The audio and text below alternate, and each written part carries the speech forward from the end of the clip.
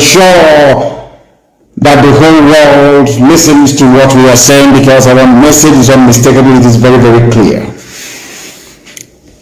It is about the restoration of the kingdom of heaven upon the face of this very earth, for which we owe no soul an apology. Good morning, good afternoon, good evening, and good night to some of you. Wherever you are in the world, as long as you have an internet-enabled device, you ought and should be able to listen to us. And please, I welcome you this very evening from where I am. Endeavor to welcome other people as well, especially your friends, your family, those that you wish were born elsewhere but not in the damnable contraption called the Zoological Republic of Nigeria. The time now is exactly 8 minutes past 7 p.m. in the sacred land of Biafra, and by the same number of minutes past the top of the hour, regardless of where you are, I welcome all of you this very evening, morning, or night, depending on where you're listening to us from. My name is Mazi Nnamdi Kanu. I lead the largest mass movement on the face of this very earth, the Ninth Lord of the Janjaweed. Here we speak the truth, the whole truth, and nothing but the truth. Incontrovertible, of course. Sometimes controversial, admittedly so, but incontrovertible truth. That is what we preach on this very noble platform. I'm sure right now in Abuja, everywhere is at a standstill. If you go to Asarok now, most of them are on Bicodin. Some of them are on ibuprofen. Some of them are on painkillers. Some are even taking hard drugs, I'm telling you the truth. Because they cannot fathom, they cannot understand, they cannot comprehend our tenacity, our determination, and our doggedness. They understand that very clearly.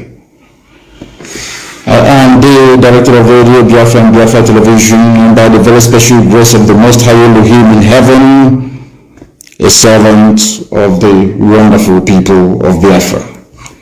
We have gone past the stage of lamentation. We no longer lament. They kill us, they invade our homes, they do everything humanly possible to dehumanize us. But we are carrying on regardless, because we are, quite frankly, unstoppable. They are incapable of stopping us.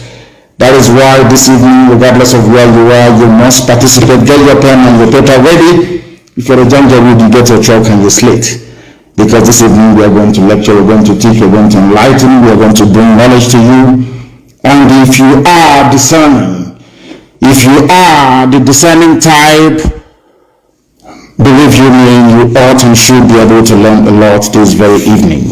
Morning, noon, or night, depending on where you are. This very broadcast is going out to the whole world. Everybody is listening all over the world. Heads of governments are listening. Social media giants are listening. Everybody wants to hear what we have to say.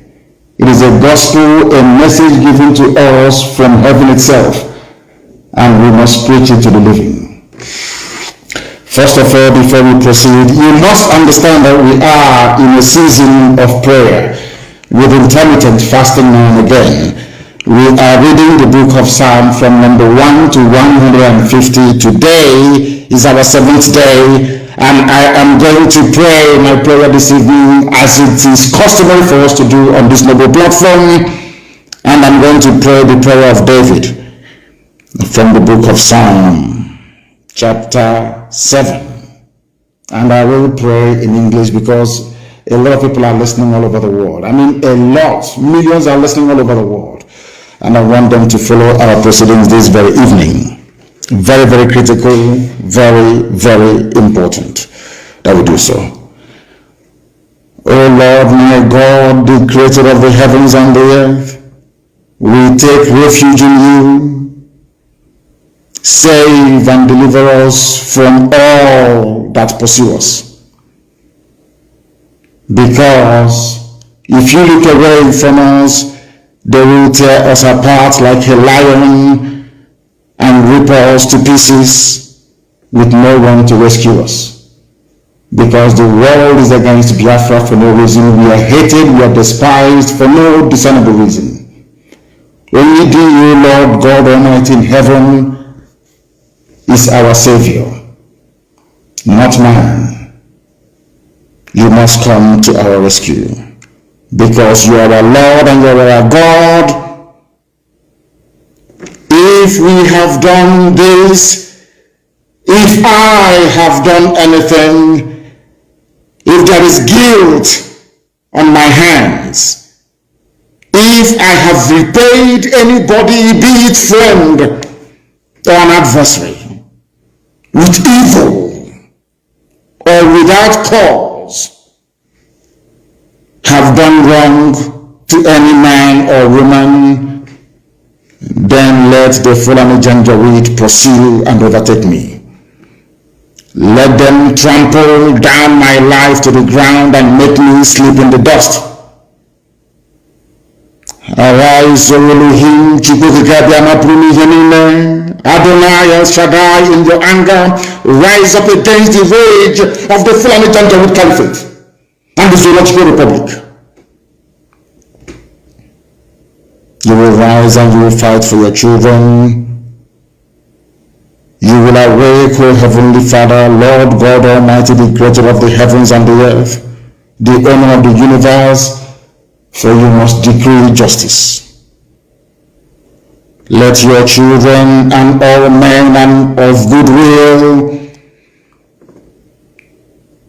gather around you while you sit on top of your throne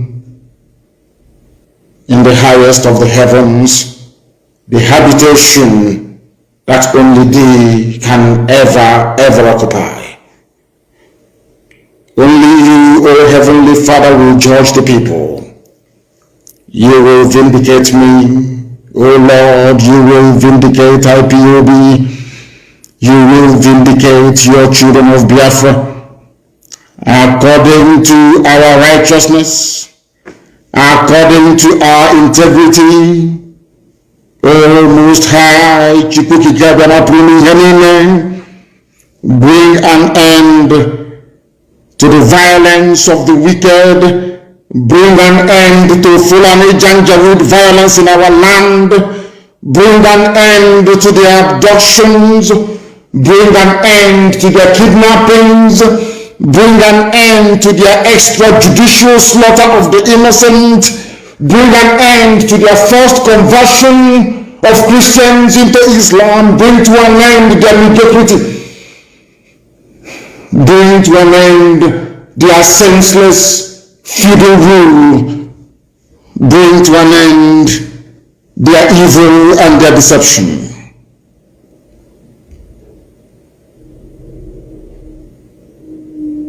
Come and secure the righteous, because only you, O God Almighty in heaven, can see in the dark. Only you know the hearts of men. You are our shield. We have nobody. Between 67 and 1970, the whole world ganged up and fought against your children. We did not steal anything from anybody. We did not go after anybody's possession or inheritance. We were on our own in the land that you gave to our ancestors. They conspired, they connived, they colluded to kill us. Over 5 million people. We are dead at the end of it. You are our shield. We do not trust in any man or in any state. We trust only in thee. Because you are God and you always save the upright at heart. Anybody whose heart is clean, oh Heavenly Father, to those you do not abandon to their enemies. That is why you cannot abandon Ipob. That is why Biafra can never be abandoned. Because your words are yea and amen. You are God, you are not human. Facebook may have been bought over by Nigeria, and we pray that Twitter will not succumb to their threats and their violence. You are God and you are upright and a just judge. But you are also a God that displays his wrath every blessed day. If Fulani Janjaweed do not relent in what they are doing, if the Fulani Caliphate continues to pursue this scorched earth policy of abductions and murder and mayhem, then you, Lord God in heaven, you will sharpen your sword, you will bend and string your bow, you will prepare your deadly weapons, you will make ready your flaming arrows. Whoever is pregnant with evil conceives trouble and gives birth to disillusionment. That is what is happening in this zoo called Nigeria. Nigeria is pregnant with evil because it conceived trouble and it has now given birth to disillusionment. All the holes that the Fulani Janjaweed are digging for us into that pit, they are falling into one after the other. The trouble that they have caused will always rebound on them. Their violence will come down on their own heads. O Heavenly Father, for we shall give thee thanks always, all the days of our lives, because only thee is righteous. We shall sing songs of praise unto your holy name, O Most High. For as long as there is a child on this earth of Biafran descent and heritage, O Heavenly Father, we shall worship your name and your name alone, now and forevermore we pray. He said, that was our prayer this evening. We are now going to proceed without further hesitation to bring to you the gospel which I have been mandated by heaven to preach to the children of men. First of all, this evening, morning, or night, depending on where you are, I want to congratulate Twitter for standing up to the Fulani bullies. They are bullies that is there. They came into Gobe, which is today's Sokoto. They bullied the Hausa people. In fact, they convinced Hausa people to fight themselves. At the end of the day, they became the beneficiaries. The Hausa kingdom of Gobe became Fulani Emirates, called Sokoto. Facebook, I must say, capitulated. Facebook came to Nigeria, made their headquarters in Africa, if I'm not mistaken, or is it West Africa, in Nigeria, and proceeded to receive huge sums of money. The entire staff of Facebook in Nigeria are under the payroll of the Ministry of Information and Culture. They are all compromised. Facebook capitulated because of money and threat from the dead dictator that the Fulani cabal are now ruling in his name. Therefore, I say to Almighty God, thank you very much that Twitter chose Ghana instead of Nigeria, because sometimes I imagine what would have become of Twitter had they made their headquarters in Nigeria. By now, I am sure Lai Mohammed, the entire Fulani Caliphate, awash with vast sums of money, would have bribed the entire staff of Twitter as they did to Facebook. And their mission, rather than being one where thoughts and ideas are shared over the social media, they would have gone straight on into censorship and restriction, the same thing that Facebook is now doing today in Nigeria. Because Facebook's mission today is to stop free speech and every article that is critical of the government of Nigeria. That was why I tried to argue yesterday with some of my people that the Attorney General of the Federation of Nigeria, Malami, ordering the prosecution of offenders is not only laughable, but it is the height of unforgivable idiocy. Before we came on air, my good friend Fanny Kayode and a few other people like Obi Ezekwesili and ex-governor of Ekiti, Fayose, they tweeted and damned the consequences, because Twitter ban in Nigeria cannot be effective because it is not backed up by the full weight of the law. It is an executive pronouncement. It does not have the backing of the law. This evening, Nigerians must understand that they do not understand the law. But here we are going to teach you how to understand it. Malami said he was going to prosecute offenders. In other words, if you tweet, you will be prosecuted. But all the Buhari support group, all the Janjaweed spokespeople, they are still on Twitter tweeting. That is the double standards of the Fulani. When we say that, Muhammad will say, Nnamdi Kanu is spewing hate speech. It is not hate speech. All I'm trying to do is to highlight the double standards of the ruling Fulani Caliphate. Because Fulani Caliphate are the people, they are the people ruling Nigeria. There is no Buhari, that is the fact of life. You can deceive yourselves all you like from now till the kingdom come. The truth of the matter is that Buhari is dead, buried in a shallow grave in Saudi Arabia. That is the truth of the matter. Sue me anywhere if you like, but of course not in the zoo court, because anyway they're on strike.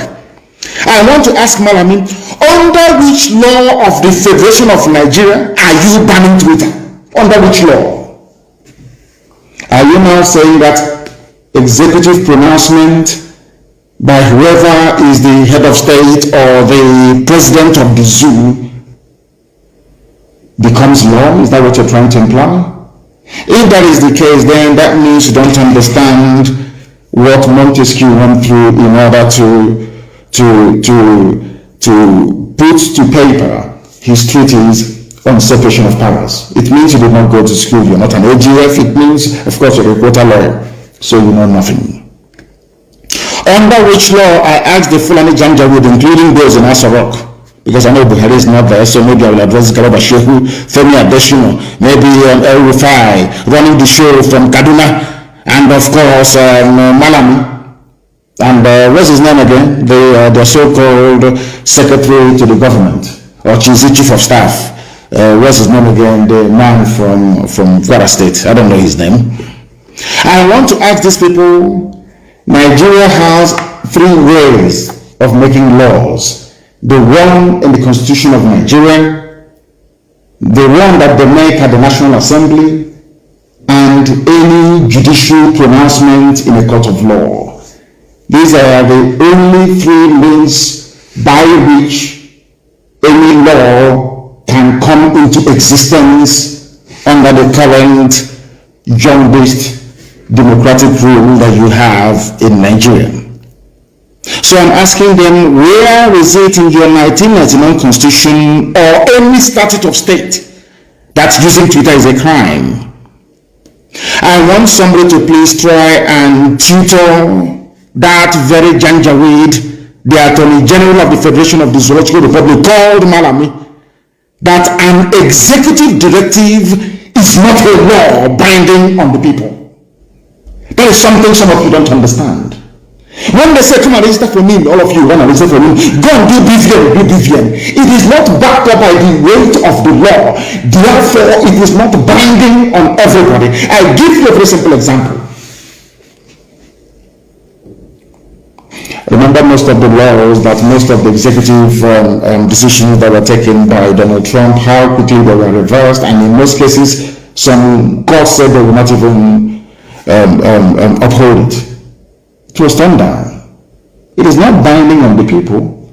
It is an executive decision. It is not a law. You can't wake up in the morning and say, oh, I am banning Twitter because of that. Nobody should use Twitter. Are you mad? Who are you?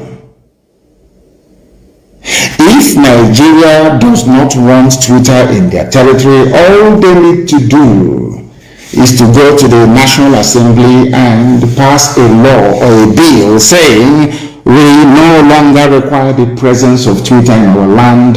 That now becomes law, punishable by whatever thing that the law courts may deem fit. Only then will the use of Twitter be prosecutable. You cannot prosecute somebody based on executive fiat. It is not done anywhere in the world. But because they are bullies, They do not understand the niceties of the law. Therefore, any instruction by those claiming they are Buhari or the Attorney General of a Buhari to arrest and to prosecute Nigerians still using Twitter is null and void, because there is no law criminalizing the use of Twitter.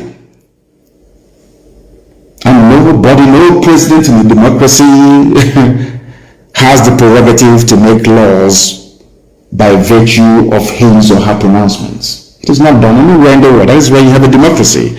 But of course, some of you in the cow republic, you don't understand what we're talking about. Some of you are not learned enough to appreciate what we are discussing this evening, or this very gospel that I'm bringing to you, but that is a fact. You can be a president. You can issue directives, but you do not make the law. That is why you have the National Assembly. That is their job. Once they make a law, that law now becomes binding on everybody. That is how civilized people behave. You cannot ban anybody. There is no law in the zoo criminalizing the use of Twitter, and whoever claims that he is Buhari cannot make any laws. He is an executive, or the head of the executive branch. Their job is to implement and execute the laws. The duty of the courts is to interpret the law. I don't even know if these elementary government is, if people are actually aware of it in Nigeria. I'm not even sure that people are aware of this very simple fact. The policy of this administration in the zoo to suspend Twitter's operations in Nigeria is not law. It is a policy. The constitution, the flawed constitution of the Federal Republic of Nigeria guarantees all Nigerians the right to free speech and freedom of association, freedom of expression. That is what I'm doing tonight, speaking my mind. You may disagree with it. Of course, the Janjaweed will, but the majority have over the years accepted it to be gospel and the fact. That is my opinion, and I am entitled to it. Something that the Fulani Janjaweed do not understand. When I speak, they say it is hate speech. It is not hate speech. I am stating the obvious, and I'm stating all these facts. I will buttress some of them with evidence as we progress this very evening. Therefore, everybody, if you are in Nigeria, please ignore the stupid threat that you will be prosecuted if you go on Twitter. And all of them, they are on Twitter. They are on Twitter. All of them, they are on Twitter. They are still tweeting. When they call me all manner of names, when they were calling IPOB miscreants, they told us every vile name under the sun. Nobody complained of hate speech. When that fool on bleaching cream with 2 dots on his forehead were writing nonsense and calling me names, nobody pulled his tweet down. Nobody complained. Not at all. I don't complain, because I take as much as I give, so I don't complain. People are entitled to the opinion, and I don't expect anybody to agree with me all the time. It is impossible. These people, because we stood up to them, because IPOB said enough is enough, because we formed Eastern Security Network to safeguard our land, our forest, and our bush and our farmlands for our people to go and farm, because we said to Fulani, you cannot conquer this land of the Asians. That is the only crime we committed. That is the only crime we committed. They went overboard. We are going to speak in a language you will understand. But Boko Haram, ISIS in West Africa, Ansaru, Miyetti Allah, Fulani foreign bandits, Fulani local bandits, Fulani terrorists in general, Al-Qaeda in the Maghreb. These are all terror franchise run by Fulani people in Nigeria. That is a fact. It is not hate speech. It is a fact. These people in Answer Rock never spoke the language that Boko Haram understood. They never spoke the language that Fulani hates men. The same people. What I find astonishing is that these people, they will ignore the timber, the tree in their own eyes, and they'll be looking for the speck of dust in their own. I want to ask Fulani Janjaweed, have you dealt with Boko Haram in their own language? Did you go to the north massacring people, abducting people, killing them, basically committing genocide in broad daylight as you're doing right now in the east? The answer is no. Throughout the years of Fulani rampage through the Middle Belt, have you ever read the riot acts to them? The answer is no. But the whole world, what I find astonishing is the hypocrisy of man. BBC, Twitter, Facebook, all the rest of them, New York Post, everybody, Sky News. All of you are witnesses to this march of the Janjaweed across from the Sahel into the Middle Belt part of Nigeria. Killing, slaughtering, and maiming people. All of you are aware. Nobody will ever say to Garba Shehu, why did you not read riot acts to Boko Haram to Fulani? Your fellow Mietia that you gave 100 billion to. Why didn't you read it to them? Hey, he read riot acts to IPOB. He read, can't he? The president has spoken. And when I say it, sometimes people take offense, but it is a fact of life that there is something fundamentally wrong with us. I've said this many times because I know that the owners of Twitter, they are listening to my broadcast this evening via that very platform. I want them to understand that I am also self-critical. We are our own worst enemies because of the way we reason, because of the way we think. And that is why black people are at the bottom of the pile all over the world, wherever you go to, because of how we reason. The same person trying to address the issue of insecurity in the East and the language that will understand, failed to address his own people in the language they themselves will understand. Now I believe that you're following what I'm saying. Please pay very close attention. When it comes to Biafrans, the Easterners, the Igbo people in particular, there is this great understanding, there is this unity of purpose, that an Igbo man should be hated and killed if need be. It didn't start today. It started all the way back in 1945. And as most scholars and commentators have noted over the years, anywhere you go and you find hard-working people, people who are blessed by God, they attract envy.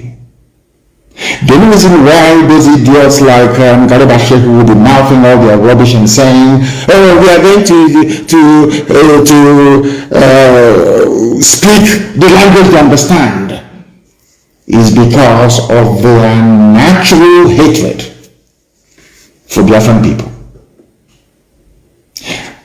Is there anywhere in the world, even the Armenian massacre has been recognized by the US Congress as being a genocide worthy of note? We lost 5 million people. Some of you don't even ask yourself questions sometimes. How come Biafrans lost 5 million people yet nobody's talking about it? It's because of that palpable hatred all across the board for no reason.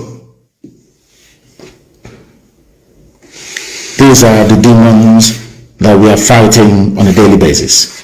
Now you want to teach Biafrans a lesson or speak to them in the language they will understand, which is the language of genocide. That was the reason why the tweet purportedly made by Buhari was taken down by Twitter. But let us just go back a little bit and at least put on our thinking cap this very evening, morning, depending on where you are, and ask ourselves a very simple question. Who brought insecurity into Nigeria? Bandits killed 91 people. By bandits, I mean these are Fulani people. Fulani terrorists killed 91 people in a place called Danko, Wasagu, local government area of Kebbi State. And I want you to listen very carefully to what I have to say. I want all the people listening all over the world to pay attention to what I have to say. The same people threatening to go and unleash genocide and mayhem in the East, in their own backyard, their own people, those referred to as legitimate stakeholders in the government, or should I say the governance of Nigeria, we are busy slaughtering 91 people in Kebbi State. Now it doesn't stop there. Who are those they are killing, you may ask? Is it not the North? Kebbi State is mainly populated by Hausa people. The Fulani people are killing Hausa people in Kebbi State. They are killing the Lena people. They are killing the Busawa people. They are killing the Dukawa people. They are killing the Dakakari people. They are killing the Kambari people. They are killing the Gungawa people. They are killing the Kamuku ethnic nationality in Kebbi. Are you listening to me? Later on I will tell you why they are obsessed with dividing us. Southeast, South, Niger Delta, Igbo, and other rubbish. Because in the North, I'm telling you the truth, they are not one. Forget all the rubbish, because what the Fulanis did very cleverly was to emasculate the political, economic, and social space within Nigeria. All the, should I say, media outlets in the North only have one agenda: to trot out the Fulani narrative on a daily basis.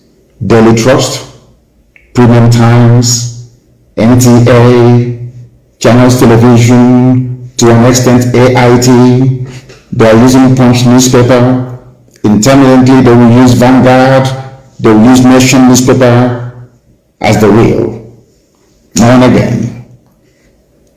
In Kebbi State, as they are busy telling you about Southeast and South, Niger Delta and Igbo, Delta is not even another rubbish. I want to tell you that in one single state in the North, the Fulani is a minority. And in that place that the Fulani people are a minority, they have gone on and killed 91 Hausa people. Are you feeling what I'm telling you? They have killed 91 Hausa people. You will not hear anybody ever. If it is anywhere else, they'll say, oh, they're killing Fulani. What is happening to Fulani? But Fulani went into Kebbi State, which doesn't belong to them, and killed 91 Hausa people. This happened 2 days ago. In fact, basically on Saturday, very early morning on Saturday, it happened yesterday, to be honest, the 5th of June.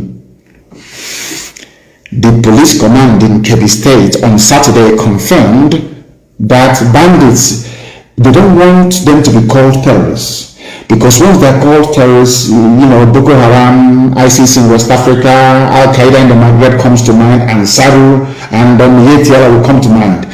So you know what the government of Nigeria did through Lai Mohammed, their Minister of Information? They said to media houses, do not call them Fulani terrorists anymore, just call them bandits.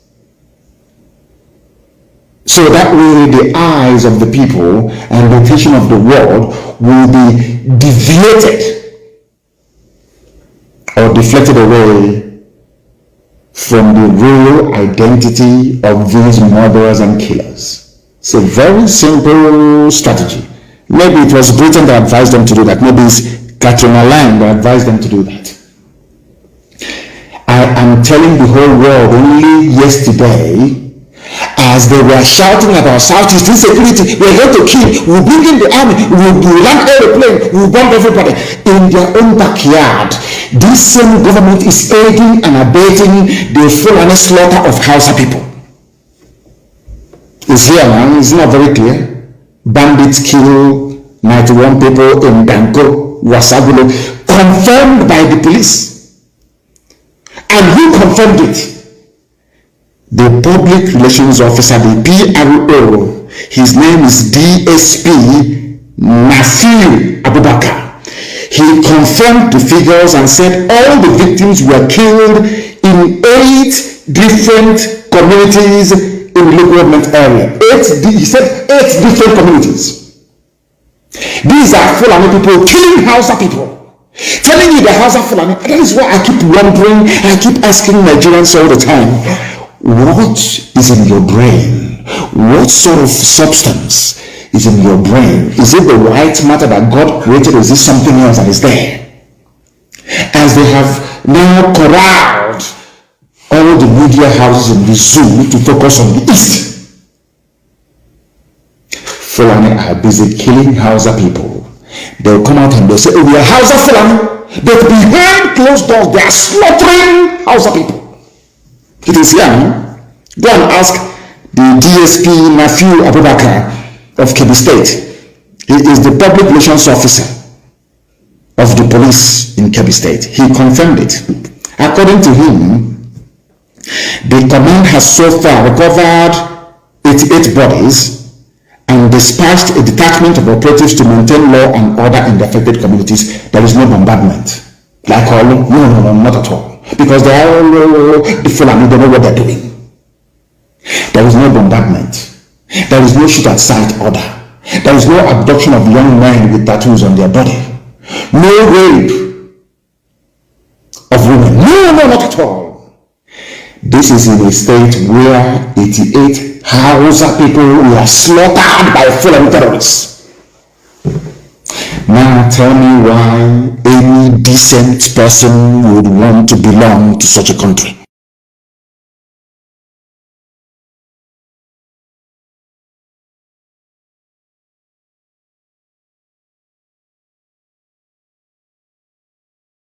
Concern to them. Are you following me? Are you following what I'm saying? I hope that people are following what I'm saying sequentially. A country where 91 people were slaughtered only yesterday, their concern is the East. Do you see how they roll? Because Fulani has an agenda. The agenda is to conquer all of you. But some of us are so foolish and so idiotic we don't understand what their game plan is. If they do not have it in mind to conquer all of you, how come something as massive as the slaughter of 91 people did not elicit any comment from the so-called presidency? Tell me in which country anywhere in the world that such idiocy obtains. Only in Nigeria. When I say it, they say his insightful tweet, he's inciting violence, and you are the ones committing violence. Fulani, you are the ones that killed 91 Hausa people in Kebbi State. You come and saying and say, oh, we are Hausa Fulani, you're killing them. 88 bodies were recovered. Now let me tell you that all the people that I mentioned earlier were being killed. The killings took place in Koro, Kimpi, Gaya, Dimi, Zutu, Rafingara, Igwende villages, and in all Danko Wasagu local government area of Kebbi State. Are you following me? Now the question that Twitter, I'm sure you people are listening to me this evening. The question you need to ask Lai Mohammed is this. Who killed those people in Kebbi State? What is the identity? Because any time anything happens in the East, it's ESN, IPOB, ESN. You even find the Yoruba newspapers.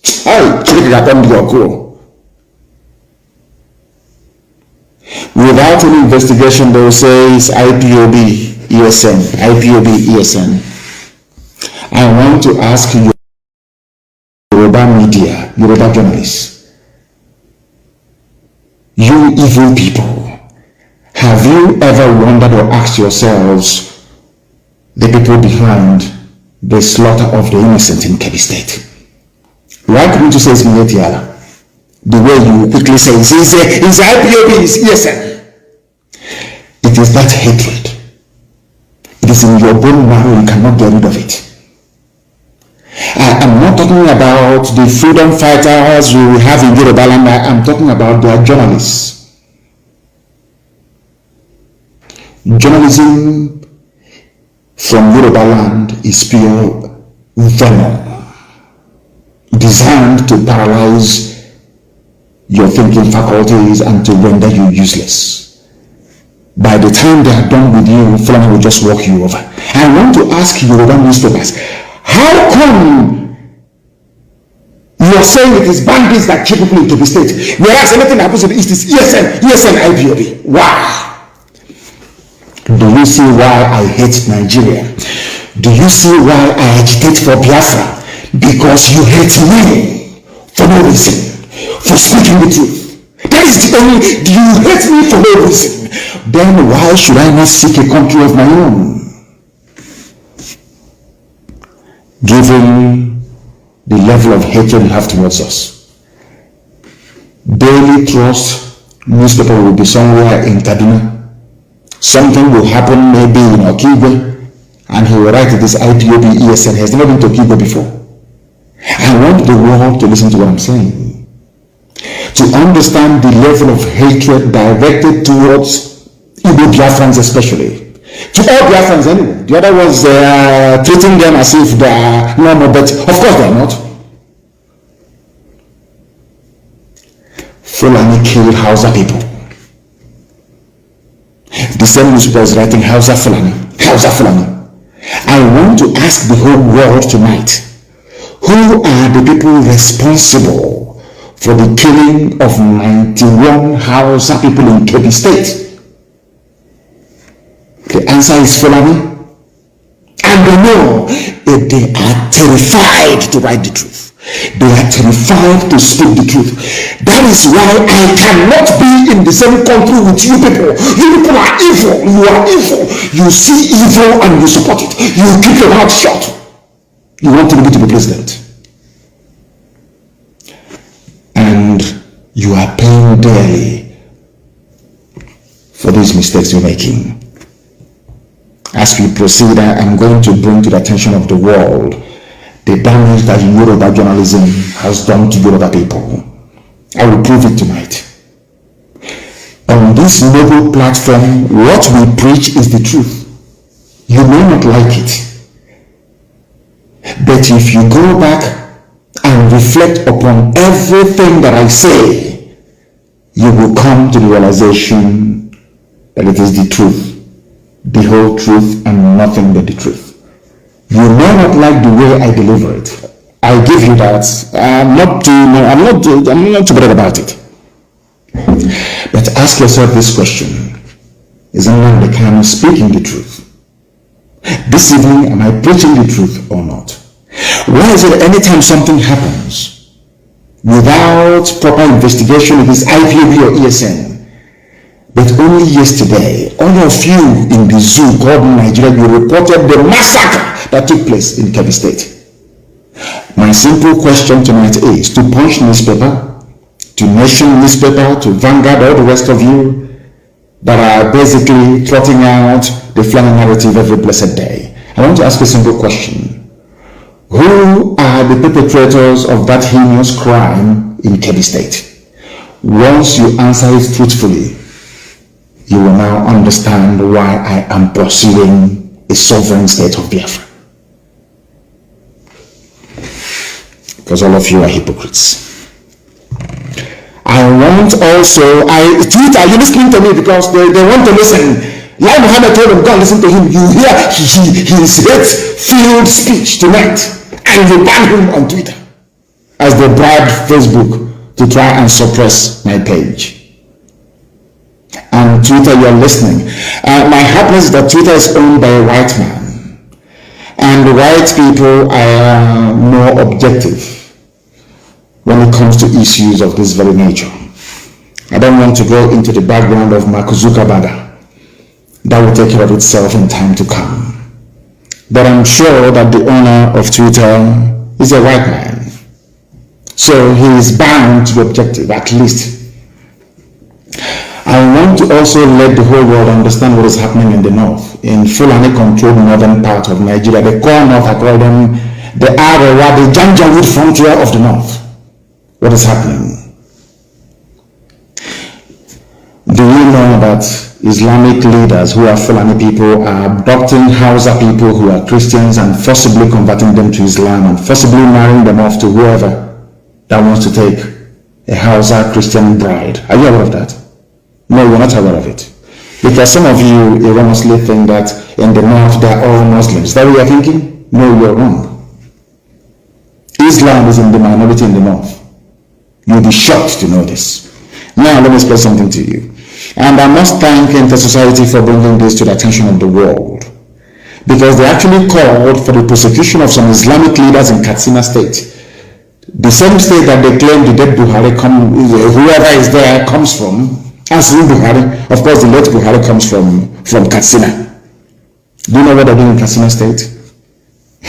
Fulani Caliphate Islamic people there are kidnapping people, young women, most of them Hausa Christians, and forcibly converting them to Islam. It may sound far-fetched, but it is true. And I'm going to shock most of you this evening. There is a group in the north. They are called the Hausa Christian Foundation.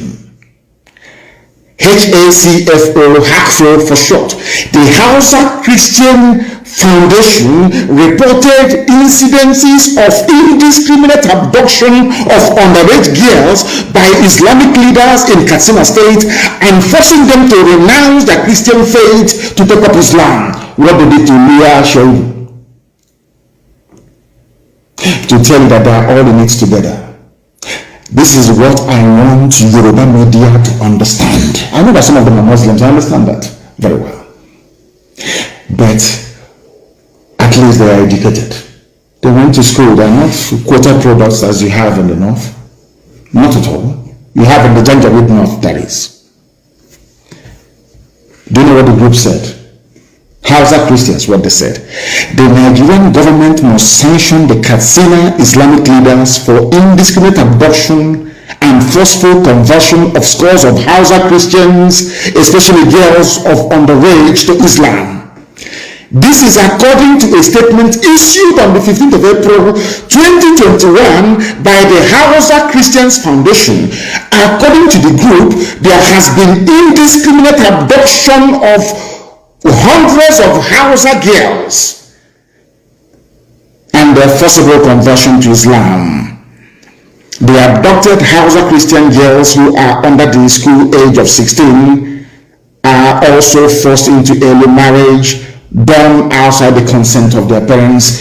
This is happening in a place called Nigeria. These are the people that want to ban Twitter. These are the people that bought over Facebook. The same people that bought over Satlink in Israel because they were carrying our signal. These people. I'm asking all of you Nigerians, for goodness sake, when will you begin to reason and to learn? They claim, are we not upholding the rule of law? So the rule of law in the north stipulates that you must abduct a little girl.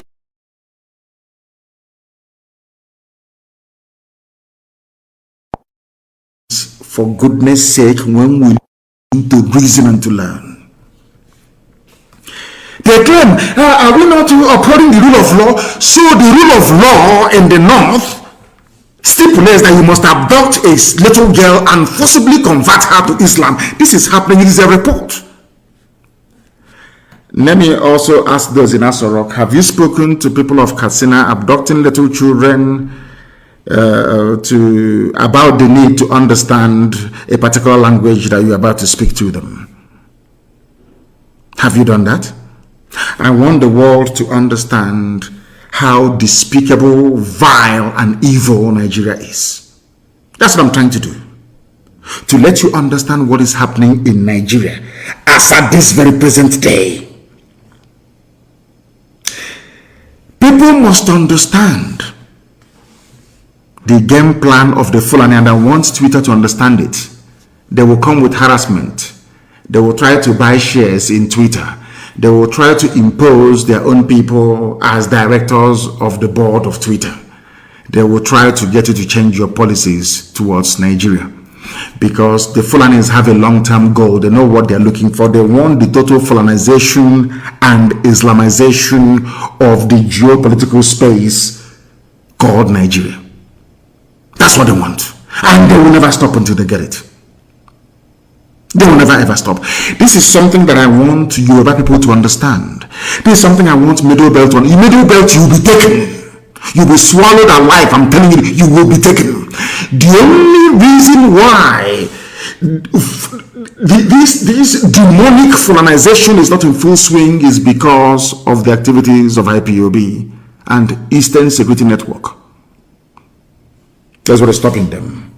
If not, by now, we would all be gunners. The time now is 5 minutes to 8 p.m. in the land of Biafra. We are live and we are direct. It is also the same number, say 3 minutes to the top of the hour, regardless of where you are. We are preaching a gospel that heaven asked us to speak and to preach about this very evening, and we must do so. People are saying, ESN, not people anyway, of course, the Janjaweed and those that hate Biafrans, naturally, that's what they always do. They've been doing this since 1945. It's not new. The demonization of the East didn't start today. It's since 1945. And it's never going to stop. Even when we get our Biafra, it will never ever stop. It is inbred.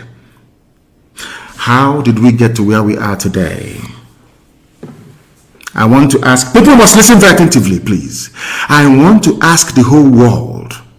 You're talking about ESN, you're talking about IPOB agitation and all that rubbish, the way we speak, our violent utterance. I want to ask the whole world, please. How did we get to where we are today? Number one question, I want to ask the Zoo media, Nigerian journalists. In 2014, what did IPOB do to warrant the massacre of people in Onitsha and Enugu? I hasten to add. In 2015, let me also ask, what did we do to deserve being massacred on October and November of 2015? People talk about Nigeria as if it is one normal country or nation. No, it is not. Nigeria is a gangland. It is run by gangsters, basically, masquerading as politicians. This is something that Twitter must understand. The world must understand it. It is a fact. Let me ask you. You see the Shia people, Shia Muslims of El Zagzagi. What did they do to deserve to be massacred in Zaria? Were they violent? Were they carrying arms? Let me leave Shia. Let me come to IPOB once again. In 2016, I was in detention. I was in detention in Abuja. People gathered to remember 30th of May 2016. We got together in a place called Mpo. Or should I say at a place called Mpo? I have to be grammatically exact. To pray, to remember the dead, exactly what we did a few days ago. Do you know what happened? I want the world to understand. I hope Twitter can follow what I'm saying. I want mankind to understand. On the evening of the 29th of May 2016, Nigerian Army, Nigerian Police went to a place called Mpo and killed over 1,000 people. Now you'll be wondering, what did they do? What's their crime? Their only crime was to gather together to try to remember those that died between 1967 and 1970. The army went there and shot over 1,000 people dead. Am I lying? Nigerian journalists, am I lying? After all, Amnesty published a report about it. A report was published by Amnesty International on this very massacre. I want to ask everybody then, was there any ESN, any arms anywhere? Was anybody carrying any guns or anything of that sort? It's only the flag. You shot people dead. Have you all forgotten? You Zoo people, have you all forgotten what you did in 2016? Let Let us go to Aba. If you doubt me, go and look at the clip, and I want it everywhere tonight, please. The clip of that Al Jazeera journalist interviewing the late dead Buhari when the idiot was still alive. You know, sometimes I want to sound statesman-like, but it's not possible. I'm dealing with animals in a zoo. How can you wear a suit and you be playing with monkeys? It's not possible now. You'll get dirty. So it's better you take off everything now and be naked like them and be swimming in the mud. Isn't that the best thing to do? Sometimes I come on air and I want to sound very statesman-like, but it's not possible because we are dealing with vagabonds, to be honest with you. Why did I call them vagabonds? Listen to my reasons, please, before you castigate me. Those you massacred at Mpo in 2016, what did they do to you? Were they violent? Were they armed? Those that you criminalized for asking for self-determination, do you know that it is a deliberate policy of the Nigerian state with their neo-colonial handlers to be calling us secessionists? Sky News published an article a few days ago and called Sky News in the UK called IPOB a secessionist group. New York Post made the same mistake. Reuters, everybody calling us secessionists. Now I want to ask them a simple question. Why is it that you don't refer to Scottish agitation for self-rule a secessionist movement? Oh, because they are white. Okay, sorry, I do apologize. They are white. What do we know? We are black monkeys. We know nothing. Nicola Sturgeon can agitate for a separate homeland for the Scottish people. Sky News will not call it secessionism.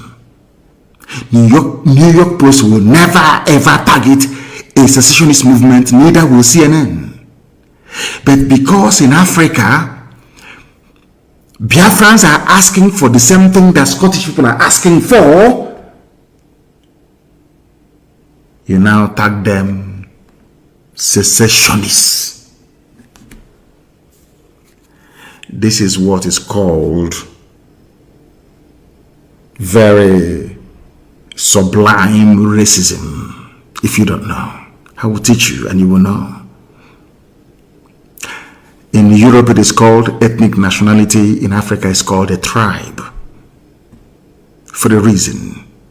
I'm asking the whole world this evening, why is it that Nicola Sturgeon, the leader of the Scottish people, asking for Scottish independence makes her, they don't even have a name for her. If I ask for the something that Nicola Sturgeon is asking for, Nnamdi Kanu becomes a secessionist. How did we get to where we are today? Go and publish, please, everybody publish that very interview. I think it was Denise that was interviewing the late Buhari then. We were praying in Aba National High School in Aba. Twitter, are you listening to me? Before they ask you to ban me tomorrow morning. So you want to understand why we are upset, why we are angry, why we address Nigeria as a zoo. I'm not telling you the reason why. Or should I say the reasons why. We gathered in Aba to pray. National High School in Aba to pray. These your newfound friends now, Nigerian police, they came, they opened fire and killed people. And I want to ask the Nigerian police that killed people, those playing inside National High School in Aba, were they carrying any guns? It's a simple question. Ipob is that the governor of Abia State. All those people you shot dead, were they? In fact, they were even running away your position and killing them. You packed some of them, you thought they were dead, and you put them in a pit along Aba Iguacha Expressway, and you poured that seed on them. Luckily, one person survived that very ordeal. And I hope that Yoruba journalists are listening to me tonight. I hope you're listening very carefully and attentively. You want to understand why we're upset? I'm not telling you why we're angry and why we want Biafra. You thought they were dead. You shot so many people dead. You packed their bodies and dumped them in a borrow pit. In order to make their identification impossible, you pour that seed on them, on their faces, to disfigure them. True or false? We have a survivor of that very ordeal, and his plight was well publicized. I even think that CNN even carried the news at some point. But you know one funny thing? Yoruba media never carried the news. But we're in one Nigeria. They wanted to be good Nigerians. We all need to be good, but they never carried the news of this grave injustice being done to a people. Are you following me? Why did we form Eastern Security Network? Why? You know, ESN, if you go now, ESN, the militant wing of IPOB, the armed wing of IPOB, that's what they're saying. That is why, to be honest with you, I don't give a damn who bans me or who doesn't. I don't give a toss. I must preach that which heaven have asked me to preach. How and why did we form Eastern Security Network? Why and how? What happened? Are you following me? What happened?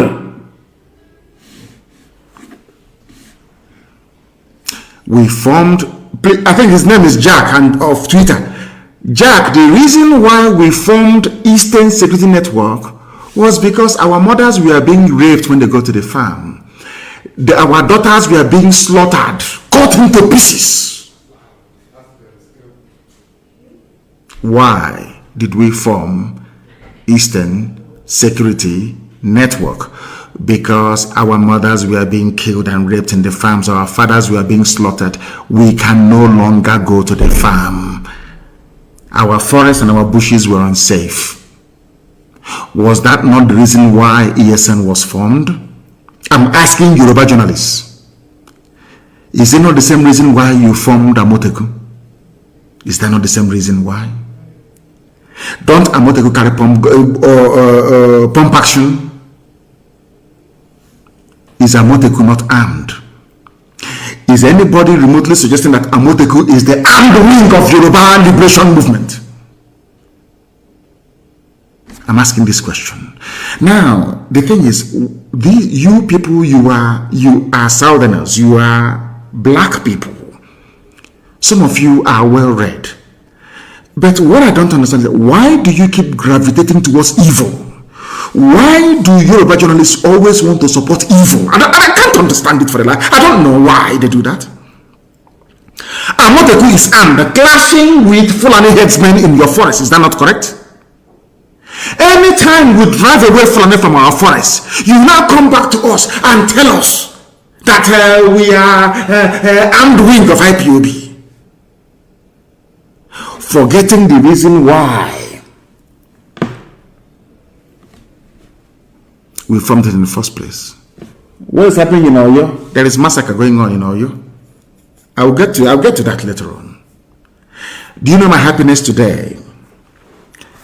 Miyetti Allah opened their mouth and said, we are no longer in the southeast. That's what they said.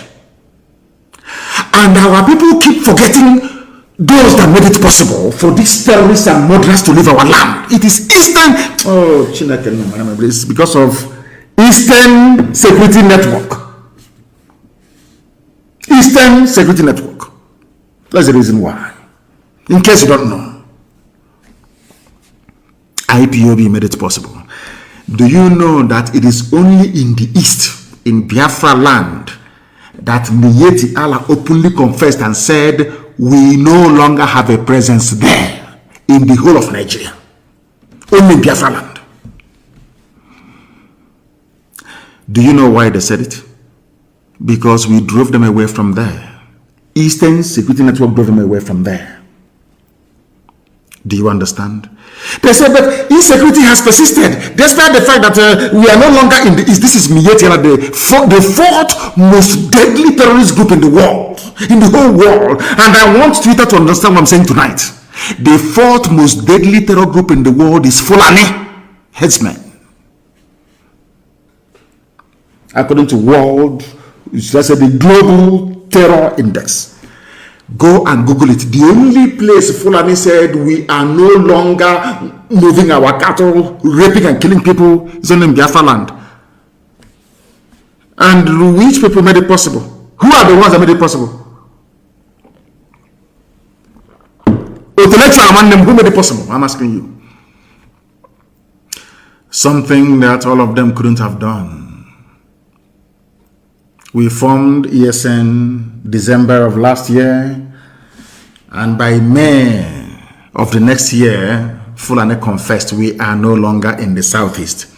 Now tell me who is there killing people? Fulani soldiers, Fulani policemen, Fulani DSS. Because we defeated their foot soldiers, Miyet Yala, they got upset. That is why you are seeing this level of disproportionate deployment of soldiers and police in the east. Fulani is upset. They have taken over parts of Yoruba land. They are comfortable. Can't you see that they are not worried about Yoruba agitation? They are not worried. They know where the problem is in the east. Are you following me? They are not in our forest, so if we find them, they are gone. They cannot be there, and they understand it. Fulani must know that we are more stubborn than they are. The only reason why it seems sometimes that Fulani, they have the leeway is because the Yorubas are afraid of them. Yoruba, not the Sunday Igbohos of this world, they are very brave. Not the Ghanaians of this world are very brave. Fani Kayode, given what has been very brave. Fayoshe, a very brave man.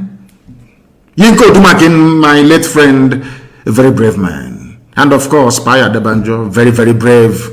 When that man speaks, I want to borrow him and bring him down to the east. Paya Debanjo. They have brave people there. But the rest, I don't know. I have no idea.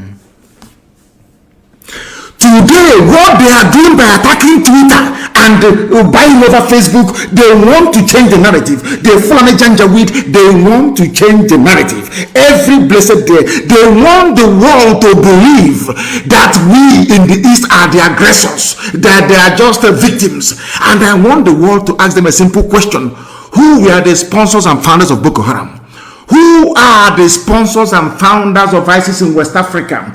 Before then, who are the founders and sponsors of Al-Qaeda in the Maghreb? Who are the sponsors of Ansarut? Who are the sponsors of Fulani headsmen, Miyet Yalam? Who are the sponsors of even the foreign bandits that I'm talking about? How many terror groups have I named for you now? All exclusively Fulani owned. Yet, their focus is in the east. I want the world to understand something today because all of you are listening. Nobody hates the police or the army anywhere in the world. But I need you to understand something, that in Nigeria you don't have an army. What you have is a fully Fulanized terror machine in uniform. A gang of murderers in uniform. That's all you have. I'll prove it to you later. We are not going to allow the Fulani to change the narrative. That is why they're upset. They have managed to subdue everybody else in the zoo, apart from IPOB and ESN. They cannot, and they know they cannot. It doesn't matter how many people we lose. We don't care. We keep going. I lost my mom and my dad, and we are still marching on, aren't we? I lost 28 men, very close. We are still marching on. I lost a cousin, Adako, to Nigerian army. We are still marching on. We are not going to stop. So you understand it very clearly. Now listen to me, please. The reason why anytime you see them, IPOB, what they are doing, they want to break the country. The elders must rise up and speak. All those fools. Let me tell you something you don't know. We are the way we are because you made us so. Your hatred for me is what conditioned me over the years to react to you the way that I'm reacting to you, because you are evil. Nigeria is an evil entity. Very, very satanic. You want to change the narrative. It's IPOB, they're the aggressors. I saw some women, was it yesterday? Give them their Biafra. We don't want to die. Look at murderers calling other people murderers. Can you believe such nonsense? The Fulani leaders, you cannot win. You cannot defeat IPOB. You people were the ones that established many terror organizations in Nigeria in a bid to overwhelm the country and take over the territories for your Fulani people. IPOB became a stumbling block to that very janjaweed expansionist tendency.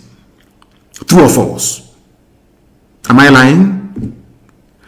You were ruling Nigeria before, doing everything you like, controlling NNPC, controlling the seaport, customs, everywhere you ever. Now, finally, because you felt that you've subdued everybody else, now you can now march on with your foot soldiers into the east, because you've taken over Yoruba land. Of course, I know that very well. You came and we said no, you can't come into this land to take it. Come and do your business and go. You said no. Now, because we defeated Mietiala, you now brought in police and army with official uniform, official badge to come and kill people. And I also want to remind Twitter, because they're listening. Twitter, please. Do you know that in the Nigerian army and police there are terrorists there? Are you aware that Nigeria actively recruited terrorists, killers and murderers and rapists, and gave them army and police uniforms? Are you aware of that? How can anybody, Yoruba journalists, how can you people in your infantile stupidity refer to Nigeria as having an army or Nigeria police? Or where are those terrorists that they conscripted into the Nigerian army and Nigerian police? Where are they? People without shame, where are they? I'm asking you. Fulani, you want to change the narrative? Of course not. They want to put the blame of insecurity in Nigeria on IPOB. Can you believe that? Can you believe these people?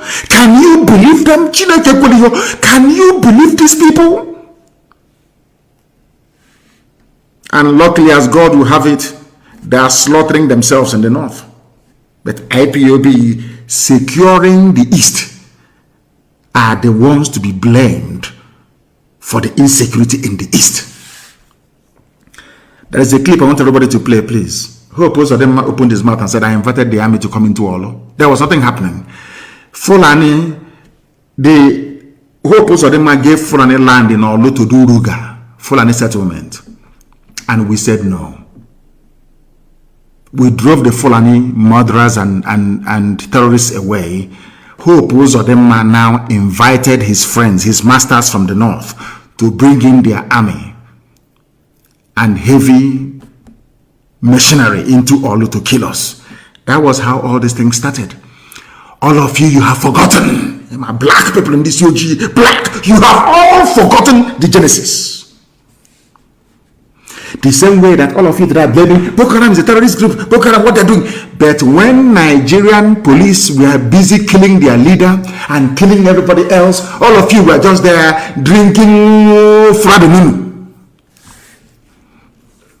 Or doing betting on Chelsea versus Man U, or Liverpool versus Man City. Nigeria army and police will go out and commit atrocity upon atrocity. All of you will be there, you keep quiet. Any day those people out of anger rise up and retaliate, all of you baboons and monkeys will start writing rubbish. Do you know why? Because you have no conscience, you have no soul, you're a black person, you are the embodiment of evil. Is the truth. I don't care who bans whoever or whatever, I don't give a toss. I must preach the truth. Black people are wicked. By nature, very wicked people. That is why you forget the atrocities that your police and your army always commit. You forget. In the twinkle of an eye, you forget. Our army, our police. Now listen to me very carefully, please. You are blaming ESN, whereas it is the same Fulani terrorists masquerading as headsmen that are responsible for orchestrating all the insecurity in and around Nigeria. Fulani, you have Boko Haram. Fulani, talking about insecurity in the east. Hey. Whereas 91 people were slaughtered yesterday they were killed yesterday. You have the guts, you people have no shame, you have the guts to stand up and be talking about insecurity in the east. And you're a senator from Kebbi State, or Kebbi, whatever they call it. And 91 of your constituents were slaughtered. You didn't see it. You are talking about east. Fulani, who formed Boko Haram. Fulani, who formed ISIS in West Africa province, ISWAP. Fulani, who formed Miyetti Allah. Fulani, who formed Ansaru. Fulani, who formed these headsmen and bandits you claim are foreign. Fulani, who brought out murderers and killers and terrorists from prison and gave them military and police uniforms. It is you people. You have now spread them around the country, causing mayhem, abducting people from schools. These are the same place. Hi, these people. Fulani, you think everybody's as stupid as you are? You go, you kidnap students from their schools in the north, you get ransom, you buy more arms, you embolden yourselves. You have the guts to conduct a live press conference talking about insecurity in the east. Don't you have shame? Anyway, you don't. Who are the bandits, or should I say terrorists, taking hostages of school children and demanding ransom? Are they not Miyetti Allah, Miyetti, the chief negotiator? Who are the people destroying farms, raping and killing their victims daily around Nigeria? Fulani. Fulani. You know how they manage to convince some of you is what I find astonishing. Despite the overwhelming evidence, how they manage to convince you people that they mean well for you is something I can't understand. It was in Nigeria that I discovered the reason why the black race were enslaved and colonized at the same time. After slavery came colonization. After colonization, now we are in the era of neo-colonization. If you want to know why a black man is easier to control than an animal, come to Nigeria, you will see it. You see, Punch newspaper is a Yoruba newspaper. Tribune is Yoruba. Nation is Yoruba. In fact, most major newspapers, they have this Yoruba leaning, because most of them are based in and around Lagos, including Sun, Vanguard, all the rest of them. Unbelievable. They know that their forests and their lands have been taken over by the Fulani. The journalist writing their rubbish for Punch newspaper, he cannot go back to his village. Most of them in Ogun State are refugees in Benin Republic. The person, you will have the guts to come on national television to talk about insecurity in the east. Whereas your fellow Yoruba people, they are in Benin Republic as refugees driven away by Fulani. But because I said that no Biafran will go and dwell in a refugee camp anywhere, instead we all perish. You are calling me the instigator of insecurity. Let me tell my Yoruba journalists one thing they don't understand. If we had behaved like you people, by today we will have Biafrans in Ambazonia as IDPs. If we had allowed the Fulani to come into us playing this one Nigeria, good one Nigerian card, our land and our forests would have been taken over by the Fulani the same way they have now taken over swathes of Yoruba land. Are you following? In your land, the Fulani people are massacring you. In our land, it is we have defeated their foot soldiers. They now brought in, gave them army uniform, official army uniform, to come to kill in our land. That's what we are facing now. Because the Fulanis, they think they're clever, but they're not. One day we will get one terrorist with uniform, and we will show the whole world what they have been doing. Fulani terrorists are everywhere, you must understand. They are the military and the police. Nigeria has no military, it has no police. What you have are terrorists, Fulani terrorists in uniform, that's what you have. No Fulani leader, I have never come across any Fulani leader condemn Yetiala, never, ever, ever.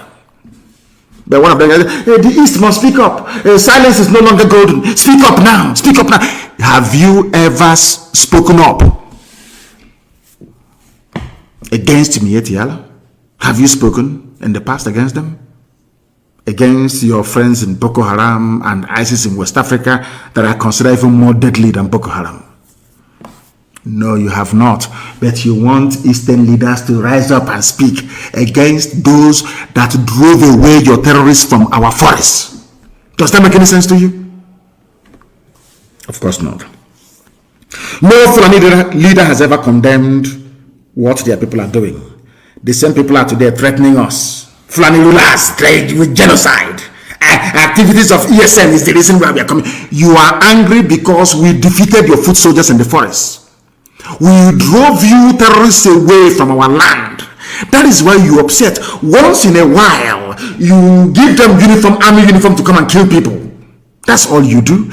Any day we respond now, we capture them or we kill them, you run to Twitter. Can you see they are killing Nigerian soldiers and the police, our security architecture?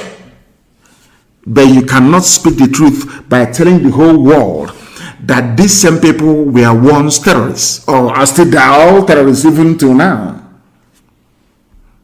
Do you understand what I'm saying? Do you see why we are agitating for Biafra? Why we don't believe in Nigeria? Why Nigeria will be destroyed beyond repair? Because Nigeria is a criminal enclave. It is not a nation, it's not a country. It's a place full of black people who cannot reason properly. It's as simple as that. Because if you can reason properly, please, you can see the handwriting on the wall. Who are the terrorists in Nigeria? Who brought insecurity into Nigeria? Is it not the Fulani? Without Fulani people raping and killing in our land, also one in case you have forgotten, Nimbo in case you have forgotten, in Ebony, in Cross River, in rivers everywhere they were killing, pillaging, raping and looting. Have you all forgotten why ESN came? You have all cleverly forgotten. Black people, the COG. And they are so-called political elites. Everybody wants to be politically correct. Everybody wants to be politically correct. Everybody wants to please Fulani because of 2023. Because they control INEC, they control CBN, they control everything. Your political future. In fact, if they can put this on in power, what can they not do? All of you were there claiming, this is our nation, Nigeria, without shame. You people, you disgust me. Supreme Court of Nigeria imposed a ban on the people of Imo. A man that came forth during election. He was imposed. And they asked Supreme Court of Nigeria, where did you get all this number of voters, given the fact that INEC register doesn't tally with the figures you're pronouncing? And by law, the same INEC they claimed they met a few days ago, we are not happy, our offices are being burnt, what is happening now is not good. The same INEC that you charged by law to conduct elections went to Supreme Court and said to the judges, the figures you're using, they are wrong. The judges said our decision is final. Hope Uzodinma is the governor of Imo State. And you want people to accept that rubbish? You must be mad. You must be mad. What we are doing is to teach the next generation how to defend their lives. ESN was born out of the need for self-defense. And we have done a very marvelous job. That even Mietiala confessed. Anywhere you see people claiming they are Fulani, these are terrorists that they brought in and gave them uniform to go and kill. That's all. to go and kill. And I want Yoruba media to listen to me very attentively now, please. You see, there's a prayer I always pray, and I will say it in Igbo language, the oldest language in the world. Maybe that is why Britain hates us so much, because we are the oldest people on the face of this very earth, in the Igbo, ancient people. And that is the center of the world as well. I'm sure you know that by now. 0 longitude and 0 latitude. You know that the Greenwich Mean Time is 1 hour to the left. Is not the proper central time of the world. The proper central time of the world is where the 0 longitude line meets the 0 latitude line, which is in Biafran waters, for your information. So you know, we are the center of the world. That's why we have in H-O-W, the very first place that the light of God had to shine on this very earth.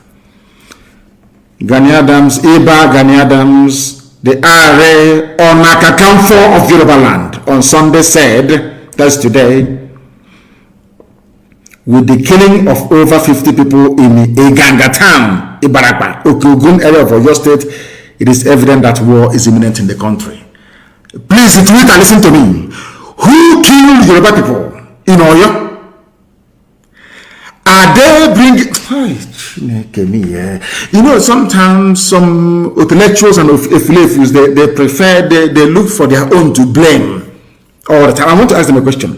The RA, the war commander, the generalissimo of Yoruba land is Gani Adams.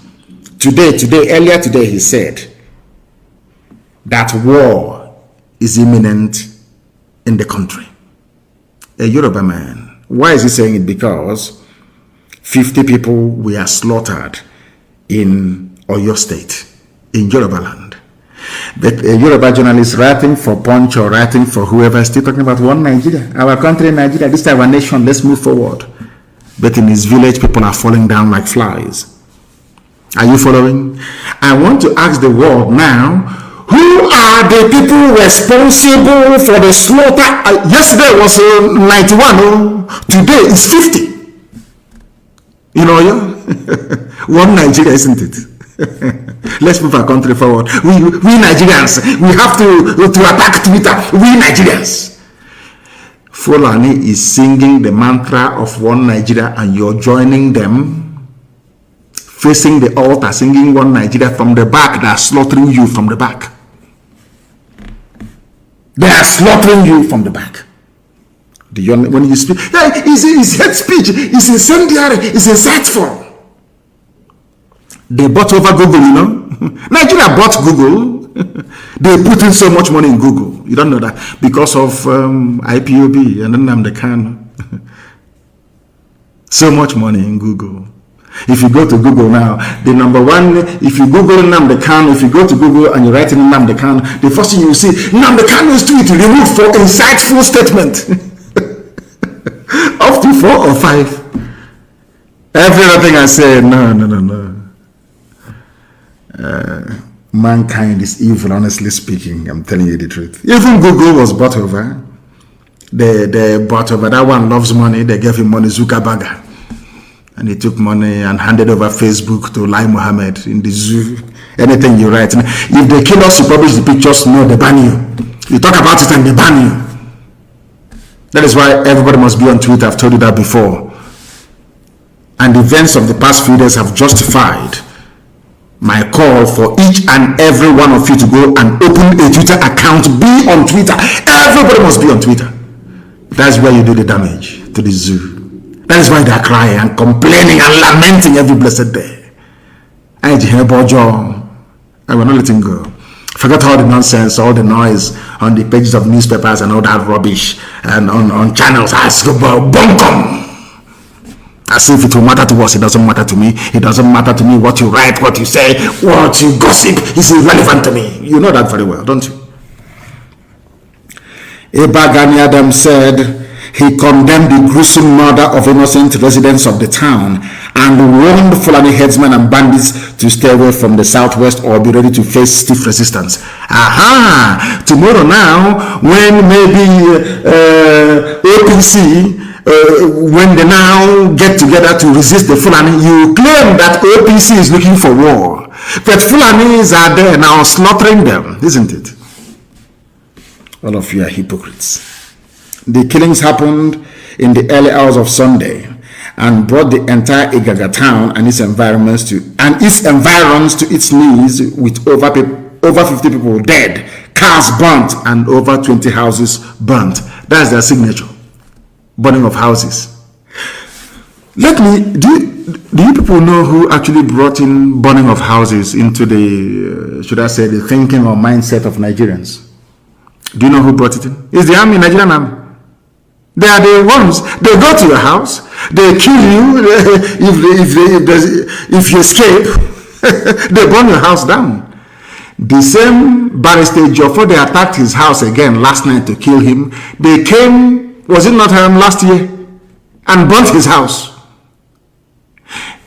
Do you know that Nigeria army went to Fela's house in those days? People talk about unknown gunmen, unknown goat, unknown cow, unknown pig. Who started the phenomenon of unknown? Nigerian government under Obasanjo. They sent soldiers to go and kill Fela and his mom. They went to Fela's house after causing the death of the mother, of course. They burnt the place down. Nigerian army. They asked them who did it. They said unknown soldiers. All of you have forgotten. These are black people that don't read. You don't even know history. They asked Obasanjo who were the people responsible for invading Fela's home, Fela and Nicolas Bokuti, his home. They said it's unknown soldiers. Oh, dear me. Nigeria. You see Obasanjo tomorrow, this insecurity is getting out of hand. Obasanjo, did you not start insecurity by sending soldiers to go to Fela's house? What crime did Fela commit? He was singing and expressing his natural, his God-given right to speak his mind. Obasanjo, you today talking rubbish, insecurity, and we need the bitterness in the land. Why did you send soldiers to go and kill Fela and the mom? When they failed, they burnt the place down. Nigerian army, yes.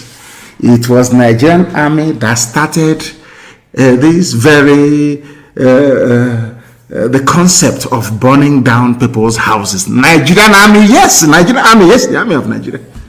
Our boys, as some of you will foolishly claim now and again. They killed Yoruba people 50 yesterday. The same way they went to Benue State and killed Igbo people the other day. When we go there now to confront them, people say, hey, ESN is here. They are destabilizing the polity. They're talking rubbish. Why is it that when Fulani people are killing people, all of you are quiet? When the people rise up to retaliate, you start talking rubbish.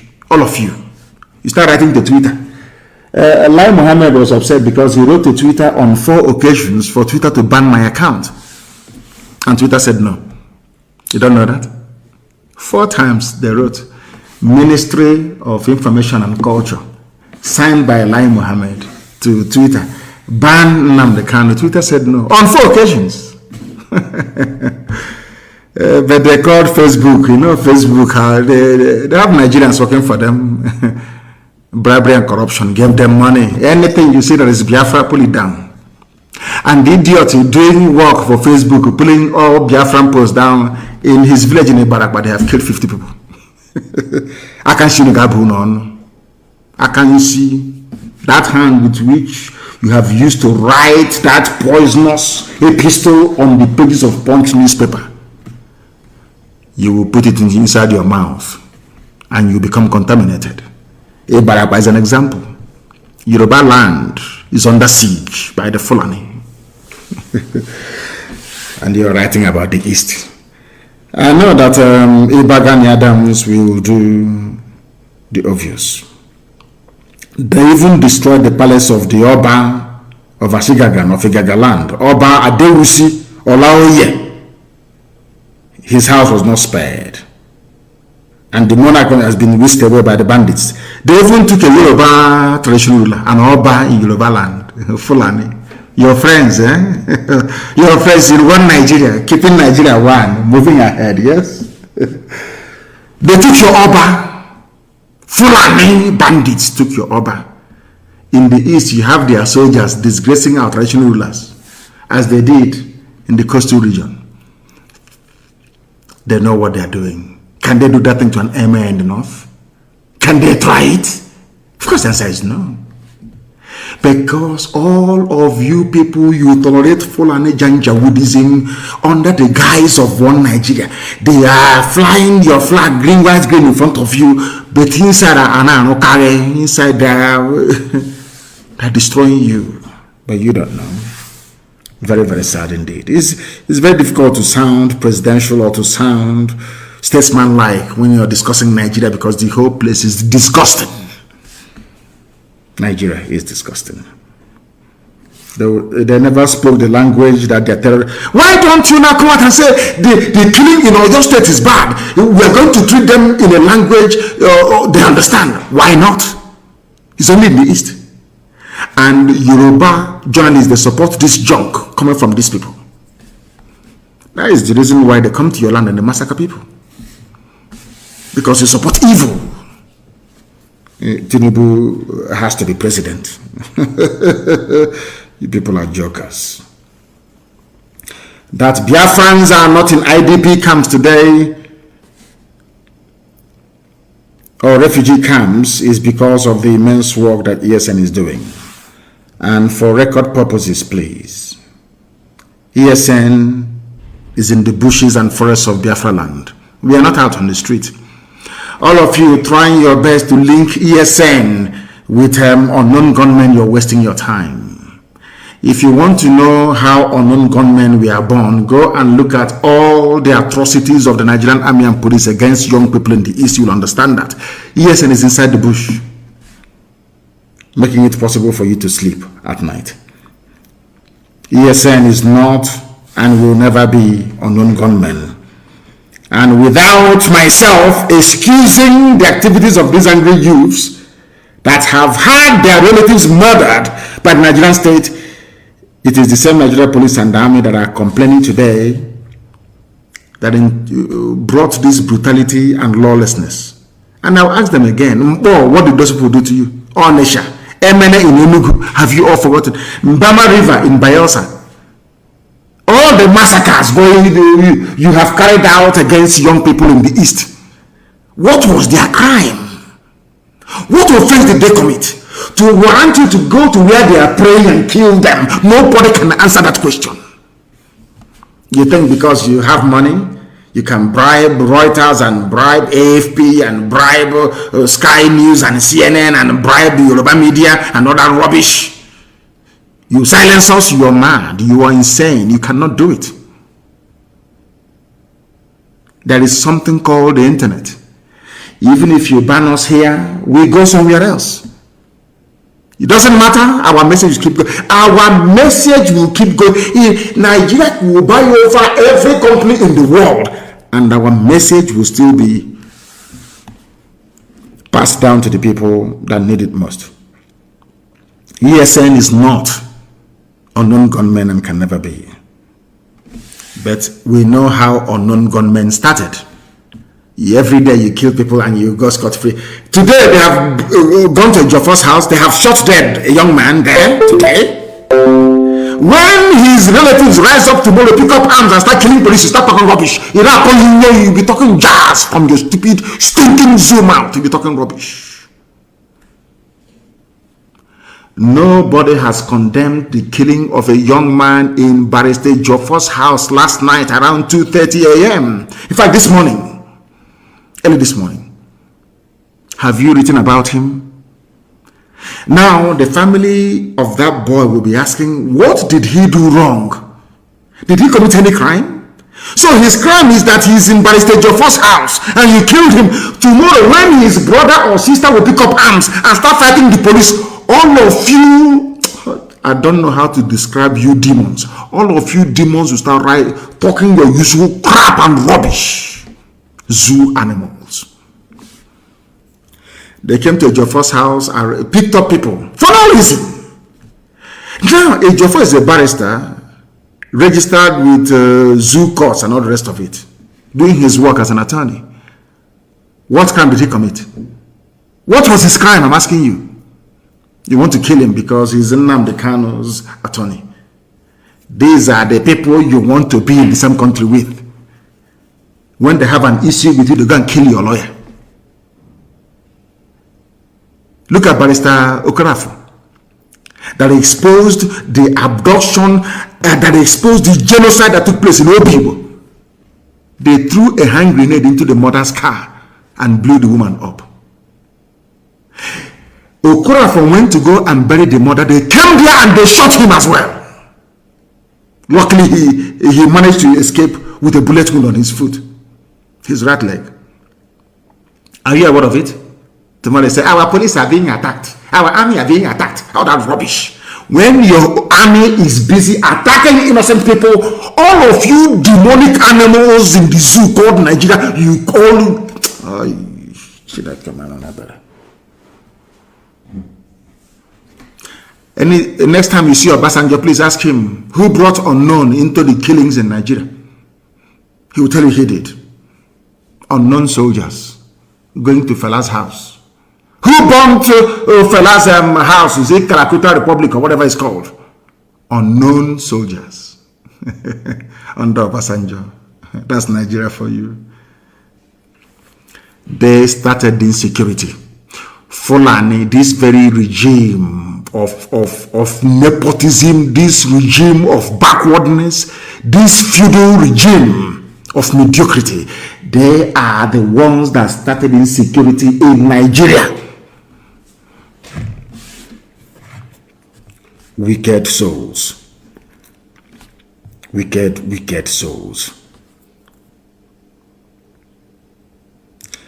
Every time they deny. Let me tell you something about, Ahmed Gulak that was killed. Anyway, I'm not going to go into it because there was a man in the vehicle. He is an Ogoni man. An Ogoni man was with Ahmed Gulak in his vehicle. They don't do research, but we do. The Ahmed Gulak, the reason why they're killing everybody in the East. He was with another man riding in the vehicle. Where is that man? And I want him to speak publicly and tell the whole world what he told the police about the identity of the killers of Ahmed Gulak. There was a man riding, I don't want to mention your name. If you don't make a public statement within 2 days, I will mention your name. This man witnessed the assassination of Ahmed Gulak firsthand. And the man said to the police, he told the IG of police, the assassins were not Igbo. I want somebody to ask the police commissioner of Imo State to also ask the IG of police of Nigeria, did they get a first-hand account of what happened from a man that was riding in the same vehicle with Ahmed Gulak? Yes or no? It's a simple question. Zoo journalists, they're very lazy. I want them to go and ask the IG of police, was there any man riding in the same vehicle as Ahmed Gulak when he was killed? Did that man give you a statement? And what did his statement say? I am telling the world today that the man told the IG of police that those that killed Ahmed Gulak are not Igbo people. True or false? That all of you are busy writing rubbish. Daily Post, all these idiots writing junk. You think you want to stifle Biafra? You think you want to delay the coming of Biafra? You think you can stop Biafra from coming, but you're wasting your time. The more you write rubbish, the more your village is being taken over by Fulani people. Hausa people, remember when you used to be called Hausa Fulani? We Hausa Fulani, but Fulani, they went to Kebbi State and slaughtered Hausa people. But they're doing Hausa Fulani as brothers. We Hausa Fulani, but in Kebbi State, Hausa people were murdered by Fulani. You people don't learn anything. As I said, there is something wrong with the brain of black people, especially those of you from Nigeria. There is something definitely wrong with your brain. I'm telling you the truth. You are not normal. You can never be with the way you reason. I don't want to mention names, but that man, you must come forward to tell the world what is going on and to tell you how clever the Fulani think they are. You know, Britain helped them to suppress Biafra by denying Ojukwu access to world media then. Okay? They are secessionists. You know, the Oyibo are very clever people, no? They are very clever, I'm telling you the truth. There are people in California, in America, called Cal Exit. They want California to break away from the USA. They are not being called secessionists. They block Quebecois in French Canada. Nobody's calling them secessionists because they are white. But a white man came to my land and formed a country for me without my consent. And I'm saying to the Igbo man, Beture, this thing you formed here is not with my consent. I want to leave it. He's saying I'm a secessionist. I should be killed. He is a secessionist. Kill him. Beture said I should be killed because I challenged him and I said, this thing you created here is not a country for me. I can't go to Europe to create a country for you, white man. Why must you come to Africa to create a country for me? And give me a very useless name, Nigeria. It doesn't make any sense. In fact, it's a racial slur word. He's telling me you are a secessionist. But Scotland wants to be free from England, and very soon Wales will join. Why is it that Scottish people are not called secessionists and the armies of Britain there slaughtering Scottish people? Why not? And then I realized they are white. That's the way it is. No wonder people put on bleaching cream. Sometimes when you look at black people, you know the way we reason is a bit strange. You can buy one unku cream and add bleach to it and be rubbing it on your body to be white. Because I don't blame them, to be honest with you. I just don't blame them. The way we reason is quite astonishing. Nobody can ask them. Punch newspaper that hardened the Yoruba or Fulani Janjaweed paper can never ask anybody, how come Nicola Sturgeon is not a secessionist? She's not being called a separatist. Why not? After all, IPOB is a peaceful movement. All we asked for was for a referendum, the same thing that Nicola Sturgeon is asking for. But Nicola Sturgeon, a white woman, is I don't know, a Scottish nationalist. But Nnamdi Kanu is not a Biafran nationalist, but a secessionist. Because I was created by a white man. And who are you, black nigger, to say no to what a white man created? Who are you? That's the stage we are in right now. I like Michael Jackson now. I love his music. He was the greatest entertainer in the history of man. The best dancer ever. When Michael Jackson was bleaching his cream and straightening his nose, I didn't blame him. I never did. How can I blame him? With what is black, misogy? How can you stay in a country where people claim they are learned, that they went to school? They brought in somebody who did Sharia, Kotma, Alekali in a local Sharia court, and made him the Chief Justice of the Federation. And none of you are there. If I have a knife, I'll cut off. If it's possible, I'll just cut off my own skin completely. Cut it off. Black people, they make me sick. Because of the way we reason. We do not reason like human beings, I'm telling you the truth. And that is why I am upset. I am as upset as I am. Do you know that the same Punch newspaper, Punch, you know, I've been mentioning their name, you will hear what will happen to them. Punch newspaper. Go and ask her. If I lay a curse on you, you're finished. Do you know that Punch newspaper published what a terrorist, the fourth most deadliest terrorist group in the world said. Secessionists, not headers, responsible for security crisis. A terrorist saying that people who are seeking, they don't even want to say that we are a group of people seeking self-determination. No, it's not for you. You're black. A white man created Nigeria. A white woman named it, gave it the name that it's bearing today. Who are you, a black nigger, to go and change it? Who are you? You're black, you're a nigger. So that is why you're a secessionist. Not somebody who is agitating for self-determination. Unbelievable. Miet Yala said that people asking for freedom are responsible for security crisis, not them. But they are in Benue State slaughtering people. The same people, Miet Yala said that Benue is theirs by right of conquest. No DSS invited them. But today, DSS invited Father Mbaka. And some of our people are clapping. You know, the foolishness, I mean, I don't know what is wrong with some people, you know. Mbaka is a cleric.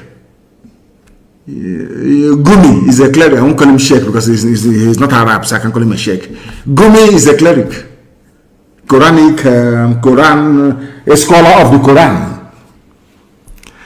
Gumi can go and sit down with murderers and killers and rapists and discuss with them. Nothing will happen to him. Father Mbaka only criticized the government and they invited him. And that is the type of country that you want me to be in with you people. You must be joking. You must be joking. Our land is under siege because we are in a state of war, undeclared war. And in the coming days and weeks, a state of emergency will be declared in our land because, and I want our people to understand this very, very clearly. I want them to understand this very, very clearly, that a meeting is being held, or will be held in Owerri, or in Enugu in the next few days, on Tuesday. I think they said that their defense minister is coming to address them with some governors and some politicians from the east. Is coming to address them. Very, very sad indeed. And under this very climate, they have declared a state of emergency already because they are killing people. They went to a Jofor's house last night. They are killing people. And it is very, very sad indeed, extremely sad that they are killing people in our land. And the so-called powers that be, those they claim we are leaders, are encouraging them to keep killing. Look at the words of George Obiozo. My goodness. Some people are not even fit to be fathers, talk less of being elders, I'm telling you the truth. Very, very shameful. Very, very shameful indeed. Very, very shameful. I have a very important announcement to make this evening. And if you like, you listen. If you like, don't listen. That is your business. But I must make the announcement anyway. And it is for our young men and women across Biafra land, because right now we are in a state of war in Biafra land. This evening we heard that a Hercules C-130 Air Force plane landed at Samambako International Airport, and they brought in more murderers and killers, more terrorists from the Sahel to come into our land to kill us wearing police and army uniform. Any policeman you see on the streets, any soldier you see on the street is a terrorist. And you must approach them the way you would approach any terrorist group in the world. The Nigerian Army and Nigeria Police in the East, they are essentially a terrorist organization, only that they are wearing official state-sanctioned uniform. Now listen to me carefully. If you are in Anambra State especially, I am advising every young man, woman, boy or girl to leave Anambra State or to go into the bush. I'm warning you, I warned you during NSAS regarding Obibo. Some of you didn't listen. and today you are in the grave. I'm warning people in Anambra, in the coming days, within the next 48 hours, very heavy rain is going to fall across the entire East. If you're a young person, prepare right now to either go to the bush to join your fellow men or to leave Anambra State completely, because what these people do is that they set up their roadblocks or their checkpoints. Any young person they see, they kill. They abduct you and they kill you. Bend the road, they're doing the same thing. Every checkpoint, they stop every vehicle. If you're a young man or a young girl with a tattoo on your body, you are dead. And your organs will be hacked off and sold to the British and to Indians. You'll be dead. If you have a tattoo right now on your body anywhere in the East, you might as well start wearing a suit or dressing up like a priest. Because if they see a tattoo on your body, they will kill you. That's what they've been doing. Some of you are also aware of the dead bodies in the mortuaries all across our land. You are aware of it, don't you? Those are the dead bodies of young men and women across our land. In the coming days, the terrorist army of the zoo and their police will intensify the second phase of their ongoing genocide in Biafra land. Abductions, summary executions, kidnappings, and rape by these Fulani terrorists are on the rise, and do not say I did not warn you. If you're in Anambra, you must leave as a young man or as a woman. Go to a neighboring state if you have to. Things are about to happen in Anambra State. Don't say I did not warn you. All able-bodied men must enter the bush. No more sleeping at night. Some of you are still sleeping in your homes. And I want young men in every village to form a defense force in that very village. Any vehicle in the middle of the night coming to that very village, you disable it. There are many ways to do it. And I will tell you that not live here on air, to be communicated off air. That is what we must do, because our land is under siege and we must defend it. And with that, we have come to the end of our presentation this very day, and I thank you all for listening. And for those of you, the Twitter staff that are listening to us this evening, I want to tell you something that maybe the whole world knows, but Garba Shehu would not confess to knowing about, is this. You may call Biafra a secessionist, whatever you like, from now till the kingdom come. It doesn't make any difference to us. Because to us, Biafra is not just a nation, it's not a country, it's not a home. It is our religion. The same way people die for Christianity, people die for Islam, is how we are dying for Biafra. Biafra is our religion. The sooner our enemies understand this, the better for everybody. We cannot give up. Biafra is our religion. Here on radio, Biafra is where we worship. Because Elohim is our God. I thank you all for listening this very evening. Until next time, from me, from here, it is good evening. Good evening, wonderful people, great Biafrans, wherever you are on the face of this very planet. We welcome you once again to our live presentation on this very day. Today is Wednesday, the 24th day of March, in the year of our Most High Elohim, 2021. The time now is 2 minutes past 7 p.m.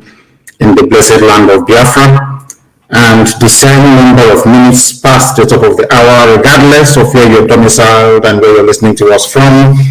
This is a live presentation, part of our lecture series where we enlighten, we educate, we inform, and we bring knowledge to people all over the world regarding everything we are doing to restore the kingdom of heaven upon the face of this very earth, and of course to bring the existence of the damnable Fulani zoological republic to an abrupt end. Our mission is very simple: to restore Biafra, or we die restoring Biafra. I welcome you regardless of where you are. I say good morning, good afternoon, good evening, and good night to some of you. This very broadcast is simulcast on multiple platforms. We are on Instagram, on my official handle, Mazi Nnamdi Kanu _official. Most of you are there already. We are also on Twitter. On Twitter, we are broadcasting live on Twitter. Please, you can join us there, especially if you don't want your wife or your husband to know that you're listening to this very gospel and being educated as a result of it.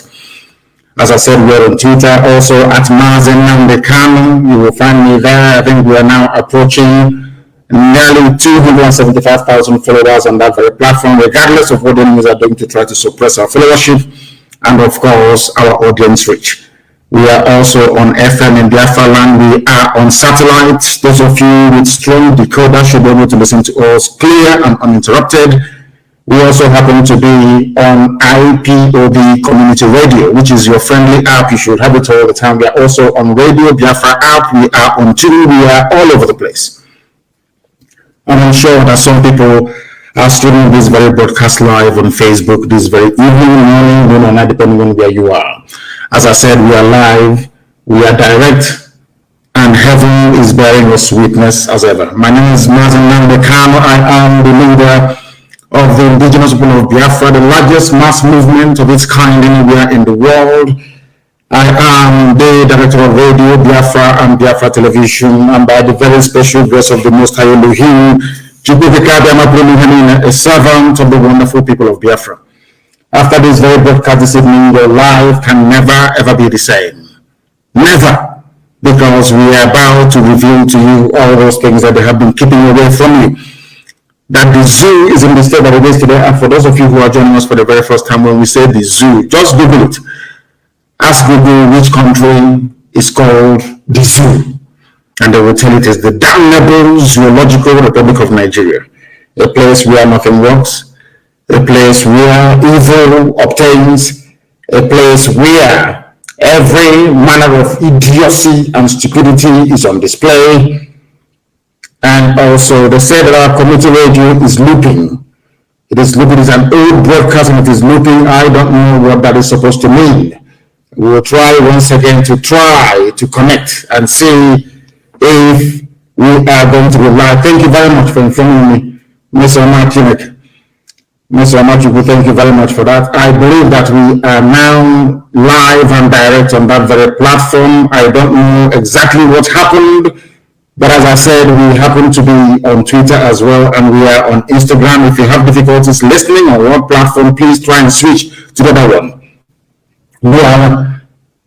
People are sending me messages, of course, very clear. Thank you very much. Thank you very much, wherever you are. Thank you very, very much, wherever you are. We are live and we are direct. And if you go on our community radio app, IPOB community radio, we are live on that very platform at this precise moment. I do not know what happened, but thank you very much for bringing this to my attention. Some of you should stream this on your pages on Facebook, please, because Facebook doesn't want us to preach this very gospel. They have failed and failed very woefully. And this evening we shall preach it.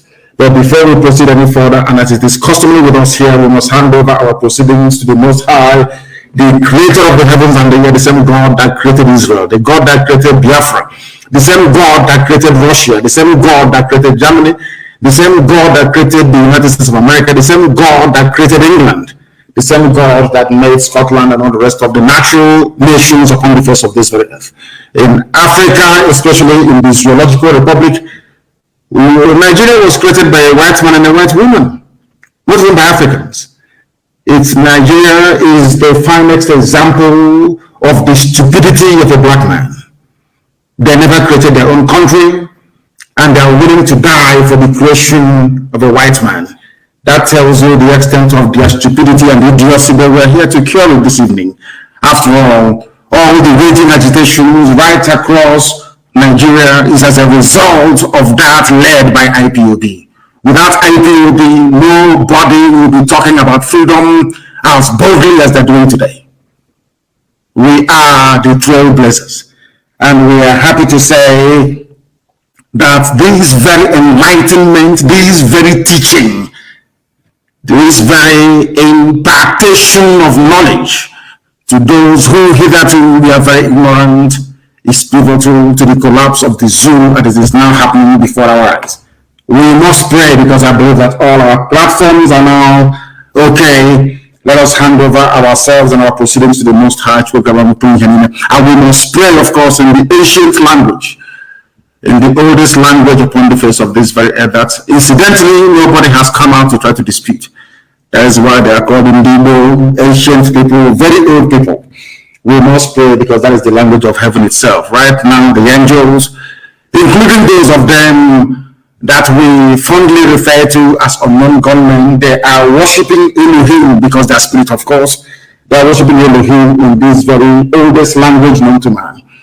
Chineke nke pụrụ ihe niile, onye ebere ya na ngọzi ya na-adịgide mmadụ mgbe ebighị ebi, onye bụ naanị ya mazuru ihe niile, onye dị ngọzi site n'ebighị ebi maọbụ n'ebighị ebi, nke mere ndị gboo ji wee na-eti ya na ọ bụ naanị ya dị ebighị ebi. Nna ndị nsọ, onye anyị dabere, anyị na-akpọku aha nsọ gị n'uhuruchi ụtụtụ ehihie abalị, n'ihi na ụmụ ya gbasasịrị ka ụkpaka ụwa niile gburugburu, wee na-arịọ gị na mma gị na ebere gị, amara gị na ọnụ iko gị ebe ndị gị nọ, ka iru gị wechaa n'ebe anyị nọ, ka iwe mere anyị amara. Anyị wee na-arịọsi gị ike sị ka ha rapụ ndị kụrụ ka ha wee megide anyị, nna nke ebere dị ngọzi, n'aka nsị ndị dị etu agabakwa ha ọnwụ, na ka ha rapụ imirikiti bụ ndị kụrụ wee sị na Biafra agaghị abịa, ndị dị etu agaghị adị, n'ihi na ọ bụ gị onwe onye kpebiri na Biafra ga-abịarịrị. Ebere mmadụ ọ bụ naanị bụ Chineke, na ọ bụ naanị ka anyị nefe wee na-aja mma. Ma enweghị ihe ọzọ ga-eme ka iwe enye anyị Biafra kwee, n'ihi na anyị anaghị efe arụsị, anyị anaghị efe anụkpa ahụ nna nke ebere, anyị anaghị efe arụsị ọbụla apịrị apị. Enweghị ihe ọbụla bụ nke aka mmadụ mere nna nke igwe nke anyị na-akpụ isi ala nye. Ọ bụ ya na eji wee na-asị na ọ bụ naanị gị bụ Chineke nna nke pụrụ ihe niile, ọ bụ naanị gị bụ eze. Ọ gbarịrị ka anyị na-arịọ otu ka anyị na-eto gị, nsọpụrụ ka anyị na-asọpụrụ gị mgbe niile ebighị ebi. Anyị wee na-asị gị nna ndị nsọ, biko lekọta ụmụ gị ndị Ipob n'ụwa niile, ezinụlọ Biafra ebe ọbụla ha nọ, nna nke ebere, ka ngọzi gị wee chọta ha, ka iwe were anya ngọzi nke gị wee lekwasị ndị dị etu a, n'ihi na ndị iro karịrị akarị. Lekwa ebe niile nna nke igwe, ka ndị iro wejiri n'onwe ebe ahụ okirikiri, kama na anyị mana mmeri bụ nke anyị, n'ihi na Biafra bụ ihe gwara anyị na nkwa na ọ ga-agara na mgbe nke anyị nna nke igwe. Ọ bụrụ elu nkwa nke ikwere anyị ka anyị kpọkwasịrị okwu wee na-atụkwu ha nsọ ya n'abalị ya, wee na-asị na ọ bụ naanị gị bụ Chineke nna nke pụrụ ihe niile, ka mara gị na ebere gị ịma mma gị na ụmụ ike iwe ezu ụka n'ime ndụ anyị, ka iweleta ezinụlọ bụ Ipob n'ụwa niile, bụ ndị ego onwe gị rụpụtara sị na ha ga-agara gị ozi, ha ga-agbasa ozi ọma nke gị nna nke igwe, nke ga-eme ka alaeze iwe si n'eluigwe lọta n'ime ụwa nta, ka ụwa niile wee mee ha ọnụ wee si n'ezie n'ezie na ụmụ Biafra bụ ụmụ Chineke. Anyị wee neta gị wee na-aja mgbe wee na-agọzi aha nsọ ya, na-asị na site n'ụmụ nsọpụrụ niile, ije ama niile, mbuli elu niile ga-abụ nke na-agba mara mgbe niile dị ise, the very language of heaven itself. That is the language of prayers, and we have prayed this evening, and we must continue to preach this very gospel. It is not a particularly very fine evening for me because I have a very critical announcement to make later on, but we are going to do the best we can this evening to bring this knowledge to the world over. Before we proceed, I want everybody to go to Google, those who can, go to Google, please, and Google this very news if you want, because every news that we analyze, every issue that we bring to your attention is verified, not just verified, but carried by zoo newspapers and media in general. By zoo, I mean Nigeria, because Nigeria is not fit for human habitation. Not even animals can live there. This evening I'm about to prove it to you. I want to showcase to the entirety of humanity the stupidity of your average Nigerian. I want to prove to the world that your Nigerian, so to speak, is lower than an animal. I want to prove it to you.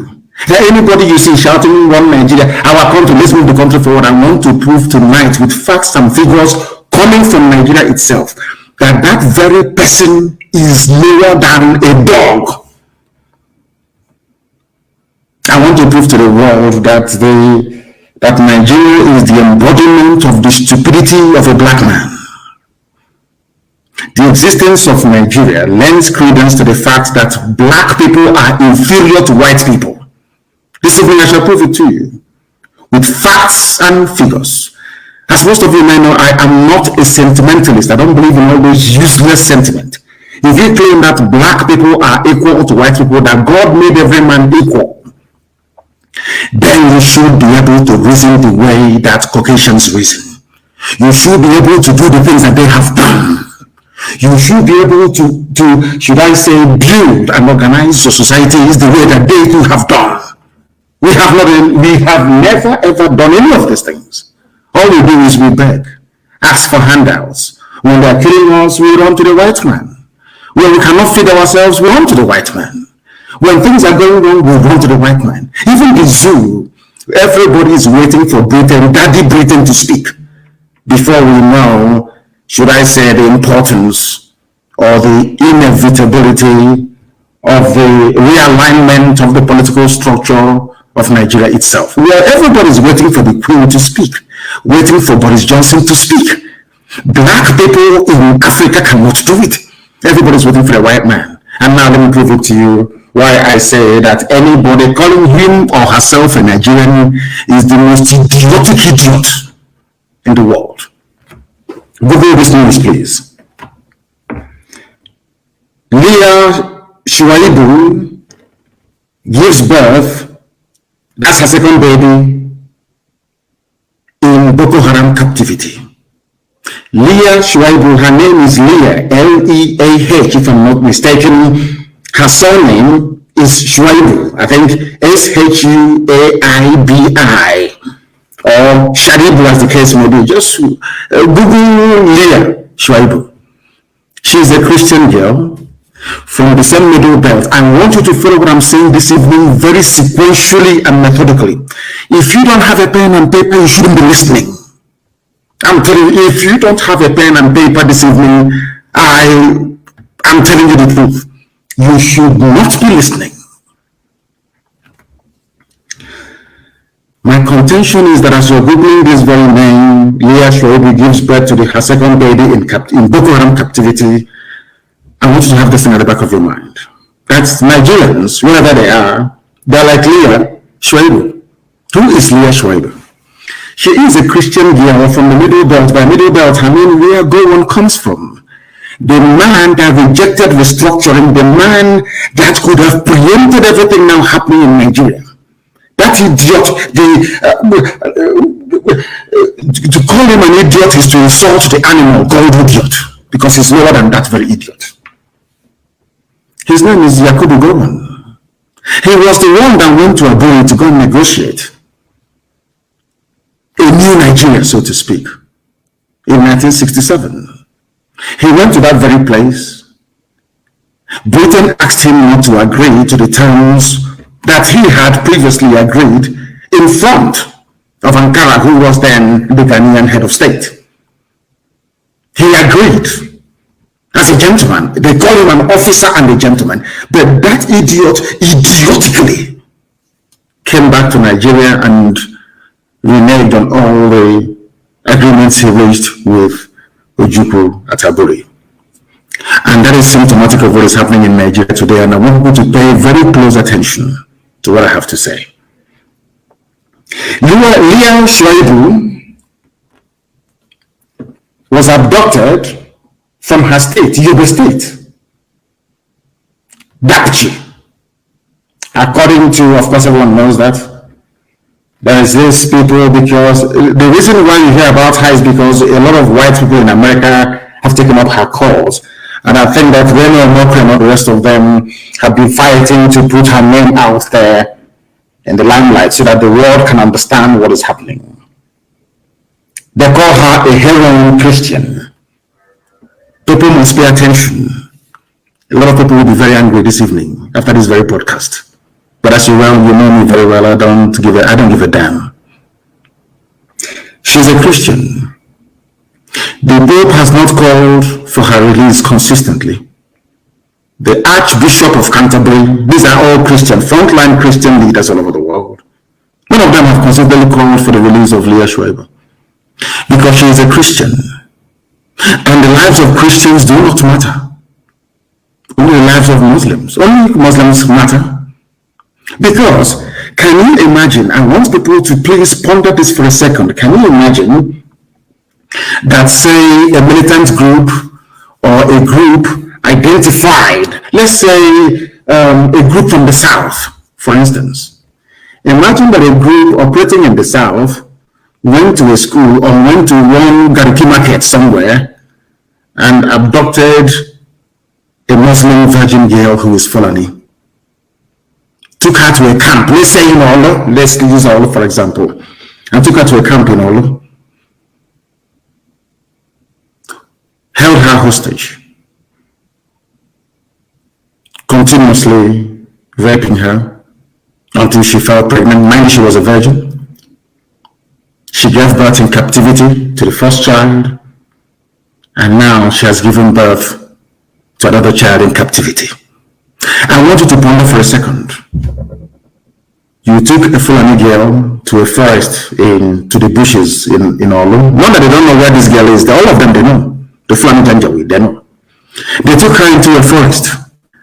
And they're raping this Fulani girl there every blessed day until she fell pregnant. What do you think will happen to Olu? It's just a very simple question. Because I want to bring home to people why I hate Nigeria with but I despise the soul and any idiot that calls himself a Nigerian. This evening I want to prove that your average Nigerian is the most idiotic, is the most useless thing ever to walk the face of the earth.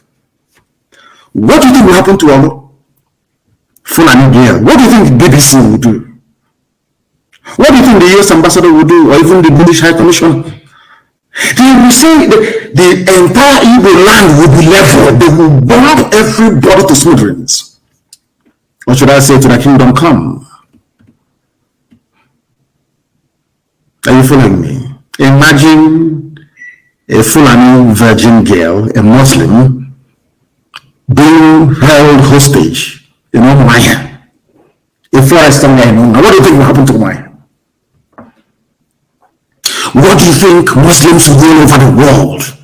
They will start slaughtering anybody who is not a Muslim. If you're Biafra, if you're from southern Nigeria, they will slaughter you wherever you are in the world.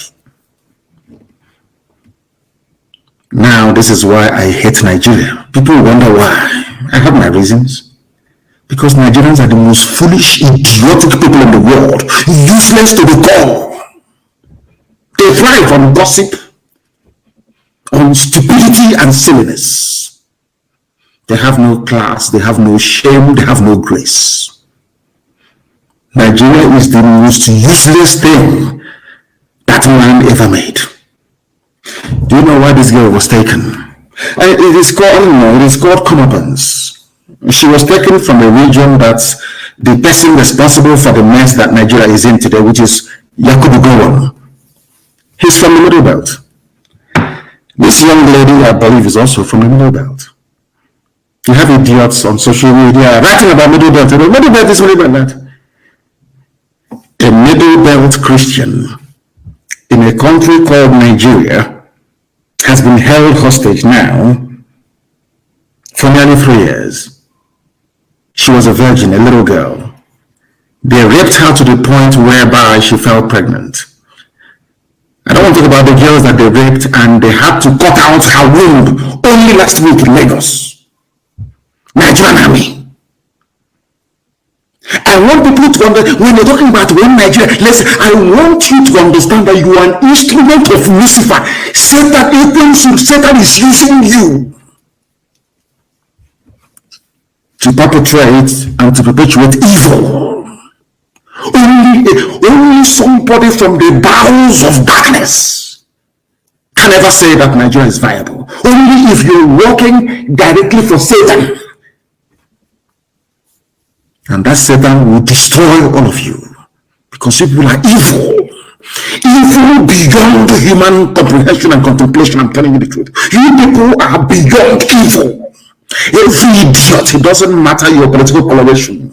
Every animal in the zoo, it doesn't matter how you think acceptable, you think people will see you, view you, or take you. As long as you wake up in the morning and you say, I'm a Nigerian, I swear to Almighty God, may God punish your generation forever and ever, because you are evil. Only an evil person can support a country where a little girl, a virgin, was abducted from her school, held in captivity for over 3 years. Rape after rape. Now she has her second child, and you people are not even ashamed of yourselves to be reporting it. She has her second child in captivity. Very flippantly, very dismissively. You people are evil. Do you see why God condemned black people? Because you're evil. You are evil. You are satanic. There is something satanic inside you as a black person.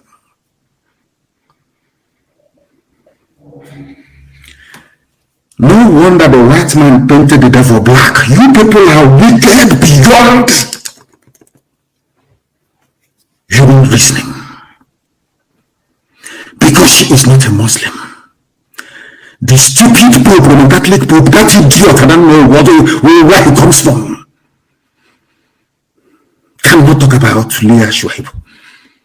But he was busy praying and campaigning for Rohingya Muslims to get justice. Those fools in Canterbury, that idiot, Archbishop of Canterbury, those fools there, that you contribute your money every Sunday and send to. Leah Shuaib is a Christian. They can't speak because Muslim interest hasn't been threatened. The whole world is there. American ambassador is in Abuja, a woman. I don't think she has any children, because you cannot tell me that people that wield such influence, that has such clout, will keep quiet and a little girl. But they can find American soldiers who are kidnapped, or American aid workers. They can send Delta Force to release them, but you cannot send Delta Force. The U.S. ambassador, a woman, cannot write to her government to say, we need to free this little girl. She has done nothing wrong. A very brave girl. She said, I will not renounce Christianity, my faith. Because of that, she's being raped by Muslim Islamic terrorists. And people are reporting the news as if it is just a joke. Leah Shuaib now has second child. If God does not destroy Nigeria beyond recognition, I will stop believing in God. I'm saying it tonight. What I'm saying is terrible, it is awful, but I'm telling you the truth. Nigeria is the creation of Satan for the habitation of evil people. The highest concentration of Satan, the highest concentration of the most wicked people on the face of the earth are Nigerians. They are in Nigeria. They are in Nigeria. Some of you, when your stupid baby Nigeria will come, you watch it. Sometimes when I look at these people, I say to myself, why did God even bother creating these people? God shouldn't have created black people. That was a waste of time. People without conscience, you have no conscience. Nobody is saying, how about if this little girl is my daughter? Nobody is thinking, how are the parents feeling? No. So you're telling me one Nigeria, let's work for our unity every day. It was the same one Nigeria that put Leah Shuaib where she is. Without your stupid, idiotic one Nigeria, what happened to her could not have happened to her. You ask me why, and I will tell you. Because had Nigeria been divided, or there was this kind of understanding that independent ethnic groups should coalesce to form whatever federation or nation that they like. What right does a Fulani Janjaweed from Senegambia to come all the way to Yobe State, and by the federal government of Nigeria, yes, they said it with their open mouth, they said it themselves, the guns given to them by the Nigerian government to come and kidnap a Christian girl, to hold her in captivity, raping her every blessed day. Now she has given birth to a second baby. to a terrorist, basically. Had Nigeria not been one, do you think, it's a very simple question. Do you think anybody will have any idiot who full an idiot can come from Mali to come to your village, to your forest, to stay in your forest, telling you what to do? You have a terrorist group running the country? It's a simple question. I want those fools, both those who are illiterate and those that claim that they are academics, I want them to reason for once because they are foolish. That's why they don't have no electricity. They have no good roads. They have no hospitals. They lament. All they do is they lament. Do something to get yourself out of the mess you're in. You cannot. You have a bunch of idiots with decorated fingernails every day. Felony on a rice news. One idiot or a couple of them. Everything is still felony. Well, how do you classify or quantify the crime against Leah Shuaibu and Christianity at large in Nigeria? That is why this evening I am calling for the disbandment of Christian Association of Nigeria. It shouldn't exist. It should not exist. It has no role, it has no purpose, it has no meaning. Christian Association of Nigeria should be abolished. And I would not have Christian Association of Nigeria hold any meeting anywhere in the East. They cannot hold, and from what we have done to Hanese, we're going to do to Khan because of this little girl. Leah Shuaibu. Leah Shuaibu is the personification of everything wrong with Nigeria and Christian Association of Nigeria. You can go to your churches and pray, do whatever you like in your churches, that's fine. But you cannot gather under the umbrella of Christian Association of Nigeria anywhere in the East. Try it and see what will happen to you. You people are fools. Your foolishness is beyond foolishness. You claim you're a priest, the man of God. You are leeches, you are criminals. And God will punish all of you. You are criminals. Do you think that if you're holding a Muslim Fulani girl, a virgin, anywhere in the south, be it in Yoruba land or in Biafra land, seriously speaking, do you think the imams in the north will keep quiet? Even the imams in Niger Republic will complain. Those in Sudan will complain. You have pastors running up and down with their private jets telling you, so see the plant flower, do this, water it, all you idiots. Idiotically, you are following people who are blind and foolish. And above all, that has no conscience. No conscience whatsoever. I don't want to hear about Khan meeting anywhere in the East. That useless, idiotic Christian society. Rubbish. As useless as Nigeria itself. Look at Leah Shuaibu. What did she do wrong? Her only crime is to profess her faith. Britain is there. America is there. They know where they're holding her. The world cannot say this girl has suffered enough. Let's go and rescue her. Because we are living in a very evil and wicked world. Where money rules. Fulani has all the money in the world. They have stolen all the money in the zoo. That is why even more idiotic are those calling themselves Niger Deltans, one of the most foolish people ever on the face of this earth as well. That oil that belongs to all of us, our oil and gas, because of your stupidity, the Fulani took it.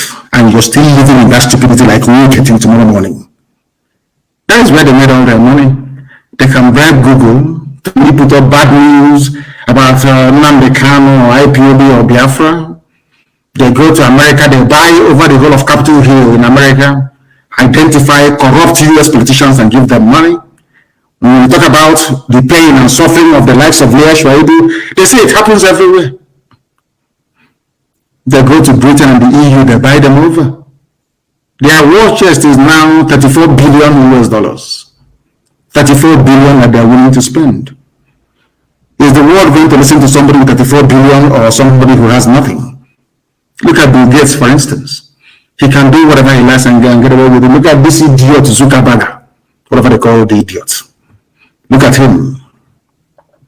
They have money, they can do whatever they like. They can give you culture, a virus in a lab in Wuhan in China and give it to you and still sell the vaccine to you because they have money. I'm asking you, who do you think the world will? I want all these idiots. I'm not Delta. I'm from South. I want you to, in your foolishness, to understand what you're doing to yourself. Oh, because of your bickering, I'm this, I'm separate. Fulani is taking all the oil. They can kidnap Leah Shwaibu, they can get her pregnant. It's nobody's business. They buy over the whole world. Nobody will talk. They have the money. Britain will just say to them, oh, these are the guys with the money. These idiots from the north that are the ones with the money, and they go to them. And that's what's happening to you today, isn't it? In the zoo. That is why Leah Shwaibu is there. They're holding her. She has given birth to her second child. A world without conscience. Human race right now is just not fit for purpose. Not fit for purpose. All that people are concerned about is that let us legalize gay marriage. Let us, how can I put it? Let Islam continue to advance unchecked. That's what I'm concerned. The life of this little girl that is innocent. They said it was a virgin that gave birth to Jesus. This girl was a virgin. Destroyed. Completely destroyed. And every Sunday, every Saturday we go to temple, to the synagogue to pray. Every Sunday we go to the church to pray. Some of you in Islamic faith with conscience, every Friday you go to pray. How many of you remember this girl? This girl is like you. The same way that terrorists are holding her hostage is how Fulani Caliphate is holding all of you hostage. You are like Leah Shwaibu. The world can see what is happening to you as an average Nigerian. You have no hope, you have no future. Everywhere you go to, if you're a high-ranking officer in any parastatal, they remove you, they put Fulani there. They put Fulani there. All of you are looking sheepishly talking rubbish every blessed day. 2023, from Nigeria, from South, our oil, our gas, all these idiots everywhere. Fulani have done their homework. And you're dancing to their tune. They're like, every Nigerian is like Leah Shwaibu. All of you, you are being held hostage. The world can see that you are no longer in control of your future. But there is nothing you can do about it. Are you telling me, tell me where else in the world that this will happen? CNN will have it on their front page every day. Ask yourself, why are the likes of CNN, CNBC, Fox News are not carrying it? Because they have taken money from Fulani. They know how to share money very well. And you're telling me that this world is fair. You're telling me, can you even imagine what the parents are going through? Some of you with children, if you have a little girl, go back to your bedroom. I'm sure some of them are sleeping. Look at that, your little girl. Imagine that some boy invades your home and takes the little girl away from you. In the next 3 years, you hear that your daughter, your 14-year-old daughter now has 2 kids. Not by high choice. How would you feel as a father and as a mother? That is how the parents of this girl is feeling this evening. Spare the thought for them. All of you shouting one Nigeria, one Nigeria, one Nigeria, one Nigeria. Have you seen the mess you put this girl in? Because the more you continue to talk about one Nigeria, the more the Fulani terrorists will come. They're never going to stop. Do you think they're stupid? Every head of security is them. Are you foolish?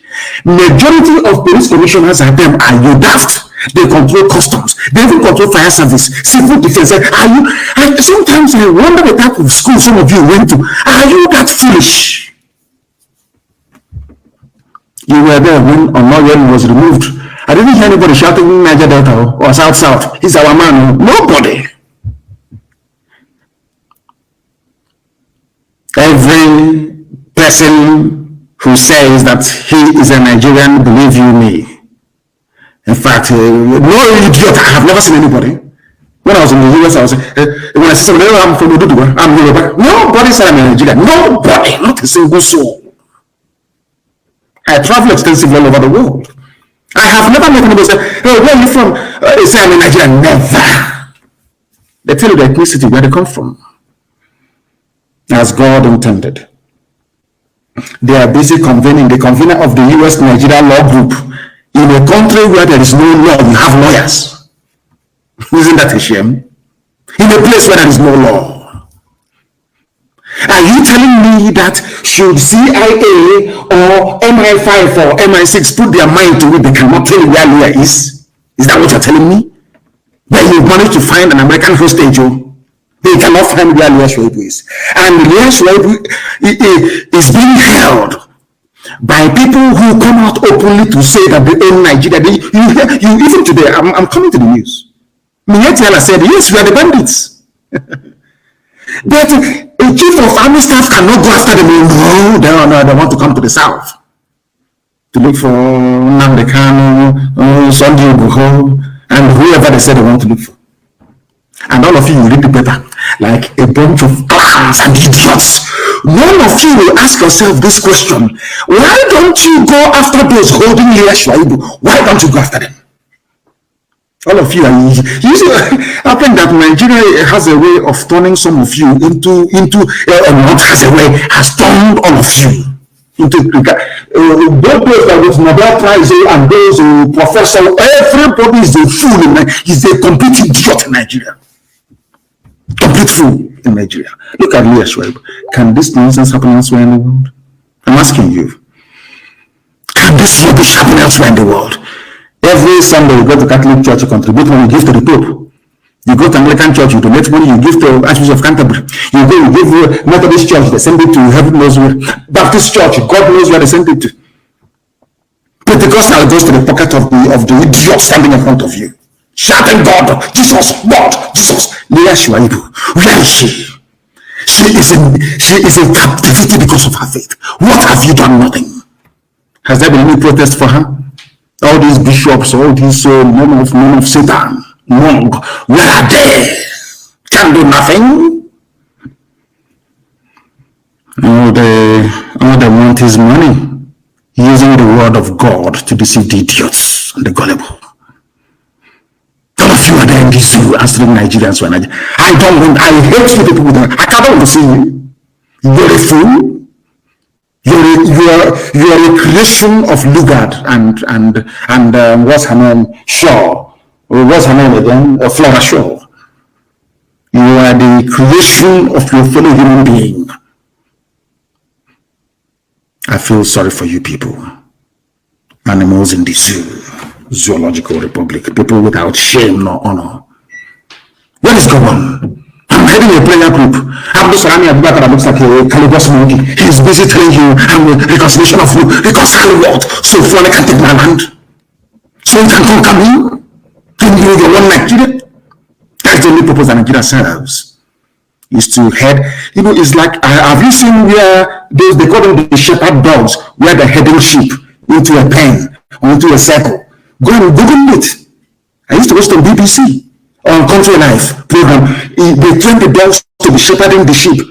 Only one dog will be heading a whole sheep up to 50 until they get them into the pen and they lock it.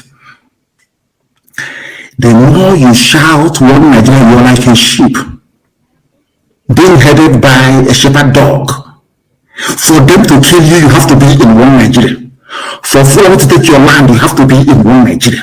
For Fulani to destroy your future and your hope, you have to be. Why don't you understand it? It's like putting people into a stadium and then bombing that very place. They say, "Oh, come into the stadium, come in." Nigeria is like a stadium of death. They are heading you into one place to destroy you because if there is Biafra, Fulani cannot come without visa. If there is Oduduwa, they cannot come. Have you ever wondered? Our mothers are crying in Iguacha, in Eleme crying. Fulani are everywhere. And I'm asking you, if you had Biafra, people are crying in Bayelsa, we are dying, they're killing us. And this question is simple. If you had a Biafra, can Fulani be in your forest? They can never answer that question. Because most of them are Nigerians, foolish by nature, Very foolish. You know, God gave man brain so you can reason and think. That is why a white man can sit down and devise solutions to problems. But a black man will superstitiously be hoping on one native doctor or one miracle from God from somewhere, failing to do that thing that will practicalize, or should I say, trying to practicalize the solution to his problem. Never. It's the quote you, John chapter 8, verse 19. Ignorance and superstition. Leadership is in captivity. And we have Christian Association of Nigeria doing nothing. Nothing. All that concerns is a private jet. No wonder the Jagjawood are slaughtering us at will. Very sad indeed. Very, very sad indeed. And as if, you know, sometimes there's some news you come across, you think it's a joke. Until you pinch yourself and you know you're not dreaming. Let me ask all of you one simple question. You idiotic Nigerians, the most hopeless, useless people on the face of this earth. Who started carrying AK-47 in Nigeria? Who are the people that started carrying AK-47 in Nigeria? They are not the police or the army or navy. Who are they? Answer my question. Who are the people that started carrying AK-47 in broad daylight? If you go to YouTube and Google it, Nnamdi Kanu at Ipob River. How many years ago was that? I want to ask, all of you now shouting, hey, they have militia, they are forming militia. I want to ask you, who were the first people to have a militia in Nigeria? Were they arrested? They said, if you see anybody with AK-47, shoot that person. How many Fulani terrorists have they shot since last week or 2 weeks ago?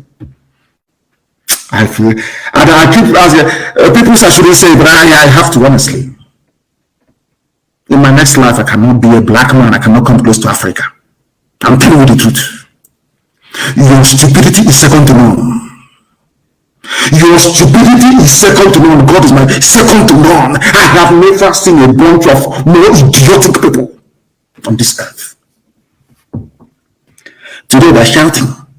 Because now that we have what they have, they are angry and they're shouting, and all of you are idiotically playing their line and their narrative. Because you're a Nigerian, and by nature you're very foolish. Especially those of us from the South. Very, very foolish, and very more than foolish. You see how the Fulanis are organizing themselves, all their governors, they are in tandem, everybody knows their job. Their job is to conquer every ethnic nationality. That is their job, and they are singing from the same sheet. All of them, from Atiku Abubakar to the last person, claiming he or she is a moderate. They know what they're doing. And all of you, as always, from the South, you're shouting, you're one Nigeria, and I'm thinking, what sort of school did some of you go to? Tiala finally accepts that their so-called headers are bandits terrorizing Nigeria. Tiala. Why did they accept? Because of the consistency we find here on this platform on Radio Biafra. Because of the consistency of the indigenous, no other person, no other group. I'm telling you, and they, of course they know it. Nigeria, that Nigerians, those that were saved, the few people that we have managed to save so far, across ethnic divide, is because of this platform, Radio Biafra, and what Ipob has been doing. When we are screaming and shouting that they will take you over, they say, you are dreaming, it cannot happen. We are in the 21st century. What is happening today? It was because Ipob punctured their plan. That is why they're incensed. That was why they came to kill me. That was why they killed 28 people in my compound. That is the reason why my parents are dead. That is the reason why my relatives, those who suffered the trauma, some of them are still dying till today.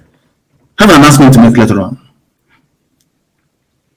Because Ipob discovered their plan and destroyed it 2 years in advance.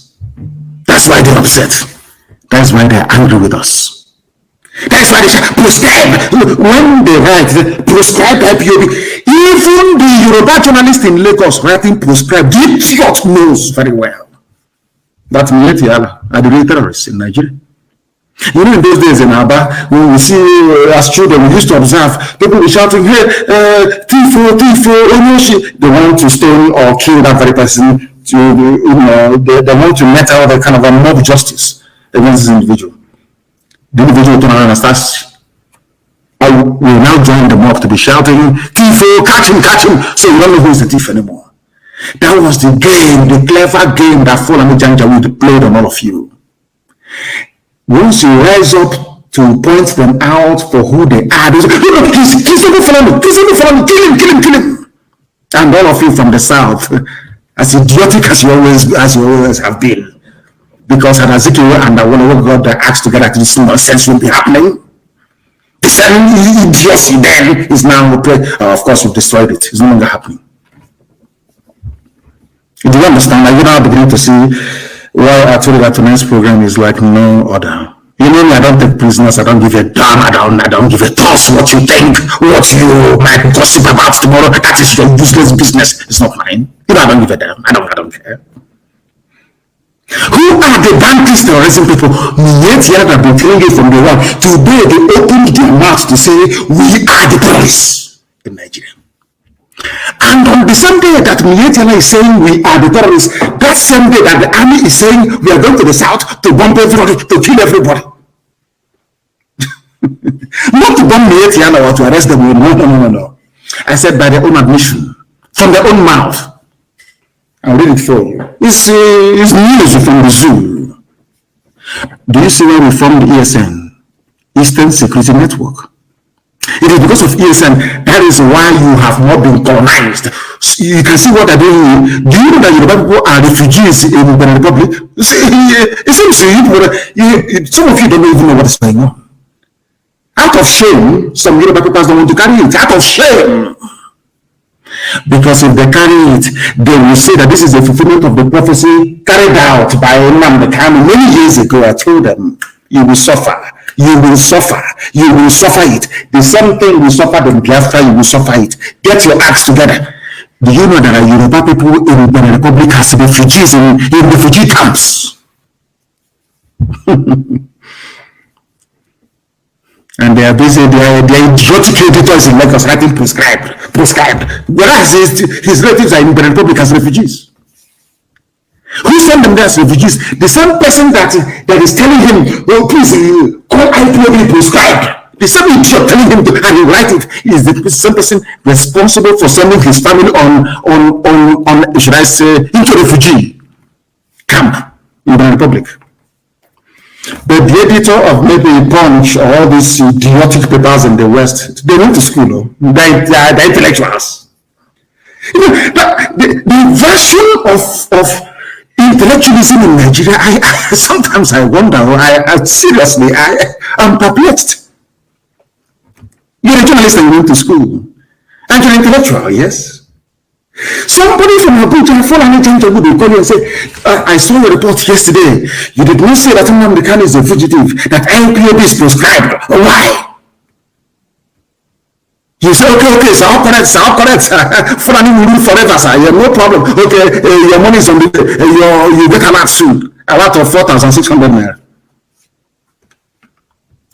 And then that same phone you're using to answer a call from a Janjaweed from Abuja, you get a call from your village to tell you that your mother has been killed, your uncle killed, your relatives have now fled to Benin Republic as refugees, and you're an editor in Lagos, Punch newspaper, writing prescribed.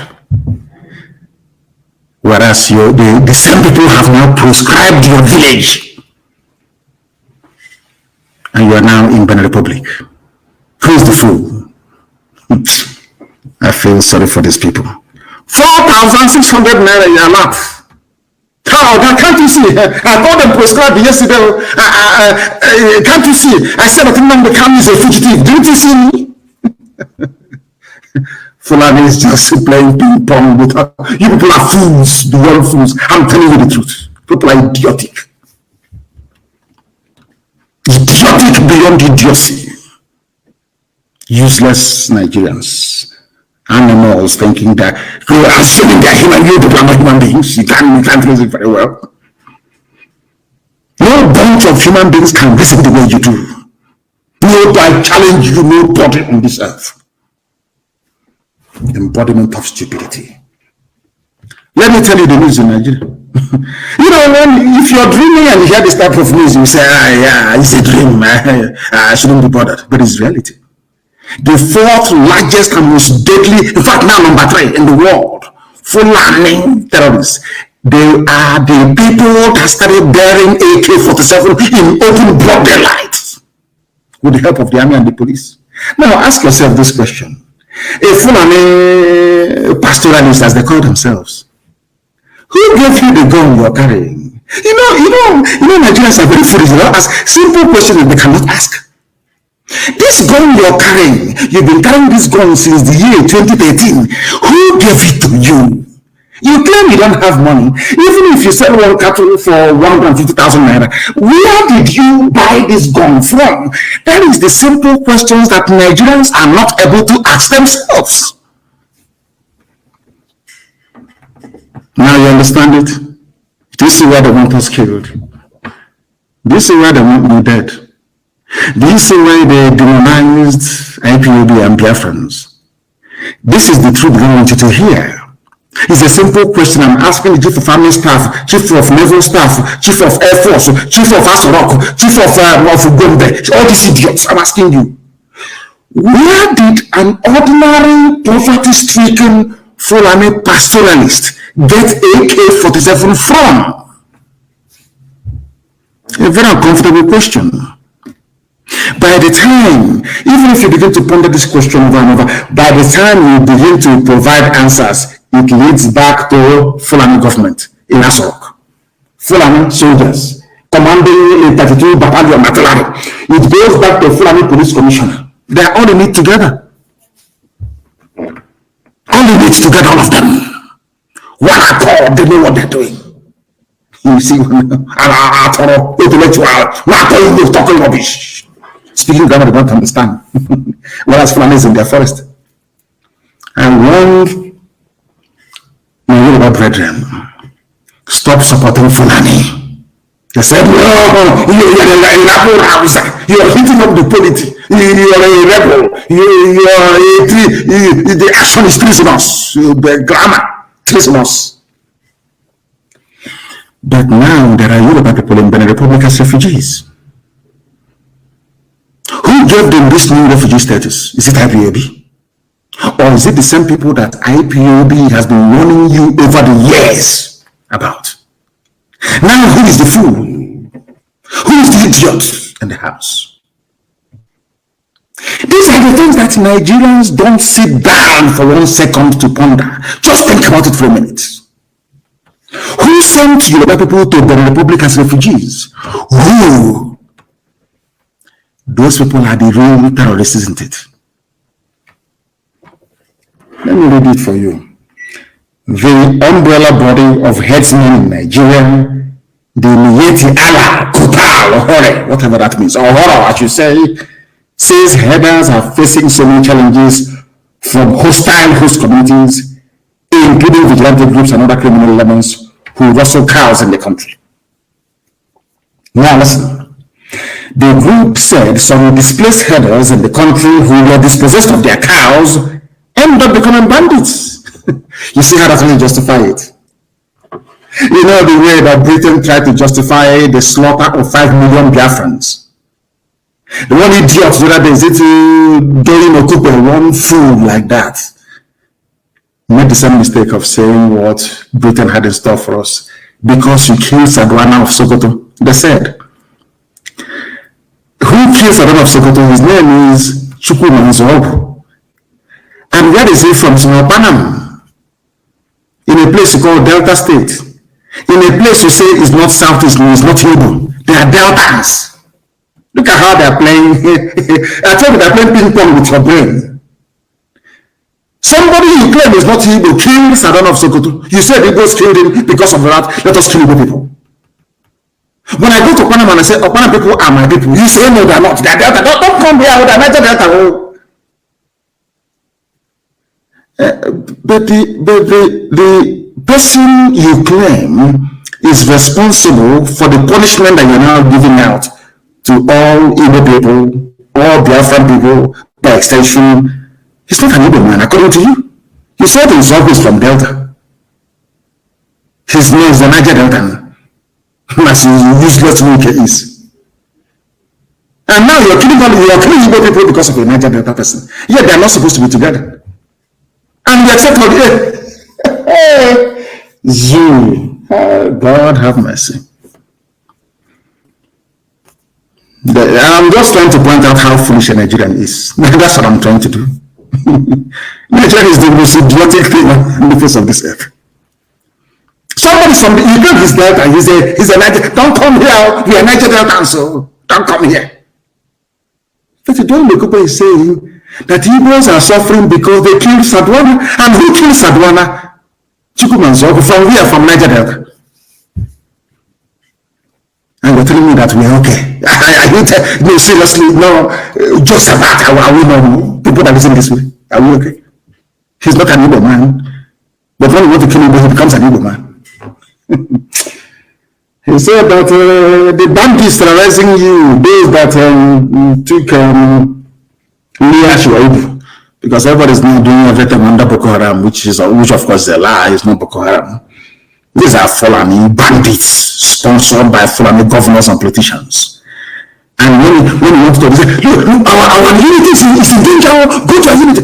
You know, when you want to, in those days when we were very small, if you want to, let's say you're better, because people wonder why we say everybody's our brother and why we have this camaraderie in us. Because as children, our parents, so to speak, or guardians will put a sauce in one pot. We eat from one plate, all of us, from one. People think it's a sign of poverty. No, it is bonding beyond bonding. You know, let's say there are 4 of you eating this oha soup, or bitter leaf, or vegetable soup. And the meat, as you're eating, I never knew the fingers can be so sensitive. As you're eating, the middle one finger is checking where there's obstacle. Any obstacle is either fish or meat, you know that for sure. Let's say you check it and it's only 2, and there are 4 of you, and you want to eat the meat. Everybody who grew up in the village will identify what I'm telling you now. You tell them, can you see that cockroach on the wall? As they all look towards the wall, you take the meat and put it in your mouth. You reduce the number of the meat or the piece of meat in the pot to 1, from 2 to 1. You quickly chew it and you swallow it. The reason why you were able to do that was because you distracted their attention by pointing them to something that caught their interest. And as they looked towards that very place, you now managed to take the meat. And you saw every boy in the village acts now, all over the world, they know what I'm telling you. They know it. Now let me tell you how it happens, because I want to tell you how stupid Nigerians are. That's what I'm doing, nothing more. Do you know how foolish Nigerians are? Fulani brought AK-47 into Nigeria, gave it to their bandits. Here it is proof. Fulani opened their mouth to say, those who are doing banditry are Fulani cattle raiders. Understand this very clearly. Now, in order to stop us from getting together to challenge them, anything we do becomes reasonable felony. That's the trick. It's a very clever trick. So anything, Nigeria is breaking our unity, our founding fathers, they keep pointing you to unity of Nigeria, and the big idiots that you are, as you're looking at unity of Nigeria, they are busy in your forest kidnapping, raping, pillaging, destroying. It's a very simple trick. They occupy you with that thing as American ambassador came with her diversity in diversity rubbish. There is strength in diversity. We are telling you that Leo Shwaibu is in captivity. Second child now. We are telling that Fulani is in my forest. They're telling me about unity in diversity. And I'm a story. Fulani, they are raping my mothers. They are killing them. Where an idiot is who claims he's not Igbo, he's a United Etan, one idiot serving Fulani. Are you listening? Our mothers are being raped. Our land is being destroyed. Invaders, they claim from Futojano, invaders from Mali are in my village, raping and killing our women. When I rise up to challenge them, tell me, remember the unity of Nigeria, one Nigeria, nobody should, you're hitting up the polity. Hey! And some of you bought into that nonsense. Because you're foolish. You as a Nigerian, you're an idiot, you have no brain. I challenge you to an open debate. Come, I travel all over the world. Come out and debate me.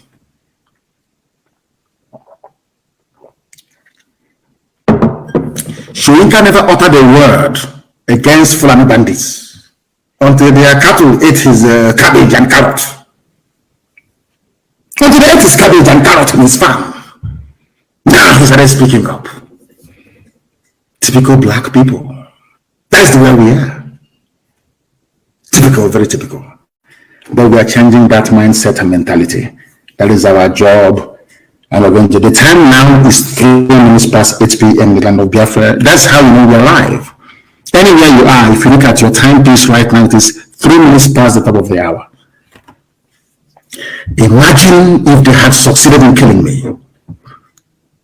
Can you imagine that? How will this gospel be preached? That is why I owe my life to Elohim and to gallant men of the volunteer command of IPOB. They said I have to leave because you have to preach this gospel that the world may hear it. If not, by now I'll be a dead man. And all of you in Nigeria, being as idiotic and useless as you are, by now you would have forgotten. You people is the principal reason why I believe that black people are mentally defective. We are not.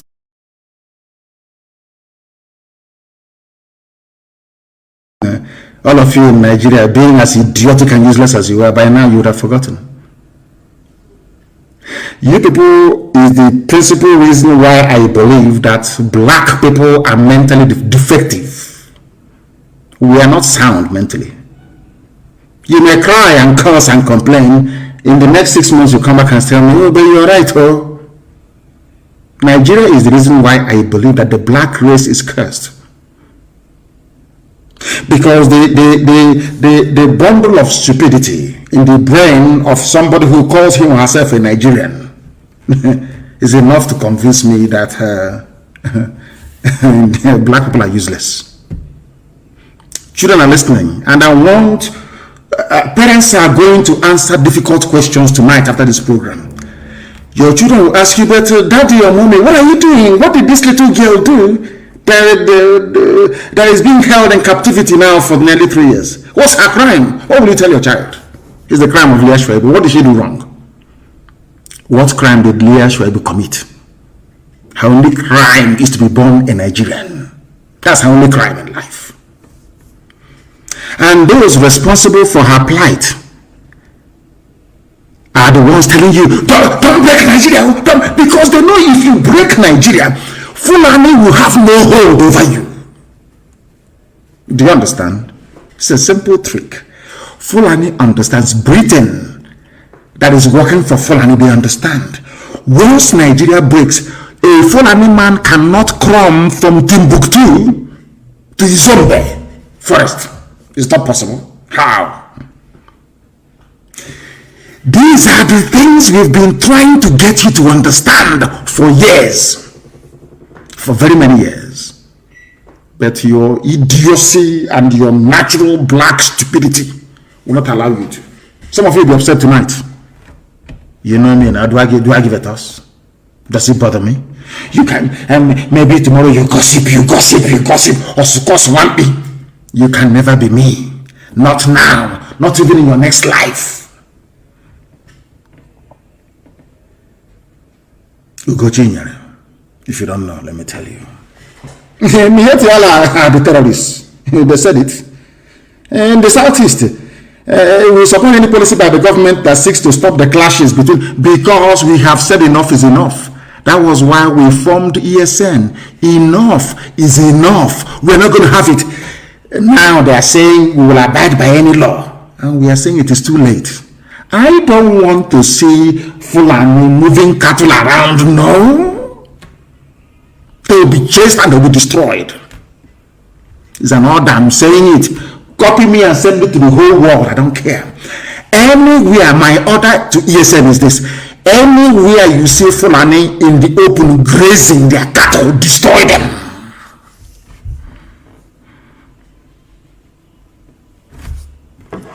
One Nigeria, yes? So that's the gift of one Nigeria.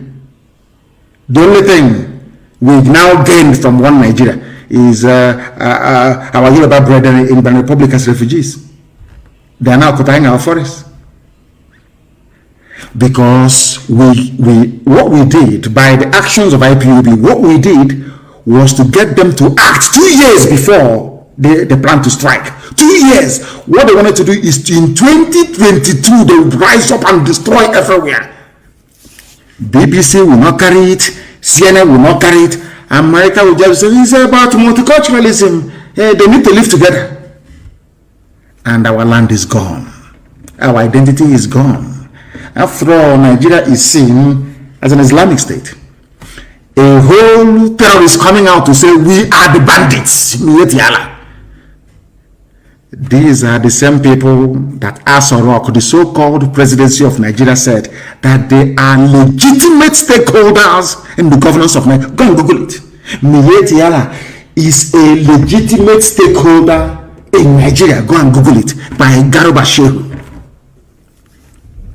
I don't know if it's the acting Buhari now. I don't know. All of you are Nigeria. We Nigerians. This is our polity. We Nigerians. We are Nigerians. Stupidity on top of stupidity. Terrorists are the ones ruling you. They are the ones who shout, treason felony. Now tell me, what is more treasonous than bandits? What is more treasonable than what Fulani did to Leah Shoaib? Please explain to somebody. Please explain to me. What is more treasonable or treasonous? Has the love to treasonous? He's treasonable. Do you know what it is? He's treasonable, Fulani. He's treasonable, idiots. They never went to school. This UG, I feel sorry for you people. Black. People who cannot reason very well. A terrorist group came out in the open. We are the rulers of Nigeria. Terrorist group, terror. They travel with a motorcade. We shall deal with them in the land of the rising sun. We have started, we're not going to stop. We will sacrifice everything sacrificable. We are about to teach them a new dimension of madness they have never seen before. If they bring this war to us, I told you people many years ago, and I'm repeating tonight, for every one suicide bomber you have in Boko Haram, I'll give you 10 in Biafra land when the time comes. Fulani cannot take our land, not while I'm alive, it cannot happen. God is my witness. Fulani cannot take 1 inch of Biafra land or send us into exile, it can never happen. Terrorists are in charge of your lives, and you're busy speaking grammar. Treasonous. Because on television, they like a retired prostitute with her finger painted on the Arise TV talking rubbish. Treasonable. Is that not to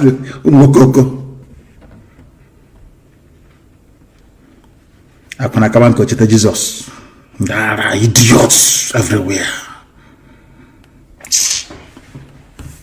We will kill all non-state actors in the forest, says Chief of Defense Staff, Major General Lucky Irabo. He will kill all non-state actors. They have not killed Boko Haram. This is, sometimes, are you sure it's not the pepper, the amount of pepper we put in soup back home that is making us this foolish? It could be the pepper, because other people that don't eat that much pepper, they're not as foolish as this. You know, when we eat pepper soup, we'll be sweating and we'll still be eating it. Maybe that pepper is going to our brain to scatter it. This idiot is Major General Lucky Irabo. He is the Chief of Defense Staff. He has not defeated Boko Haram in tiny Sambisa forest. We will kill all non-state actors in the forest. But other Sambisa, you cannot take Sambisa. So if you make this statement, we will all be shaking. Hey, they're about to come. Oh. You're asking them to come. Come now. We are waiting. Come and take our forest. Let's see. For your Fulani masters. This idiot is married to a Fulani Janjaweed.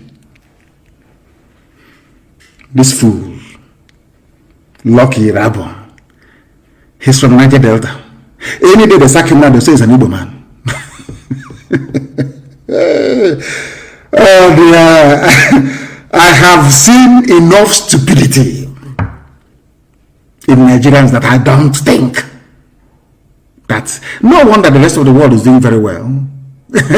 God packed the whole foolishness in the brains of people that call themselves Nigerians. Wild beasts, animals everywhere. Chief of Defense Staff who will kill all non-state actors in the forest. In a country that it claims they're not at war, where they have the law court. So there is no, what it's telling you is that Nigeria has no laws now.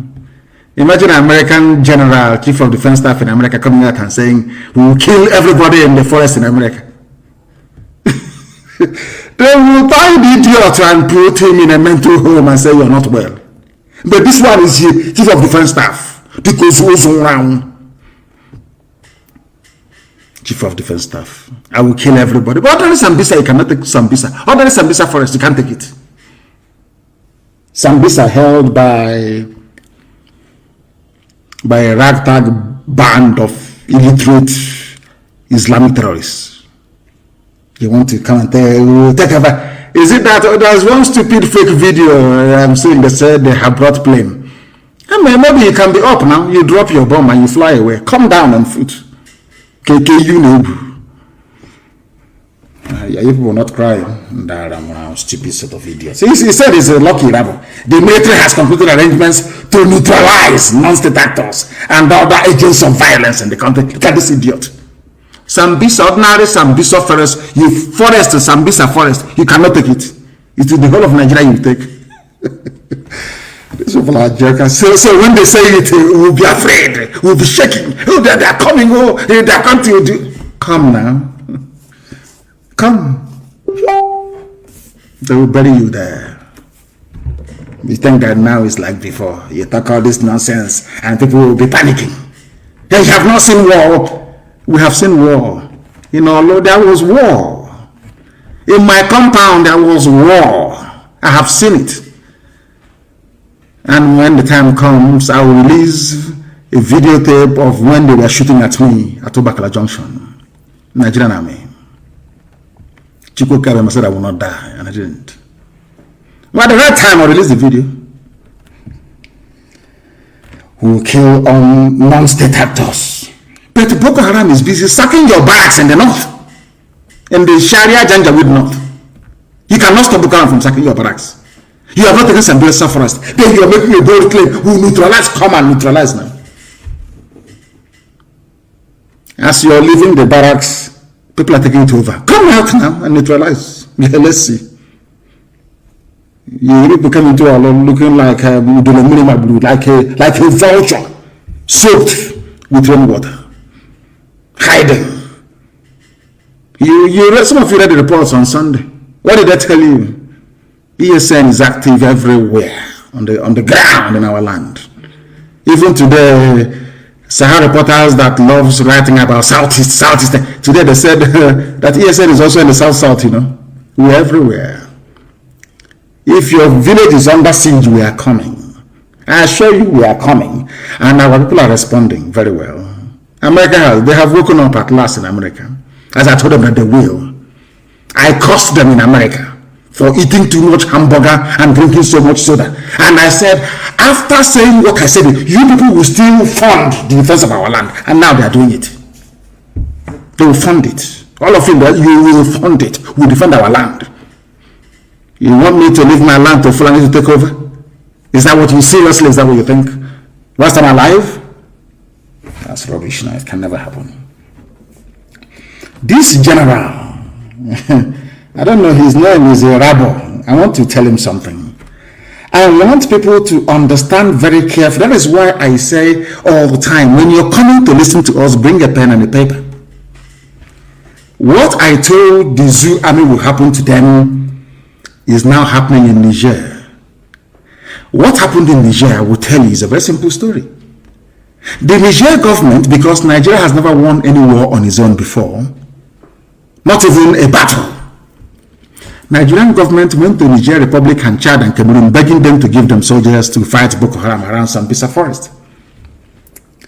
Niger Republic stupidly agreed and sent their troops south. As they sent their troops south, bandits of Fulani went now and they took over their land. It's something, our people should not panic. There is a method in our madness. I said we will draw them to the east. This army of the few Janjaweed left, they will march to the south. And as they are marching to the south, they will leave a vacuum in the north. The terrorists will take over. And the north will no longer be habitable for the next 92 years. You doubt me? Go to Syria, to Yemen. Go to Somalia. That's what's going to happen. You call them bandits, but we know they're terrorists. So as they move the Zoo army into our land, their flank at the back will be open. I don't want to bore you with military terminologies now, this evening. Before they will start saying, when did he go to military school? When did he go to military school? But their army, because they are very foolish, they are falling, they are Janjaweed, they are very hopeless, they will come down south. They will come. And when they come, they open their back to terrorists from the north. And I have never seen, this idiot is talking about bombing every forest, which is impossible militarily. Any army, anywhere, no matter how powerful you are, if you're on a battlefield, you only face one direction. If you're fighting an enemy at the front and another one at the back, you are finished. Well, he claimed he's a general. He went to Sandhurst, he went to Moms, all these stupid places he claimed they always claim they went to. This is a general talking like a kindergarten fool, like somebody who never actually been to a classroom before. You're a military man. You want to move your army down south. When you have a formidable Boko Haram at your back, you are coming to meet us in the east. You are coming, you will see us, of course you will see us. You meet resistance in the west. And you are in the middle.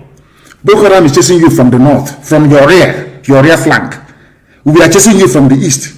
Oduduwa is chasing you from the west. And you claim you are an army that you will survive. And you're a general. Oh dear. I know that Nigerians are stupid, but your generals are even more stupid. You can drop bomb from air, that is true. But also as a general, you know you must commit troops on the ground to win any war. You can drop as much bombs as you like from the air. You must come down. You must place boots on the ground. That's why we're waiting for you. And you allow me. Come, we are waiting. I said before that people think I'm just fighting for Biafra, no? The strategy we are deploying is very simple. At the end of the day, there will be no Nigeria. The name Nigeria will be erased from history books. Let their army come. Some idiots who don't understand are thinking, we cannot fight a guerrilla war in the terrain we don't know. These fools who are saying we should be offensive all the time now, we should attack them in the north. No, of course not. They will come to our land. We know the terrain. Had our eternal leader allowed Timothy Onwatuegu to take the second army of Biafra, the buff, into the bushes, by now Biafra will be free. To sack a government is very easy. You can come and drive away from the office. But to win a guerrilla war is almost impossible. Impossible! It's impossible to win. Ask Americans in Vietnam and they will tell you. And as the French diplomat said during the war in 1968, a white man said, I have never seen a more braver army than the army of Biafra. The French deputy ambassador. Go and ask, Google it. Before I came here, I was told that Biafrans fight like warriors. But having been to Biafra, I can tell you that warriors fight like Biafrans. As Nixon said, had you people stayed on for 6 more months, America would have come in. But everything is for the will of God to prevail in our lives. But our time has come. If we miss this opportunity, as a race, we are finished. Remember when I told you that they will come? None of you believed me. Or most of you did, of course. Ipob, this very wonderful family did. I said they will come. If we do not rise up now to kill Nigeria, Nigeria will kill everybody. That is why I commend what the Duduwa agitators are doing. It's the Middle Belt. They've been ravaged now. They have been ravaged. I don't know what God wants to do with Middle Belt. Maybe he wants to destroy them completely. I have no idea. The time is also now for them to rise up and join the moving train. Look at Niger Republic, so don't panic. When they write all this nonsense, we are coming to bring this stupid army. Bring it down, let us see. Don't you bleed as well? Don't you bleed? I'm asking them. You will die. Niger Republic made the mistake of coming to the Lake Chad region to come and fight alongside Nigerian troops against Boko Haram, which they cannot even defeat. They left their back open and bandits moved in because nature abhors vacuum. That is why every sensible person must invite them to come. Let them come. There will be no more Fulani. You see the Sultan. It's the same bandits that will kill him. Sultan of Sokoto, bandits will kill the idiots. They think they are smart. We are live and direct. The time now is 24 minutes past the top of the hour, regardless of where you are. We are preaching the gospel of heaven, that the truth may prevail. I asked you a simple question from the beginning. Do you see what is happening to Leah Shwaibu, a Christian virgin girl from the Middle Belt, taken by terrorists, fallen terrorists, impregnated, now twice? Let me ask you again, do you think that you can take a Fulani virgin, Fulani girl, selling Fulani money to your forest in your village, raping her, getting her pregnant, she's giving birth? Do you know what happened to your village? They will level it. The entire place, they will level it. This is the mistake the likes of Obasanjo have been making for years. All these idiots shouting one Nigeria, either in PDP or APC, all these idiots, all these Iran boys, glorified Iran boys, shouting one Nigeria. You don't know how foolish you are. You have no idea. I remember when I told World Igbo Congress that Fulanis were coming, they said I was a madman. I said they are coming. They said, oh, he's a madman, he doesn't know, he's trying to cause war. He did not see the war. He was a child during the war. He did not go to war. Has the war not come to you now? Has it not come to you now? Who is the fool? But of course they are not anymore, because World Igbo Congress is doing very well to support the efforts we are making on the ground. Biafrans all over the world, everywhere. You heard about evangelism in Akwa Ibom. Evangelism, hey, Chineke na notuto. Glory be to God in heaven. Everywhere the message, the gospel, we are preaching it, either on radio or on the streets. Those that received it gave their life to Christ, and they're with God now for judgment. I raised the dragon flag. People don't know the meaning of it. You don't. Some of you don't understand the meaning of the dragon flag. You don't have no idea. From the day we raised the dragon flag, from that day we stopped writing to UN about what they're doing to us in the zoo. Because the world doesn't give a damn about you. They have bought over, almost every diplomat in Nigeria has been bought over by the zoo. All corrupt, all of them. US ambassador has been bought over. UK ambassador, UK, all bought over, all of them. All corrupt human beings. Very corrupt to the core. We write letter. Bring my evidence, you bring my evidence. Bring my evidence, we bring. Bring more, we bring. Okay, I want to see live interview, we show them. Bring more evidence, bring the girl, we bring we brought the girls to them. that the army raped? Nothing till today, nothing. Which means, if you don't know what to do, please stop coming to us. And now, we know what to do. We have come to die for what we believe in. Are you prepared to die for Nigeria? Then come down to where we are. Come down, stupid idiots. You think now it's 1967? You must be dreaming. They send their fake news. Army killed 16 IPOBs, Instant Security Network Cooperatives in Abia. A lie. So if you write it now, so we'll be panicking. Oh, they're killing us, so let us stop. Oh. Let me tell you one thing about us you don't understand. The more you kill us, the angrier we become.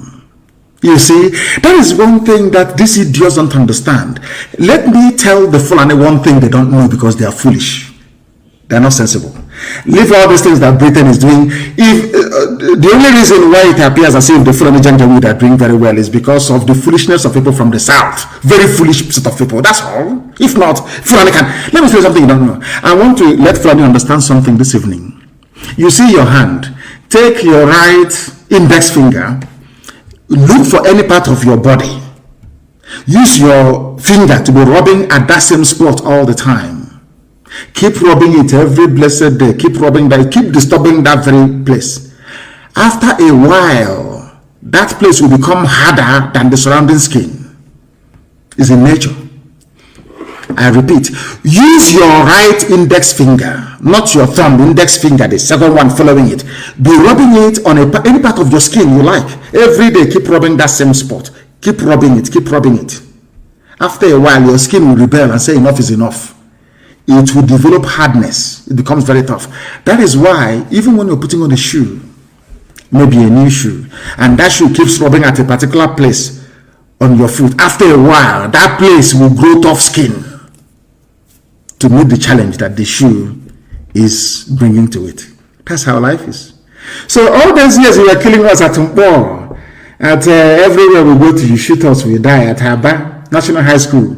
Oh, you thought that will make us become cowards and we will run back. Ah, no, you are mistaken. It's human nature. We'll rise up and we'll fight back. And we are coming with a force you don't even understand. And I'm saying it on live broadcast to the whole world. By the time we are finished with you, your children will also die. You don't know the amount of hatred you have built up. People think we're just doing IPA out of normal, that we are normal. No, we are not. Not anymore. The level of anger inside us, you cannot fathom. You don't even begin to understand it. You have no idea. The more our people die, the angrier we become. The reason why we surrendered after the war, or should I say, Obasanjo came and said he took surrender was this. Let me tell you one thing you don't know, or people don't know about the Biafran war. The reason why we gave up was because we felt that God had abandoned us. Because some of you, of course, most of you are very young. You don't know, there's a song called Nkosi. It was played after the war. I can't find it anymore. It says in Kosumam because our people sat down and felt that God had abandoned us, that God cannot be in heaven and such a thing is happening on this very earth. That was what we gave up during the war. But God knew what he was doing. Then we were not ready, mentally and spiritually. I didn't say physically, I said mentally and spiritually. But now we are. And that is why Biafra will come. All these lies. If they like, let them publish tomorrow that they killed 40,000 ESN operatives. Babash. Instead, are the ones who are dying, and they'll continue to die. Ndara. And as I said, I'm warning them now. You see all those your children schooling abroad. Some are in the UK, some are in the US. We have people that will go to prison in the US waiting for them. When I give the order, you will hear what will happen. When I give the order, you will hear what will happen. We have reconnected on our app is wobbling because they are panicking. If they are panicking, it is broadcast. Some in the UK, some in the US. We're exposing. We have people that will go to prison in the US waiting for them. When I give the order, you will hear what will happen. When I give the order, you will hear what will happen. So as I'm quoting it, I want people to please note this down, please. And write it, and I'm Googling it as I'm talking, I can multitask. As you have made women childless.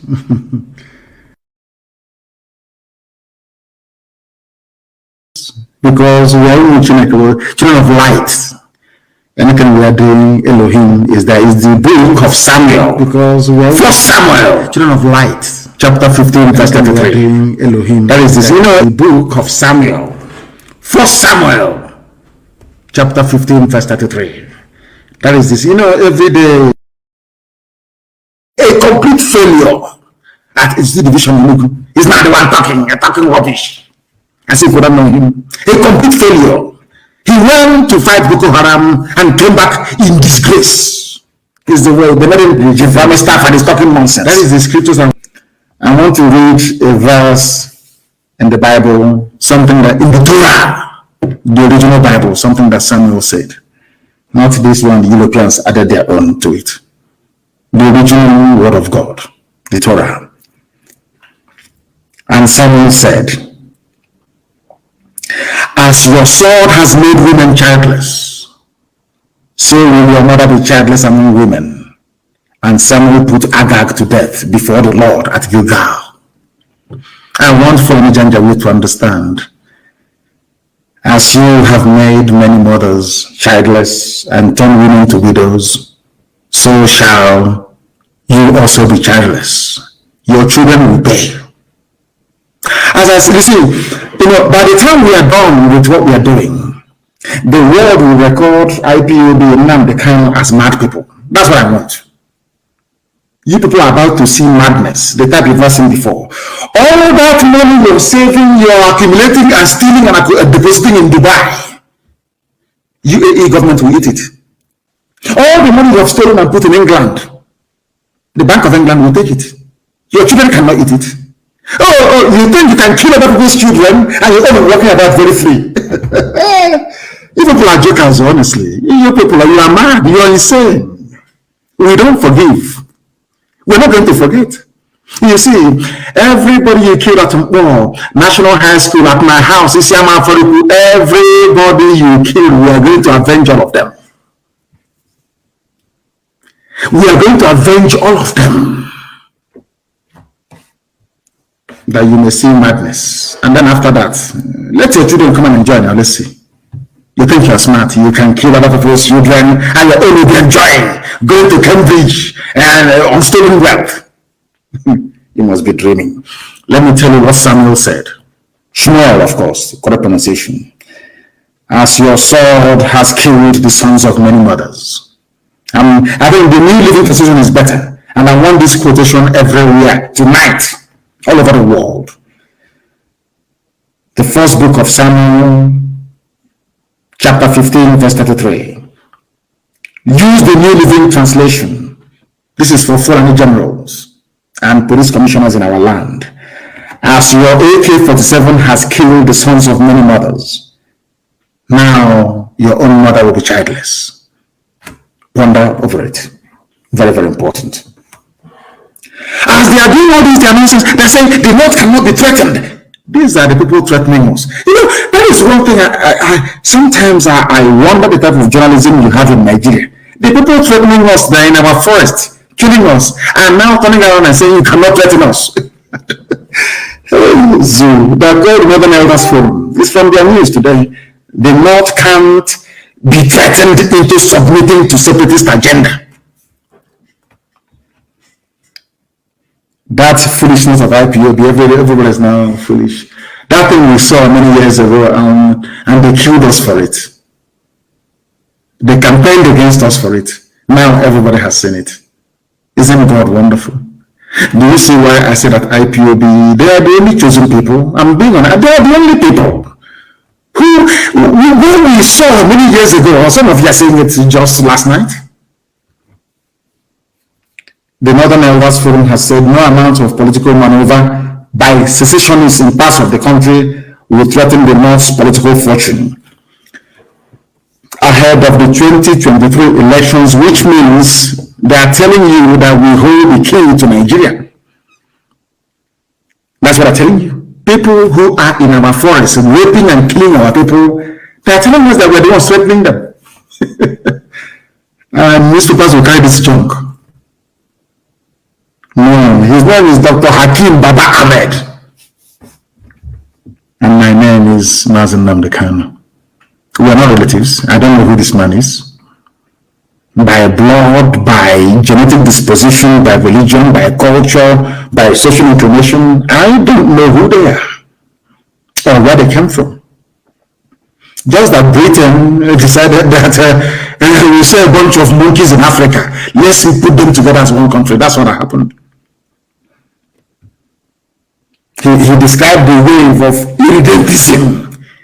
Not the wave of Fulani banditry, no. They think they're clever. And some of you make Fulani feel that they're very clever. They're very foolish. Fulani, you people are the ones threatening us. You are the ones in our forest. Fulani, you are the ones that sent Yoruba people on exile as refugees into the Republic. Fulani, it is you. European young people are rising up. You are now claiming we are separatists, irredentists, or whatever garbage you call it. Because you think we are fools. Because you use daily trust, you use all these stupid Nigerian media houses to drown everybody else. No, but not us. I will come on air to preach. And millions all over the world will listen. Because what we are preaching is the truth. The whole truth and nothing but the truth. Fulani, you are the problem. But you're the ones complaining because you think we're all foolish. Of course, most of us are in the southern part of the zoo. That is why we must continue to tell the Fulani Janjaweed that they cannot succeed. Nigeria must fall. The zoo must fall. There is no alternative. You must go back to where you come from. Even the Hausa will reclaim the there, which is Sokoto. Mark me, I will go somewhere. Hausa peasants will rise up against Fulani Janjaweedism. They think they're smart, but no, they are not. They have come to the end of the road. They have come into the land of the rising sun, the land of the ancients, where God in his infinite wisdom saw it fit to plant the first human being on this very earth. That is your end. If you don't know, let me tell you now. Let me tell you one thing you don't understand. Ojukwu is our Moses. All God did between 67 and 70 is to show us there is a land he prepared for us called Biafra. That's all he did. And now this generation is here to get it. And the walls of that Jericho must fall. The zoo must fall. I have a very, very critical and sobering announcement to make this evening. I regret to announce that I lost my mother-in-law, Mrs. Anyang. I lost her. She was ill for some time. And it is not unconnected to the fact of the invasion that happened in my house and the fact that the zoo has made life for me and my family very difficult. Of course, her very beautiful daughter, my beloved wife that I'm married to. I announce this evening with very heavy heart and deep sorrow and sadness the passing of my mother-in-law. Very, very sad indeed. Another price I have to pay, and I'm begging you to please stop. I have paid so much price, so much. I have committed so much. I have sacrificed everything sacrificable. And today I announce that my mother-in-law is no more. Very sad indeed. But you see, in everything, as David reminds us in the Holy Book, we give thanks to the Almighty in heaven. They are attacking our system as I made this announcement. In all, we give glory to Elohim, because he brings and he takes. Who are we to challenge him? You know, sometimes, as Job went through, sometimes I feel like I'm Job, you know, so that I can speak against the Holy Spirit. But I can't. Because as David said, you are God, you bring and you take. Anything you say must come to pass. And upon that, we anchor our faith and our belief that everything that happens does so to give glory and honor to your holy name. My mother-in-law served you in truth and in every honesty, and today she's no more, but we shall mourn her deeply. And as she advised me that this march must continue until Biafra is restored. And on that note, we have come to the end. Of course, as time goes on, I will, of course, brief you as to the burial arrangements. I thank you all for listening. From me, from here, good evening. Good evening, wonderful people, great Biafrans, wherever you are. On the face of this very planet, once again, we welcome you to another live, interactive, and enlightening edition of Radio Biafra presentation. This very day, the first day of June, in the year of our Most High Elohim 2021. The time now is 5 minutes past the top of the hour, wherever you are, 5 minutes past 7 p.m. in the hallowed, sacred, and blessed land of Biafra. The day after our historic and unprecedented lockdown of Biafra land.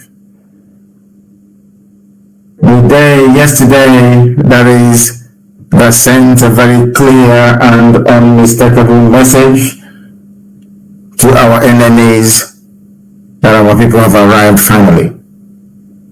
And our destination is Biafra sovereignty. And as we have embarked upon this very journey, we are dragging other ethnic nationalities with us in order for them to be free as well, not just us. We desire freedom for everybody, not just for Biafrans, but for every component unit in that damnable zoological republic created by a white man for the habitation of animals. We are live and we are direct, and the whole world is bearing us witness. And this evening, as always, I must remind each and every one of you to inform those around you. You must send these links to the ends of this very world, that others may also participate. We are live on a multitude of platforms. We are on satellite, we are on FM in Biafra land and some parts of Nigeria. We are also live on Twitter, on my handle. We are live on Instagram. A lot of you are on Instagram already and watching. I welcome each and every one of you. We are on Radio Biafra app. We are on University of Radio Biafra. We are on Biafra Television. Oh, Canada is too much. We are on Biafra Television. We are on Sweet Radio. We are on Radio Garden. We are on Tuning. We are on Radio Biafra app itself. We are on YouTube as well. If you want to listen to us, you should and ought to be able to do so. Because as I can assure you right now, if you call any politician of importance that you know, they will tell you he's in a meeting or she is in a meeting. Because everybody is listening to us live. Every government of the world is listening. Because here they know they get the truth, the whole truth and nothing but the truth. There is now a very clear and unmistakable understanding that we are whiter than white and whiter than snow, that our people listen to us. Anything we say is what our people will do. It is now very clear. Therefore, this evening I say good morning, good afternoon, good evening, and good night to all of you. Not just Biafrans, not just the members of this very noble family, but all lovers of freedom all over the world. Those who are wishing us well, we also wish them well. Those that wish us evil, we also wish them twice the evil that they're wishing us. My name is Mazi Nnamdi Kanu. I am the leader of the largest mass movement on the face of this very earth, as was clearly demonstrated yesterday without any shred of any doubt. it was made very clear yesterday how formidable and how mighty this noble family is. But of course, by the grace of God Almighty in heaven, unto whom every glory and honor belongs to, it is not us that is doing what we are doing, but Elohim in heaven that determined that we should come. I welcome each and every one of you. We are here to preach the gospel of hope, the gospel of redemption, the gospel of restoration, the gospel of renewal, the gospel of liberation. That those who are unfortunately trapped in this theological republic will be set free without fear nor favor. Here we preach the truth. If you do well, we praise you. You mess around, we shred you. That's who we are. We are not going back. We will move forward because there is no retreat, there is no surrender. It doesn't matter what comes out of the mouth of the Janjaweed. It doesn't matter what they say. It doesn't matter what they write. It doesn't matter who they collude with. They can go and get all the useless, idiotic, gutter Yoruba media. It doesn't mean anything to us. You can write whatever junk you like. It's entirely your business. It has nothing to do with us. Because our hands are clean. And we are marching on relentlessly and resolutely towards this very glorious land flowing with milk and honey, the land of Biafra, the only place in the world where within a proximity of only 60 kilometers you will see natural gas and oil forming side by side with coal, side by side with white and black marble, side by side with gold, side by side with diamond, for goodness sake. Everything that man can ever desire is in the land of Biafra.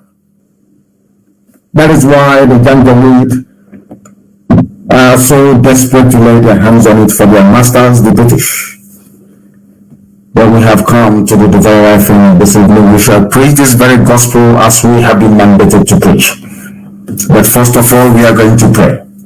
And as I told you yesterday, today we are going to pray Psalm number 2.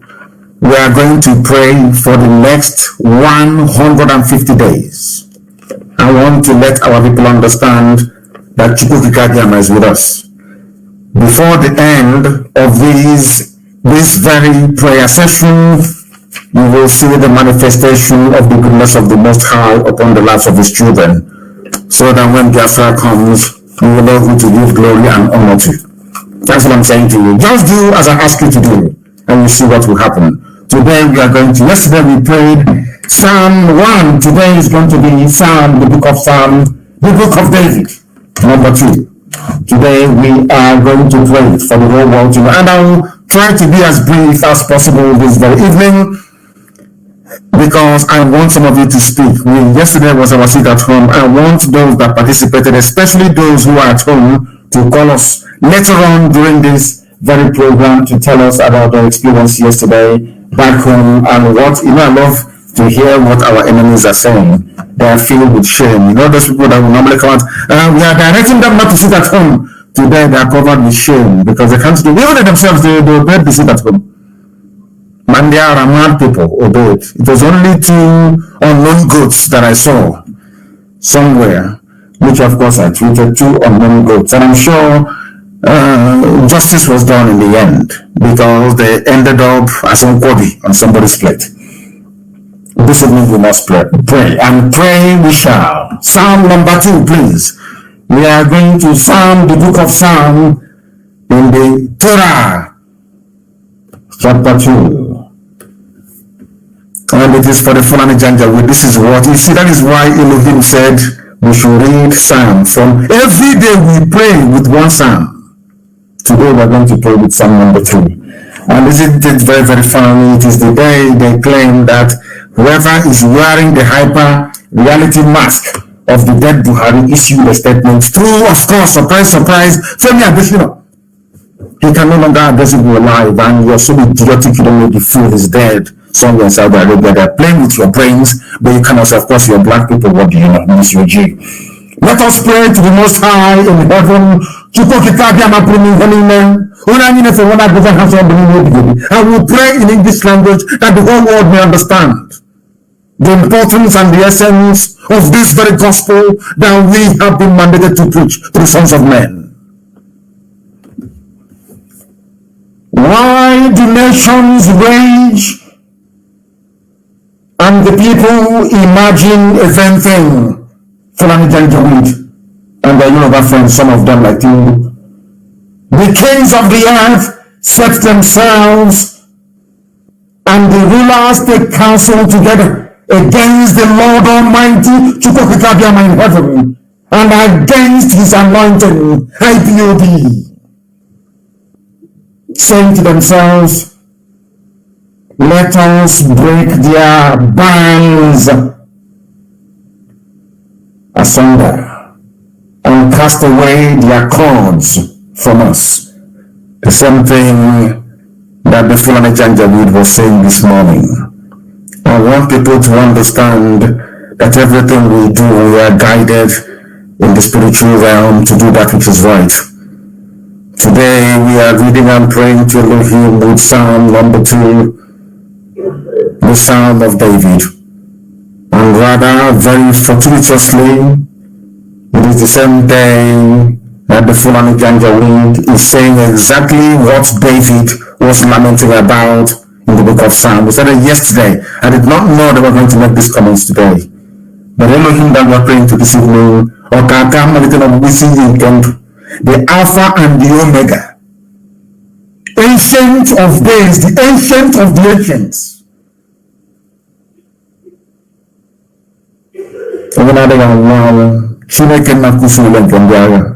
We are praying on today the prayer of your servant.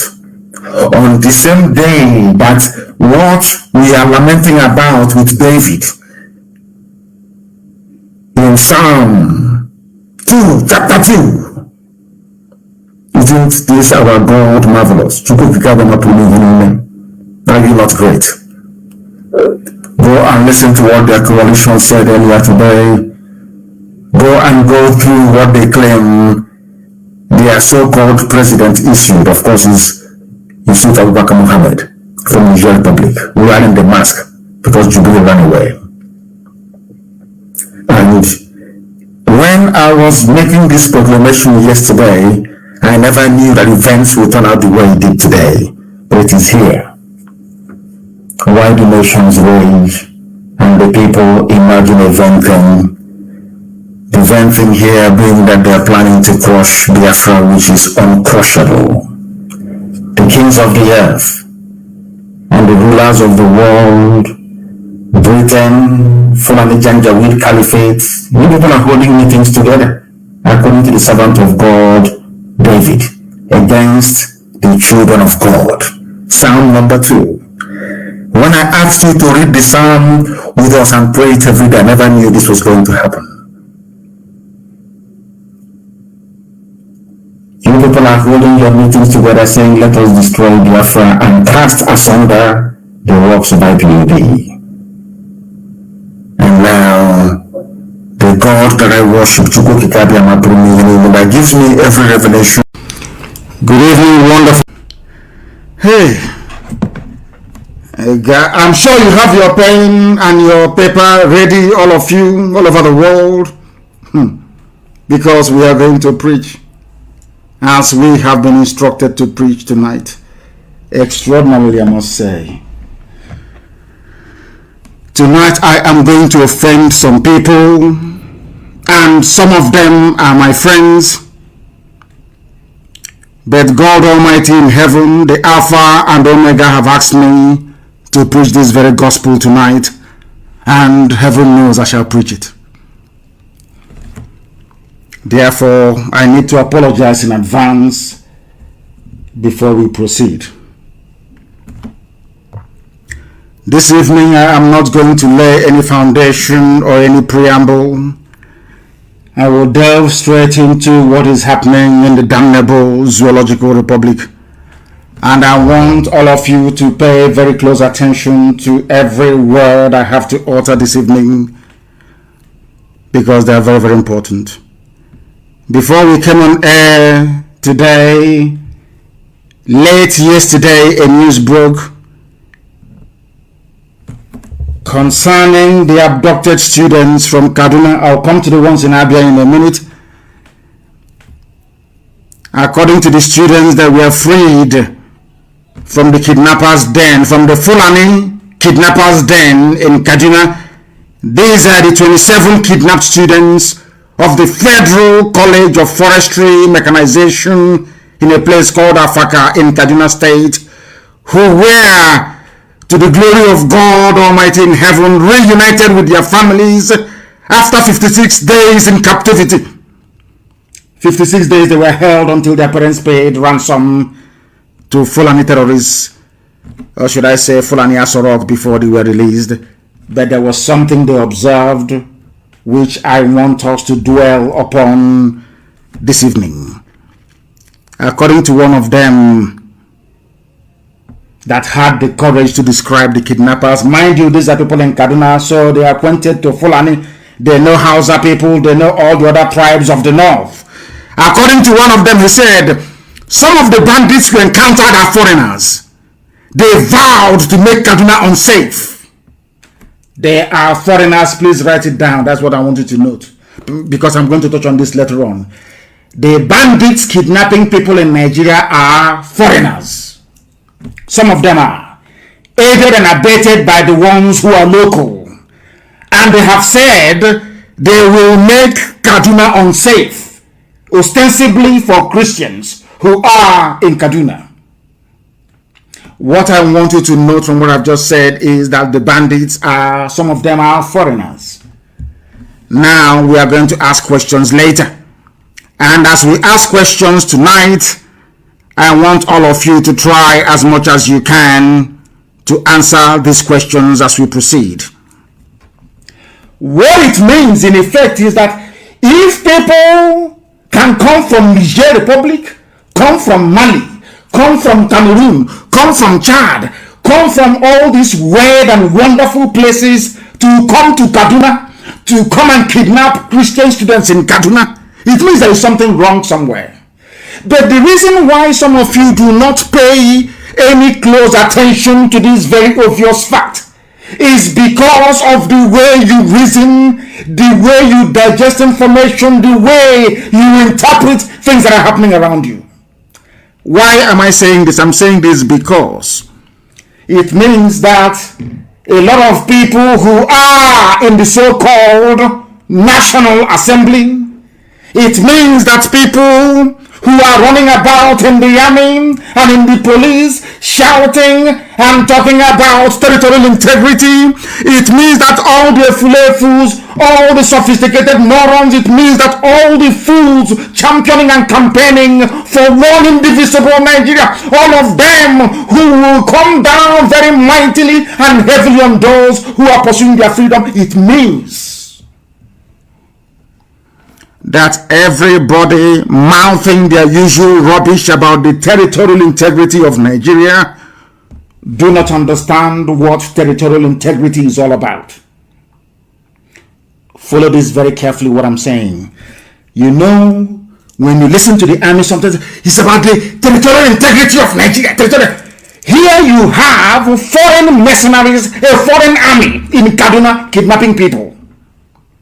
Very shortly, I'm going to ask all of you where you think these kidnappers are coming from and how come they managed to get through the border.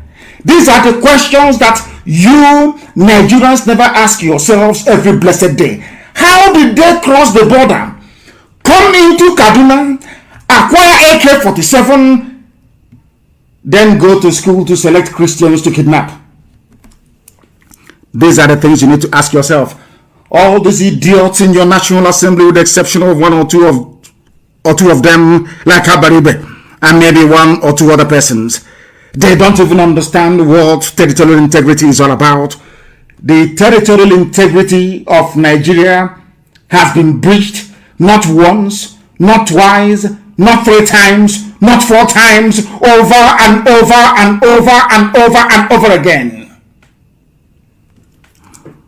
They don't know what territorial integrity means.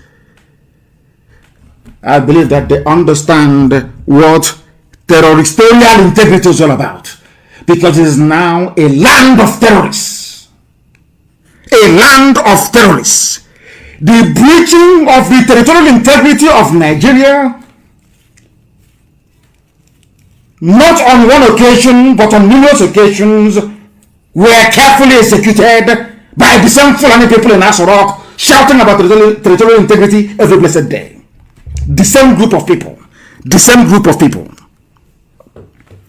These Fulani Islamist politicians in Asorok and all over the north, with their quislings in the east and their sophisticated moronic partners in the west, if you add a few pastors in between, you will not be mistaken. These Fulani Islamist politicians and their cohorts right across every shade, every color, every tribe in the zoo have themselves destroyed the territorial integrity of Nigeria by bringing in terrorists into Nigeria from across the Sahel to conquer indigenous populations. Fools like Dave Umahi and should I say Mrs. Tambuwal in River State with Mrs. Tambuwal. Fools like Dave Umahi and Mrs. Tambuwal must learn from this, because these people think that they are dealing with normal human beings from the north, from the Fulani Caliphate Sahel, not knowing that every Fulani politician is a hardened terrorist. That is the reason why they went across the Sahel to recruit people and give them cattle to disguise their identity. Or should I say, to validate their murderous mission.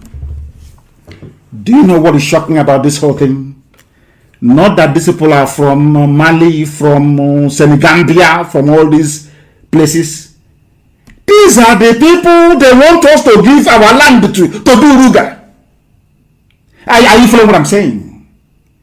These are the same people that are telling us they are headsmen, it is their pastoral life and all that rubbish. These are the same people they want us to give our land to.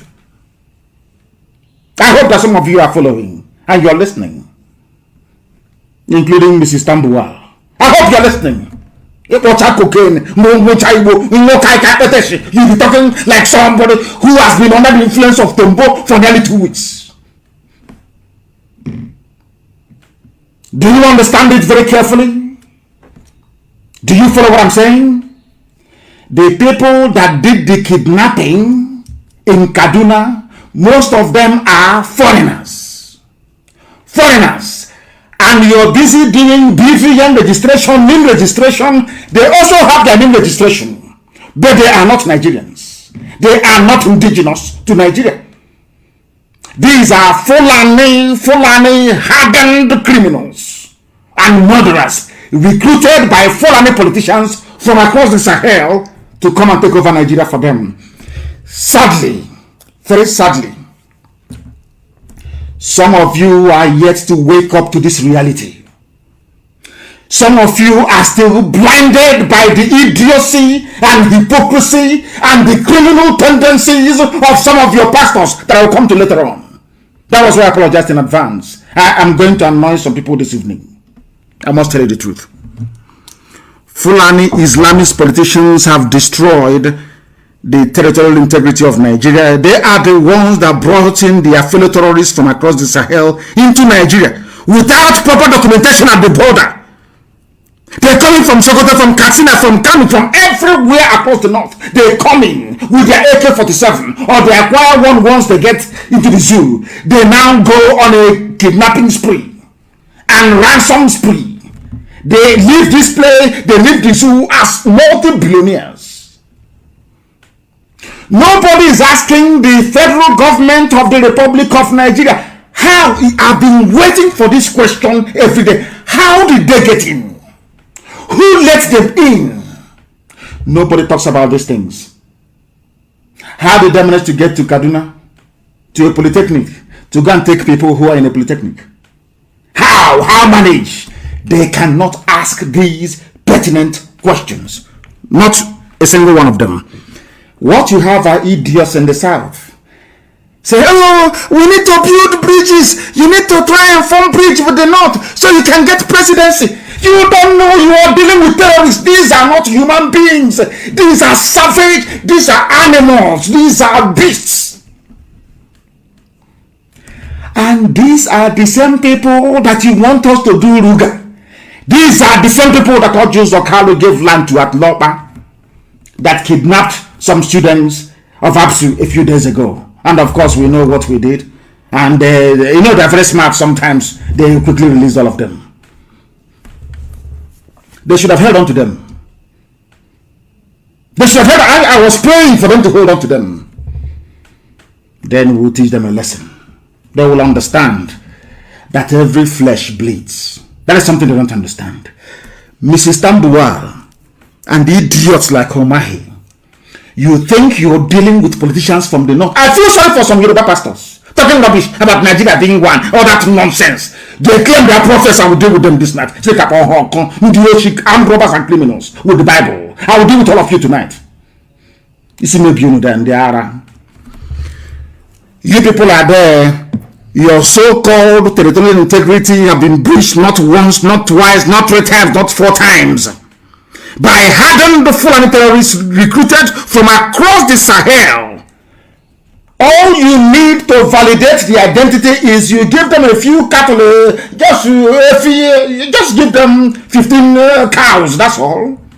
They become Fulani pastoralists in Nigeria. That's all it takes. The only way they have managed to deceive all of you over the years is to think that anybody carrying a nama along the road is somehow a Fulani Nigerian or a Nigerian Fulani.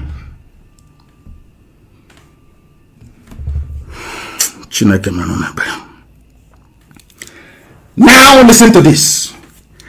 You know that they moved into Kaduna, into Kebbi State, and a few others in the north. Remember, that is why when people say their bishop is a prophet, he's a prophesying, I look at them and I laugh at them. You know that poverty can do a lot of things. You know the same way that Africans are behaving today. You see a Yubo white people, they used to behave like that very, very in the dark ages. Very many centuries ago. You know that there is nothing that draws you closer to God than poverty. You know, poverty is miraculous. Once you're hungry like this, you start seeing Angel Michael and Angel Gabriel coming to minister to you. The same thing happening in Africa today happened in Europe. Many centuries ago, Europeans were very, very poor, impoverished, extremely poor. And somebody gave them the Bible. And the same, that as idiotic as we Africans are today with religion, it was exactly the same way they were. In the same Europe you're seeing, in Germany, in France, in all those places. Very poor. They started seeing angels from heaven flying all over the place. Now they no longer see angels anymore. Do they go to church? In Europe, no they don't. Do they go to church anymore in America? It's only black people because they are poor in America. That's what people shouting hallelujah every place in the church. Doing songs of praise in the church. The people going to church today are those who are still poor. Because in Europe, anybody living in Europe can testify. Do they go to church anymore in Europe? The answer is no. They no longer go to church in Europe. Am I lying? That is why when you come to Africa, one idiot will tell you he's seeing a prophet, he is seeing prophecy. He is seeing prophecy. Your life will be better. You will get a new job. Whereas where you are being prayed for to get a new job used to be a factory producing shoes before. They closed it down, turned it into a church, praying for you to get a job. Ask the stupid pastor, where will I get this job from? Oh, poverty is the spirit, I'm telling you. Once poverty gets inside you, hey, if they quote Ecclesiastes, you'll be jumping up and down because you are very poor. Because you cannot reason very well. To compare to all those fools that call themselves prophets that cannot prophesy anything. Only a few months ago, I told the whole world live on Radio Biafra that there is a method to our madness. I think those were the exact words I used. there is a method to our madness. And unless you are on the inside, you can never ever understand it. You cannot understand what we are doing. You can never ever understand what we are doing. Because I get messages from heaven direct. You know what Elohim said to me? He said, you must continue what you're doing. You must continue what you're doing. That is something that a slave and baby sabos can never understand. Every person knows heaven gave me a message, you must continue what you're doing. And I asked why. They said, I want to move their able-bodied men and women to the east. When they come to the east, you are going to kill them in the east. Those of them that can survive or that manage to survive will have nowhere to go back to. So that in years to come, wherever they settle, they will tell their children about you people. I didn't understand what the message meant, and I kept praying. Elohim said, you will bring them down to your land, and the real terrorists that they are grooming will take over their own land from them. I still said, I don't understand. They gave me a message in Igbo language. Now I can see that hand with which they've tried to feed poison to others, they will put into their own mouth. It shall kill them. That was what Elohim said to me. Everybody's Rimozi, and I must give it to you tonight. And I kept wondering. What is this whole thing all about? Until it started happening. I want to give you a very clean, fine example today as to what heaven meant by keep doing what you're doing, draw them to the east, and I will hand over their land to vandals. And vandals are now in their land eating their flesh. I'll give you a very simple example this evening. A humanitarian crisis is brewing in Zulu Emirates, in Kebbi State. Listen to the name. School that today, because bring your pen and paper, I said. Bring your pen and paper, for goodness sake. And note everything I'm telling you. They said there is a place called Zulu Emirates. Emirates is the word I want you to note. Write it down. In Kebbi State. Their villagers are fleeing their communities following the invasion of armed bandits. The way Guardian newspaper put it is this: thousands flee Kebbi communities over invasion by armed bandits. There was a brother of mine that wrote something today, which with his permission I will quote. Obonna, he said, all the demons of hell must overrun the north. That Elohim said, that he has unleashed, that he has opened the floodgates of hell. All the demons of hell, they will eat the flesh of the Fulani in the north. They send their army, their zombie army, to the east, where they will be destroyed by Elohim. Then the sun will rise over the land of Biafra, never to dim again for eternity. It was today that the full weight of that message that I was giving dawned on me. When I was on air and I was saying that we'll draw them to the east, and the real bad eggs will take over their land, I didn't even know what I was saying, but it has happened today. Do you know who Kebbi people are? You don't know, but I will tell you later. The people who are in Olu today fighting, most of them are from Kebbi State.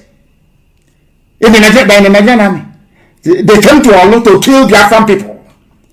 But as they left the north, their lands are being taken over by hardened savages and animals from across the Sahel that their political masters imported into the zoo. All of the army, Nigerian army in Biafra land, you are going to die there. You will die in Biafra land. All of you will die there. Our people don't understand this very message that we are giving to them. But I do hope that after tonight, they will get it. All of you will die in Biafra land, those in Olu, those elsewhere. The best option for you is to take off your uniform and run away before it is too late. Go back to your land, those of you from Kebbi State. Go back to Kebbi to go and save your land. Because as you are in Olu, you have no village anymore to go back to in Kebbi. It's gone. Your village is gone and gone for good. That is the work of Almighty God in heaven. The same prophecy I was given, that there is no other religious minister in the zoo that can match 0.0000001% of the accuracy of our prediction. No, nobody can. I'm begging. Now listen carefully to me. All of you in Biafra land, you're going to die. Even the Pakistani mercenaries that we saw in Olo, all of you will die there. If by any stretch of luck you manage to survive what is coming, because they know now, and I watch it in Ayesugo. If by any stretch of imagination you get out of Olo alive and survive what is coming, then look for where else to go to, because your land has been taken over by terrorists from the Sahel. Those of you from Kebbi State in Imo State listening to my broadcast this evening, you are about to pay the price of stupidity. In your next life, if they mention Biafra, you will tell your mother not to give birth to you. All of you, you are finished. You are going to die in the one thing. You are going to die in Biafra land. You will die there to start with. All of you will die there. You will die in Biafra land. You are going to die there. That is certain. And by the time one or two of you then may survive, by the time you crawl back to where you come from, let me remind you once what's happening again, where you come from. They say it is a humanitarian crisis. Some of you are in Abuja, some of you are in Lagos writing rubbish every blessed day. Nigeria should be one. We should move forward. We should move forward. The idiots like Obasanjo writing rubbish. But there is a humanitarian crisis. They didn't say it's just banditry. Humanitarian crisis in Kebbi State. Where some of you come from, that claim you are serving in Imo State. Who said to go? I told you. I can't see Nugabu on. Somebody should translate for them in Hausa language, so they understand what I'm saying. All of you are going to die in Biafra land. By the time one or two survivors crawl back to the north, in fact, you can no longer go back because your land is taken over. It reminded me of what some DSS officers told me in the days I was under their detention in Abuja in the dungeon. One of them confessed to me when he was taking me to court that they're trying to stop. We are trying to stop you because we don't want what is happening in the north to happen in the east. Because even me here, I am from Adamawa. I cannot go to my village anymore. I've been in Abuja with my family ever since. But these idiots are in Abuja trying to sustain one Nigeria. The same one Nigeria that made it impossible for him to go to his village. He is in Abuja trying to sustain it. Things can never be the same again in Nigeria. Is gone. The zoo called Nigeria is gone. It can never be the same again. There are arms everywhere. Arms everywhere. It can never be the same. The same thing the army has, now the people, they have it as well. Is it not AK-47?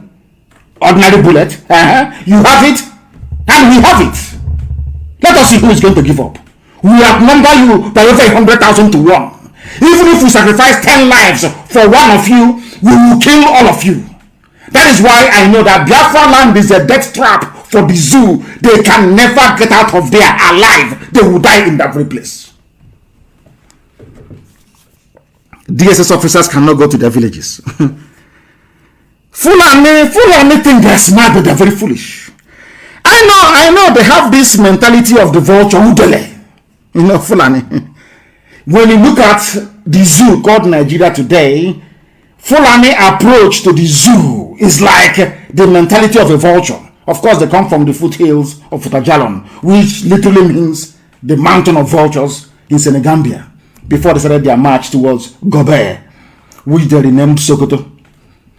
that the stupid, idiotic Hausa peasants allowed them to take. Oh, I feel sorry for. Anyway, there's no more house anyway. They're finished. You see the male vulture, Udele, the male one. The male vulture, Udele, was being interviewed, maybe by BBC, but I don't know. They asked the vulture, the male vulture. The BBC will ask the male vulture, Udele, now that your wife is pregnant, what do you think the future holds for you? BBC will asking vulture, Udele. That is, the bird called Udele. Now, vulture, it only eats carcasses. It only eats rotten meat. Dead bodies, that's what it eats. They asked a vulture,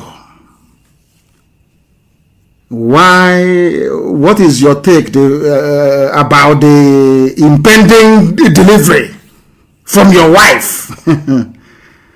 And the vulture, the male vulture, calmly replied, that it is God that gives a child. If my wife survives the delivery, we will celebrate.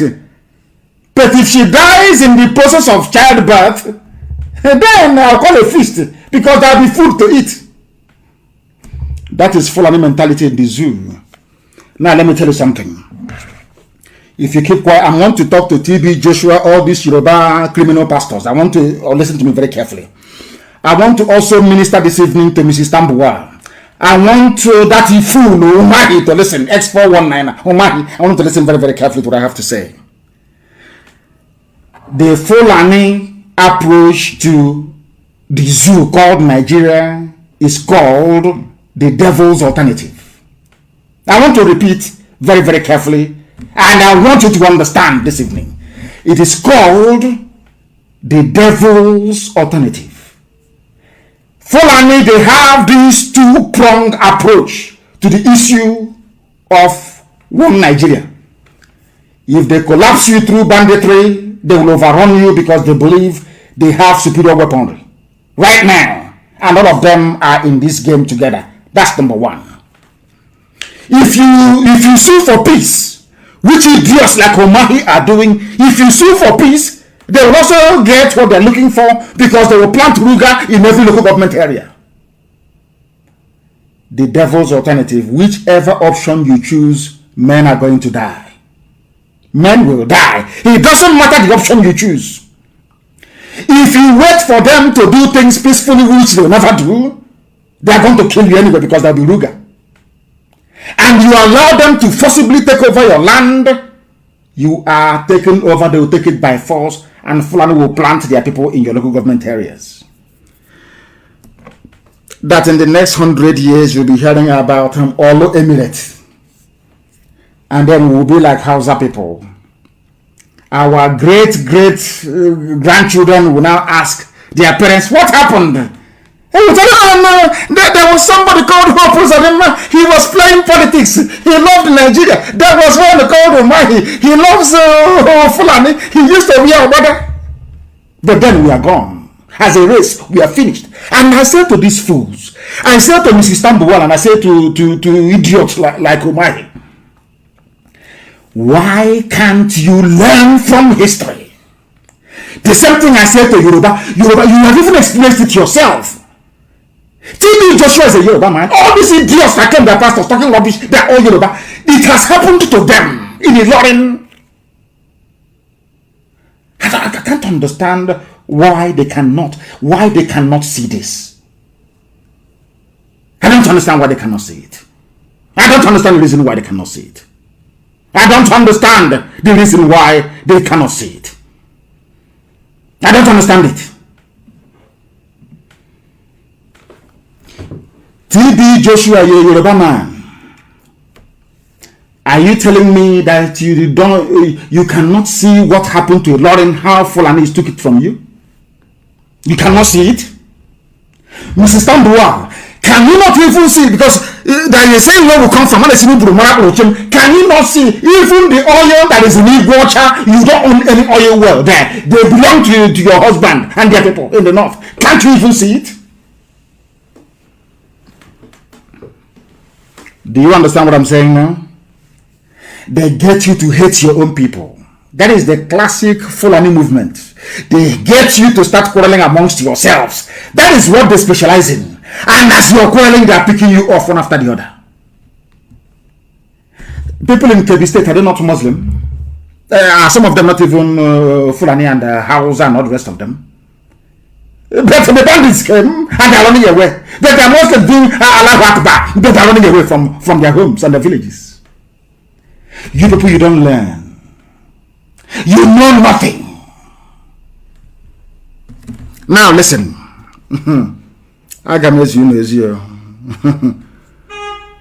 Fulani Caliphate is dealing with you people, but you don't know it. They are like the vulture. Nigeria is pregnant. If Nigeria dies during the pregnancy, they benefit. Nigeria gives birth to their Ruga, which they want, a new Nigeria, which they want, is also to their benefit. The only people aiding and abetting them are these quislings, ifulefus from the East, intellectuals, and sophisticated morons from the West. You want to answer a citizen, you want to be seen as somebody who's detribalized. As you're detribalizing yourselves, the Fulanis are tribalizing you. The Fulanis are tribalizing you. Because you don't understand anything.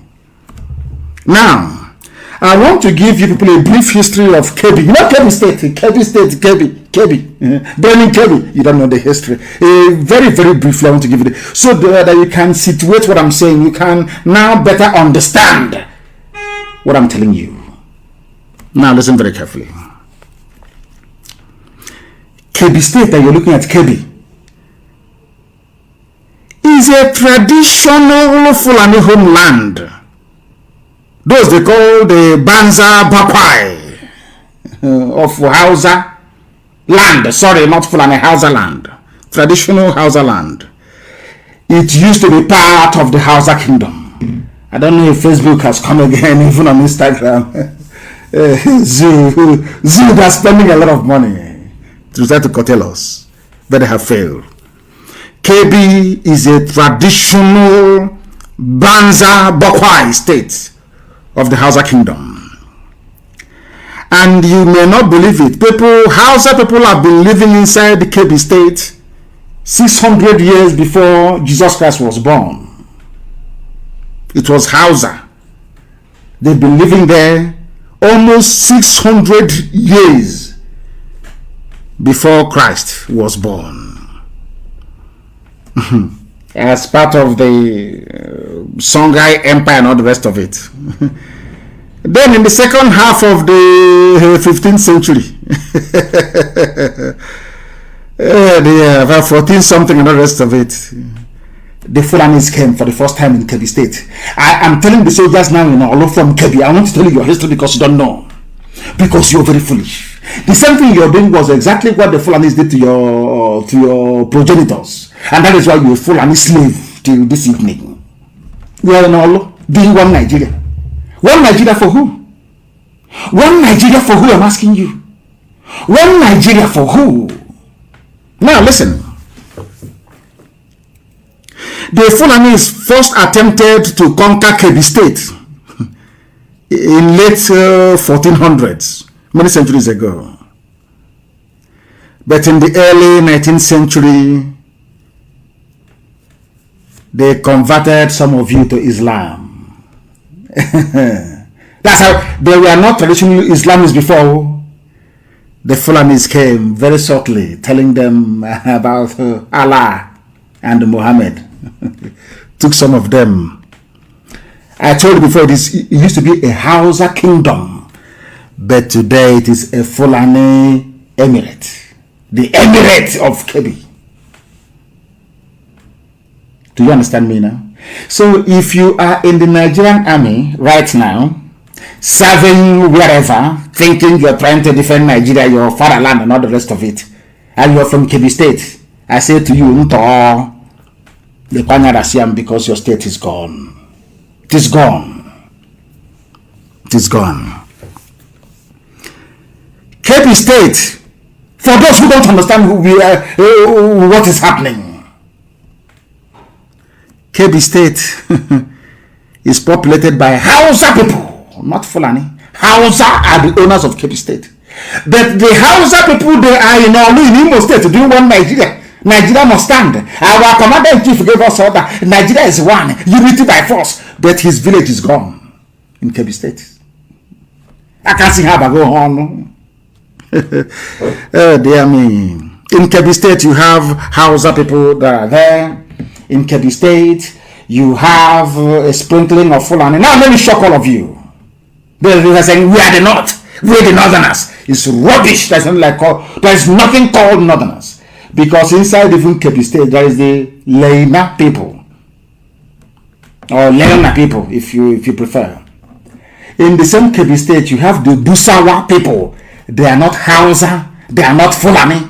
These are the minorities Obasanjo was talking about. They are going to suffer. Now I want to ask Obasanjo tonight, how about the Busawa people who have been chased away from Kebbi State by bandits? What's going to happen to them? Are they not suffering? You know, people come up sometimes, they claim because their name is known all over Nigeria, they can make whatever idiotic statement they like and they get away with it. Look at Obasanjo. Of course, he's not a learned man. He's not polished. We shall get to unknown gunmen later, because it was Obasanjo who introduced the unknown soldier. Is it not true? It was Obasanjo who brought in unknown soldier. These days, people have unknown gunmen. We don't know who they are, but of course we are praying for them because they're doing a very wonderful work. Who brought in unknown soldiers? It's not you, Obasanjo. Now you have unknown gunmen in the east. And people are complaining. But when unknown soldiers went to go and kill Fela's mother, all of you were there. All of you idiots now preaching one Nigeria, you were there. Did you ask them then, reveal your identity? What's unknown soldier? You never said a word. Cowardly black people. In Kebbi State, we have the Leona people. We have the Busawa people. We have the Dukawa people. We have the Dakakari people. We have the Kambari people. We have the Gungawa people. We have the Kamuku ethnic communities. All in Kebbi State. Not Fulani. Fulani is maybe about 50,000 people. But they are the emir. They are the everybody. They are the prince. They are the emirate. They are everything. These people are not Hausa. They are not Fulani.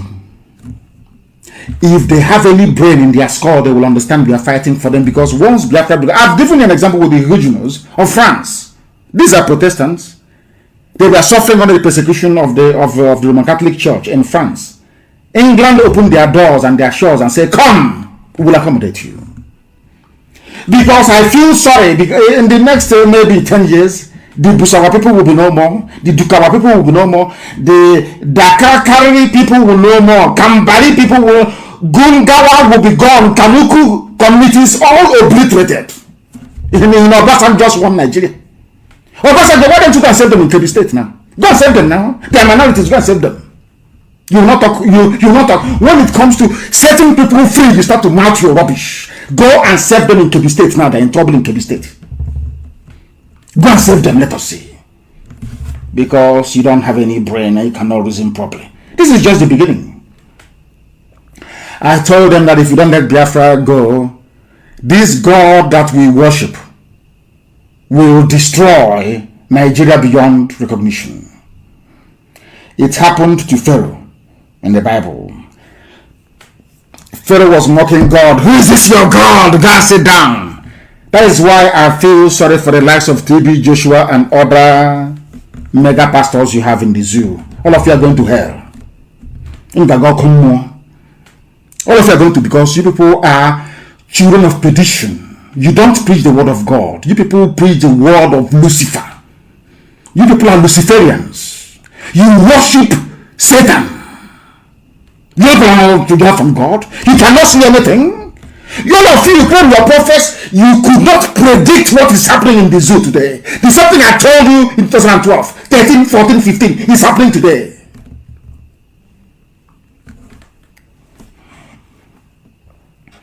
Now listen. When Moses told Pharaoh that Elohim said, let my people go, he refused. He said, it's nonsense. are talking rubbish. Are you not here? Are you not our servants here? The same thing they're saying. Are you, don't people have shops here selling notice papers? Are you people not the ones doing trading here? How can God come to save you people? And I said to them many years ago, Elohim said, let my people go. And I went on to add, if you do not let us go, Nigeria will be worse than Somalia. I made it very clear. I don't believe in stupid prophetic pronouncement. Very clean and clear. Somalia will be better than the zoo called Nigeria. If you don't let our people, if you don't let the children of God go, God will visit his anger. People don't know, as I told Britain the same thing. Regardless of their first world state, I said to Britain, if you continue to meddle into the affairs of Biafra, God will divide Britain into pieces. Will cut Britain into pieces. But your pride, you will know it is because of Biafra, but your pride will not allow you to come out to say publicly it is because of Biafra. God will destroy Britain. Before all the whole world, you will see it. Now they have realized their mistakes, that they are going back. Little by little, of course. God will destroy Nigeria beyond redemption. Many of you shouting one Nigeria, you're going to die. Many of you will die. Because of that one Nigeria, you're going to die. Write it down. Don't misquote me. Write it down. I said, all of you championing one Nigeria, prominently, you are all going to die. Not only are you going to die, your race, your lineage, your family will be wiped out from the face of this earth. Your name will be gone. Write it down tonight. Today's date is the 9th day of May 2021. Write it down on a piece of paper. All of you are going to perish. And I am bringing a curse upon every pastor who will ever open his stupid stinking mouth to talk about one Nigeria. Shame shall befall you. If shame doesn't befall you, you will not don't worship Almighty God in heaven and Him alone and no other. You not don't worship idol. I don't worship idol. You know that very well. Because anybody talking about one Nigeria is a child of Lucifer. If you talk about one Nigeria, you are a child of Lucifer. That means there is no God inside you. If there is God inside you, how can such a thing be happening in Nigeria now? How is that possible? How is that possible? I'm asking you. And you claim you're a child of God, you couldn't say it. Some of them claim we are children of God, we are this, we are that, we are prophets. You could not see, you couldn't have predicted. You're only coming out now to say, oh, don't worry, Nigeria will not break. Nigeria is not going to break. Nnamdi Kanu cannot break Nigeria. Someday Ipob cannot break Nigeria. Did I tell you I was going to break Nigeria? God will destroy Nigeria because his glory cannot be taken by man. Some of these stupid, idiotic prophets claim they are prophets. They're like Pharaoh. They're even worse than Pharaoh. They read Bible. They claim they are Bible scholars. They read the Bible. But they don't understand what the Bible is talking about. Because they worship the God of mammon, the God of money. Tithes and offerings, that's all they're interested in. Private jets and flashy cars. They're not even ashamed. Do you know, as the leader of IPOB, I am ashamed to drive a car. Do you know why I'm ashamed to drive a car? Because people are contributing money towards a project of this magnitude. When I have a car, when people give me a car, I begin to feel ashamed of myself. I'm driving a car. If you buy jet, you're not even ashamed of yourselves. You are not even ashamed that the poor people who are contributing this money, they are contributing it because thinking they will go to heaven, thinking you pray for them, there will be a miracle. If you people claim there's a miracle, pray for miracle not to happen in Nigeria. You've been praying for many years. The more churches you open, the more mega auditoriums you build, the more Taranite you have, the more bandits are taking over your villages. Don't you understand it? Now listen. Pharaoh made the same mistake. And God will use Nigeria and Britain as an example to the whole world that Biafrans are his children. By the time the anger of God is done upon Nigeria, believe you me, oh God, if you see a Biafran, you start running. You are about to see hell in the zoo called Nigeria. Now, the stupidity of Hausa people in Kebbi State, stupidly taken over by Fulani people, the stupidity of the Lorna people, the Busawa people, the Dukawa people, the Kamuko people, the Kambari people, the Gungawa people, the Dakakari people of Kebbi State. Some of them in Nigerian army and in Nigerian police. In the east, looking for who to kill. Whereas their village is gone, no? Kebbi State is finished, is gone. Their stupidity is only matched by the idiocy of Yoruba media houses, their journalists, and their mega rich pastors. These three groups of people in Yoruba land. My happiness today is that there are vibrant, young, energetic Yoruba men, even older ones, like Akintoye, men who are vibrant, coming out to fight like men for their freedom. Ignoring the fools and the buffoons on the pulpit. Very wicked and vicious men and women. All they care about is money. They claim they are pastors and they are prophets. They cannot see anything. They can't even see their backside. They cannot see anything. Every year you pray for Nigeria. Every year Nigeria gets worse and you claim you're a prophet.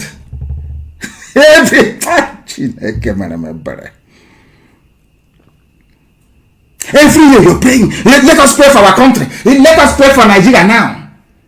Before you finish praying, your church is on fire. Bandits have taken over your village. Fulani from Sahel are behaving and massacring people. The next Sunday, let us pray for Nigeria. Let's pray for. You don't even God is sending you a message that the prayer points you're presenting before him, he doesn't want it, yet you cannot hear. I thank God for the Bohos, the Adams or Ghanaian Adams of this world. I thank God for the Akintoyes of this world. I'm telling you the truth. Because if not for Yoruba agitators, the world will think we are mad. Why do you want to leave Nigeria? But now that Yoruba also wants to leave, Middle Belt also wants to leave, they will now know that we are not mad anymore. That our brain is correct. You don't know that? They now know that our brain is correct. These are the things you must understand.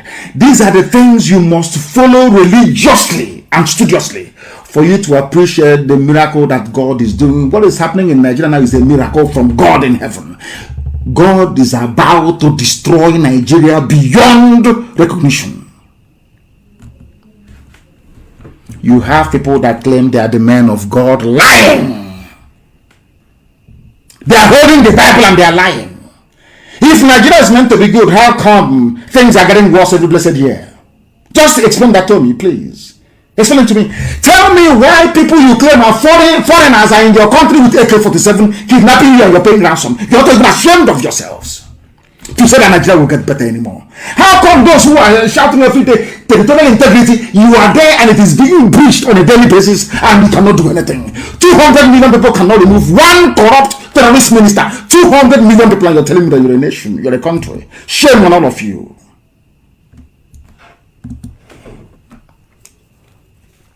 I preach the truth, huh? I don't give a damn. TB Joshua has prayed for me before, for your information. He's a good friend of mine, but I must preach the truth. That is why people don't understand how we do things in IPOB, because those I love are those that do the things I ask them to do. If you feel because I'm close to you, you can mess about it, I'll explain it from the movement.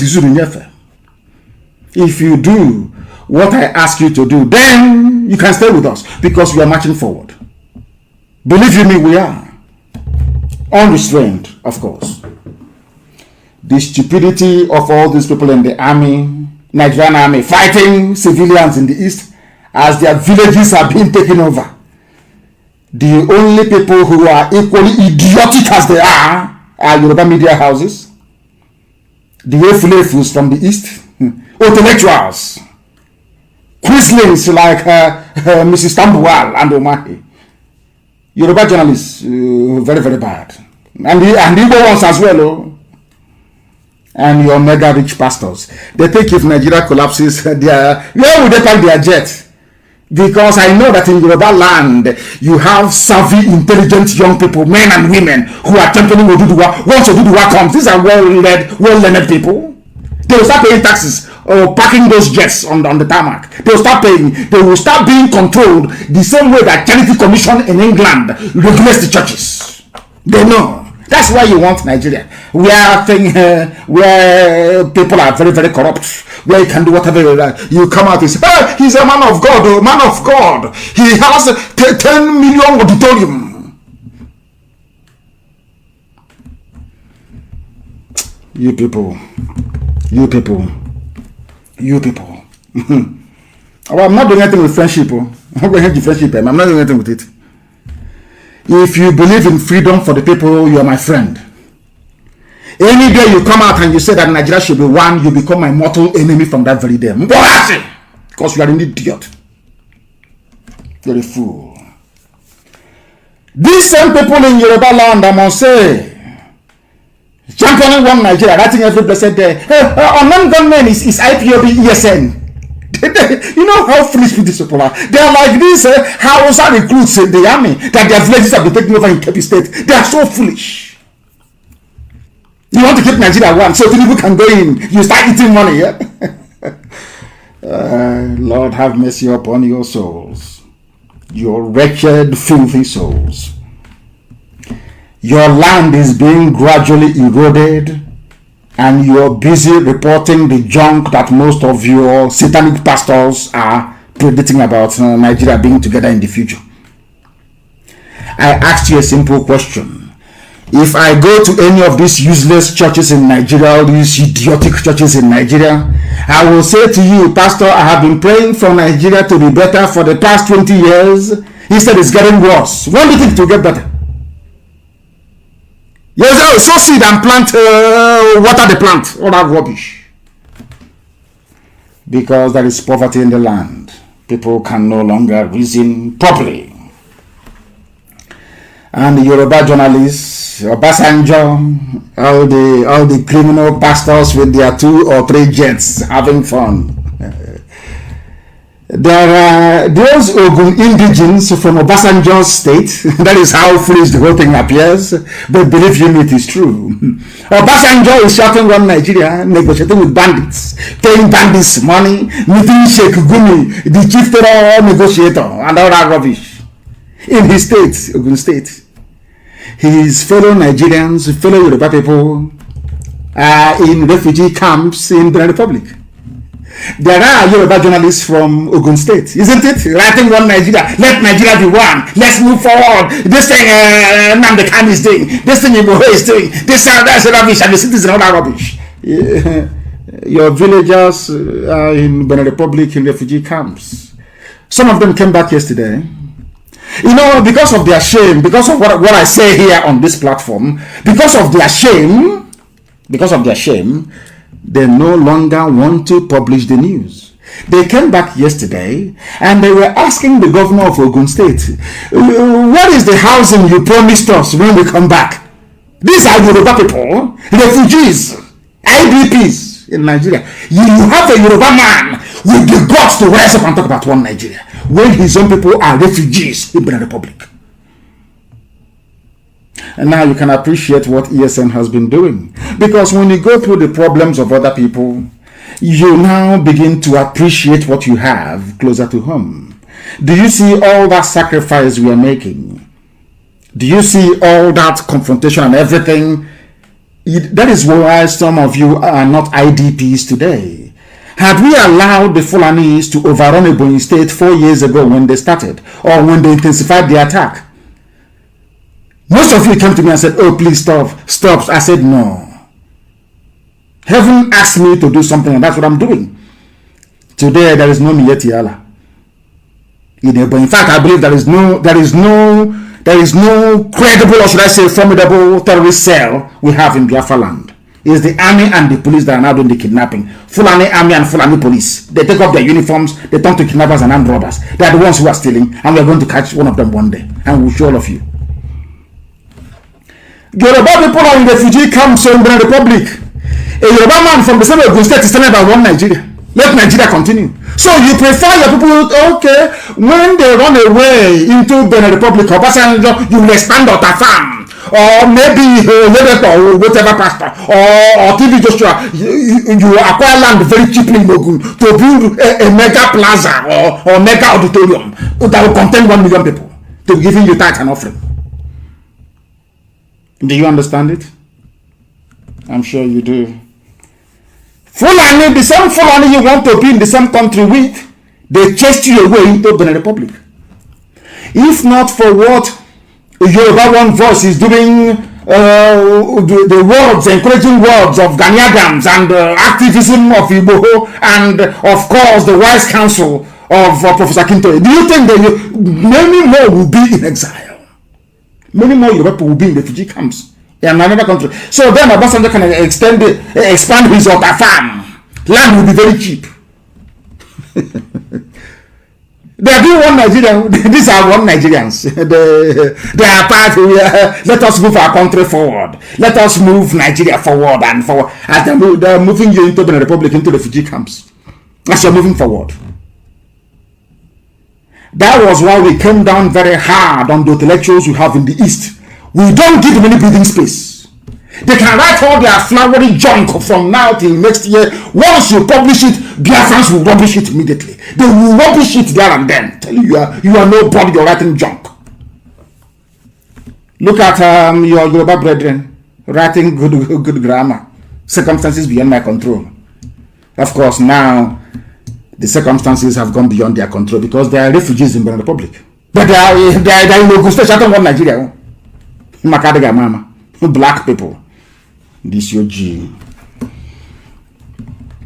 My good friend TB Joshua reported by another Yoruba junk gutter media why Nigeria will not break up. TB Joshua releases prophecy. You've been releasing this prophecy every blessed year. The more you release, the more Yoruba people you have in refugee camps in the Republic. The more you release, the more towns are being taken over by Fulani terrorists from the Sahel. You're not even ashamed of your. They behave like harlots, you know, like prostitutes. They have no, you have no shame. You have these people.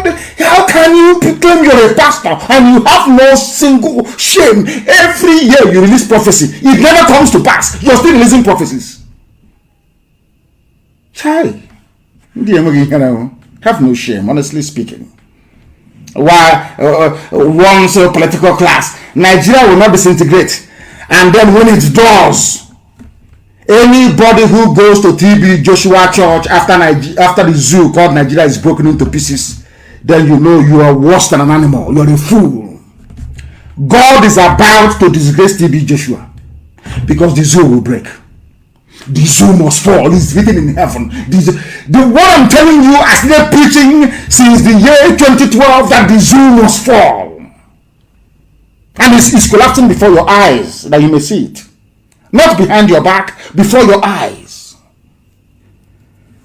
You cage poor people with your perverse doctrine and idiotic, unfulfillable prophecies. Every year prophecy. None of them comes to pass. Not, absolutely none. I told you how many months ago?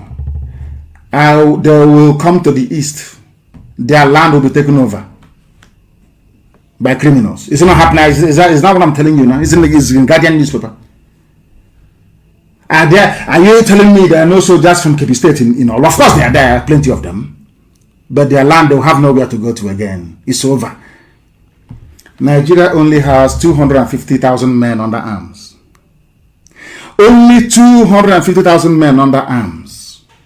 When I went to Omaba in Onitsha, the crowd that came to see me, the young men that came to Omaba in Onitsha outnumber Nigerian army. How can they win? I mean, it's incredible, isn't it? They know that fighting a losing battle, you can never win. You can never ever win. Never, ever, ever. Everything from Yoruba is popular. The popular televangelist, everything, if you're not Yoruba and Yoruba media is nothing about you, you're not popular. It's only their own that is popular. Others are not popular. Zoo and parochialism. Everybody is about their own tribe.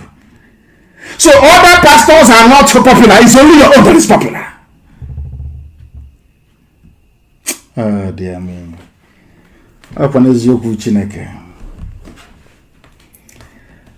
TB Joshua, were you a Christian? Were you born a Christian? Because fake prophets are somebody wrote are products of a decayed Nigeria.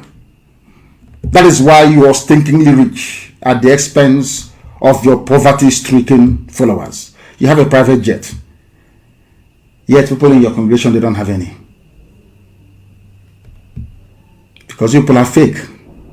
You people are fake. You are a Muslim.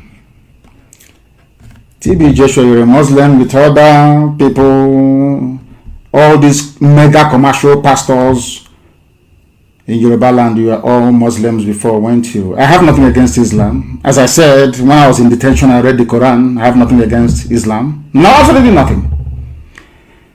Not all these mad people all over the place claiming they are fighting for Islam or Allah or whatever and doing all their rubbish. I'm not against Islam. All of you were Muslims before. All of you were Muslims before. Am I saying the truth or not? All of you were Muslims before. Today you have private jets courtesy of the idiocy of those that call themselves Christians. You people are the problems facing ordinary people in Nigeria. But I blame all of you that go to their corn shop every Monday, Wednesday, Saturday, Sunday to give them tithes and offerings. If you argue that Nigeria should be one, then you are questioning the reason why God allowed the Israelites to leave Egypt. Because if there were TB Joshua and all these fake criminal pastors, then they would have been saying to Pharaoh, oh, don't worry, let us be one. We need their labor. We need their cheap labor. They must be here. That means that you're saying that the word of God cannot come to pass because you're benefiting because you are criminals. I want to ask TB Joshua a question this evening, and all the other criminal pastors you have all over the zoo, not just in Yoruba land, all over the place. There are criminals everywhere masquerading as men of God. I want to ask them a very simple question. A very, very simple question this evening. I want to prove to all of you that these pastors, that they are fake. I want to prove to all of you that these people, they worship Lucifer. They don't worship Almighty Living God in heaven. I want to prove it to you. With the Bible, I'm not going too far. I think there was a place in the scripture that says, do not add, do not subtract. No, I won't add anything. I will give you the literal meaning of what I'm about to present to you tonight. I must give you this very message. I want to remind TB Joshua about the scriptures he claims. Of course, he said he was a Muslim before. Maybe he didn't quite read the whole scripture. Should I say the whole Bible from Genesis to Revelation? Maybe he didn't have time to read it. He just wanted to make money by talking rubbish every blessed day. I feel sorry for you people. I want to refer TB Joshua and all the other criminal pastors against freedom for Yoruba people. I want to refer you to Genesis chapter 13 from verse 5 to 13. Genesis 13. Those of you, if your Bible is closed, I will say I call it Torah, is the Old Testament. Go and pick up your Torah, the Old Testament, please, and open it up. Genesis chapter 13. And I'll read for you. Abraham then called Abram and Lot. They separated. These are blood relatives, Abraham and Lot, because I believe that Lot was the child of the sister of Abraham. Why did they separate? And I want to now lecture TB Joshua on what the scripture says, and all these other fake pastors that you have talking rubbish about Yoruba agitation and freedom. All of you idiots talking about one Nigeria. I want to educate you with the Bible. Because every answer on this earth to every problem, you can find it in the scriptures. Now listen very carefully this evening, please. Abraham separated with Lot. Why? As a result of a quarrel They were quarreling. The same way that everybody is now quarreling in the zoo, there was a quarrel. Then, I want all pastors to listen, please. There was a quarrel. At the beginning of this very story, Lot was described as a very wealthy man, like Abraham. The Abraham was in Egypt for a while, then came back to the land of Canaan. Not Canaan, but Canaan, that's the proper name. Abraham offered Lot, his relative, instead of us to fight, let us separate. But what is so shocking is the reason why they were fighting in the first place. That is why I said to people that, hey, your pastors don't know what I'm talking about, most times, or most of them. When I tell you the reason why Lot separated from Abraham, you will not believe it. It is happening in Nigeria today. What is that thing? And now read verbatim what the word of God says, the Bible. Or should I say the Torah? And Lot also, which went with Abraham, had flocks, and herds, cattle, llama, and ram and cattle. Listen carefully. And tents. Verse 6. And the land was able to bear them, that they might dwell together. For their substance was great, so that they could not dwell together. In the beginning, the land was very fertile, like Nigeria. Before 1960, after 1960, everything was okay. All was feeding large and everything. But in 1967, something happened that caused them not to dwell together anymore.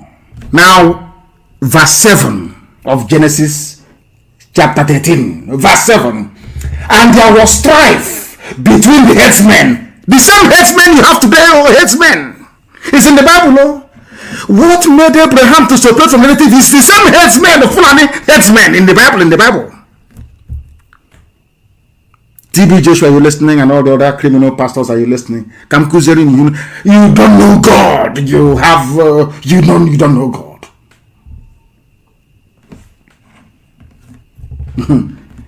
And there was strife between them. There was problem between them. I am referring all the pastors to Genesis chapter 13, verse 7.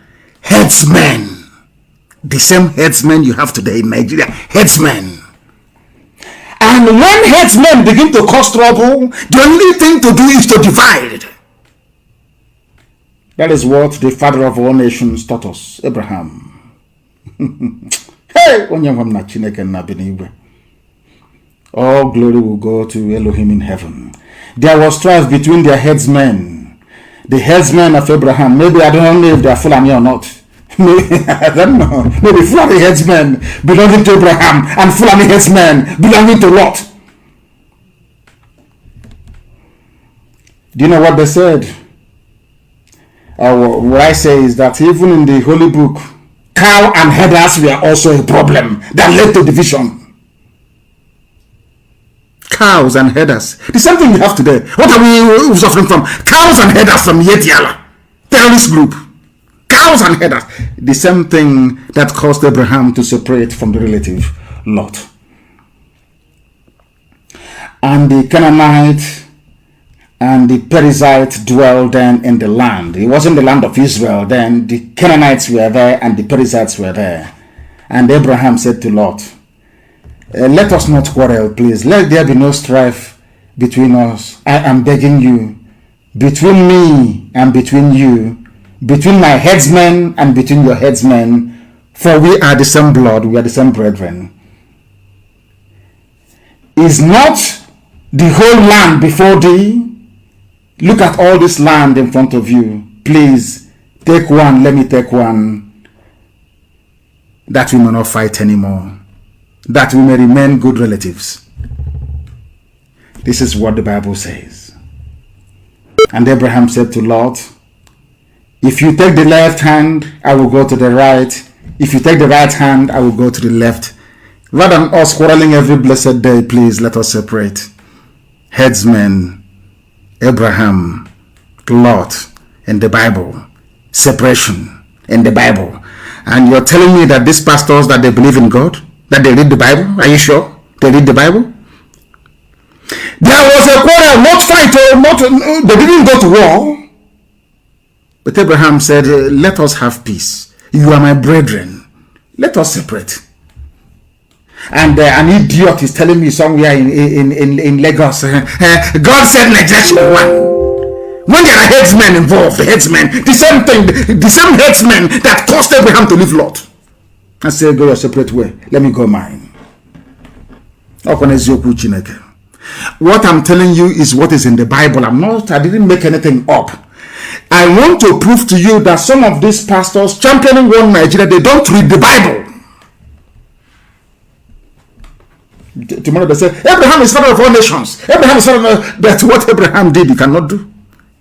There was strife in the land. Headers, Fulani headsmen were there then, moving cattle. Perizzites and Canaanites. And they clashed. It's not today that clashing started, though. They clashed then. And now, as we are clashing, Elohim said, let there be Biafra. Fulani Janjaweed, stay on your own. Stay on your own. Let my children from Biafra stay on their own. Stay on your own. Lot, take one side. Abraham, go one side. Let us separate in peace rather than fighting. That's what should have happened. I expect all these pastors to know all these things. But, you know, all these criminal pastors with their fake Christianity do not understand the scriptures. Neither do they have what it takes to interpret clearly what the scriptures is trying to convey to us. Some of them were Muslims before they discovered that African version of evangelical Christianity is a lucrative business. That is why they lack basic understanding of the word of God, which is clearly evident today. Because if they knew Genesis chapter 13, 5 to 9, they will not be talking rubbish about one Nigeria. Never, ever, ever. And I have a word for some of you superstitious baboons from Africa that attend to these criminals answering to pastors. Europe advanced to where they are today, a position of preeminence in world affairs, because they challenge the doctrine and unscientific orthodoxy of the Church of Rome. They challenge the Pope. Do you know about the Enlightenment movement? Founded by the Medici family of Florence in the medieval times. Are you aware of the Enlightenment movement across the whole of Europe? When European crowned heads sat together and said, from today, no more superstition. We submit everything to the altar of reason. Anything that doesn't make any sense, we will not accept it. Roman Catholic Church, the mother church itself. Do you know who is called Galileo? Maybe some of you will not know because you're in the zoo, you don't go to school. You only go to learn how to read and write if it's at all possible. The Roman Catholic Church nearly killed Galileo when he said that the earth was round and that the earth was not the center of the universe. This Roman Catholic Church nearly killed him. But today you are able to use a mobile phone, you are able to do many things, you are able to enter into very tall buildings without collapsing because of the theories and hypotheses of this very great man, Galileo Galilei. He was the father of physics and engineering, Galileo. But when he was telling the church the truth, they wanted to kill him. They said he's a heretic. You antichrist. Oh dear, poverty is a disease. He is also the father of observational astronomy, because without satellites in the air today, you couldn't have used a mobile phone. And after him came great men like Hubble. Do you know about Hubble? The Hubble telescope, have you heard about it before? No, some of you were educated in the zoo, you will not know. Galileo was ordered to turn himself into the Holy Office to see the Pope, to begin his trial for daring to hold the belief that the earth revolves around the sun. which was deemed heretical by the Catholic Church. Do you understand what I'm saying? Are people actually following what I'm saying tonight? You see an idiot that left Islam because he knew that Christianity is where to milk poor people dry without them asking questions, because their reward is in heaven. you see the trick? Your reward is not good roads here or not good schools. No, it's in heaven.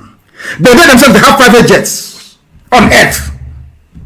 And you go to this, next week you go, you give a, he's a man of miracle, because you are very poor. Poverty stricken. Black people. Do you know they no longer go to church in Europe? Because they're all affluent, they're very rich. In America, the same. As I said earlier, it's only blacks that go to church and shouting, screaming up and down, because they're the poor people. If you go to, they're the ones doing the cleaning. They're the lowest of the low. That's why they keep shouting every blessed day. You don't know that? Go and check now. Go to Africa. The whole of Africa is church everywhere. The more church you build, the more poverty stricken you become. You can never learn anything from it. What does that tell you? That tells you all you need to know. Oh my goodness me. This is to prove to all of you that claim divine knowledge of God. Some of you are complete idiots when it comes to the affairs of man, because you know nothing. I feel sorry for all these stupid pastors saying that Nigeria should be one, because they are, should I say, short-sighted, greedy fools, using the Bible to deceive the gullible into thinking that Nigeria is sustainable. What is good about Nigeria should be sustained? Name one thing that's good about the zoo. Name one thing. I'm asking you. They cannot name anything. Maybe you start an offering. They love tithes and offering, and you people idiotically, you go every Sunday and you pile on the cash, and they keep buying new jets, telling you Nigeria is good. Nigeria, God has a plan for Nigeria. So God had a plan for Nigeria, and He opened the borders to allow killers to come in to be killing people. What planet does this people actually inhabit? Anyways, it's poverty. Once Biafra comes now, people will become very rich and very affluent, and you see what will happen. People will submit themselves to reason, not to these superstitious mumbo jumbo people talking rubbish. I saw something in your life. I see something in your life. Oh dear, these people. They even have 8 churches in one building. Some will do service 8 to 10, or others take over 10 to 12. He says he sees something of Holy Spirit. Europeans sat down and saw all of this rubbish many years ago and said, this is nonsense. Let us form the Enlightenment movement. That is why Europe is #1 in the whole world. By Europe, I mean, who founded America? Who developed America? I don't know, Europeans. Brazil, Europe. Australia, Europe. New Zealand, Europe. Everywhere is Europe. You don't know that before? Every other person copied from them. You have to go and copy from Europeans. They are #1. God bless them. They are #1.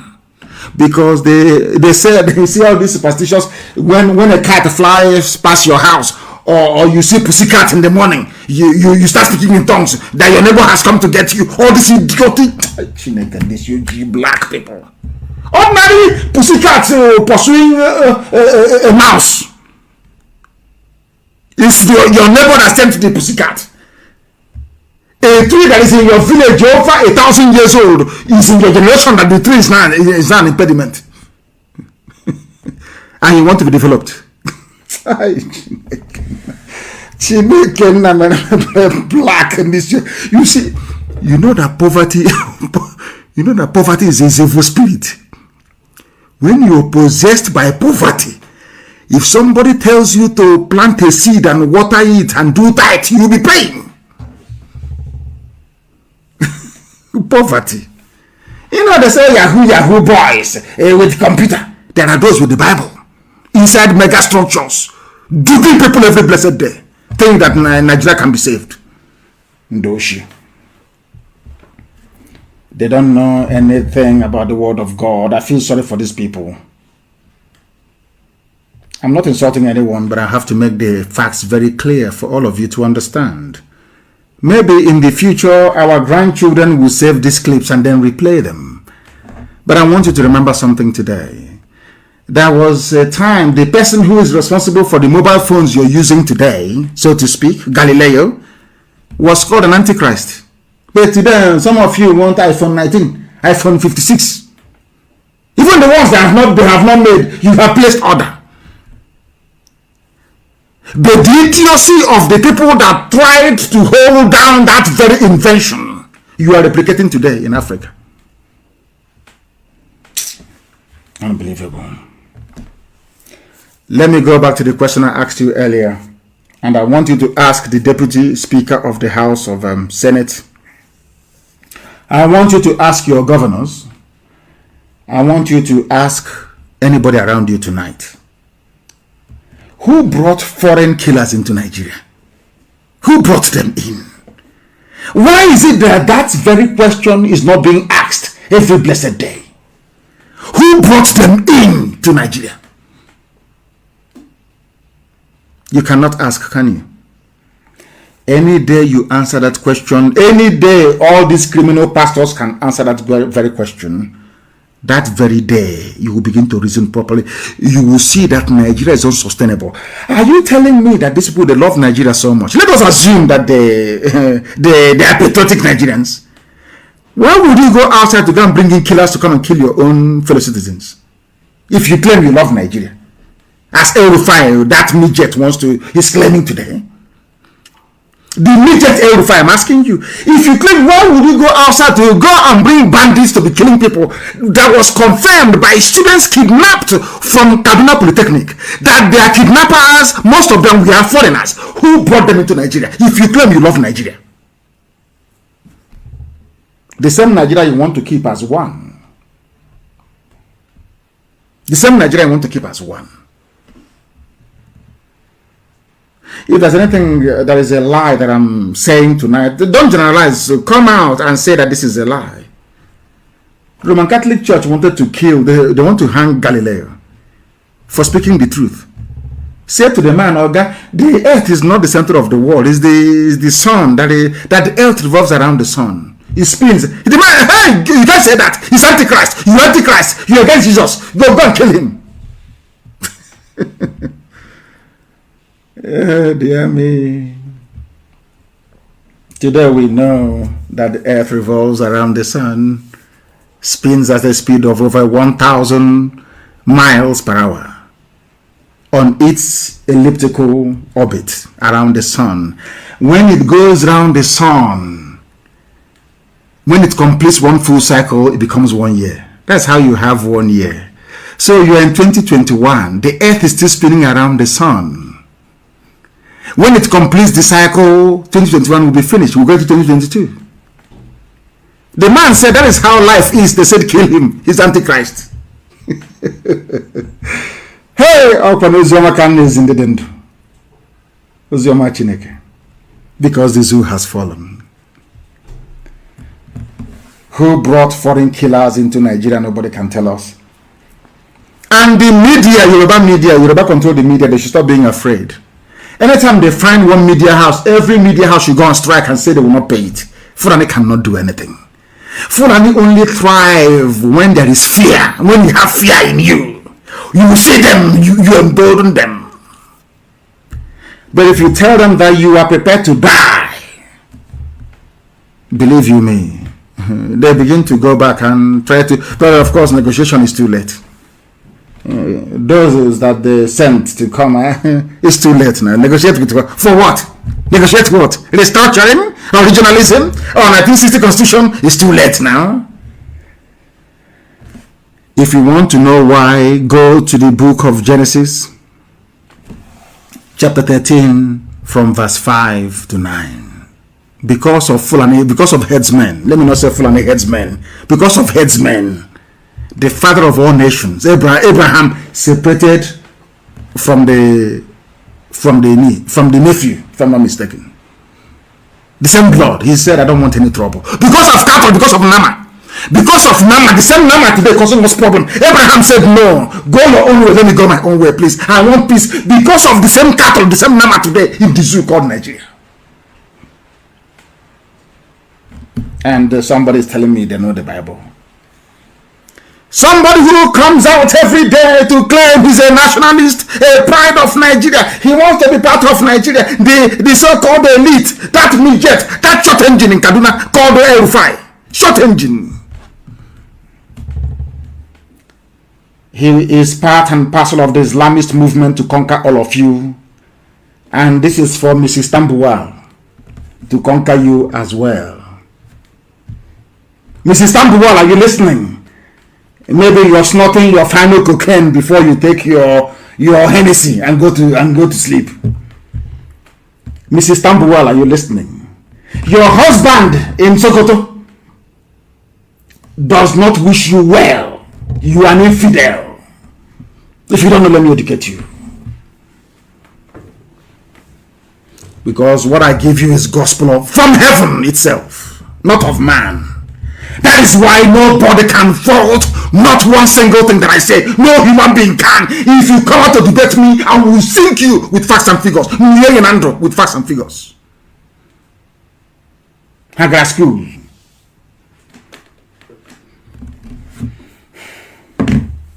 I feel sorry for the first wife of Tambuwal. There's one that is snorting cocaine and drinking Hennessy in Governor's Lodge in Iguacha, saying he's from Rivers. Does a human being can a human being come from Rivers? It's money water that can come from a river now. Money water and fish. And money water that can come from river. I'm from Rivers. Can you believe such rubbish? And they went to school. I'm from Rivers. I'm a Rivers man. So that means your papier water then if you're a man, not money water anymore. If you're a woman, you say I'm from Rivers. That means you're money water. You're from the river. All of them went to school. These are our graduates and PhD holders, all lawyers.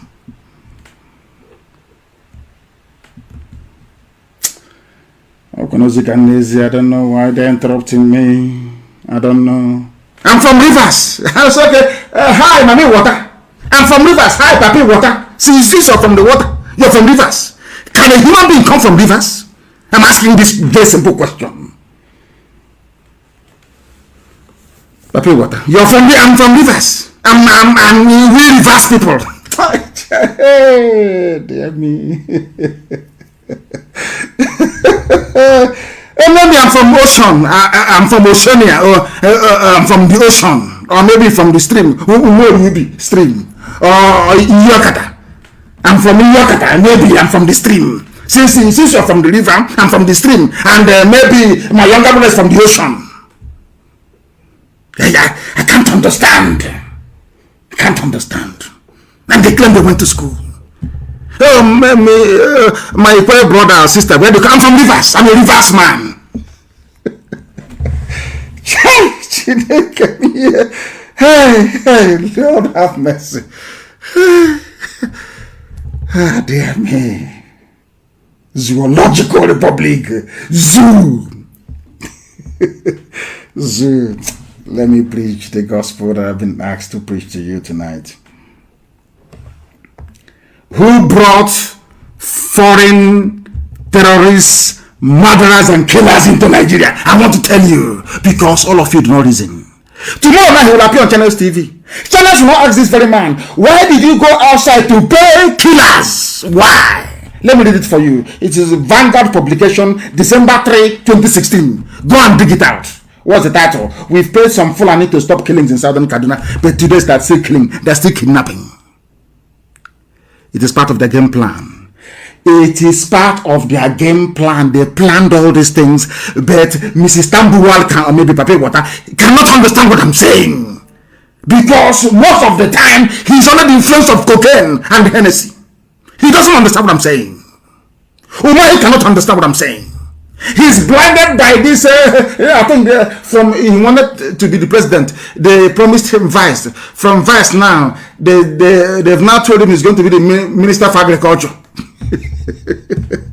Hey, that was why he left PDP to APC. Only in the zoo.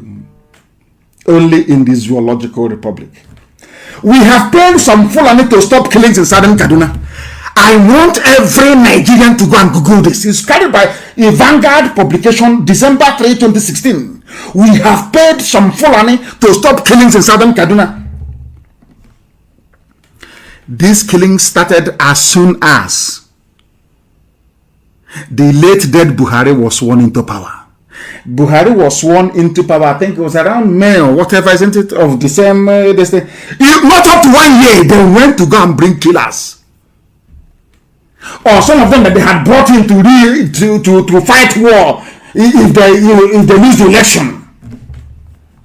You don't understand? Oh my goodness. My goodness. Chineke nna mana maba. Kama lazu ni you know kan me lazu. Let me read the list for you so you understand. Tomorrow you come and Igbo should prepare and build bridges. They cannot. I know he was talking about me. You cannot be insulting people. You cannot be insulting people. You need to build bridges. What stupid bridge do I have to build with a terrorist like you? Let me tell you what has been happening in the zoo. That some of you may not understand, but I have to tell you all the same. Before you go and pay your tithe and sow your seed, Ndara, use your brain. I want to tell you what has been happening in the zoo called Nigeria. That the so-called governors, the same so-called Fulani elite, they are the ones killing you today. We'll try to fight back in not that pampas wearing non-entity in Imo State. They don't understand what we're saying. Vanguard publication, December 3, 2016. We have paid some Fulani to stop. Fulani, he said Fulani. The killers are Fulani. He said we have paid Fulani to stop killings in southern Kaduna. El Rufai. The Kaduna State Governor, Malam Nasser El Rufai, has said his government has traced some. How did you manage to trace people who are violent? How? That is the question. El Rufai, how did you manage to find out where they were living? Now follow this news very carefully, please.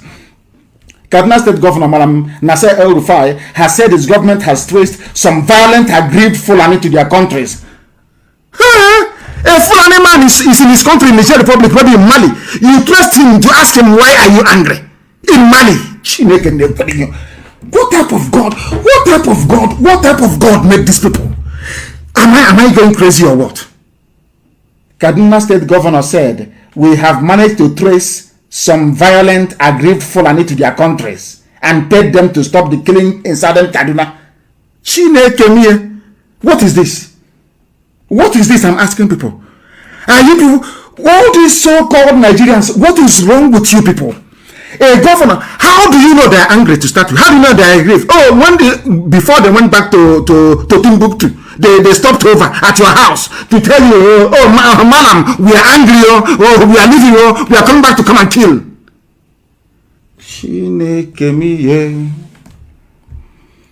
Chai, Nigeria.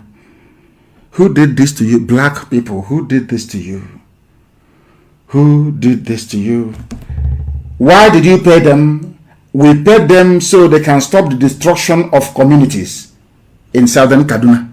The same place they went and still kidnapped people. After paying them money, in fact, they even called them bandits then, in December 3, 2016. Now, do you understand? Mrs. Tambuwal, do you understand? Omahi, are you following what I'm saying? The Pampas wearing governor, do you, not even administrator, Sarikin Fulani, are you following me in Imo State? You killed your brother Ikonso because of the same people that went to Mali, they went to Niger to go and pay Fulani people money, not to come to Nigeria to kill Nigerians. Hey, I will stop. You know, sometimes there is a way you look into the well so much, you fall in. You suffer from maybe vertigo or whatever, and you fall. I don't want, there is, sometimes when I research the zoo, I'm telling you, I feel like I'm reading a book of fiction. It's not possible. Some of the things are not just possible. You are telling me that the president of the United States of America can go to Canada looking for I can't even, let me even use Ghana. Can I use Ghana? Ghanaian president traveled to what's it called, to Burkina Faso to pay some people in Burkina Faso not to come into Ghana, into Kumasi to kill people. I mean, does it, maybe it's me, or maybe I'm losing my mind, or does it make any sense to anybody? I'm just asking simple, does it make any sense to anybody? These are the people you call your elite. This is somebody. I don't even want to pray for this monkey, this midget, this monkey. That he'll be the president of Nigeria, a man of God. Oh, I must speak the truth. I know. That's what I'm here to do. These are the same people doing profiling. We want to profile those. Fulani, you people must think we are all foolish. You people think that these your so-called Nigerians are so useless. They are so useless. They don't know anything. The same people that went outside to go and pay their fellow Fulani money, give them arms, open the borders for them to come in to kill people. The same people telling you federal government begins profiling of Nigerians linked to terrorism financing. The same Fulani presidency. The same people that brought in armed criminals from across the Sahel to come to take over your land from you. They are the ones now telling you that they are to begin profiling of Nigerians linked to terrorism. They are talking about terrorism financing. Understand? It's in Channels TV. They carried it. The federal government has begun profiling towards prosecution well-placed Nigerians suspected of being financiers of terrorism in the country. Now, let me take you back to what I just said a few minutes ago. They are profiling, but El Rufai is not being profiled. El Rufai, we have paid money to Fulani across the Sahel to stop killing people. And a short while earlier, I told you, hey, these people, they don't know who they're playing with. A short while earlier, I told you that the students of Agric School, or whatever it's called, said that the bandits who kidnapped them are foreigners. In other words, putting 1 + 1, giving us 2, El Rufai paid his people to come to kidnap us in our own country, so to speak, according to these kids here. The same people who are responsible for terrorism are the ones telling us now that they're going to do profiling of terror sponsors. Whereas a terror sponsor is there looking at you in the face. El Rufai is a terror sponsor. You're telling me you're profiling terror sponsors. Whereas El Rufai is there looking at you in the face. El Rufai is there looking at you in the face as he confirmed with his mouth, I sponsor terrorism. Because today there are still killings going on in southern Kaduna. Isn't it? Is that not happening? Do you see why black people are poor? Do you see why God sometimes just goes, when God is blessing other parts of the world, when it comes to Africa, he will just fly past and say, these people are not serious. He will continue on his journey. Do you understand me now? The same people that paid their fellow, they didn't say we paid Hausa, or we paid Bachama people, or we paid Kanuri people. No, they said that we paid the Fulani to stop killing. Which is Fulani is doing the killings then? And now somebody who's a Fulani is telling me we are profiling Nigerians, sponsoring terrorism, when a Fulani governor of Kaduna State opened his mouth and said, I gave terrorists money. Now you understand it, don't you?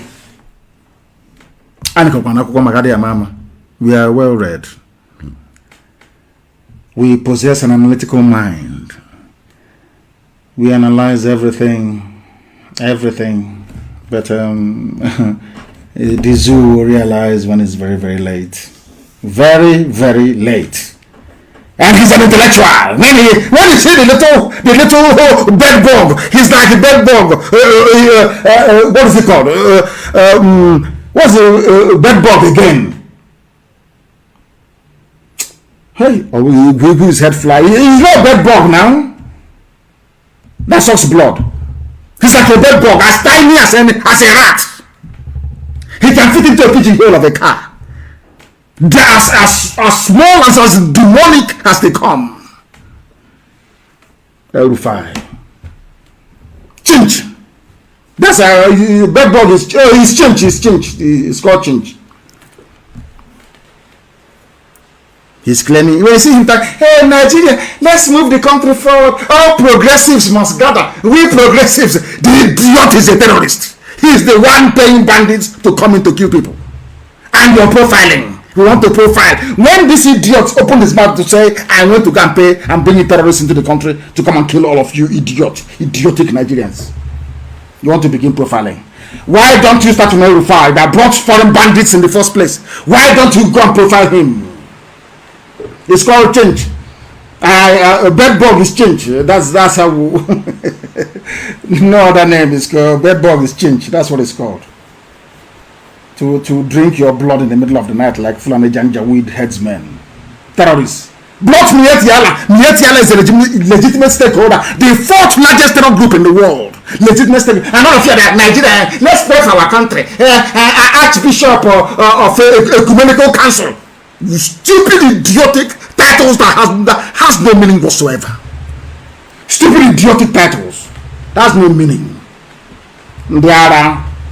Those doing profiling are the same people that integrated Fulani modelers into the army. You're doing profiling. You didn't do profile when you said Fulani terrorists have repented. They are in the army. They are in the police. You're doing profiling after doing them in the army. Does not make any sense to anybody. Only in the zoo. Only in the zoo. Only in the zoological republic. The same people, the same Fulani people that brought in their terrorists into the army, sent some of them to Olo, the same people that have a terrorist as a serving minister, who is privy to every intelligence secret in the zoo. These fools are still asking or wondering about the identity of the people leaking key intelligence secrets, like even their troop movement, to the savages from the foothills of Futajalon, to their own fellow in-house bred terrorists. They are profiling Nigerians to confuse all of you idiots, and Yoruba media will buy this rubbish hook, line and sinker as if they are fools, as if they are not educated, as if they don't have any brain. The same thing with their useless pastors, idiotic pastors claiming they are serving Christ, but they're watching as things are going wrong. They did not hear about Martin Luther King. They claim they are pastors. They do not know about Dr. Martin Luther King that fought for the freedom you have for blacks in America today. They did not hear about Desmond Tutu from the pulpit preaching the word of God and challenging evil. These idiots tell me about one night. Thunder fire all of you idiotic pastors praying for one Nigeria. You people are fools. You people are fools. I'm telling you, you are fools. All of you are fools. You are wondering those who should be profiled. When the Minister of Terrorism Pantami is there during cabinet meeting, you are discussing troops movement, you are discussing who to deploy to where. They will go and tell Boko Haram they wait for you and they will kill you. You are telling me about profiling. You cannot profile Pantami who is there. You cannot profile El Rufai who is there. You are doing profiling. And the student is there like a church rat under the cabinet, cannot say a word. Stick out and say, let's pray for the country. That is the zoo all of you want to save. Ndiara, a country that of 200 million people, they claim you cannot remove one single Fulani terrorist from office. Not one. And you're telling me that you people are civilized. Our country, let us conscientize. Let us come together. God punish all of you, Ndiara. God punish all of you, useless people. How can we now distinguish between a genuine army and a genuine police officer? Some of you say, oh, unknown gunmen. How do you know that those unknown gunmen are killing and not terrorists? How do you know that?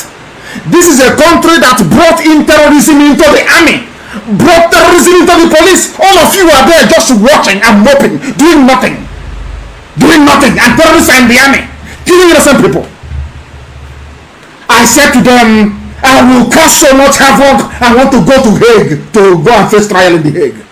After Omega Hague, I want to go to Hague. So I will expose the zoo to the whole world, that the world may know how foolish black people are. They brought terrorists, the same killers of our people in our churches, they bring them into the army. What do you think they're going to do? Common sense. What do you think they're going to do? I'm asking you. What do you think they're going to do? All of you idiots in the zoo, what do you think bringing terrorists into the army is going to do? How do we know who is a terrorist and who is a regular soldier? How do we know that? Then answer my question. Is a very simple question, please. Answer me. How can we distinguish between different terrorists? So you're telling me now, if Hi, God in heaven. Now, a Fulani terrorist from Niger Republic, from Mali, is in southern Kaduna killing people and abducting. You arrest him, you rehabilitate him, you put him in the army. Is he a Nigerian or is he a Malian? Hi, God in heaven. God in heaven. Please give your people some sense. Give your people some sense. Oh, Heavenly Father, God Almighty in heaven, give us some sense. The black people are foolish, I'm telling you. Black people are useless. You are telling me that a killer brought in by El Rufai can be killing people in southern Kaduna? They arrest him or they catch him or he decides to repent. Now he is in the army and he's in our law killing people.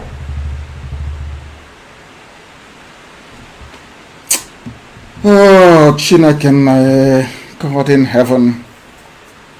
I don't know who they are, but I support unknown gunmen. I don't know who they are, but I pray for them and I support them. This is the question I want to ask Nigerian government in a court of law anywhere in the world. How do you know that those they deployed in our law are not terrorists? How do you know that in uniform? How do you know? Since they incorporate terrorists into the army, terrorists into the police, how do you know? Nobody can answer me. Oh my God in heaven.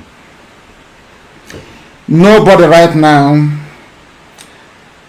fact I'm telling all of you, we must see every police officer and every army personnel deployed to Biafra land as our enemy. Every policeman, every army we see is our enemy. Because how do we know which one is a terrorist recruited by El Rufai into the army? From not even local terrorists, from Mali, from Senegal, from Gambia, from Niger. How do we know? Because once you catch them, you integrate them into the army. You don't ask them, oh, where are you from? Before God.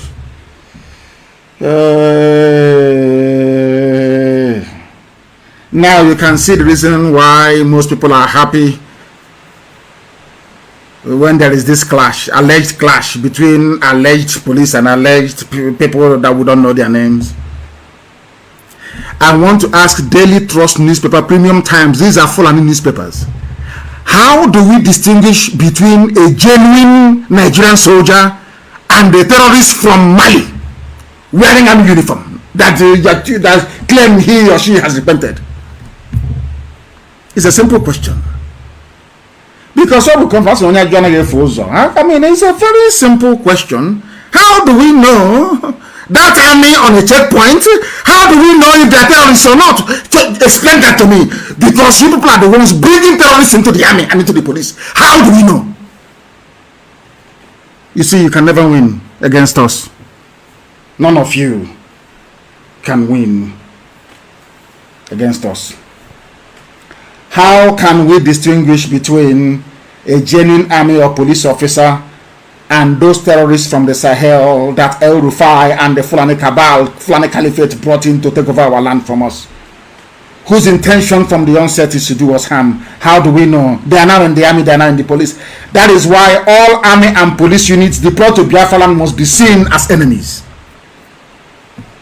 Nobody at the defense headquarters of Nigeria, the National Assembly, no governor, no sophisticated moron, no efulefu can tell us who is a genuine soldier and who is a Fulani terrorist turned into a soldier. Nobody can tell us. Nobody can tell us. This is the mess. This is the mess the world must come to terms with, because we do not know who is the terrorist in the army or police uniform. Therefore, all of them are terrorists to us. All of them are terrorists. These Fulani government are the ones that brought terrorism into the army. They integrated terrorists into the army. Now you understand why they decided to deploy exclusively Fulani officers to lead the invasion and occupation of Olo and parts of Biafra land. Let me ask the Sergeant Fulani, the Supreme Court Administrator of Imo State, and the Judge Obiozor, and the cocaine snorting Mrs. Tambuwal of River State. How are you sure these Fulani soldiers you are requesting to come and protect you does not contain the same Fulani terrorists that set out from the Sahel to kill you in the first place? You people are beyond stupid. You people are beyond idiocy. I'm telling you the truth. Beyond idiocy. Beyond foolish. The time now is 3 minutes past 9 p.m. in the land of Biafra. 3 minutes past the top. I must preach. If you want me to stop, I will stop. It's 2 hours. If you want me to stop, I will stop. I've been given a message to preach and I must preach it. That the world may bear me witness. That in his time, he came and he spoke the truth. Not minding whose ox is God. I don't give a damn who you are. Nigerian army shuns southern officers, deploys northern commanders to quell tension in southeast. Only northern officers. Only northern officers. How do we know? That is how the zoo runs. Send southerners to Borno. Send northerners down to Imo State to come and kill people. Because they are not from your ethnic group. And as you are coming, you are going to die there. You will die and your land will be taken over by the real terrorists this time around. Let southern officers go and police their land. You say, no, they cannot go. You bring people from the Sahel. They don't speak English. They don't speak Hausa. They don't speak nothing. They come with the AK-47 to kill, to maim, to pillage, to rape and to kidnap. And you want us to tolerate it. It is raining very, very heavily where I am. Please, you must bear with me.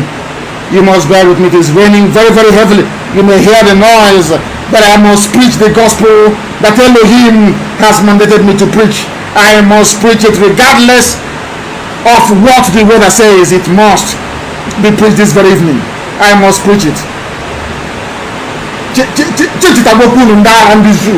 May that dog also suck all your blood away. Useless people that cannot reason very well. Useless people. I am here to make you reason for once in your stupid lives. To be able to reason. To reason so that you can come out of the mess that you're in. That you can come out of the rubbish, idiotic mess that some of you are in. People who cannot think straight. Who cannot think straight. How do we know? They are bringing all of them. As for the likes of the fool and S419 on Mahi talking about brokering peace, after proscribing IPOB, you proscribed IPOB. Omahi and his friends did. They proscribed IPOB without provocation.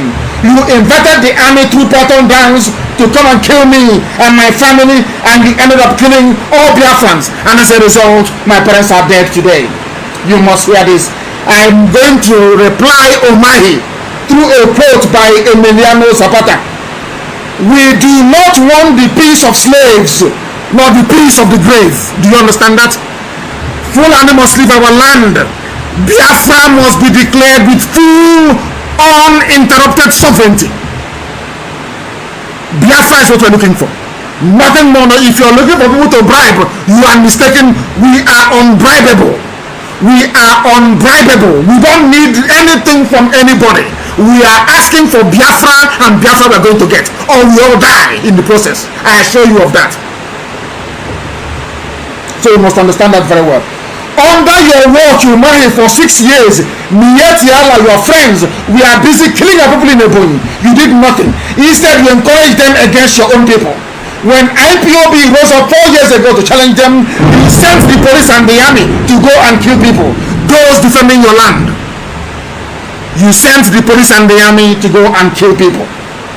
You sent the police and the army to go and kill people. I am glad that today Dave Umahi with his mouth has confessed that no more Mieti Allah terrorists in Ebonyi State. Who made it possible, I ask of you? Who made it possible, I ask of you?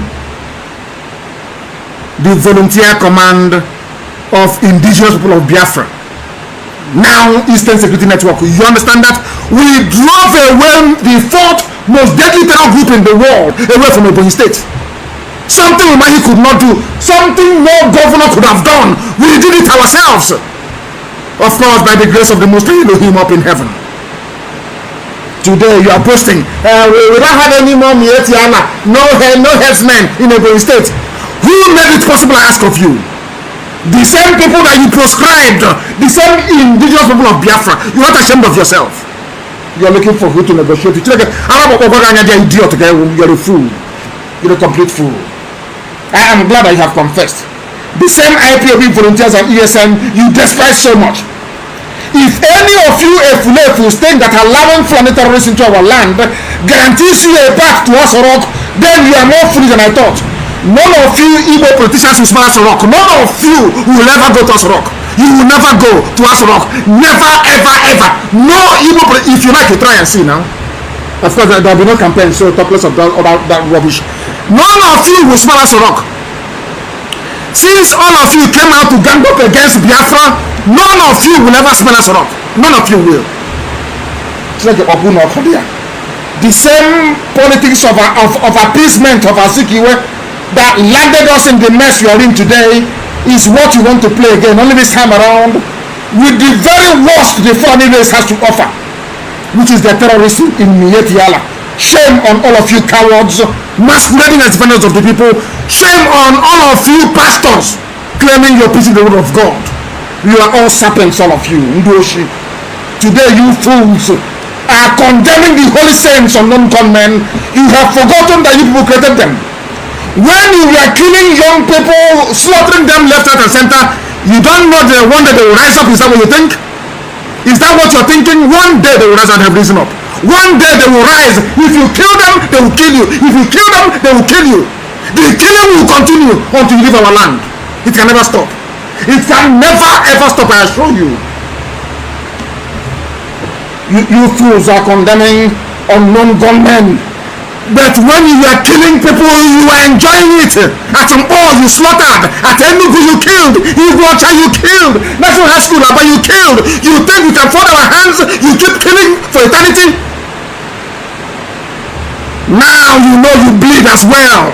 That thing you have, we have it. You kill us, we kill you. You arrest us, we're going to arrest your children. Anything you want, we give you. Because it is Biafra or death. Biafra or we all die. Getting Biafra. I remember how they were jubilating when people were being forced to drink dirty water. They were jubilating. You did not call your army to order. You did not call your police to order. Now people are angry. You're writing your usual junk.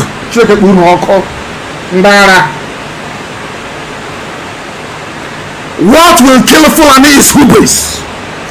Hubris will kill you. I told you I will draw your army to the east. As I draw your army into the east, terrorists will occupy your land, and it's going to happen. Because I know you have stupid pride and ego. You will take the bait because you're Fulani, you're foolish. You will take this bait I'm handing over to you. You will come to Biafra land, there we are going to kill you. You will die in Biafra land. You are going to perish there. Your army will die in Biafra land. Fulani Empire, the end of Fulani Caliphate will start from Biafra land. It will start from Olo. I assure you, start from Olo. The end of Fulani Caliphate in Sokoto will begin in Olo. Write it down somewhere. I told you this very day. The end of Fulani Caliphate will start from Olo in Imo State. Go and mark it down somewhere. It is called hubris. You're going to get it.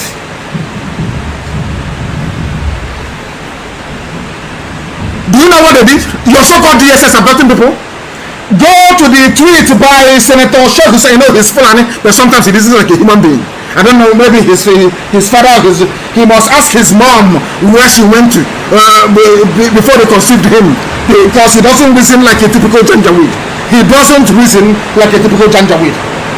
In Nupe land, Nupe in Niger State, Nupe land is flowing with blood every blessed day. Do you know what DSS said? DSS wrote a memo. The same DSS kidnapping people everywhere in the east. Do you know that DSS wrote a memo asking Niger people not to panic, that the bandits are passing their area, not to panic? Are you aware of that? Are you aware of that? That they wrote saying, oh, bandits are passing your area, you don't have to panic. But in our land, they are kidnapping people. The same DSS are busy kidnapping people. But in Niger State, DSS, Department for State Security, or SSS, they are busy giving passageway to terrorists who have come to kill you. And you're telling me you're in one Nigeria. What stupid one Nigeria is that? What stupid? Shehu Sani tweeted a message.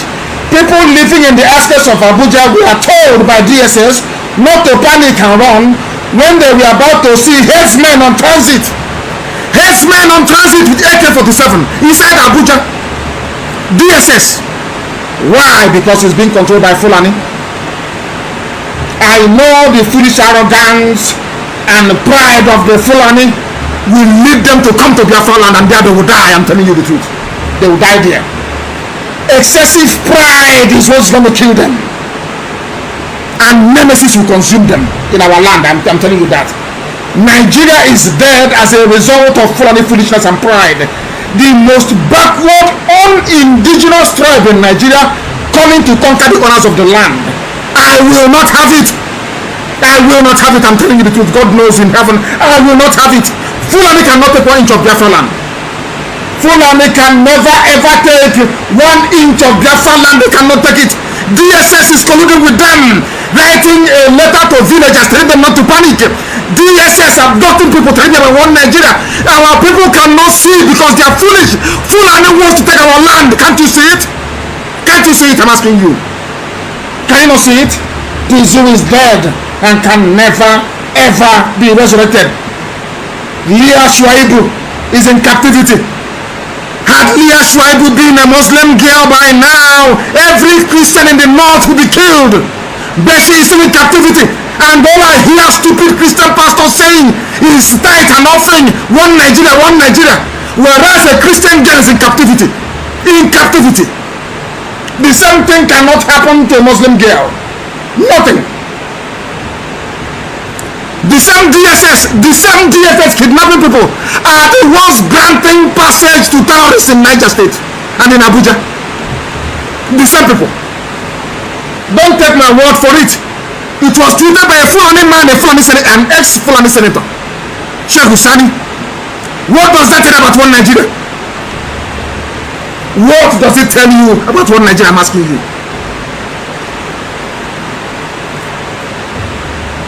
This is the one Nigeria of TB Joshua. This is the one Nigeria for Adeboye. This is the one Nigeria of all these criminal pastors. This is one Nigeria for you. Where DSS on one hand is abducting people in the south, and in the north they are giving passageway to terrorists. Oh my goodness me. They said they're coming to Olo to come and do shoot at sites in Olo, and I say hallelujah. Hallelujah, bring it on. Come to Olo and do shoot at sight and go free. Come and do it now, let us see. Come and do shoot at sight. I am praying for it. Come and do shoot at sight. Come and do shoot at sight. I said to you before, you don't understand how mad we are about Biafra. I will sacrifice anything for Biafra. Are you prepared to do something for Nigeria? Will you do the same for Nigeria? I'm asking you. Will you do the same for Nigeria? I'm asking you. Will you do the same for the Zoological Republic? Anything you want, we give to you. Come and do your shoot at sight. Come now, we are waiting. Come and do it. You know, then you will see hell. We have seen nothing yet. What you're seeing now and you're complaining, you are about to see more. Since Uzodinma prefers to do shoot at sight, I am asking Biafrans tonight to prepare for all-out war. Because if they carry out this very threat, every APC person in the East will go down. If you're in APC, I don't care. If you're Igbo, you're Yoruba, I don't care where you come from. If you're in the East, you will go down. Let them carry this shit aside. Let them carry it out. Every APC politician will die. I assure you of that. Then you know how insane we are. Come and carry it out now. Let us see you. Let us see you. There are useless, idiotic people. Useless, idiotic people. Anybody who supports one Nigeria is your enemy. Is your enemy. They are gaining something from you. They don't want you to be free. That person is your enemy. And you must fight that very person with the last thing that you have in your possession. If only they think they are stubborn. You went to APSI to go and take students. You think you are stubborn. We know where you took them to. I gave you 48 hours within 24 you release them. I know you should hold on to them. You will see what will happen to you. If you are in the army or police, leave Biafra land. Burn your uniform. Burn it. Burn your uniform because anyway, let me not go too far. Let me not go too far. In Kanu State, in your so-called one Nigeria, they have banned dancing during wedding. You can no longer, there are dances that are considered immoral in Kanu State. And that is where you claim you're in this. Let me bring this program to a close. But I want to respond to what Mrs. Tambuwal of River State said. I understand he is always under the influence of drugs, so I will try to take my time to explain things to him, but maybe not tonight. Maybe not tonight. I will dissect it in 2 days' time. Today is Sunday. On Tuesday night, I will dissect this for him. I want to let Mrs. Tambuwal understand. He said rivers can succumb to secessionist agenda. Rivers cannot. How will ocean succumb? Or stream? Or mountain? Or valley? If river cannot succumb to secession, maybe ocean will. Atlantic Ocean will. So-called educated people. Rivers cannot succumb to secessionists. What is rivers? You were created to spite Biafra.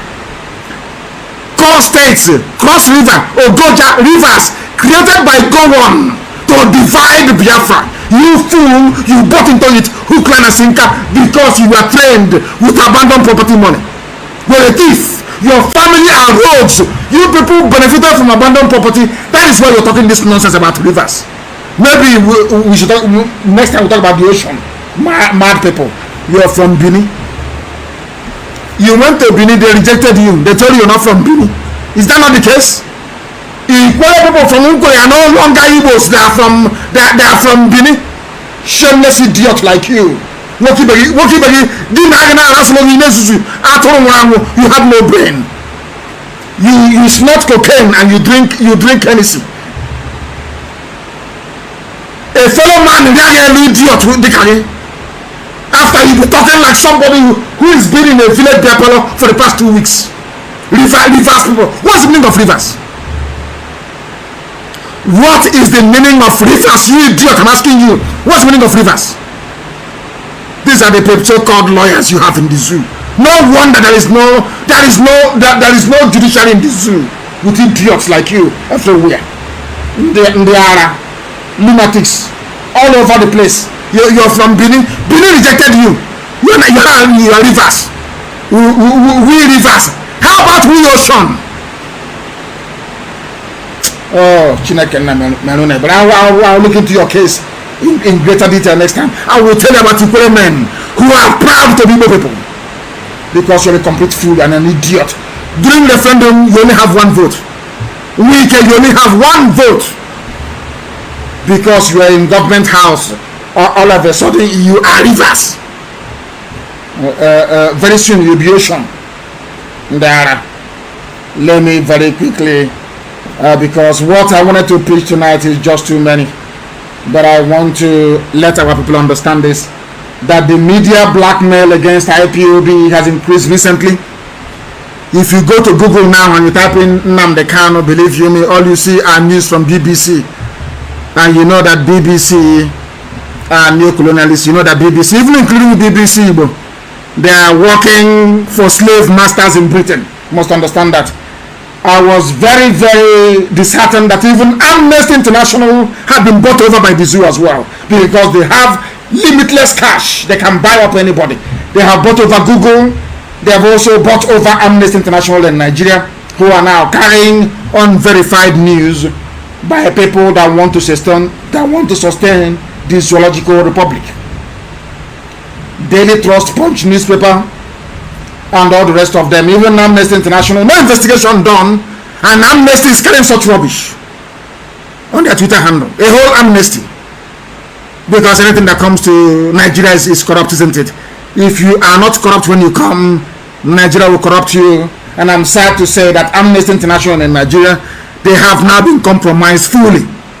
They have now been bought over by the zoo. All the years of threat has paid off. They have now been compromised. Our media must wake up and do the needful. There must be daily rebuttals to checkmate what all these evil people are doing against us. They can never prevail. We have always defeated the zoo. In this very battle, we are also going to defeat them. We are going to defeat them. I have a few special announcements to make tonight, and I want to make it very, very clear. You know, when people are in IPOB, they think they've arrived. You know, everybody must stick to their lane, please. I don't want anybody from the US to participate in our rapid response or medical call anymore, because there was a serious breach of security. I want everybody to stay in their lane and not to cross over to jobs I have not allocated to them. Nobody from the USA will participate in our rapid response group or in our medical call. Dr. Onyise is hereby suspended from IPOB with immediate effect. Anybody who deals with him will be expelled from the movement. Dr. Onyise is suspended from IPOB with immediate effect. We are losing men on the ground because some people in the USA and Europe are meddling with the command structure of our volunteers on the ground. People from abroad are calling commanders, calling them and sending them chicken change, trying to alter our command structure on the ground. That is why Dr. Onyise is removed with immediate effect. Any idiot who calls any of our commanders again, I don't care who you are, I'll remove you live on air. Kanabafori, then you know I'm not joking. All you can do is to go and gossip for 6 months, and after that, you'll be history, as the rest were before you. ESN is out of bounds for everybody. I mean everybody. I command that very army. Nobody should interfere. I mean no idiot should. Anybody that contacts ESN operatives on the ground, I will dismiss you live here on air. I'm not joking. Remember what I told you when we started this journey many years ago? They will kill us, we will kill them, and in the end Biafra will come. They have killed us many years ago. Now they are going to die, and then after that Biafra will come. I told you this in 2014, and it's happening before our eyes this very day. As always, remember that we have no other religion other than Biafra. Biafra is our religion, and here on radio Biafra is where we worship, because Elohim is our God. With all the love in my heart, believe it or not, with all the love in my heart, from me, from here, good evening. Good evening, wonderful people, great Biafrans, wherever you are, on this very planet Earth that you put the created for the habitation of man, where we are born and where we shall all die. I welcome each and every one of you to this very evening, exceptionally special broadcast. The time now is 5 minutes past 7 p.m. in the glorious land of Biafra, where the blood of the consul have watered the ground for the tree of freedom to germinate and to take root. I say good morning, good afternoon, good evening, and good night to some of you. Regardless of where you are, a lot of people are listening to us this evening across various platforms. I mean, very many people are listening right across this very planet Earth. It is a very sobering day for each and every, in fact for a couple of days now, I would say, since the enemies decided to cowardly attack somebody sleeping in his father's compound. As I ask you to join this broadcast this evening, morning, noon, or night, depending on where you are, I will also encourage you to ask those who are around you to endeavor to tune in to be part of this very special broadcast. We are live on this very day, the 25th of April, in the year of our Most High Elohim 2021.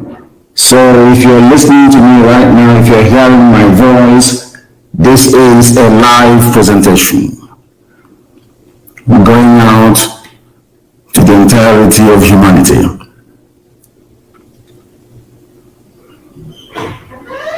It's a very sad day, I must tell you. A very sad day indeed. But I'm sure that the angels in heaven will be rejoicing.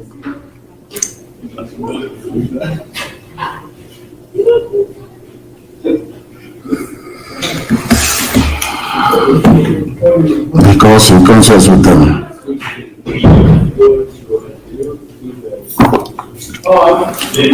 My name is Nnamdi Kanu.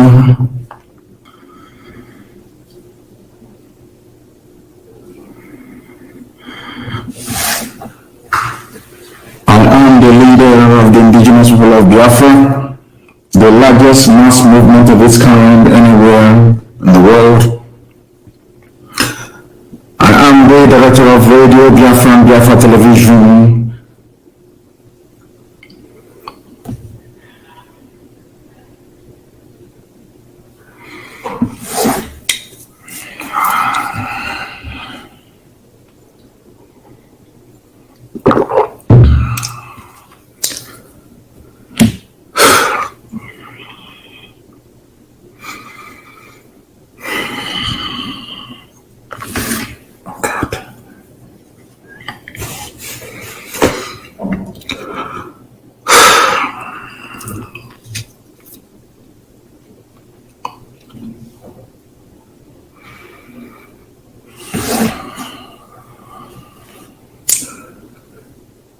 By the very special grace of the Most High Elohim,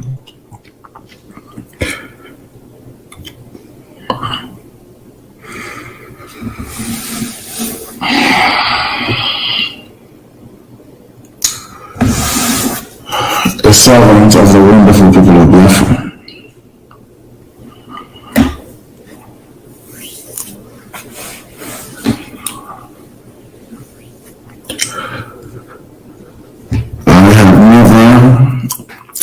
This bad before, not even when my parents passed. That is why there will be vengeance.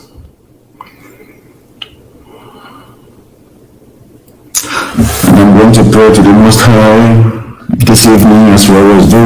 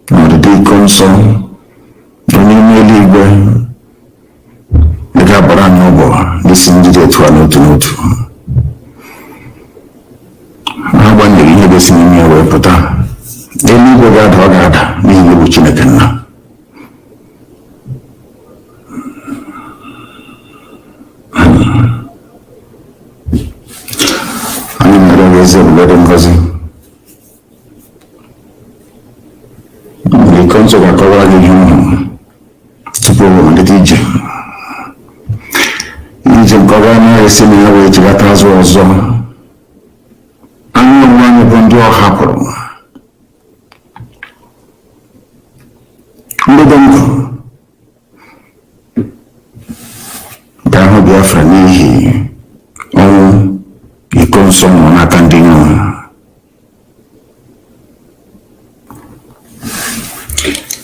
Anyị wee na-arịọ eze ebugado ngozi ka ịhụnanya ya niile amara gị na ụmụ iko gị ka iwe were ya wee kasie anya ụmụ anyị obi n'ụzọ pụrụ iche n'ihi na o were anya anya na ọ bụ naanị igwe onye na-ewe beta ọ bụ naanị ihe na-ewere nna nke igwe ndụ niile nwere na ọ gbatara aka anyị wee na-arịọ gị ka ọnwa niile ka anyị na-ahụ hapụ ịbụ nke efu n'ihi na ọkụ n'ezi dị anyị ka anyị na-aga n'ihi mkpeta n'azụ Biafra ga-abịa ndị ọjọọ niile a ga-ekpe ha ikpe anyị agaghị echegha azụ ọ bụrụ uche obi gị na anyị niile ga-anwụsị anyị anwụọ n'ihi njem a nke anyị na-aga ya kwanụ mmasị gị onye eluigwe maka elu ụwa na anyị ga-anọ ndụ wee hụ Biafra anyị ga-anọ ndụ wee hụ Biafra n'ezie anyị na-asị mma mmadụ elu Chineke nna otuto dịrị onye n'ime eluigwe anyị na-akpụ isi ala n'ebe ọka aka onye ọbụla anyị na-achị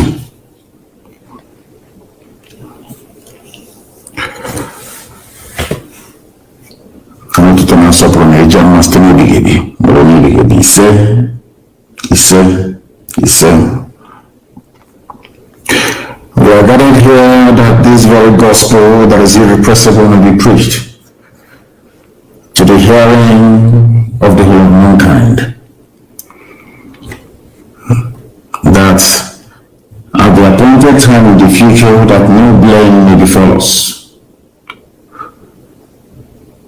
because the rage that we feel cannot be quantified, it cannot be measured. We lost in counsel at the hands of cowards, wretched, idiotic cowards who cannot fight a good fight. They did not engage him in the battlefield as they have been lying, because in the battlefield the council is more than 1 million men.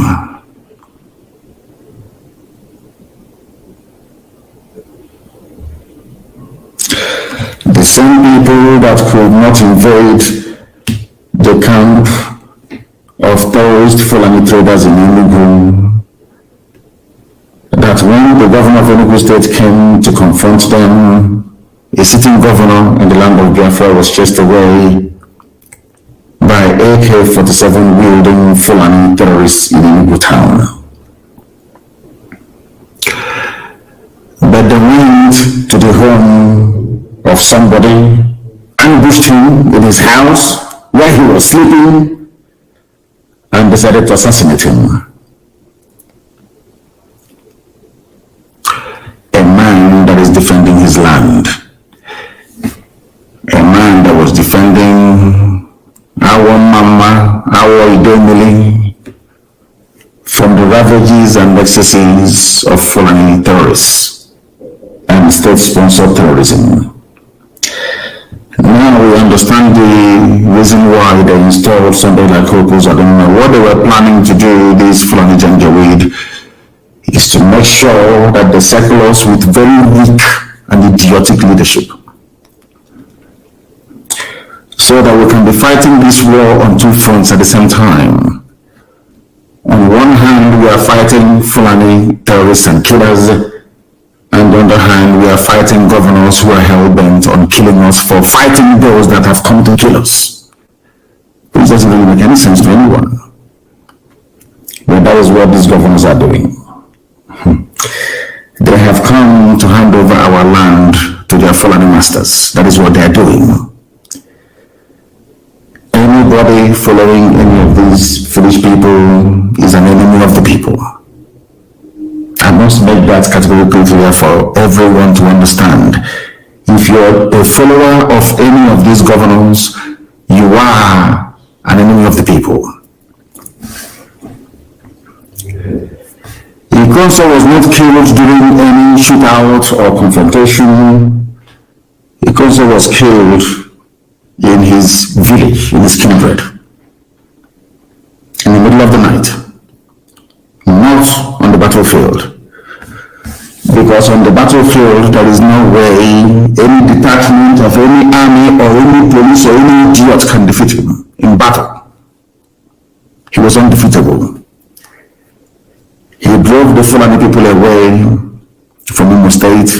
gallantly well.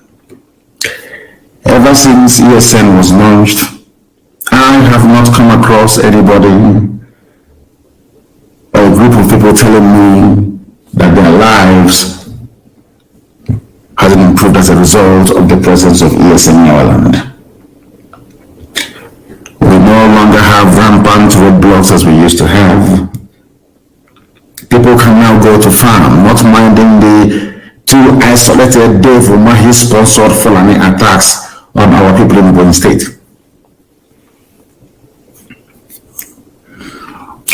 I am asking the Southeast governors and every other fool in the zoo, why was it there was no hoo-ha about Fulani people chasing the governor of Enugu State away inside Enugu City with AK-47 assault rifles? It only merited a glancing mention in the zoo newspapers. Nobody talked about it in any great detail or more depth. In our own land, Fulani are armed to the teeth. The army and the police are supporting them. Every blessed day they are being supported by these people. Therefore, we must fight this very fight. And we are going to mourn Ikonso in a very special way. Very, very special. You know, in those days, when, let's say, for instance, the Oba of Benin dies, for instance, I'm giving you an example that is more universal so that we can understand what I'm saying. As soon as the Oba is dead, headhunters will go into the forest, and the Oba will be buried with heads of people. Ikonso is more than an Oba. And we are going to mourn him in a very special way. We are going to bury Ikonso in a very, very special way that history will remember 2021. History will remember 2021, the year that the enemies of Biafra came into our land using our own people to kill a defender of his people. Ikonso was attacked in his village. Opo Zadoma and his family masters cowardly and wretchedly killed a man who was unarmed. His fight was against Fulani terrorism in our land, and they killed him because he refused an offer made to him by the same Opo Zadoma. As if, fortuitously, a few broadcasts back, if I'm not mistaken, I mentioned this very fact, that Opo Zadoma approached Ikonso, our commander in the state, offered him money, a lot of money, and asked him to switch to Ipob. Ikonso is a gallant Biafran. He said no, that he will not do it. Some of you can go to my last broadcast, if I'm not mistaken, I mentioned it. And that is a clear, unequivocal vindication of Ikonso. These are men that fought for their land without receiving one dime in payment. He was the head of a volunteer army under oath to defend the land of Biafra. And these cowards wretchedly and idiotically in the middle of the night, as cowards always do, to sneak up on him. They said it's a combined team of police, army, and DSS. And as I said earlier, Ikonso will be buried in a very special way, I'll show you. Not even the burial of the Oba of Benin will be as remarkable as his own burial, I assure you. Those in the know will understand what I'm saying. As if I knew, and heaven put words in my mouth to alert the whole world to what Opo Zadoma had intended.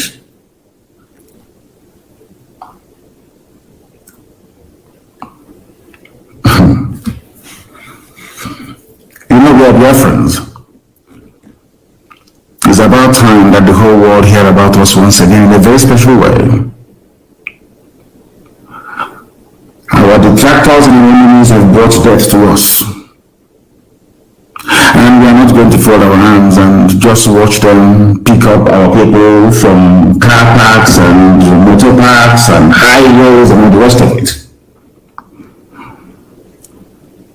All of you who are, should I say, conduits and vehicles for Fulani Janjaweedism in our land,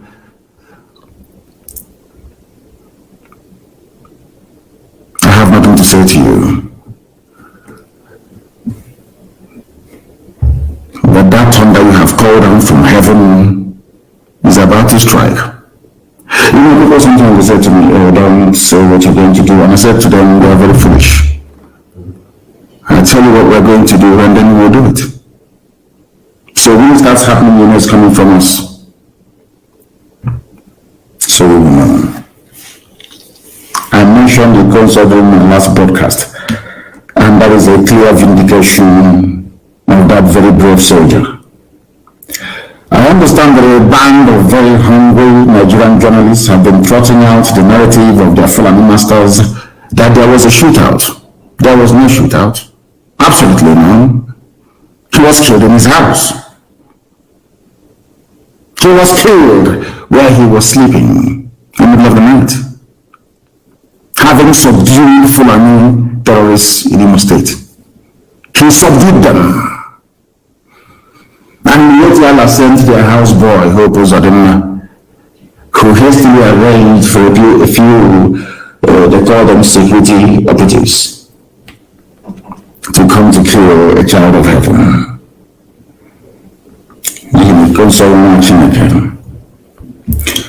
Before I came live on air, I sent out a tweet that the whole world may know. And it's a quote by Rachel E. Goodrich. And I repeat to the hearing of the world this evening from where I am. Vengeance is a monster of appetite, forever bloodthirsty and never filled. I repeat, vengeance is a monster of appetite, forever bloodthirsty and never filled.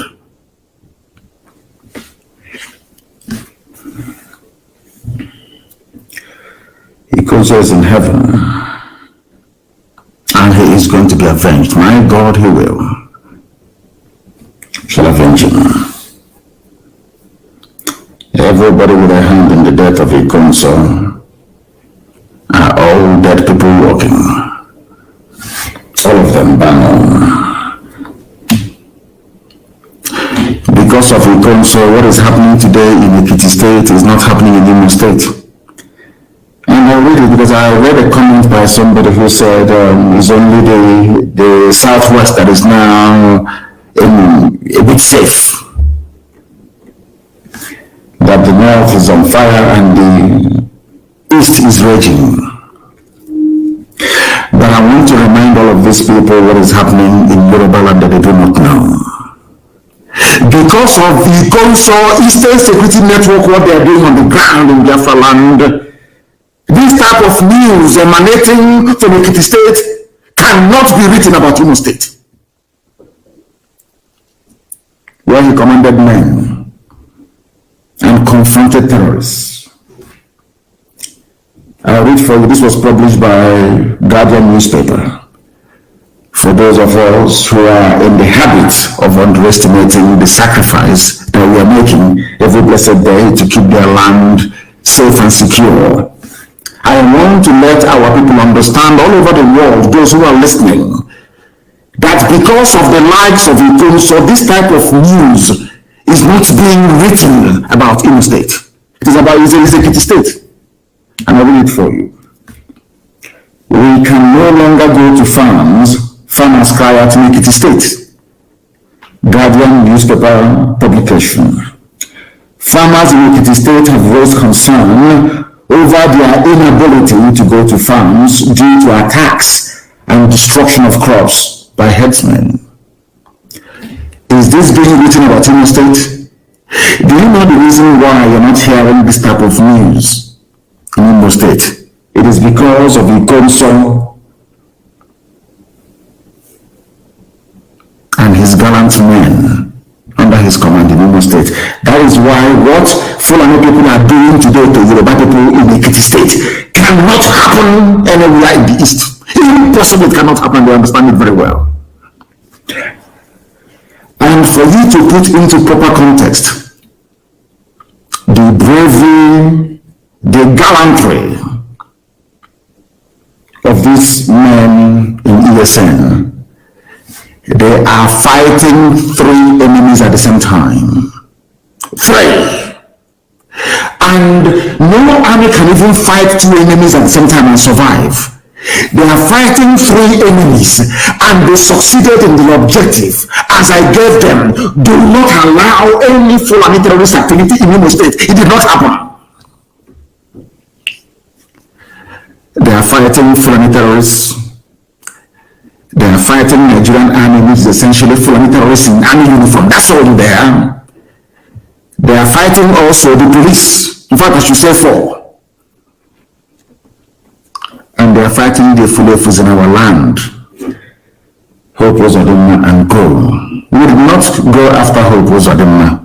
We were only facing the enemy in front of us. Fulani terrorists masquerading as headsmen. And today nobody can say, unlike before, that there are Fulani headsmen attack anywhere in Imo State. Is not possible. Because of the bravery and gallantry of all these men. All of you, not all of you, some of the Fulofus, those in Ohaneze, and the idiotic governors that we have. The reason why your state is not like Ekiti State is because of Eastern Security Network. Because it is here. The traditional ruler, the Alajawa of Ijowa, Ekiti, Oba Emmanuel Omopariola, during a meeting with the National Agricultural Land Development Authority, NALDA, lamented that insecurity was one of the major problems facing farmers in the community. Are you hearing such a thing about Imo State? Our Anambra, our Abia, all these things are things of the past. We defeated Mietiala and they went home. Umahi is now begging them to go home, that they can come back in the future when the coast is clear. Now, do you understand? So you want your fathers and your mothers who go to the farm to go and farm to be like those farmers in Ekiti State, or to be like farmers, or have the same experience they were having, should I say, or they had a few years ago. When Fulani were all over, should I say Fulani terrorists were all over the place. All of you have forgotten. You have all forgotten. And today, somebody who brought out himself to defend his land was killed for doing so. What Hope Uzodinma was seeking to achieve, Hope Uzodinma and all the idiots in Ohaneze and Atron and Bushi, what they want to do is to fight Eastern Security Network to pave the way for Fulani terrorists to come in and take over our land. That's what they're trying to do. Some of you are too idiotic.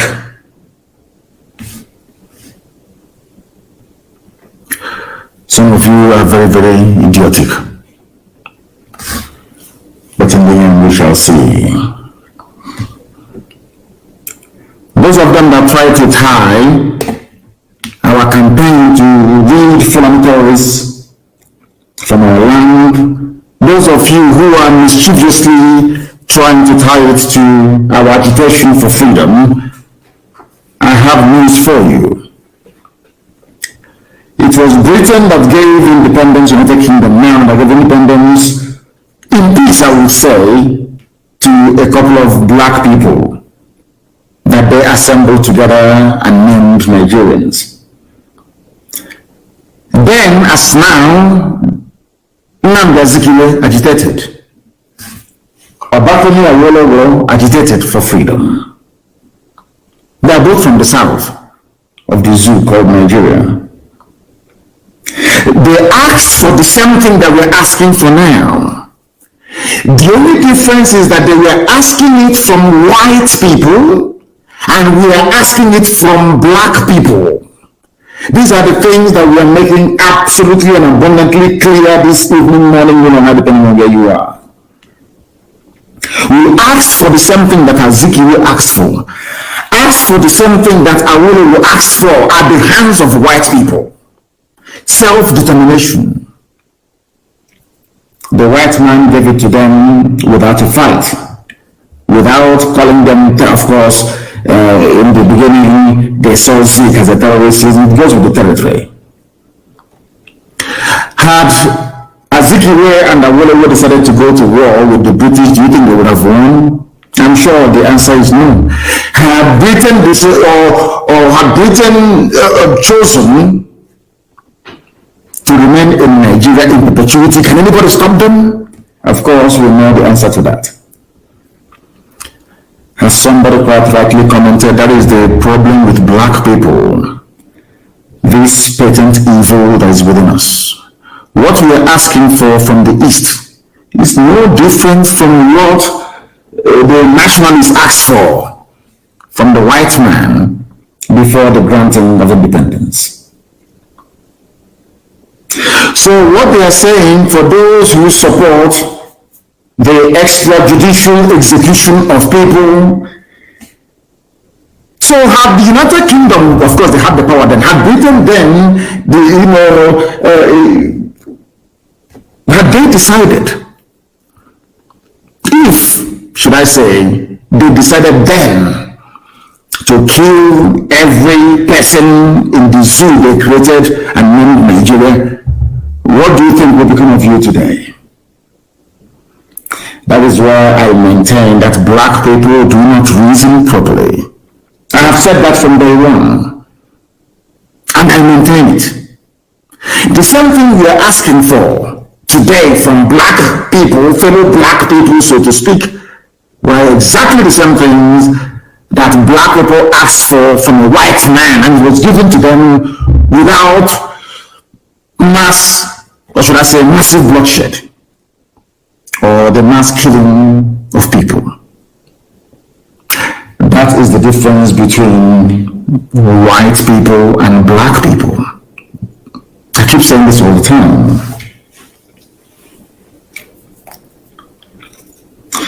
But Judgment Day is coming. Judgment Day is coming. They know how stubborn we are.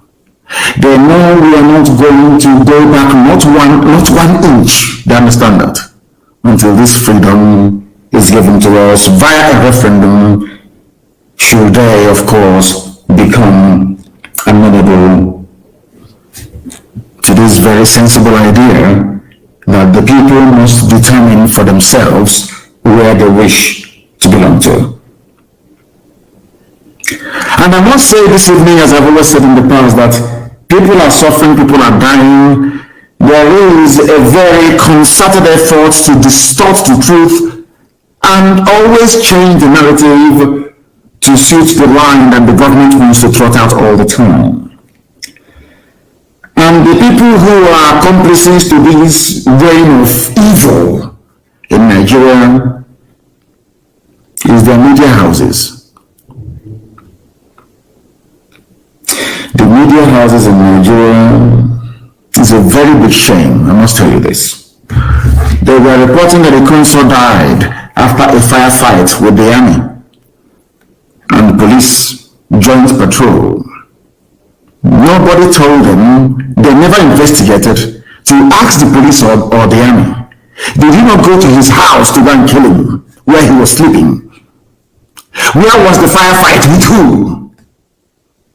And that is why everybody who is a frontline commander in ESN must be very, very careful. They will go to your village and they will bribe your villagers. They will give them money, as was the case with the consul. Just tell us anytime you see him. That was all they did. The idiots called somebody, a special senior assistant to Uzodema, to say that, yeah, the consul is in the village. He came to our. And and they sent the army and the police to kill him. Some people collected money to betray his location because he came to his father's house into his village that he has been fighting to protect against the ravages and excesses of Fulani Janjaweedism and terrorism. There he was betrayed in his father's compound, in his own land. These cowards came. Cowards they are. For only one man, with everything they had with them. And that is why there will be no forgiveness. So some of us understand exactly what the Nigerian government is trying to use Nigerian newspapers to do. And I must warn once again Yoruba journalists. They are the problem. I want to ask Yoruba agitators for freedom to warn their journalists. Yoruba journalists they are evil, beyond evil. People are suffering and dying today in Nigeria because of Yoruba journalism. Evil brand of journalism. And because of that, I want to remind them what is happening in Ekiti State in Yoruba land today. Because of the evil that is Yoruba journalism in channels, television, in Punch, in all these newspapers, up to and including even Vanguard, even some newspaper. You journalists are evil people, evil worse than politicians. You always toe the line of the government, lying and deceiving people. And because you are lying and deceiving people, that is why today in Ekiti State in Yoruba land, people cannot go to farm. You are in Abuja lying, defending the line being trotted out by Lai Mohammed. You are in Lagos writing junk, proscribed, outlawed. In Ekiti State, they are outlawing your people in Ekiti State. Nigerian journalists are defending the Fulani. They are part and parcel of this effort to destroy indigenous populations. And as these Yoruba evil journalists are writing their junk every day in channels, television, and all these useless media houses, Ekiti State is being taken over by Fulani terrorists as punishment for your lies and your deception.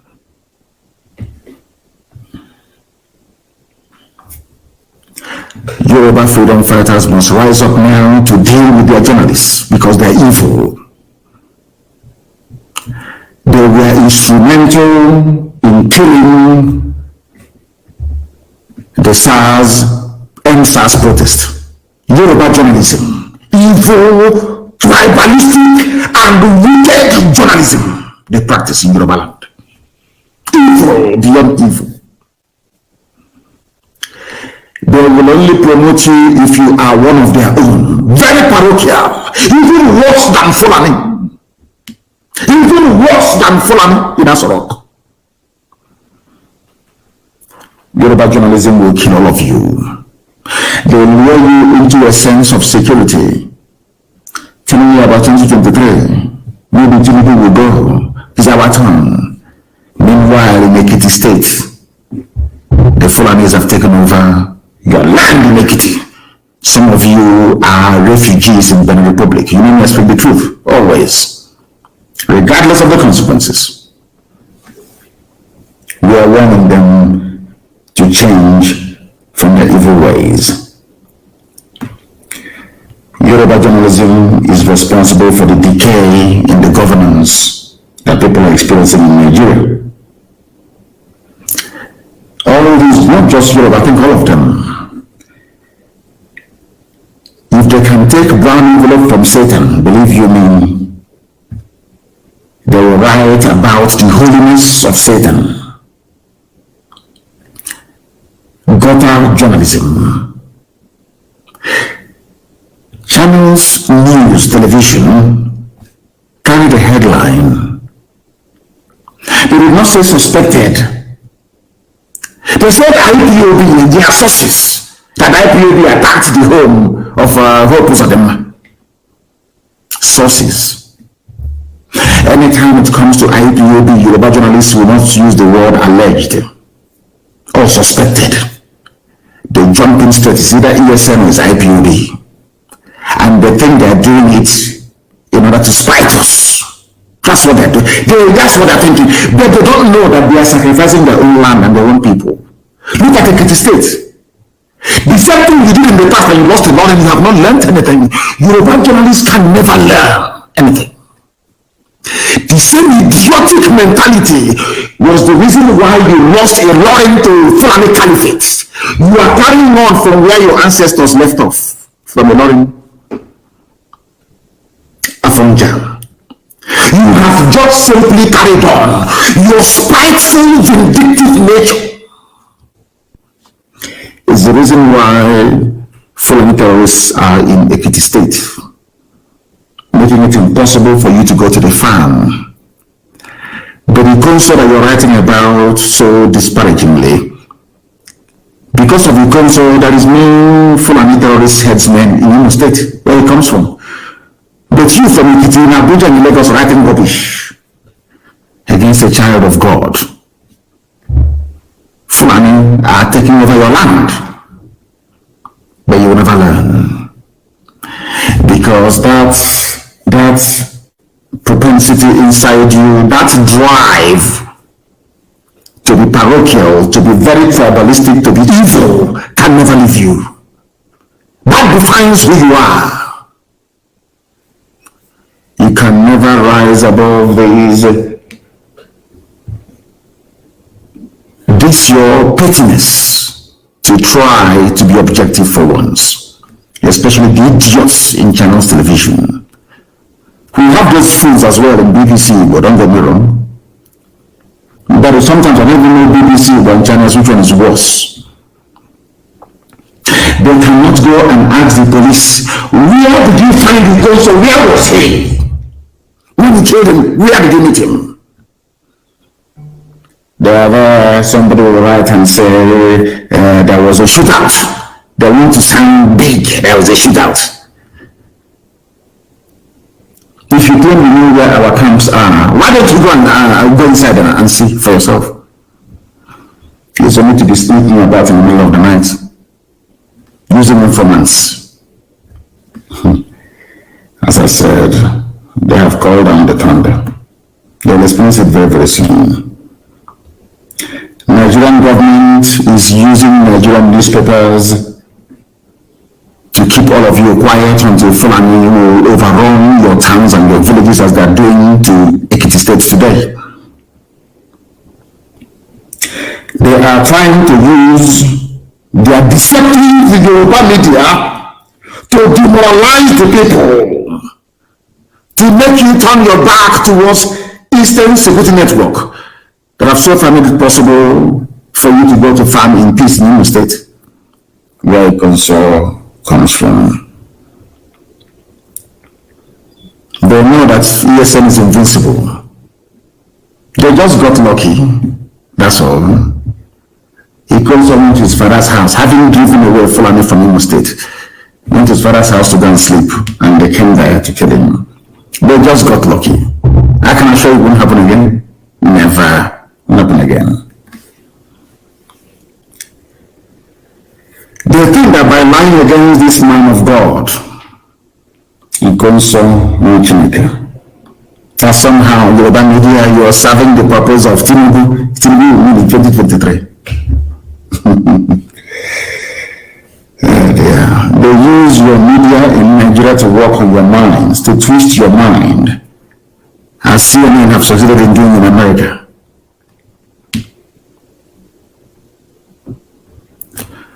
People who should ask questions discover the truth. They cannot do it. If the army now go about and kill innocent people in Biafra land, they say, oh, they're innocent. They just place a call to a punch newspaper editor or Chinese editor. You see CSN, you see CSN. Unknown gunmen, no, is IPOB and ESN. These guys, they have no sleep, I tell you. How did people actually know that those they are killing are part of ESN security architecture? Anybody can be killed now and they brand you ESN. I remember when I was in detention, a lot of Nupe kids were rounded up around Bida and dumped in DSS dungeon for nearly 2 years, some 4 years. Anybody they see in the north, if you raise your voice and you say that what we are going through is not good, they come at the night and they abduct you and they brand you Boko Haram. And you know that the zoo, Nigeria, you know those that run the zoo, Nigeria, they're all very foolish people, all of them. After all, you don't have any light, so let me not even go there. They have the same mentality as Yoruba journalists. They never learn from history. Yoruba journalists, they never learn. They learned nothing from history. I expect every Yoruba journalist to just sit down and ask themselves this question. How did we lose a Lorin to Fulani? How come there is an emir answerable to the caliphate, answerable to the Sultan of Sokoto, sitting in Yoruba land instead of an Oba? Any day they ask themselves that question, I'm sure they will repent. Yoruba journalists, any day you sit down and ask yourself this very simple question. How stupid were we to concede the loin to the caliphate? Any day you ask yourself that question, believe me, you will change from the evil ways. It was because of Yoruba and Nigerian journalism at large. Of course, BBC became very late. That was why they killed Fela's mother. Fela is a Yoruba man. They killed his mother. They used Yoruba media because the Yoruba man was in charge then. Obasanjo, a very evil man, I must tell you. Obasanjo, one of the most evil people that Satan ever created. Lucifer. That man is evil, beyond evil. The same people that went to Odi under Obasanjo, people were massacred because the Yorubas were enjoying under a man they never voted for. They buried the story of Odi massacre. They went to Zakibiam, the same thing, slaughter, wholesale slaughter of entire villages in Zakibiam. Still under Obasanjo, mind you, nothing was said. Dear me. And under this reign of terrorism from the Janjaweed, Mbo massacre, Odibo massacre, Shia massacre, Shia Muslims in the north massacre. Let it all get. Who do you think are the people responsible for making sure that you no longer think about all these atrocities? Nigerian newspapers, the media houses, evil people. Evil beyond evil. They brought their nonsense to write about a council that defended Imo State against Fulani Janjaweedism. Unlike Ekiti State, where Fulani headsmen are still terrorizing them till tomorrow morning. And they are killing us everywhere. Their bandits are killing us, their army, their police, their navy, air force, all of Fulani killing people all the time. And all Garabashehu could say is people are reporting killings as if it never happened before. This is the mindset of the people you're dealing with. You know, sometimes I wish that our people kind of abandon all this idiotic sentimentality. He's talking about my people. Because of that, you cannot see the truth anymore. Look at Garabashehu saying that people dying is not news. It has happened before. So we get on with it. These are the people that came with their Ruga. They came to conquer your waterways. They are now coming with Fulani settlements everywhere. Some of you still cannot reason very well. You are like Hausa peasants, I keep reminding you. The same thing you are doing today, the same thing they are doing today. Yoruba journalists, we are the same thing that Hausa peasants did many centuries ago. Look at where they are today. And as you can well imagine, are you hearing about Hausa anymore? It's not Fulani now. They've taken over Hausa land. The same thing shall happen to all of you that are so foolish as to not to join this very crusade to free all ethnic nationalities trapped in the damnable zoological republic for the benefit of Britain and the glory of Fulani. He considers a brave man. At least in the state, are you hearing about Fulani headsmen did this or did that again? It's down to him. It is down to him. Zoo media, they are evil. Very evil. Buhari and northern governors meet over insecurity. Insecurity what? In the north. In the north. They meet over insecurity. The people that created the problem are claiming they are meeting with a fake Buhari from Niger Republic. That the media, I keep asking myself the type of God that made these people that practice journalism in the zoo. I want to ask them a question. What is wrong with you people interrogating the fact that this man has a floppy ear, we can't even investigate that, not for one single day. Why is it that it doesn't trouble you that a man who was speaking his mother tongue before, Fulfude, can no longer speak it? Journalism in the zoo. They met, and as usual, they're very clever. As they are busy ravaging Plateau State, Fulani, I don't know why people fall for their tricks and their games, honestly, I don't know how they managed to do it. Fulani have been ravaging Plateau State. But you know how clever, like they need to go on. The only person they could find to be the chairman of Northern Governors Forum is Simon, a Christian, Lalong of Plateau State. To give the world the impression that there is one Nigeria. After all, a Christian is the chairman of the Northern Governors Forum. After all, is it Harubi or another idiot from Upper Benue is the chairman of Arewa Consultative Forum? Do you see how people fall for their games and their gimmicks? Do you see how foolish that we become sometimes? Do you see how the Fulanis, with the help of Yoruba media, have managed to twist our brain that we can no longer reason properly? The same man who is the chairman of the Northern Governors Forum, where he's the chairman, Simon Lalong, is losing territory every blessed day to Fulani terrorists in Plateau State. All that concerns him is to be seen dining and whining with the other Janjaweed governors. That's all. He's the chairman. What concerns him is his title and his office, not the welfare or well-being of his people. The same type of nonsense that we are experiencing. He's having meeting with them because of insecurity in the north. Insecurity that who brought about the insecurity in the north? It is the same Fulani. The same people that proscribed and declared IPOB a terrorist group. Because they know that we are the only people fighting them. It's only IPOB that is fighting them. Let us be honest about it. It's only a few days ago that our brothers and our brethren woke up in Yoruba land to start to agitate properly, as it should be. IPOB is the obstacle. And Britain advised them long time ago, those people are the only obstacle you have.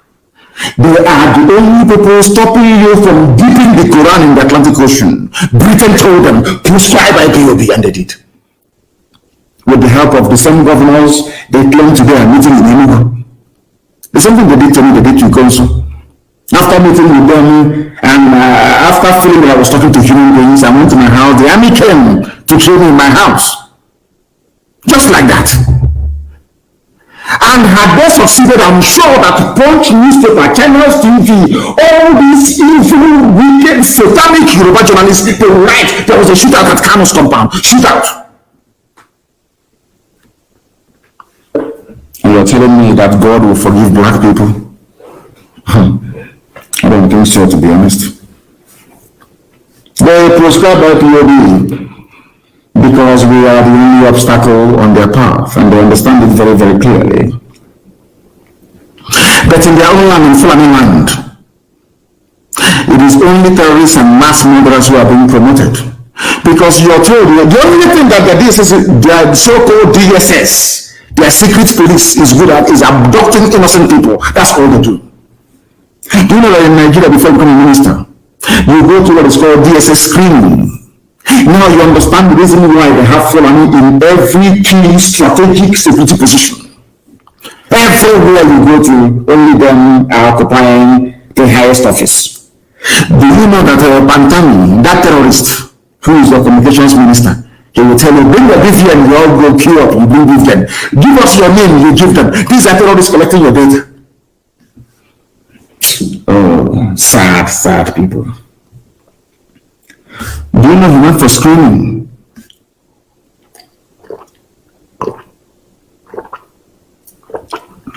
Something a sip of water. He went for screening and he scaled through. DSS said there is no problem with him. A terrorist too. Why did he scale through the screening? Because Fulani terrorists are in charge of DSS. That is tasked with screening every political appointee, or should I say minister, before they are sworn into office.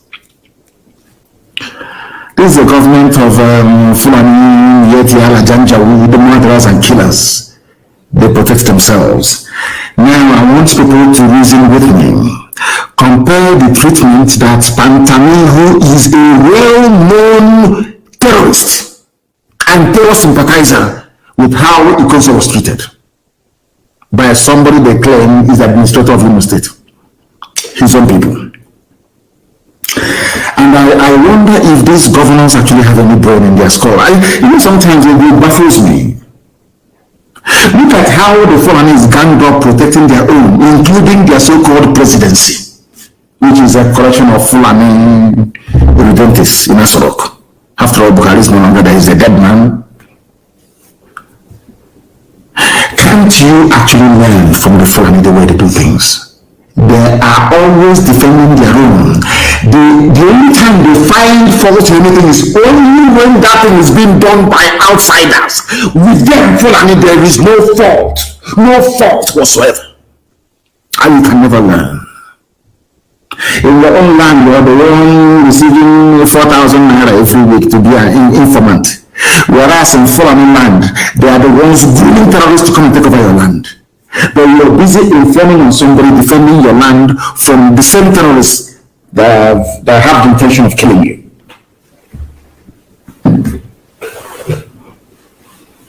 It comes to Chineke. In Fulani land, Pantami and all jihadists are in government. Look at El Rufai. El Rufai, governor of Kaduna State, came out and told all of you stupid, foolish Nigerians, told you to your faces, I went to Niger Republic, I went to Cameroon, I went to Chad, I went to go and give money to Fulani people so they don't come to Southern Kaduna to kill you. All of you are just like clapping for him, the next president. They said one preacher went to go and see him.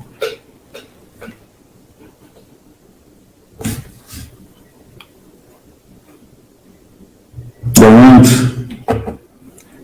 to kill a consul, but a terrorist is a minister of communication in Nigeria. They found him out and his people are defending him. Yoruba journalists are defending him. Oh God. Now you know all those people, they say there's the shoe shiner, nail cutter, all of them. Now you know that they were all sleeper cells. They were, oh God, how foolish our people are. over the years, for nearly 30 years. They were everywhere. They told you, we want to sharpen your knife, we want to repair your shoes, we want to cut your nail. All these were spies, foreign spies. And now they used Mietiala with their cattle as an army of occupation. And in the process, killing and maiming people and forcibly occupying our land. That was why they came up with Ruga. Some of you have no brain, you Nigerians. And now they have the army to back them up. As if there was any doubt before as to the role the Fulani army was expected to play in advancing this Fulani conquest and Fulanization agenda. They even went and brought Fulani terrorists and put them in the army direct. And as all these things are happening, people are just pretending as if life is normal, as if there is one Nigeria, as if everything is okay. Now, we have not come to that yet. We have every justification to fight the police and the army. That's why I said I want to go to Hague. When we get there, we will ask the judge presiding over the case. If the army of Netherlands, the army of England, were to recruit terrorists today to add into their own army, will you trust that army to defend the people? Simple question. And I'm sure the case will be thrown out. Now you understand. So we don't even know who we are fighting. Now we have their foot soldiers who are Fulani terrorists with their cattle, are coming in. We are fighting them, and we have Fulani terrorists in army uniform pretending that they are enforcing the law, killing us as well. And Yoruba journalists are in Lagos writing junk, defending them. Nobody has ever interrogated the fact that what are terrorists doing in the army and police? But he also defending his village is the one that deserves to be killed. I'm sure they even use the army to intimidate politicians as well. But what Fulani is doing today, they have done before. It is in their DNA, they can never stop. Fulani expansionist tendencies and conquistador mentality is there and will always be there, if in case you don't know. They can never change. Not today, not tomorrow, not ever. Fulani will never ever change, not in this life. So you people are in for a shock. Do you know the only thing that is saving us is this prayer we pray every day, that all our enemies, let that hand they have used to poison us, may they inadvertently also be in their mouth and become contaminated as well. The only thing saving Nigeria, to be honest with you, is the heroic exploits of East Network and Janjaweed bandits in the north. Those, because they don't know where the boundary is. They said, come to Nigeria, Nigeria is your own. So they left Timbuktu, they left Gambia, they left Sudan, and they came. Some of them were stopped in Yobe, some in Taraba, some in Benue, some in Plateau, and from there they started. Nobody told them anything. That is why we are all in a mess, and will remain in that mess as long as your journalists keep on writing the junk that they have become accustomed to.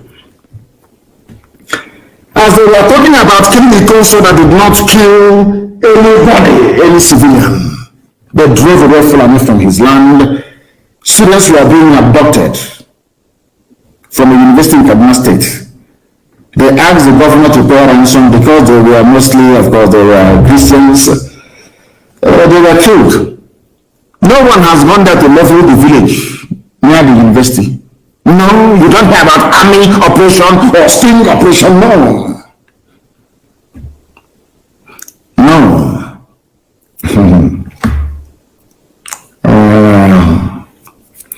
Confirming the development, the Kaduna State Commissioner for International Security and Home Affairs, Samuel Aruwan, said the remains of 3 students were found on Friday in Kwanan, Baturi village, in the Ocean Coast University, close to the university, where they were abducted and killed. And your army, the only thing they're doing is looking for people defending their land to kill, courtesy of your governors. Courtesy of your governors. Honestly, I had intended to preach a lot today until the passing or the brutal, senseless, idiotic, and cowardly murder of Ikonso filtered through to us. Filtered through to us. Very, very sad indeed. And they have not stopped at that. There are some funny bandits that have kidnapped a medical doctor and abducted worshippers in a church in Kaduna. And you are talking about one Nigeria. You are asking ESN not to do. So what you want is for ESN to fold our hands and they'll start abducting us in our own churches, in our own land. Is that what you're telling me? It will never happen. That was what Ikonso fought and died for. Even cows, foreign cows, that is, cannot even live in the zoo. I think some of you are aware of the story making the rounds. I think it was, I don't know the state that imported 250 cattle from US. The aircraft landed at Murtala Mohammed International Airport. All the while, the cattle did not do anything wrong. Throughout the whole flight, the cattle was very quiet.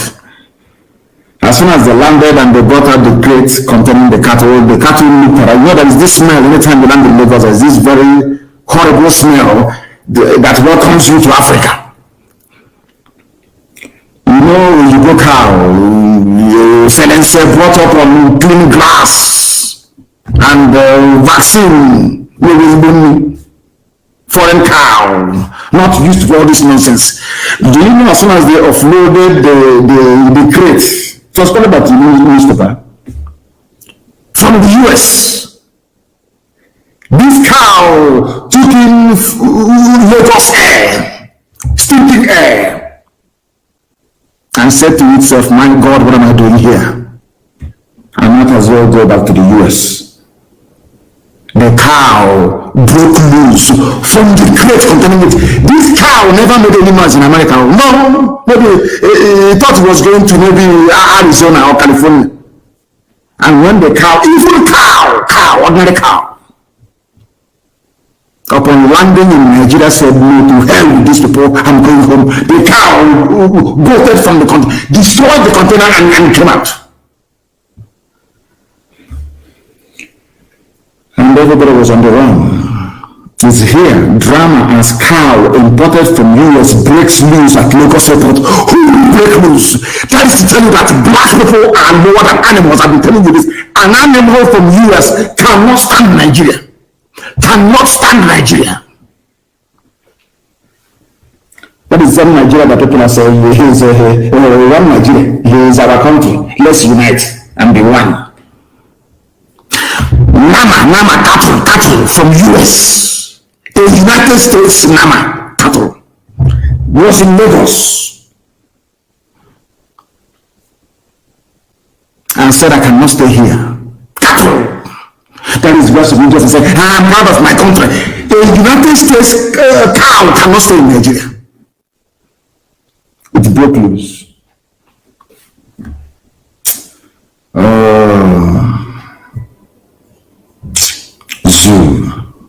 Zoo.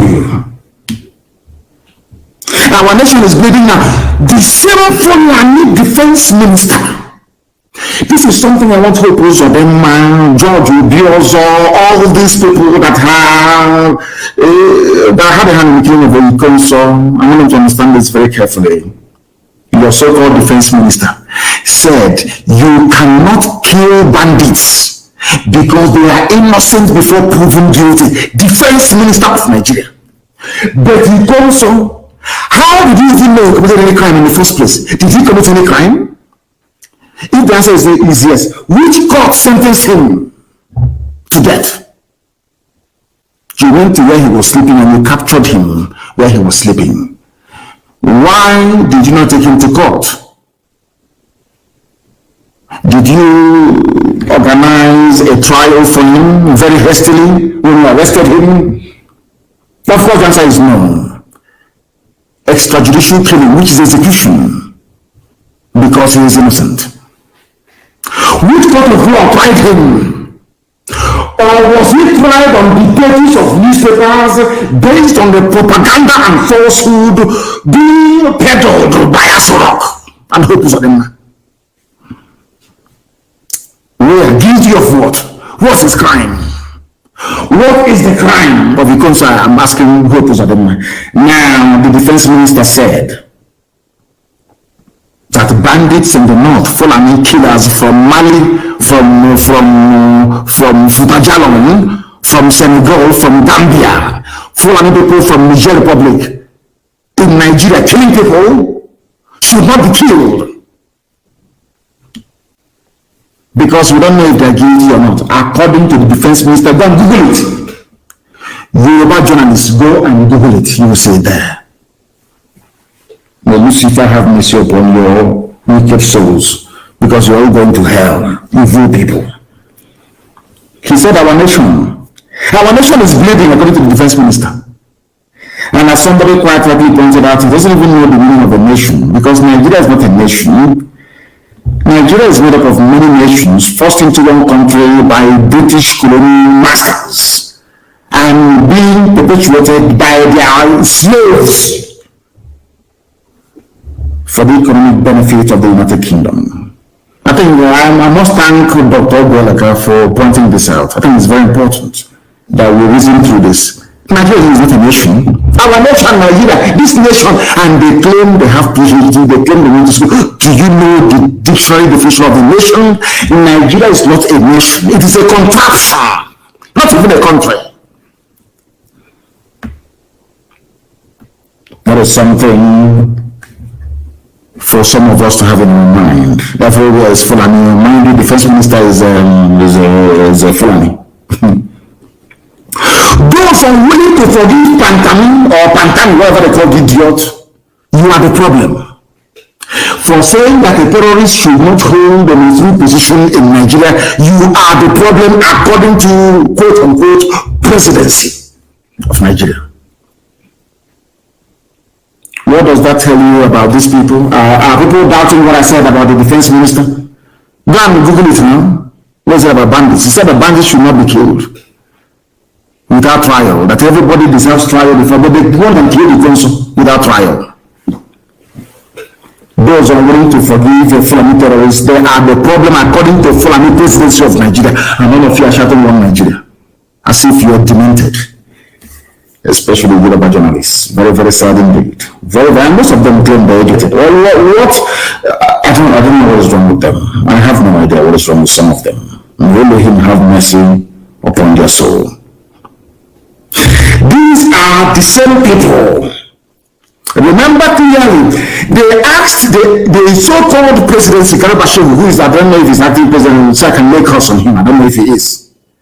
Do you know what he said? They asked him a question. He said, Kemi Adeosun, you know, the former finance minister that forged her a certificate, I think it was NYSC, because I know she studied in London, East London University. I know that very clearly. The former finance minister, Kemi Adeosun, they asked them a question. They asked Garbachev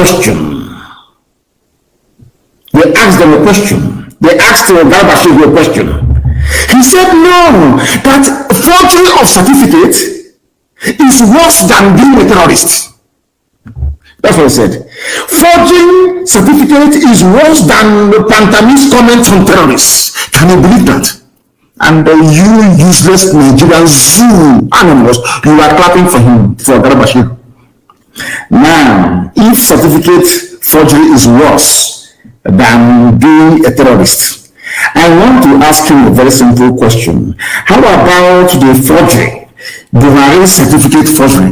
That was when the Fulani went in for the kill, using intimidation from DSS, from the army, from the police, everywhere. But Buhari forged a certificate, which is worse than terrorism according to the same presidency. Buhari forged his own certificate in 2015. It's all there. We have back here.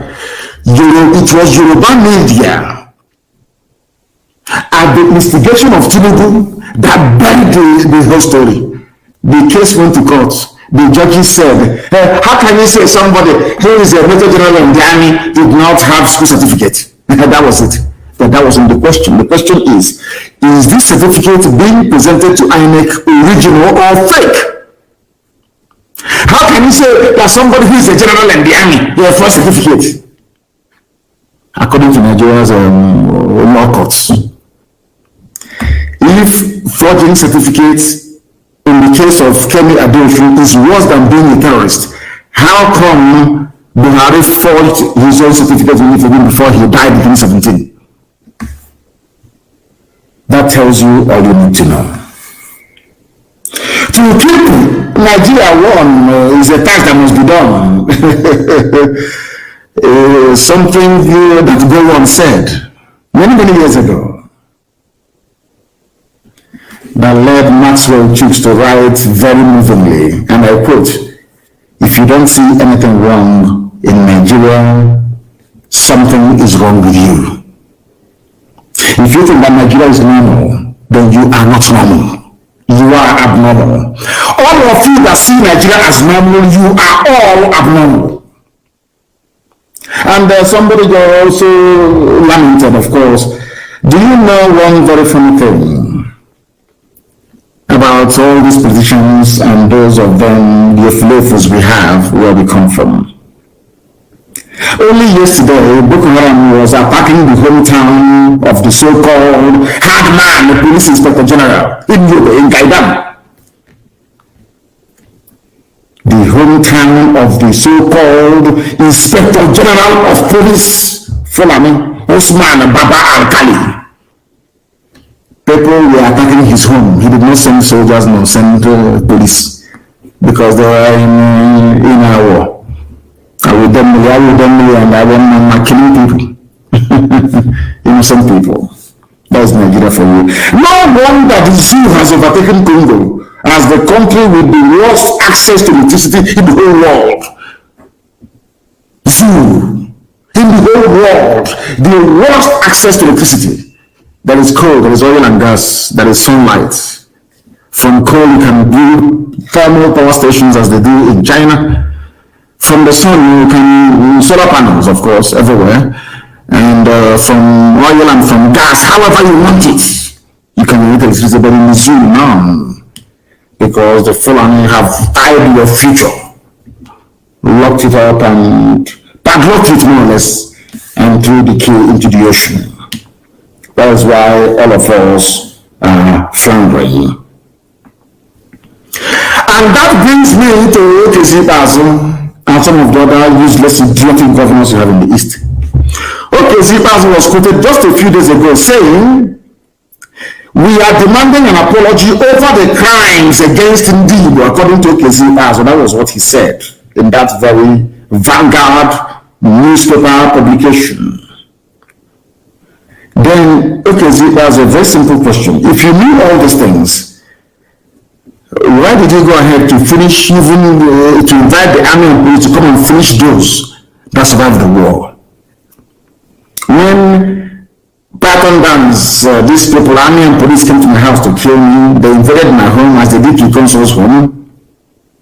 They took away all the things in my house, went to Okezi Bazu, and will show it to him as trophies of war. They went to war in Isama Faruku. They came for war in my house. And some of them were promoted in the army, some from brigadier to major general. The author of duty was Isama Faruku and the Kanu's compound. We went there, we went to fight a war. We didn't see him, but we went to fight a war, and we killed 28 people in Okezi Bazu's office. So he knew that a great injustice was done to Biafrans, yet he invited army and police to come and kill those who had survived the war. Because I'm a survivor of the war.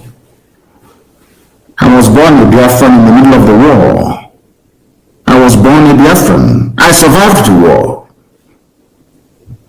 Okay, so the same people is asking to tender apology. He invited them to come and finish off those who are left. Anyways, the zoo. What do you expect?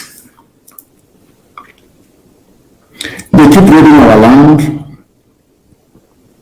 They governors only have strength when it comes to the killing of their brothers and their own sisters. That is the ego, but hey, they love it. Including when it comes to the killing of their own people. But any time the Fulani are ravaging, killing, raping, pillaging, they will never hold a meeting. Have you noticed it? Look at all those who won massacre, Nimbu massacre. Look at all of them. Ayamele massacre. Never, not one single meeting. When it comes to killing of their own people, they call bishop, they call Ohanese, they have a meeting. What does that tell you about these people? What does that tell you about these people and all those that are supporting them? Their strength is in the killing of their own people. Today they are holding a meeting in Enugu, government house, security. The burning of Hope's of Emma's house. But Enugu state governor, Ifeanyi Ugwuanyi, he went to where Hausa people are trading because it is illegal, of course. You want to redevelop the place. They call it Hausa. When Fulani, they are very clever. When they want to commit atrocity, they hide under Hausa immediately. Hausa people being attacked at Hausa people, this is Fulani, Janjaweed, stuff. In the Enugu state. Now, I want people to consider this for a second. Do you think that if Umahi or Ibazo or any of them, or Obiano, imagine that Obiano went to Ayamalon, for instance, and he went to Onitsha market, or maybe Navy, and the ESN was there, brandishing assault rifles and chasing away. Do you know what will happen? Nigerian Air Force will level Navy. In not up to 10 minutes, Navy will become, they will level it. But Fulani people, now listen to this very carefully. Fulani people in Enugu chased away an Igbo governor in Enugu. The people instrumental, these are the people that always invite the army and police to kill their own people for asking for referendum. But the Fulani chased them away with a gun inside the Enugu city. They did nothing. 82 division is there. The Fulani police commissioner is there. Nobody went to rescue the governor. I want people to understand how evil the governors are in the East. I want you to understand it. I will ask you again, can you imagine what will happen to any place where any sitting governor is confronted by men with arms? What do you think will happen? But the thing is that this thing happened inside Enugu, where you have 82 division of the Nigerian military. The people that carried out the raid on my house. Who gave those Fulanis the AK-47 they were carrying, with which they used to chase away a sitting governor? They say we hate them. We don't hate anybody. It is their behavior, the way they behave. If you understand these people, no single soul will throw any governor anywhere in our land. Maybe out of hunger, they will. A sitting governor was chased away by a Fulani armed men inside Enugu. 82 division did not respond. The Nigerian police did not respond. Now, let us go back a little bit before now. Remember the NNA massacre that happened last year? NNA massacre, you remember it? Were those people carrying guns in NNA? Did they threaten anybody? The answer is no. But the army came, DSS came and killed them. Just because somebody said that this could be Ipob Biafrans. But in the same city, in the same Enugu, in broad daylight, Fulani people chased away the governor with AK-47. 82 division did not come. DSS did not come. The police did not come. Now tell me how you can love such governors. Just come explain that to me.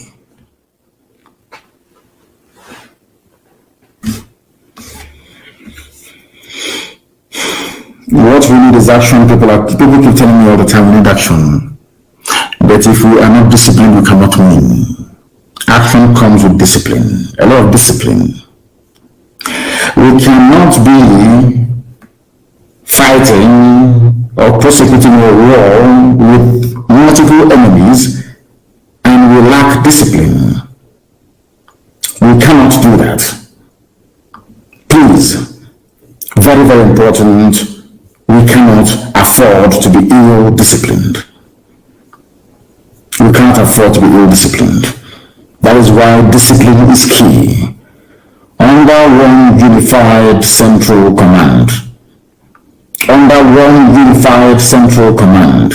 I remember something that I'm not about discipline, but I'm just telling our men on the ground about the need for discipline and calm head. Very, very important that we inculcate that into our thinking. Now they're killing us, they're arresting, they're butting all over the place, people are not talking. But of course, very, very soon. Then we'll go into details. But we shall see what is going to happen very, very soon.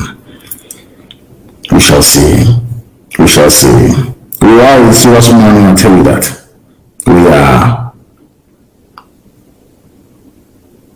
Terrorists are in charge and they're killing some people. And the so-called governors are there pointing out that other people to be killed. Whereas foreign men in our land with AK-47, not for one single day have we heard that the army confronted them or the police. Not one single day. But the civilian governor is more than comfortable to have his own people killed. Now they are meeting, but it's too late. Way too late. As you know, no dialogue and no discussion. We are all going to die. And this very day, this very sad day for me, very, very sad indeed. I couldn't possibly continue to preach because he is in heaven, watching over us right now, and willing and wishing us to go ahead to finish this very work that he was a part of. We shall honor him in a very great way. Nigeria will remember the death of a consul. Forever and ever, they will. So will the world. I thank you all for listening this very evening. As we continue to mourn the consul, vengeance will no longer belong to him. It shall belong to us, temporarily at least. But for me, from here, a very sad evening. Good morning, wonderful people, great Biafrans, wherever you are. This very morning, we are welcoming you to a very special broadcast, an emergency and very special broadcast. That is why this morning we are going to preach. After the rendition of this very gospel, this very morning, I will proceed to take some of your calls because what we have to say is extremely important. Very, very important indeed. If you don't have a pen and paper, go and get it now. If you're somebody who is fond of smoking weed or mind-bending drugs, I'm asking you to stop right across Biafra land. If you're one of those that's not cocaine, you're going to stop. If you're, should I say, we've banned cultism, of course, but I want all your minds and your hearts to be in what I have to say this very morning, because it is very, very critical to the survival of our people. Because the enemies have come and we are going to meet them head on. We are going to meet our enemies across Biafra land because your governors are evil and wicked men, all of them, they're enemies of the people. Anything they want, we are going to give to them. But first of all, I must observe every protocol as we do on this noble platform. I'm going to say good morning, good afternoon, good evening, and good night to some of you. My name is Mazi Nnamdi Kanu. I am the leader of the indigenous people of Biafra, indomitable, unstoppable, unquenchable, irrepressible IPOB the whole world over. I am the director of Radio Biafra Television, and by the very special grace of the Most High Elohim, a servant of the wonderful people of Biafra. The time now in the blessed land of Biafra is 7 minutes past 7 a.m. in the morning of Thursday, the 22nd of April, 2021. We are live and we are direct. It's a live presentation. If your time is not 7 minutes past 7 on 22nd of April, 2021, Thursday morning in Biafra, and then you are listening to a repeat broadcast. But this is not a repeat broadcast. Because I want the world to hear what I have to say very clearly and unambiguously. I don't want to be quoted out of context. I want the enemies of freedom to understand that we are not going to stop. I want to know all the murderers and killers in army and police uniforms to understand there will be vengeance. There will be retribution, there will be no forgiveness. An eye for an eye and a tooth for a tooth. I want people in Biafra land to listen very, very carefully this morning. Very, very carefully this morning. If you miss this broadcast, anything that happens to you is your business. We will not put up a dime to try to rescue you. This very morning, I am announcing we are going to go into a different phase altogether of our agitation. A very different phase altogether. We now need to bring our madness to the fore, that they may understand how serious we are, because our enemies are not relenting. The stupid governors you have are not relenting. They are about to feel the heat of our anger, because those men are evil. Now I am going to pray to the Most High Elohim this very morning before we proceed as we normally do here, to hand over his land, Biafra, to him to keep. Not just for this generation that sometimes I consider unworthy, if not for the sake of Ipob, but those that are to come, those that will come in the future. For them we do what we are doing, not for this very useless, idiotic generation. Very useless and idiotic, unreasonable, undiscerning, unintelligent generation. We are fighting for those that are to be born, that they may know that in the times of their fathers, that God Almighty in heaven answered their prayers. Allow me to pray. Chineke nna nke pụrụ n'ihe niile, Chukwu okike abịama, tamụnụ abasị mbọ Olisa bụ n'igwe, onye ọ bụ naanị ya bụ Chineke, enweghị chi ọzọ ma ọ bụ naanị ya. N'ihi na onye na-efe chi ọzọ ma ọ bụghị Chineke nna nke dị n'igwe bụ arụsị ka ọ na-efe, arụsị apịrị apị. Kama na anyị onwe anyị anaghị efe arụsị. Ọ bụ ya mere okwu gị ji wee na-apụta ihe n'ime ndụ anyị. N'ihi na enweghị chi ọzọ n'ụwa, n'eluigwe n'ụwa, ma ọ bụ naanị gị Chineke nna. Ọ bụ ya mere n'ụtụtụ a n'ala nsọ gị bụ Biafra, eze ndị eze, ka anyị were ka ha rapụ ụmụ ndị kwetara n'ime mmụọ na eziokwu na ọ bụ naanị gị bụ Chineke nna nke usu niile nke ndị ahụ enwefe gị n'aka. Na ọ bụ na ọ badara aka gị ka anyị na-ezi nna dị ngọzi na ndị unu abịakwa ọzọ nna nke igwe. Ha si ebe niile wee na-abịa. Ọ bụla dị ndị kwuru iwe si na ha bụ ndị Igbo, na ha bụ ndị Biafra, na ha si ebe niile dị iche iche wee na-akpọkụ aha nsọ, wee na-aza aha gị nna nke igwe. Ekwensu abawo ha n'ime. Fulani janja iwe duwere ha kwara ngwa ọrụ, ọchịchịrị wee baa ha n'ime. Obi anọ umahi ikpeazụ ka ha rapụ ndị si na ha bụ ndị gọvanọ. Ekwensu wee dị etu a wee na-anwụrụ ka egbuo ụmụ gị. Ị ga-ememere ha n'otu n'otu. Onye nwe m na Chineke nna nke pụrụ n'ihe niile, ị ga-ememere ndị dị etu n'ihe ahụ ụmụ ekwensu ka ha bụ. Ha ga-eji ala wee zere mmiri. Ihe ha chọrọ ha ga-enweta ya izebere ngọzi. Ị ga-arọpụtara anyị ngwa agha, onye nsọ bi n'igwe. Ị ga-agba anyị ume, ị ga-enye anyị ikikere, n'ihi na Biafra bụ nke gị. Ọ bụghị nke m ka ọ bụ nke gị, n'ihi na ọ bụ naanị gị bụ Chineke nna. Ọ bụ ebe a ka ị kwuru na ndị gboo ga-esite wee malite.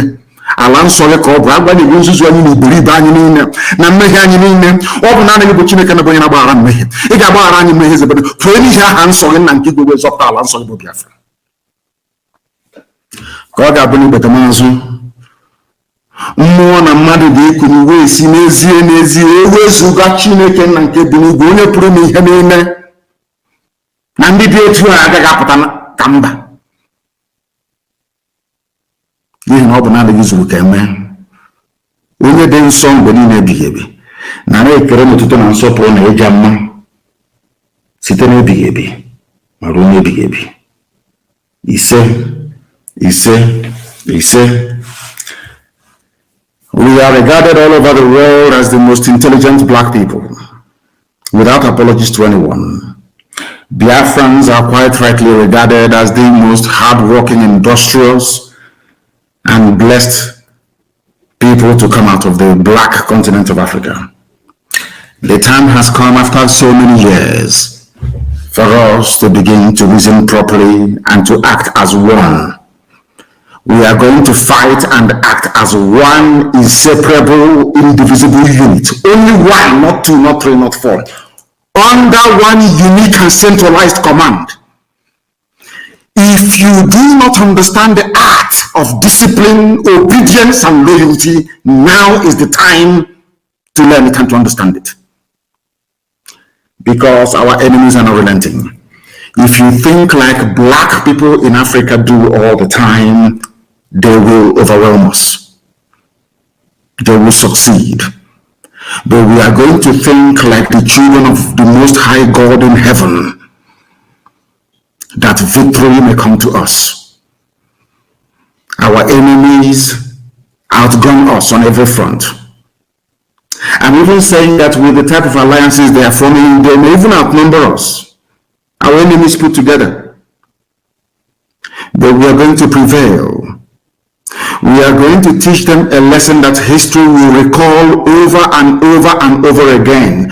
This very period that we are living through, this very period of IPOB, this time in our life will be recalled in history forever and ever. When people without nothing, anchoring the hope of their survival on the Lord God Almighty, the creator of the heavens and the earth. And he heard their prayers and he delivered them. The same way we read in the Bible today, the story, the very beautiful story of the wonderful state of Israel. So shall Biafra be written and read about for eternity. Because we are about to do something that will shock humanity. Pay attention this very morning, wherever you are. I am going to start today's program by reading a headline from the Zoo newspapers. You know what I can do? Zone 9 new AIG warns hoodlums terrorizing Southeast. His name is NNAMDI. He's a Biafran man, but he was raised by the Fulani. This is the man that is responsible for the death of my father and my mother. This is the man that is responsible for the death of 28 young Biafrans in my house on 14th of September of 2017. This is the man that OPZ Bazo and the Zoo police have brought back to kidnap, to terrorize, and to kill our people. Therefore, I'm going to come to Anambra in a short while. Therefore, those of us in Abia State must be very, very careful. Very, very careful, because I have a series of announcements to make. This very man, we are going to find him. I am announcing it because I think that my appearance at The Hague is long overdue. It is way, way, way long overdue, because before I do anything in life, if Britain respects me for one thing, is because anything I'm going to do, I warn you in advance before I do it. So when I do it, you know it's me. I have no need to hide, because I'm not a terrorist. I have no need to hide what I'm doing. This very man, we are going to find him and set an example with him. His name is NNAMDI'S. I want his pictures everywhere. The picture of his wife, his extended family, his children. We are going to hunt them down, all of them. We are going to set an example with this idiot, that the world may understand how angry we are. This idiot is responsible because they allowed him to get away scot-free. That is why he can come to mouth rubbish all the purpose of newspapers. We want to let these idiots know that they too, they bleed and they will die. His name is NNAMDI'S. He is the AIG of police in some man. We will find him, we will find his family. I swear to God Almighty in heaven, that Hague, I want to go there and give evidence. I think the time has come. We are going to find him. Wherever we see him, he's going to die. This is the man that killed my parents. This was the idiot that instigated the raid on my house on September the 14th. They have brought him back. He went on to boast. I am letting all our men on the ground understand this very, very carefully. The time for us to die has come. To die for what we believe in, that posterity may remember us. This very man went on to say, they know we will strategically confront hoodlums. We will go back to those days when Abia was hell for criminals, when he came to my house to kill me. This man is still alive, and that is why he's still talking. Now we shall take the war to him in Abia State. Since that is what they want, we shall give it to them. This man said he is going to expand his strategies that he used in abduction and in killings, extrajudicially, of course, to all the states that comes under his control. He's a Biafran. We must treat him the way that traitors are treated right all over the world. Since the inception of the history of man, anywhere you have traitors, you don't allow them to survive. They cannot survive. I am warning him in advance. That's what I do. They say some people can do, don't say what to do. I say, get away from my face, you're an idiot. You don't tell me what to do. I want this Okon to understand that he has war on his hands, since that is what he wants. We are going to give it to him. Unless he is removed from his position within 14 days, arrested and prosecuted for mass slaughter in my house on the 14th of September 2017. That is for Abia State. And I include Okezipas in it. Okezipas, if you do not remove this idiot, if one single soul is abducted from Abia State by this criminal, believe you me, hell and brimstone will rain down inside of my. I can assure you of that. And I'm sure some of you know what we can do. I'm sure you understand that by now. I am this very man. We are going to find him, not just him and his family. We will find his children wherever they are in the world. It's an assignment to the whole Ipob family all over the world. Find this man, his wife, and his children. Find them wherever they are. I check up on Hong. I want to let this man understand that we are insane. I was an example with this idiot. Wike is no longer sleeping in government house. He's running from one barrack. I will find him as well. This idiot, all of you fools, all of you idiots from the east, that the following are using, you idiots that cannot reason, you fools that cannot reason. Ikune Jugo, all of you, including your so-called stupid governors, Ikune Jugo, is this an Abia State? I am going to move to Anambra in a minute. Anytime people come to our land, they kill us and we allow them to go scot-free. It encourages other people to do the same. That is the way the Fulanis operate. Anytime one governor kills, and you allow that governor to continue to kill our people, it emboldens the rest to start to kill our people as well. We must take the war to them. We must take the war to these people. Wherever they are seen in the public, we stone them. Anywhere we find them, we will go to jail. We will die. The battle will die. And their families. Because they don't understand civility. They don't understand petition.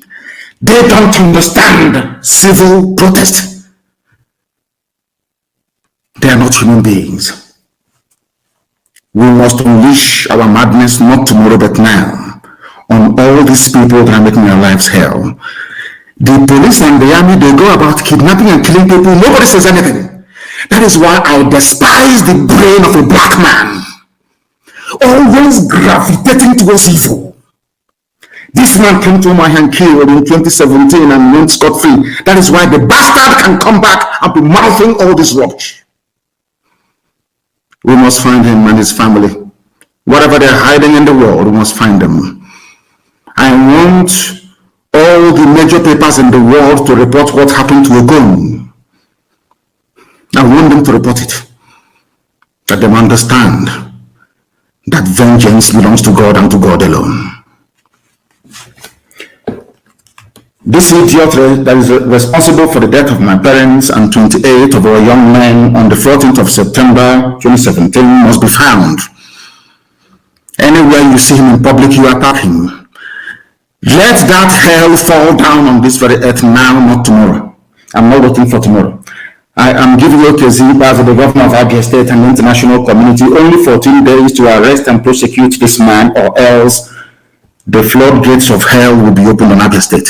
Floodgates of hell will be opened on Abia State. That thing they want, they will get it. I repeat, only 14 days to remove this idiot from office and prosecute him. He must be arrested. He is the one responsible for the death of my parents. This man must be found and arrested. Wherever he is, we must find the wife and the children of this bastard. We must find him, and find him immediately, I said. He is an order, a direct order to the entire family all over the world. We will find this man and his family. I set an example with them, that the world may know how insane we are.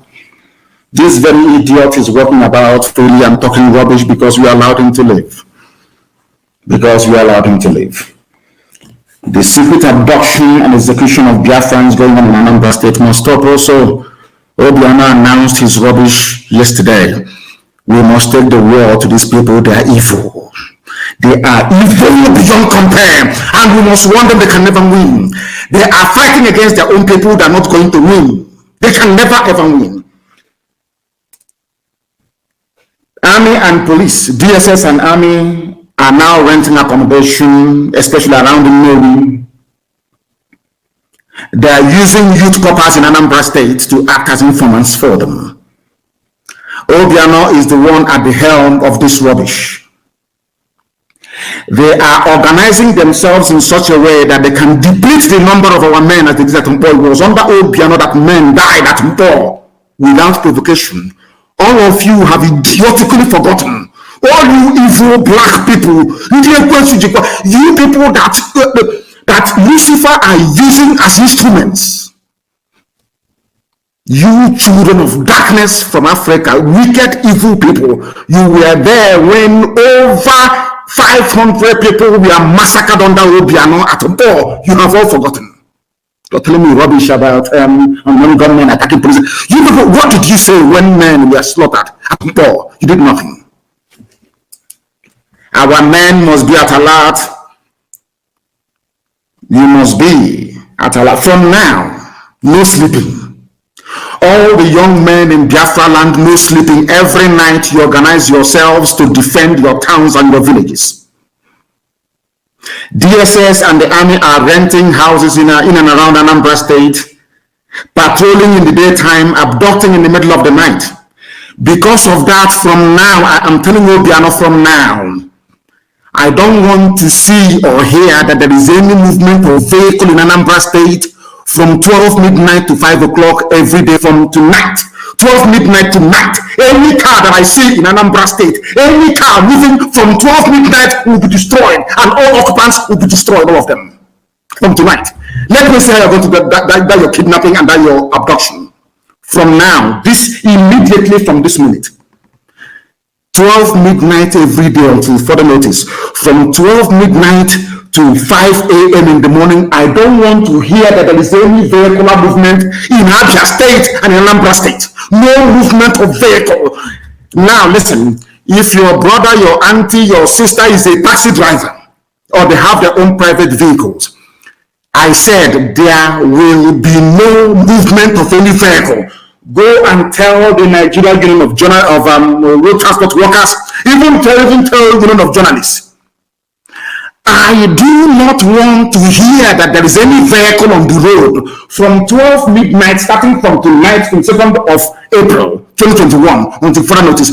No movement of vehicle from 12 midnight to 5 in the morning. Let me see how they're going to abduct. And every night. Because if we allow the Fulani people to succeed in what they plan to do, we are finished. They have come before time. They are using Obiano. They are using Okezie. They are using all these wicked and evil people you call your governors. Hope those are them. to perpetrate this black. These people I never heard Obiano come out to condemn Yetiala when they were ravaging Tunikofia. I never heard Obiano come out to say that what is happening is bad. When Yetiala Fulani terrorists, we are sacking villages in Ayabelum until we met them. None of them has ever come out to condemn the massacre of their own people. None. But when it comes to fighting their own people, they are number one champions. Them and anybody supporting them, all of them, we are prepared to die. Don't get me wrong. Yes, we are. But you evil people working for Fulani Janjaweed without shame, you idiots, allowing cattle rearers to be controlling your brain, you idiots will die as well. Check that one walk. Evil. From tonight, try me and see. Let me hear tomorrow there was a vehicle in Anambra State 12 midnight. God will punish the driver and everybody that the idiot is carrying. I said no vehicle. I don't want to see or hear any vehicle from tonight to further notice. Every landlord in Anambra State must do an audit as to those who are living in their houses. Every landlord in Anambra, I said, if you give your house to Army or DSS, and from your house, our people are abducted, what will happen to that landlord and the family? I'm warning you now so you understand. Our madness have just begun. I am warning all of you, every landlord, do not give house to anybody unless you know who that person is and what they are doing. I am warning all of you, I don't care. You can be lamenting and talking your rubbish when they call you inside that rock to be talking rubbish every day. We don't give a damn. We are warning you. You are placing our land in danger. You are placing our land in danger. Because of our activities, we truncated the plan of the Fulanis to start your mass murder in 2022. That's what they plan to do, to take over the entire land and render all of you homeless. We have paid our own price in terms of sweat and blood to defend all of you. Now, the time has come for all of you to try and help to defend the whole of Biafra land. Every night, young men will not sleep. You will come out at the starting of every road that leads to every populated area under human habitation to make sure that appropriate roadblocks are put in place to slow them down so we can catch them and kill them. That's what we want you to do. Don't do anything. Slow them down only so that can water hand. Mad people everywhere. This broadcast this morning, you must take very, very seriously.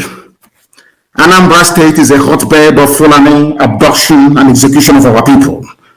We can't allow it to continue. Obiano is held responsible personally. Obiano, from today onwards, anywhere you are seen in the public, you'll be attacked. It doesn't matter. Even when you leave office, it will be worse for you. You are an enemy of the people now and forevermore. I'm telling you this, before God and before man. You will never, ever be forgiven for your treachery and your wickedness again. When our sister was killed at Uli and her body cut into pieces, Obiano, what did he do? He did absolutely nothing. You're not ashamed of yourself that you are organizing with your Fulani friends to come and be abducting your own people. You're not ashamed of yourself. Any landlord that gives accommodation or rents his house or her house to a Fulani person, to an army personnel, to somebody who works for the police or DSS,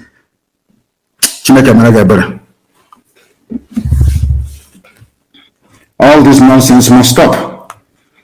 All this nonsense must stop. You are living in a country where Fulani, they not only are they the terrorists, they are the ones in control of the power. A terrorist is a minister in Nigeria. Obiano cannot even rise up and condemn such a person. Ibasu cannot rise up to condemn them. A terrorist is a minister, Pantani or whatever they call the job, is a minister in the government of Nigeria. A terrorist is there as a serving minister. I'm not asking you to even arrest him or to imprison him without trial, as they do to freedom fighters. Common to remove the idiot from office, you useless, idiotic Nigerians, you monkeys from Africa, you black demons cannot even do it. You cannot do it. To tell you that Satan dwells in a black person. When you see people fighting for their freedom, everybody starts to talk rubbish, talk nonsense. A terrorist is a minister in your country. A terrorist, you cannot speak. He used to tell me that Okon can come to my land after the death of my parents to be telling me he's going to kill more people. The day he buries his own children, he will understand how painful it is. Since they want madness, we give them madness. That's what they want, and we're going to give it to them. In abundance, I'm telling you the truth. When you killed 5 million of us between 66 and 1970, did you not multiply to still become the most populous ethnic group that you have? It doesn't matter how many you abduct, how many you kill. Our mothers will give birth to many more, I assure you. But I am letting you understand that your name will be shut down. It will be closed down completely. From tonight, I don't want to hear lamentation. I don't want to see or read in the Facebook, they're here, they're abducting us. No, kill them. If you see the army and the police in your village, kill all of them. They are murderers and they are killers. Kill them. Because it seems a black man, when you're trying to be very civil, doing things the normal way, they don't understand. This UG, they never understand. They think you're weak. Because we've been keeping quiet all this while. Obiano thinks, I killed you at Mpoatonich, I can kill you again. Obiano, you're also a dead man walking. For that comment you made yesterday, you're a dead man walking, and from today I'm announcing there'll be no election in Anambra State. Now, every edifice of election in Anambra State will be destroyed. I'm warning you in advance. There'll be no election. Come out and campaign. Come out and campaign. There will be no campaign in Anambra State. Everybody will stay at home. Come out and campaign. There will be no campaign in Anambra State. You people are evil. You claim you're elected to represent the people, but you're there serving Fulani interest. Obiano, all the years that the Fulanis have been killing us, what have you done? I'm asking you. Is to go and bring in Fulani mercenaries to be giving them houses in Anambra State. Any vehicle you see from tonight, 12 midnight to 5, destroy it completely. That is the time they move about abducting people. And we keep quiet. All I hear is like, they're abducting us. What stops you young people from, once you see them coming around 4 a.m. in the morning, you block every exit. Set it on fire. They will exhaust all the ammunition that they have, then we capture them alive and cut off their heads, all of them. You don't know that is how to fight Fulani. You think Fulani listens to argument or reason? These are savages from hell. You think they have time to listen to reason? Is that what you think? You and Fulani can sit down and debate and have a discussion. People that jettison every law that they themselves made. They abandoned because they want to conquer you. Useless people doing the work of Fulani for them. Out of your idiocy and your docility. These are the fools telling us Fulani Janjaweed. People that are not even indigenous to Nigeria. They came from the foothills of the Futajalon. As migrants, they came into Hausa people, foolishly allowed them. And look at how everybody is suffering today. Hausa people foolishly allowed Fulani to take them over. And all of us today, we are suffering. Because of the foolishness of Hausa peasants. The same foolishness that Obiano is exhibiting today. And that idiot in Ebonyi. That idiot in Ebonyi. That fool. They are telling us Buhari cannot be bullied. There is no Buhari, mind you. Have you been to my Twitter page to see what I wrote about the ear of the idiot? People that, seriously speaking, I used to read in books. White people are the most honest people in the world. I'm saying it now. You see, white people, Caucasians are the most straightforward, honest people in the world. That is the reason why God blessed them. Anything they touch turns into gold. white people are the most honest people on this planet Earth.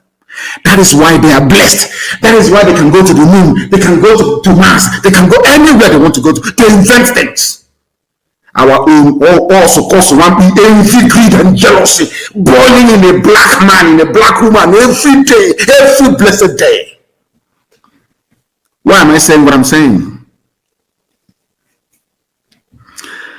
Because when the white man condemns black people, they do it for a reason. Always a reason. I have been saying this all the time. The same level of vitriol, insult, and humiliation directed towards black people. When was the last time you heard that a Japanese man was insulted by a white man? It's a simple question. When was the last time you heard that a Korean was insulted by a white man? Because anything the white man can do, so can the Japanese, people of the Orient, from the East. So also can they. How about you black people? A governor elected to serve the people is busy inviting their murderers to come in and kill them, as if Obiano, Umahi, Ibazo, all these idiots, that Sarkin Fulani of Imo State, as if they never read any history. Somebody should give them the books of the war from Alex Madiobo. Give them the book to read. The program. The same masters they are serving today, what they did to us between 1966 and 1970, courtesy of the British, of course. It's just like the mayor of Jerusalem running into a Nazi sympathizer in Germany to come and kill people in Jerusalem. Can you believe such rubbish? Can you believe such idiocy and such nonsense? This is our people for you. The same Fulani that you are defending, the same Fulani, they say we are criticizing the call for secession, noting that President Muhammadu Buhari will not be bullied. Buhari is dead. The idiot you have there is Yusuf Abubakar Muhammad from Niger Republic. Jubilee is no longer even there, he has run away. All of you can see the mask the idiot is wearing. You can see his fresh hands. That was the day I knew that I can never ever blame a white person again for being racist towards black people. The issue of the Buhari's death in Nigeria has convinced me beyond the reasonable doubt that black people are stupid. I'm telling you the truth. Oh my God. Anyway, let me not dwell on that. Addressing journalists in the media chat at APC headquarters in Abuja, and Garba Shehu said those advocating for the secession or for secession are the problem of the country, not Fulani terrorists, not Fulani Militiala, not Fulani ISWAP, ISIS in West Africa province, not Fulani in Boko Haram, not Fulani in Al-Qaeda in the Maghreb, not Fulani in headsmen and bandits, but only those asking for freedom. You people, Nigerian media, God will punish you people because people are also very evil. I've been saying it from day one. You people are evil. Instead of them to say that these are freedom fighters, people asking for freedom, they said that secessionists. Seceding from what? They keep asking these morons all the time who are so badly educated. They don't even know if they're coming or they're going. Addressing one thing is that this you can't intimidate him, you cannot bully him. Bully who? But Boko Haram is bullying you every blessed day. Every blessed day. A bunch of liars and you useless idiotic Nigerians, you sit down and you gobble up all this rubbish. Every day you swallow all this junk. You do nothing about it. All you do is you go back to your homes and you beat up your wives out of frustration, when as a man you should be out confronting the man who has come to destroy your future. They said a lot of these people calling for secession are the problems of the country, and I'm happy that reasonable opinions and voices are now rising. What are those reasonable opinions and voices that these foreign people are talking? They don't know Hanese and the George Obiozo, those that they elected.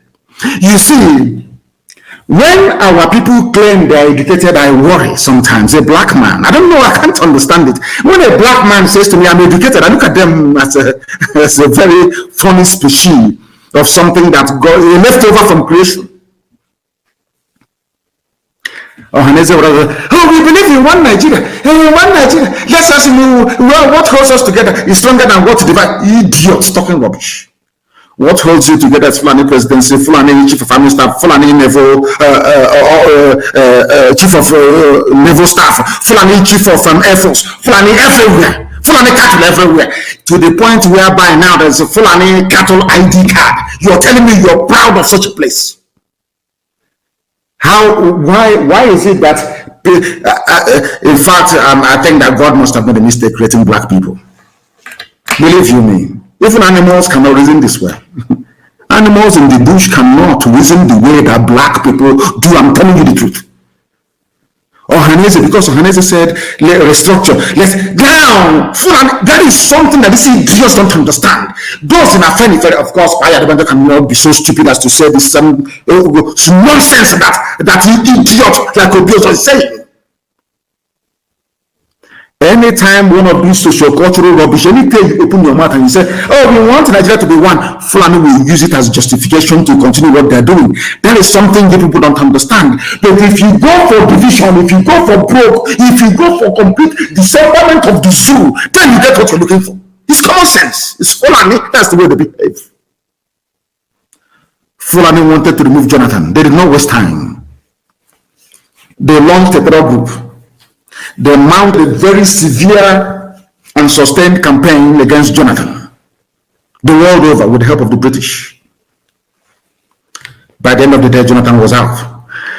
And when they came in, they commenced the whole-scale Fulanization of the governing process of every structure, every political structure in the zoo called Nigeria. All of you are blowing grammar, writing circumstances beyond my control, writing rubbish, writing junk online.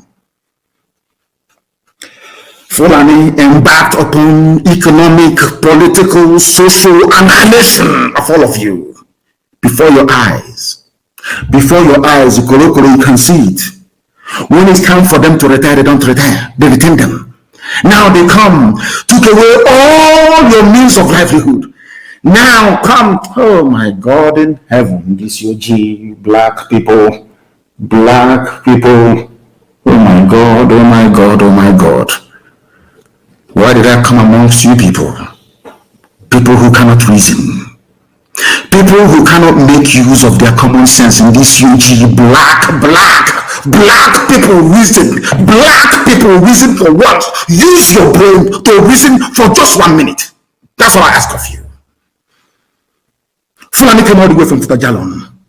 They are now in Owerri telling us what to do. It took them many years, over 200 years, but they succeeded. They are in Ebonyi, in Abakaliki, telling us what to do. They are in Anambra, the seat of the oldest creation on this earth, telling us what to do.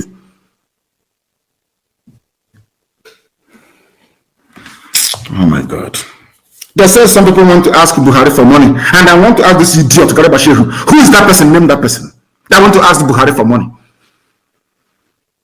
That is where I blame our brothers from the coastal region of Biafra. You see, that is the thing. You see, Fulani are very clever.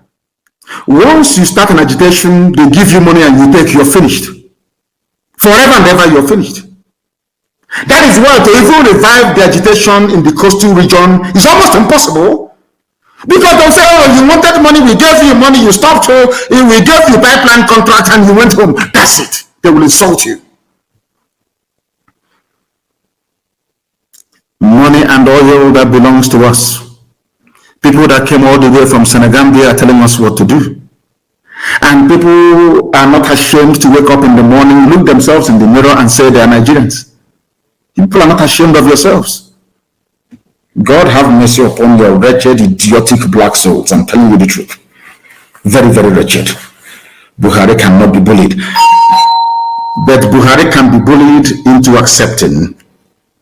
Buhari can be bullied into accepting.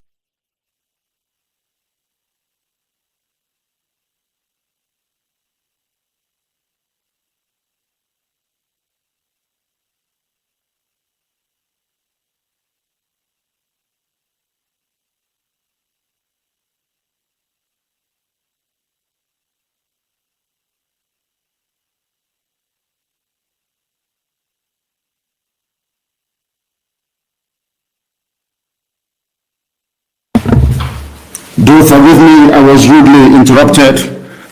Somebody came to my door. But we must proceed, and proceed we shall. These foreign people, in their arrogance and delusion, is unaware of what is coming. And we are going to, basically, we are going to watch as the whole thing unfolds, as the whole zoo crumbles. All of you people talking about your stupid, idiotic one Nigeria, I feel sorry for all of you. I feel sorry for all of you. Why would anyone have an interest in a country and government that has terrorists as cabinet members? Just explain that to me. And the funniest thing is that when people came out to say there's a terrorist there, this is what he said. We have his record. His people Fulani are defending him. Fulani people are defending him. But you idiots from the south, from the east, you're talking rubbish about your one Nigeria. Whereas a terrorist, a killer, a murderer is in government as a minister. His own people are the people defending him. But you are in the south attacking those who are fighting for your freedom. And you're telling me that your brains are numb. Maybe there's something in Syria, maybe in Kilishi, and that cattle that they give to us to eat. There must be something fundamentally wrong with us as a people. Fundamentally wrong with us as a people. And we must confront it. And confront it we shall. These people lecturing us about no secession, you destroying the country. You people, you Fulani idiots, you Fulani bigots, you Fulani impostors, you Fulani vagabonds are the same people that welcomed the rehabilitation of terrorists. You granted bandits, killers, murderers, and kidnappers amnesty. I want Obia not to listen. I want Tripas to listen. I want Tripas, this idiot, Senator Fulani of Imo State, Hope to listen very, very carefully. You people are fools because you cannot listen very well. The same people you're fighting for, killing your own people because of them, they are the ones rehabilitating, so they claim, putting the army that we have today. Somebody might come and say, you have given the order that the police and the army should be attacked. All those idiots. Some of you fools who cannot reason, we are not attacking any police. We are attacking the terrorists that they brought into the police and into the army. They are the ones killing our people. We must defend ourselves. You fools cannot reason very well. We are not fighting any standing or legally, properly constituted army or police. These are the same Fulani terrorists, murderers and killers. The same people that went in Damaturu or wherever it is, killing and slaughtering Christians in droves. You fools that cannot reason. The same Boko Haram that has been killing, the same Fulani terrorists that have been killing people, they are the ones now in the army. Did you not see them? Recruit them into the army? You're telling me we shouldn't fight them? These are terrorists in police uniform and army uniform. You're saying we should not fight them? Is that what you're saying? Are you that foolish? Are you that stupid?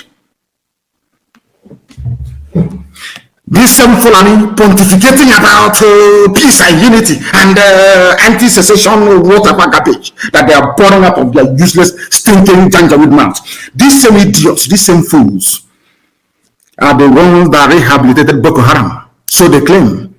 These fools are the ones that granted amnesty to bandits. Now, let me surprise all of you. Surprise, surprise. Those that are giving amnesty to are Fulani terrorists, Fulani bandits, Fulani kidnappers, Fulani headsmen who are murderers and land-grabbing urchins. These are the people that are giving amnesty to. You people should reason. You zoo animals called Nigerians, reason for once.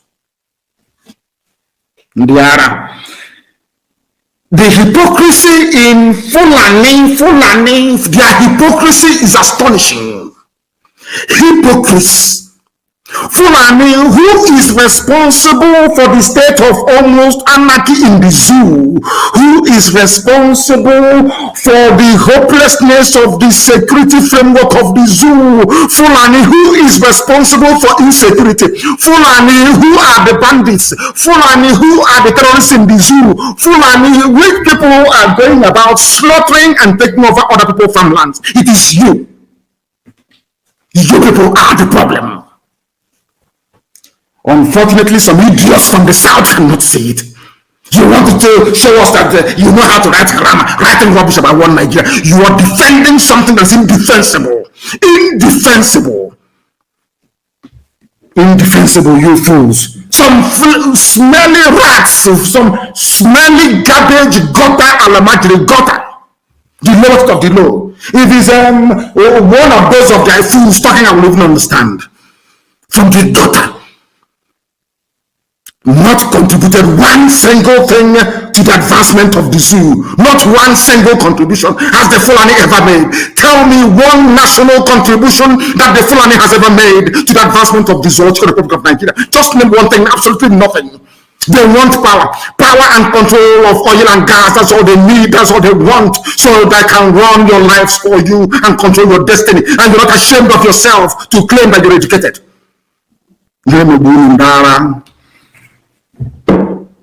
From tonight, as I said earlier, no vehicular movement in Anambra, 12 midnight to 4 in the morning. No movement of vehicle in Anambra State. And you must find that Okon idiot. Find him and his family, find his children. Once and for all. Find his children. He's one of those Hausa peasants in those days that were used by the French to destroy their own glorious Habe monarchies. This idiot signed our land. He is AIG of police. They promoted him to AIG because he killed his own people at Isiama Faruku in Omai. And he has come again. We must take death to them so they can see it. We are not afraid of death. But there, we must take it to them. 14 days to remove the idiot as AIG, or hell will be brought down on Abia State. Absolute hell. Let them understand it. When the police and the army are going about killing innocent people, none of you idiots, none of you monkeys from the zoo called Nigeria will ever speak. You people are demonic. Because of you people, I knew that black people have a problem. I'm telling you, because of Nigerians, I knew that black people are useless to mankind. I'm telling you the truth. Nigerians are the most useless set of idiots on the face of this earth. Fools everywhere. Some smelly Fulani youths. They call them Fulani youths. Very smelly. When you look at them, you know that they are very dirty. Dirty, stinking pigs. From where they come from, nobody knows. Fools. Expressing sympathy for a terrorist in government. Always trying to remove the speck in somebody else's eyes, but the log in their own, they can never see it. Fulani, deceiving all of you. And you intellectuals from the south are claiming you went to school. Nigeria. Which stupid Nigeria is that after all? The one that your father created or your mother created or your grandfather created. You monkeys from the south. Who created this Nigeria that you want to die over?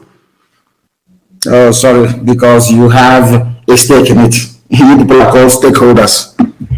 You want money as well. As the governors are enjoying, so do you also want to enjoy. Stupid, idiotic, mad people everywhere. These are the same people who are rehabilitating terrorists, the same people that have terrorists in their cabinet. They went to a meeting. Was it 2 days ago? They called a Federal Executive Council meeting. A terrorist was at the meeting. They didn't even discuss it.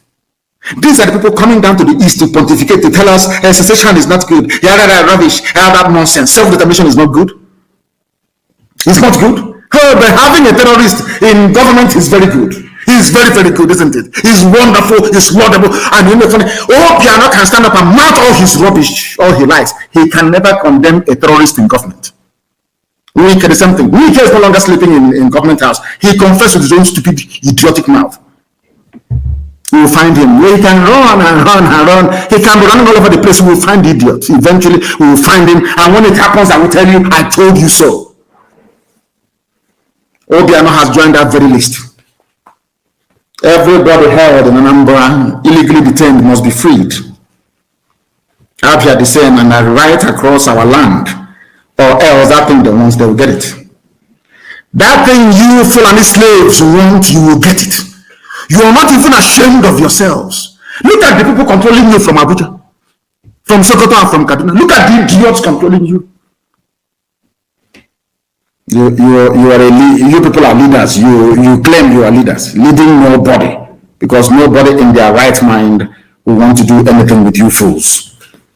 Useless people everywhere, answering governors, but in essence, absolutely useless and hopeless.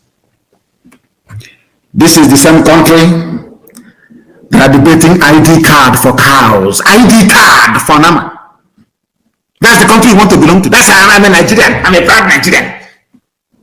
I wish someday can, all of you idiots that call yourselves Nigerian can be lined up and shot dead. You people are fools. ID card for cattle, for Nama. Sorry, God in heaven. Hey! I keep saying it all in my next life. If I see a black person, I'm telling you, I will become a stillborn in my mother's womb. I'm telling you the truth. You people make me sick. Your stupidity sickens me. The stupidity of black people makes me sick. I get sick thinking about it. I get sick. You people are fools. I'm telling you the truth. A country discussing, debating ID card for cattle, for Nama.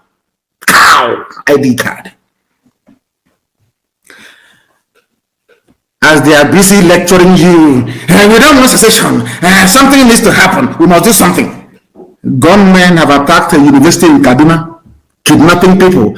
They will not send Okon. Okon say he's a hard man in Abia for killing my parents and 28 unarmed youths. He's a hard man. He has not been up enough to fight Boko Haram. He was there when gunmen attacked a private university in Kaduna. The attack happened on Tuesday night, 2 days ago, when the gunmen invaded the school. In Fulani North, security, we are going to move through to the south. We want to go to the east. We want to deal with every criminality. But the criminality in Kaduna, you cannot see it. I don't know what type of human.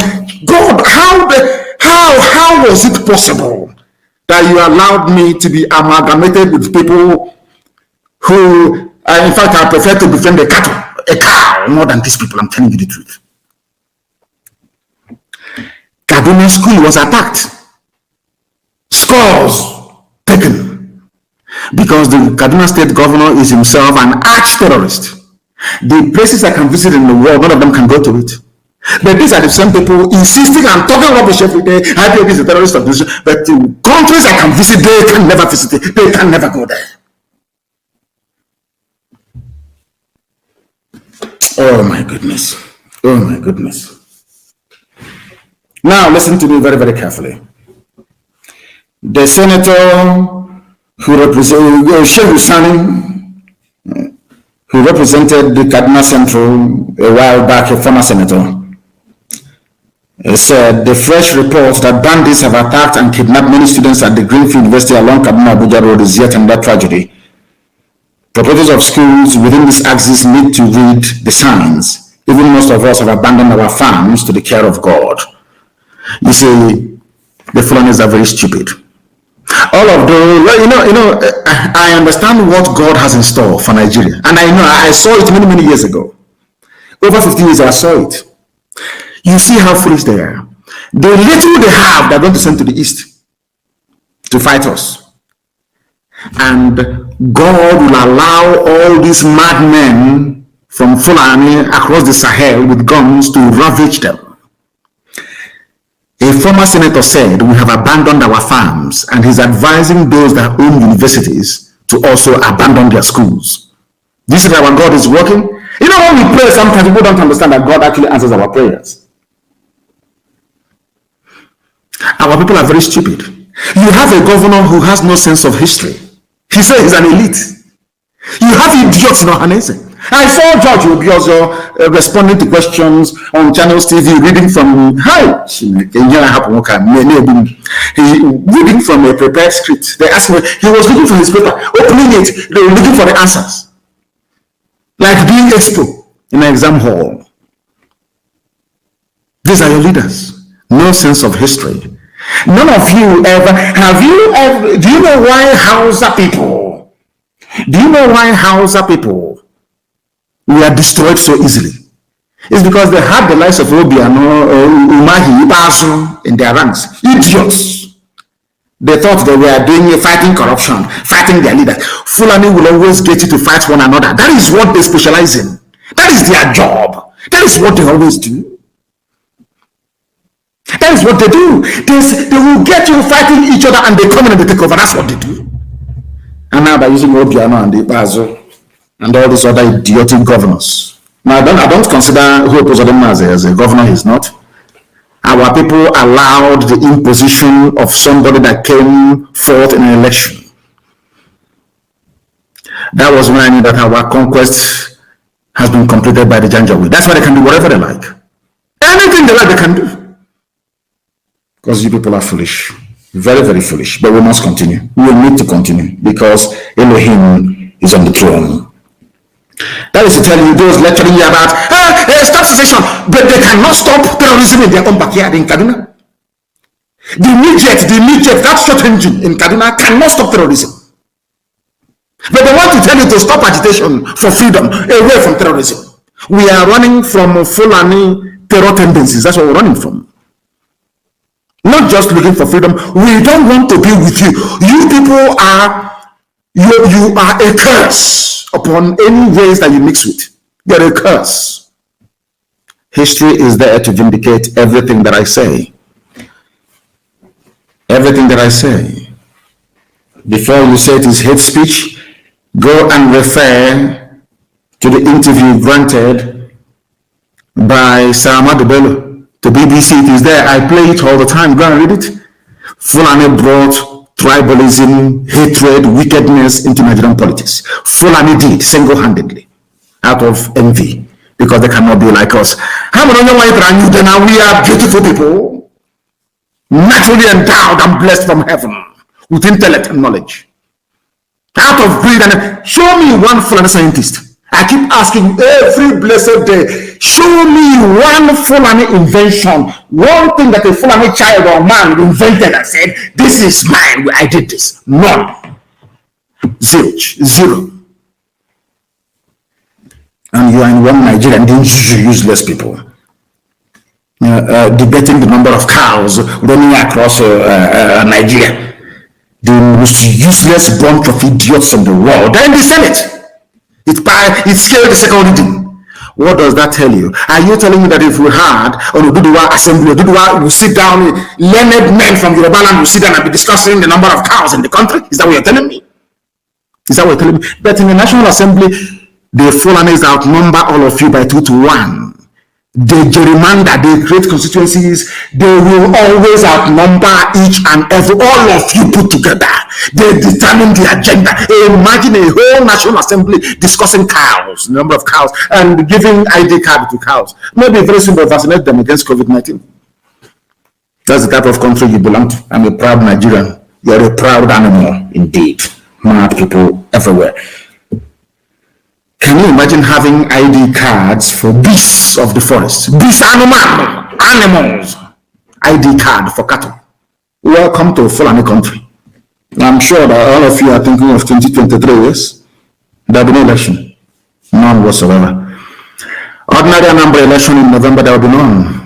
I said, no, not even campaign. I don't even say, don't go. In the past, we said, don't go to vote. They don't vote. No, we said, there will be no election hearing, nothing.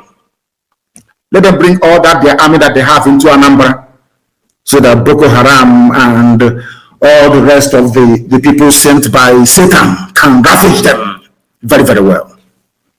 The zoo is finished. If you cannot see the handwriting on the wall, may the Most High have mercy upon your idiotic, ignorant soul. Nigeria is finished. Completely finished. Nobody can cure it anymore. Fulani people are experts at defending their own. Something idiots like Okon, this stupid fool, AIG, whatever rubbish, who claims it's AIG should learn. Fulanis always defend their own, even terrorists in government. Okon is a Biafran. He specializes in killing unarmed people in Biafra land. The people that he's killing his own fellow brothers for are defending a terrorist, a killer in the north, in the cabinet. And he's an intelligent man, so to speak. You come, you kill. But when police formations are attacked, you start talking rubbish. But when you're killing the children of other parents, you keep quiet. All of you zoo Nigerian animals, you keep quiet. You monkeys from Black Africa, you keep quiet. Retribution. Vengeance is coming. When we raise the dragon flag, they thought we were joking. And there will be retribution. Everybody you abduct, everybody you kill, you are going to die eventually. The way you are going to die, the place and time of your death, you no longer have to choose. The angels of God will choose. Not you anymore. But you are going to die. Oh. As you are killing other people's children, so are you going to die. If anybody thinks that intimidation, abduction, arrest, all this nonsense can make us to stop, it only makes us angrier. Understand this. We have crossed that stage of being intimidated. Past it a long time ago. The sooner you realize that, the better for all of you. Some of you need to know this. You need to understand this. The so-called Southeast said, somebody said, Nigerian army raiding the South. They are raiding, they are abducting. I don't want to read or hear about it. Anywhere we know they are going to is a very simple strategy. Very, very simple. It worked very well in the Jewish ghettos of Warsaw in Second World War against the Nazi army. Very, very simple. Very, very simple. I don't know if most of our youth these days are on drugs. I don't know what is happening to them. They can no longer reason properly. Once they drive down, the convoy will not be more than 10 or 15 vehicles. They will drive into the village to abduct somebody. As they come to the village to abduct, we block every exit. That's all. We cut down trees to block every exit. As they are leaving, they must come down from their vehicle to clear the roadblock that we have mounted.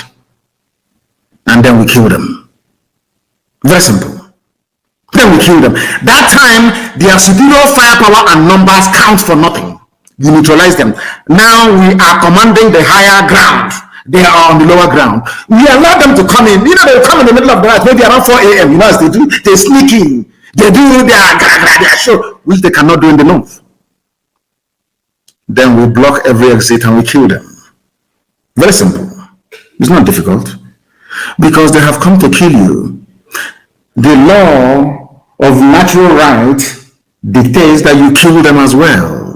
That is how it is. That is the only way Fulani can leave you alone. If you think that Fulani can be killing you and you're writing petition, since this year we have not written not one single petition to anybody. Not one single one to anybody. You kill us now, you're going to die eventually.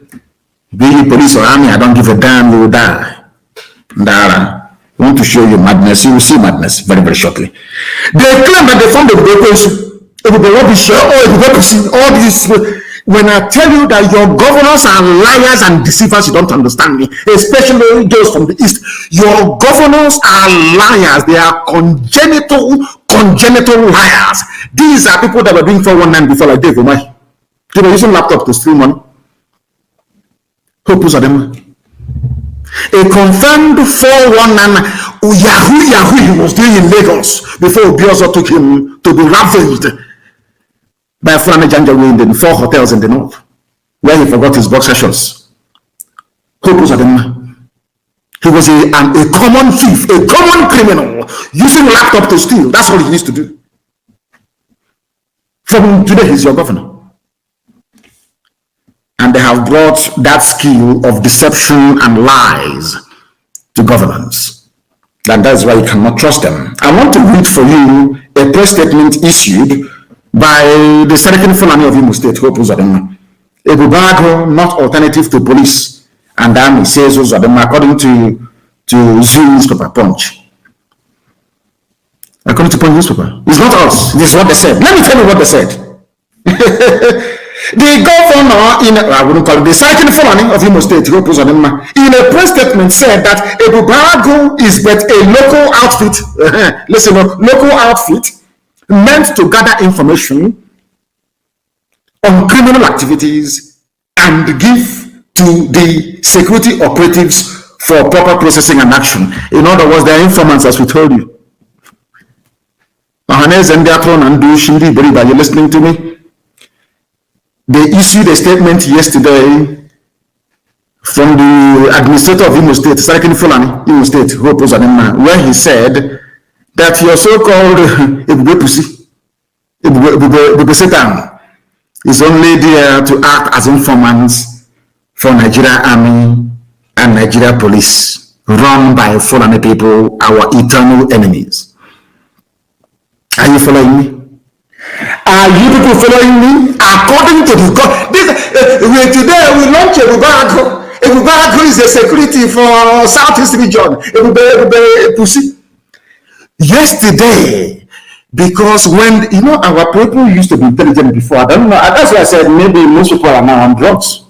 I have no idea what the hell is going on, because I can't understand how a gifted race, very intelligent, highly articulate, well trained all over the world, can fall for such gibberish and idiocy from these charlatans and deceivers. A few days ago, they told us, "Oh, we are doing Ebubago is now everywhere." The same, only yesterday, the same governor said, "There is no Ebubago, we are only informants." So we spy on IPOB and we give it to the police and the army. If you catch you die there. Informant, only Ebubago we see, we destroy it. We don't even wait for this, but there will be an explanation. We destroy it completely. We'll fight enemies on multiple fronts. In the end, the harder the battle, the greater the glory. Look at where we are today. Since this year, not one single letter of complaints to anybody. Britain have realized that somehow we are going to give them asylum backwalk, stupid asylum. We want freedom, we want referendum. Listen, this Ebubago everywhere is only but a local outfit.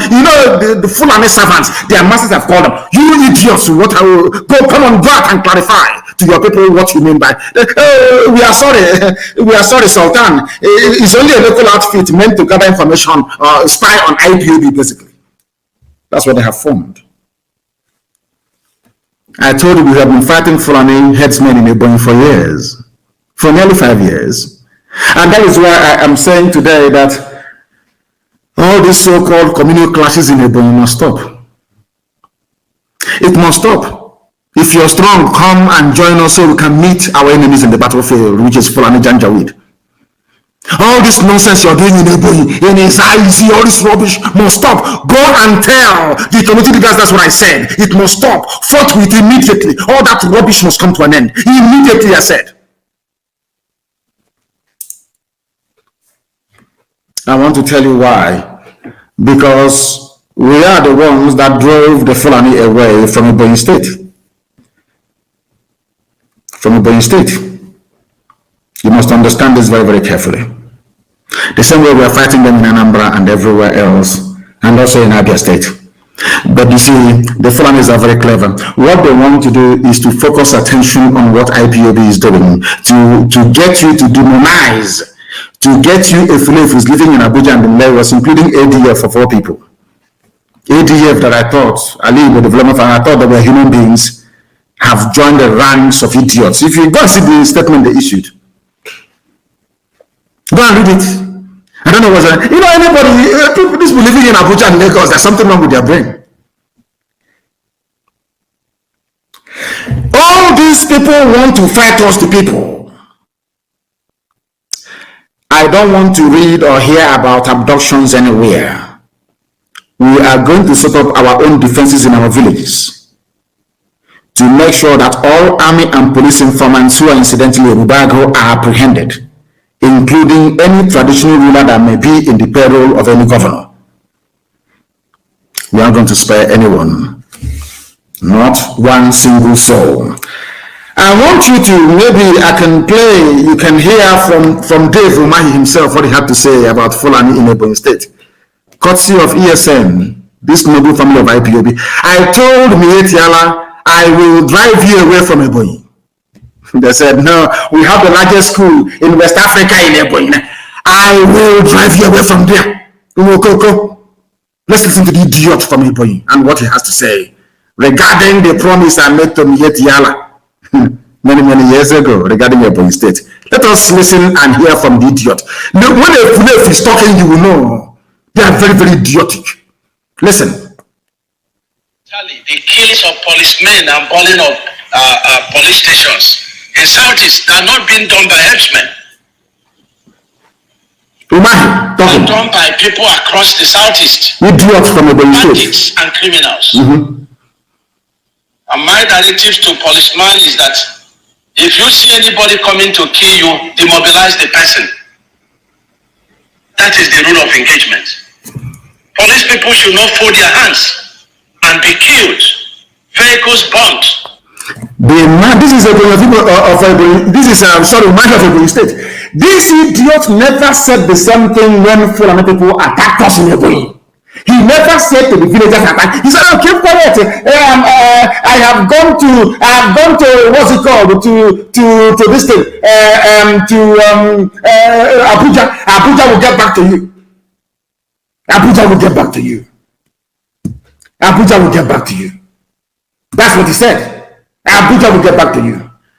But now he is advising people, advising them to try and defend themselves. Fulani police, defend yourself. Fulani army, defend yourself. But we should allow Abuja to get back to us. That is how stupid these people are. That is how stupid they are. We are live and we are direct. In case you do not know, preaching the word of God from heaven itself. And nothing is going to stop us. Nothing is going to stop us. Absolutely nothing. Now, I want you to understand this very well and listen very, very carefully to this idiot from Ebonyi, Umahi.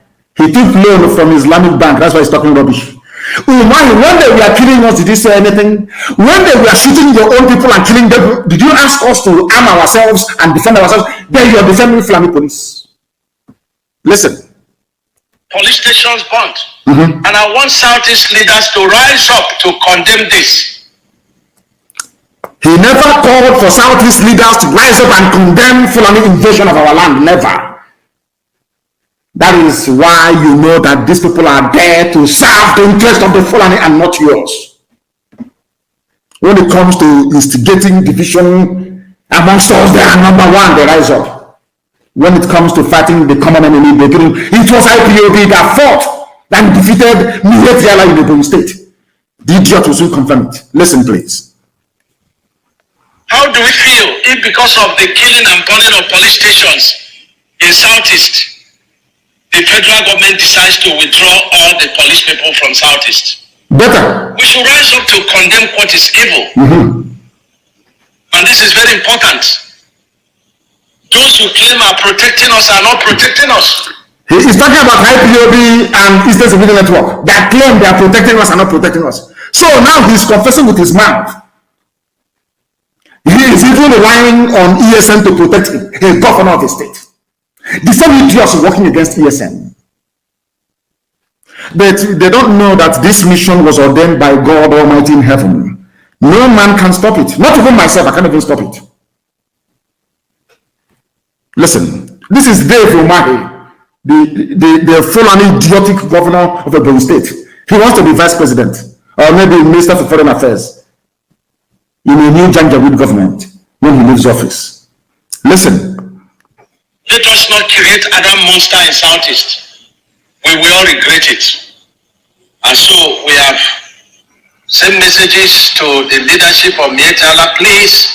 Ebonyi State is under tension because of these killings. And we would want them to still stay out until such a time that it will be safe for the traditional ones to show face. On the open grazing, listen. Well, there is no need of talking about that because there is no cow in Ebonyi State now. There is no headsman in Ebonyi State now. Did you hear that? No headsman in Ebonyi State. That is IPOB Chineke. I salute all of you. May heaven bless you people immensely. I told you, if anything I tell you that will come to pass more. I said to Miyetriala, I will drive you away from Ebonyi State. IPOB will drive you away from Ebonyi State. From the mouth of the idiotic governor himself, he has confirmed it. There's no Miyetriala in Ebonyi State. Now the people attacking us now are the army and the police, pretending they are Fulani headsmen. And we are going to meet them. We are meeting them anyway. Even as I speak right now, we are confronting them. We are meeting them. They have no idea. They have no idea. What propels us is more than just mere agitation. We are doing the work of God Almighty in heaven. Mortals cannot understand it. Mere mortals cannot comprehend it. Umahi don't even know what we do. When I told Umahi, I sent him a personal message. I said to Umahi, I will drive Mieti Allah away from Ipob State. Today he has confirmed it. He's begging them, oh, don't worry. When things settle down, you'll come back. Come back in a bed. Come to where I'm asking you. Somebody should go and tell Professor Mwala, Mwala, what the state governor said. Uzodimma Mwala issued a statement saying that we are just grabbing headlines and making mouth. Uzodimma Mwala said such rubbish. Oh my God in heaven. Tell Uzodimma Mwala to listen to the speech made by Umahi of Ebonyi State. Maybe Uzodimma Mwala will tell me that ADF were the ones that drove away Fulani terrorists from Ebonyi State. Stupid man. Stupid. And he's supposed to be a professor. Uzodimma Mwala, go and listen to what Umahi said about Ebonyi State.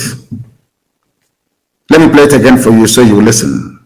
This IPOB that you want to disparage out of jealousy, because everywhere you go is IPOB. You see the very watery, spiteful and vindictive statement unbecoming of a man of your standing. You have joined Ohaneze and you treat you as such. I'm telling you the truth. I thought you were a man and a father. I don't know you were even consumed. Maybe you are the person they are talking about that went to collect money to stop the agitation because you didn't succeed. Now you're upset. Listen to what the governor has to say about the work that IPOB has been doing. Okay, Sona Banyanaji. Listen very carefully. Open grazing, well, there is no need of talking about that because there is no cow in Ebonyi State now. There is no herdsmen in Ebonyi State now. Who made it possible? I'm asking Uzodimma Mwala. Who made it possible? The indigenous people of Biafra, Eastern Security Network, drove away Mietiala from Ebonyi State as I promised you will. Can't you understand it? Uzodimma Mwala, can you understand it? I'm asking you.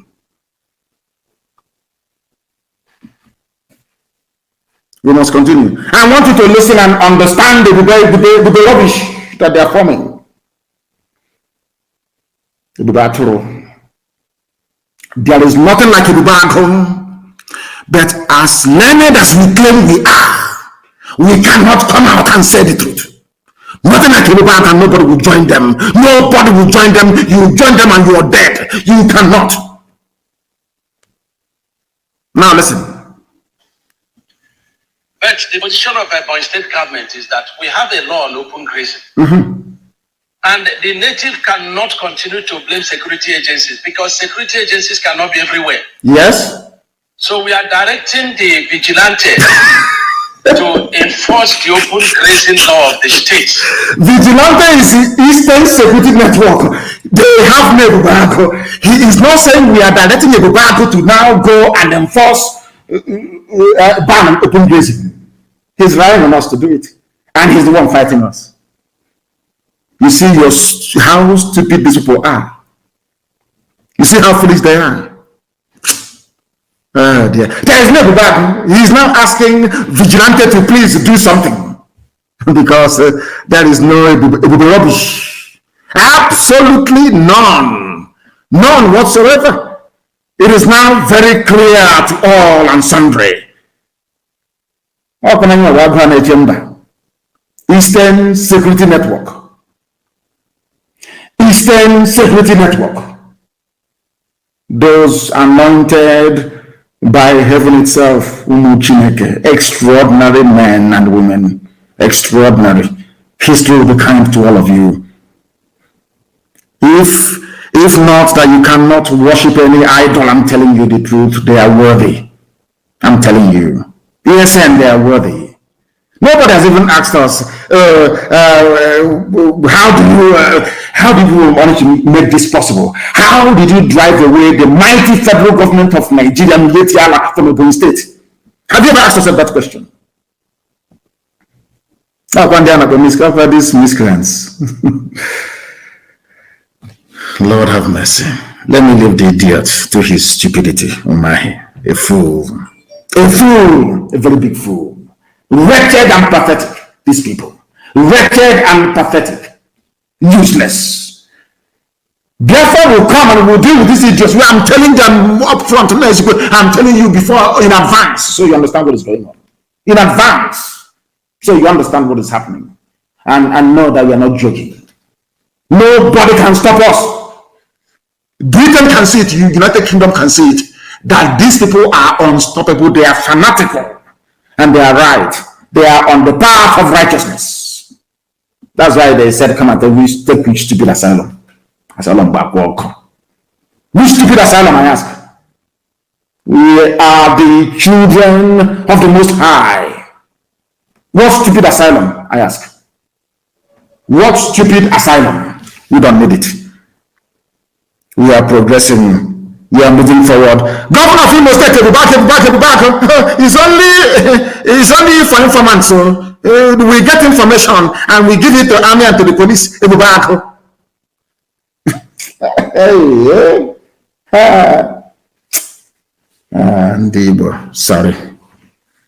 Sorry. They cannot fight us and win. They must understand that. You cannot fight us and you win. It is impossible. We are undefeatable.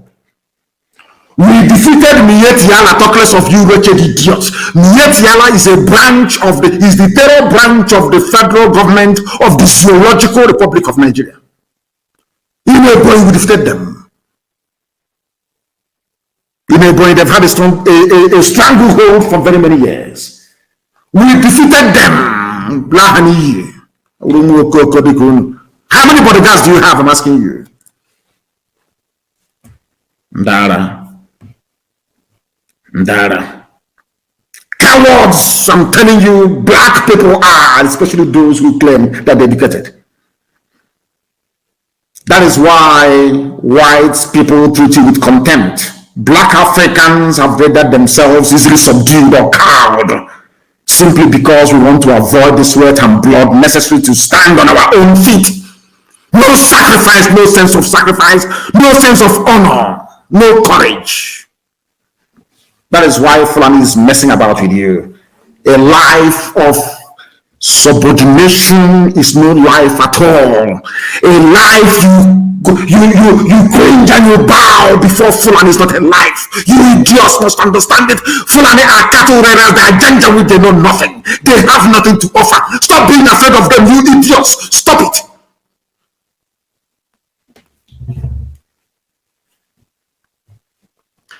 Let me tell you what somebody said from Plateau State, so you understand what you're fighting against. And listen very carefully. Oh, the lecturers listen very, very carefully. Ndara, this is what we are fighting against. If I can defeat Mietiala in Ebonyi State, what makes you think our land will not be free? I'm asking you.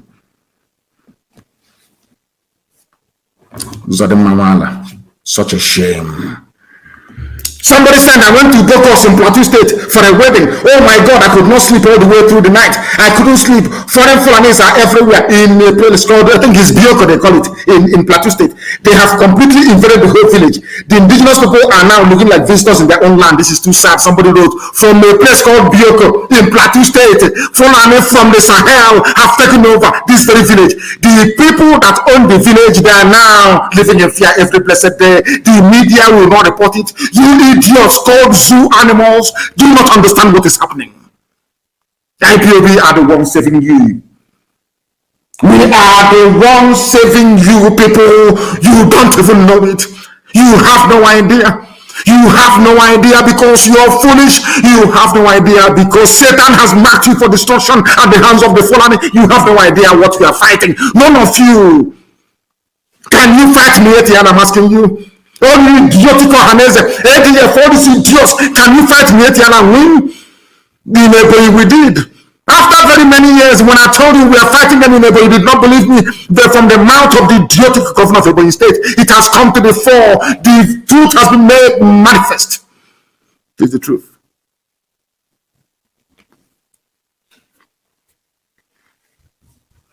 Any youth corp I found in Anambra State supporting the zoo or being a spy, you're dead. I'm telling you the truth. Go and tell your parents now what they're sending you to do in Anambra State.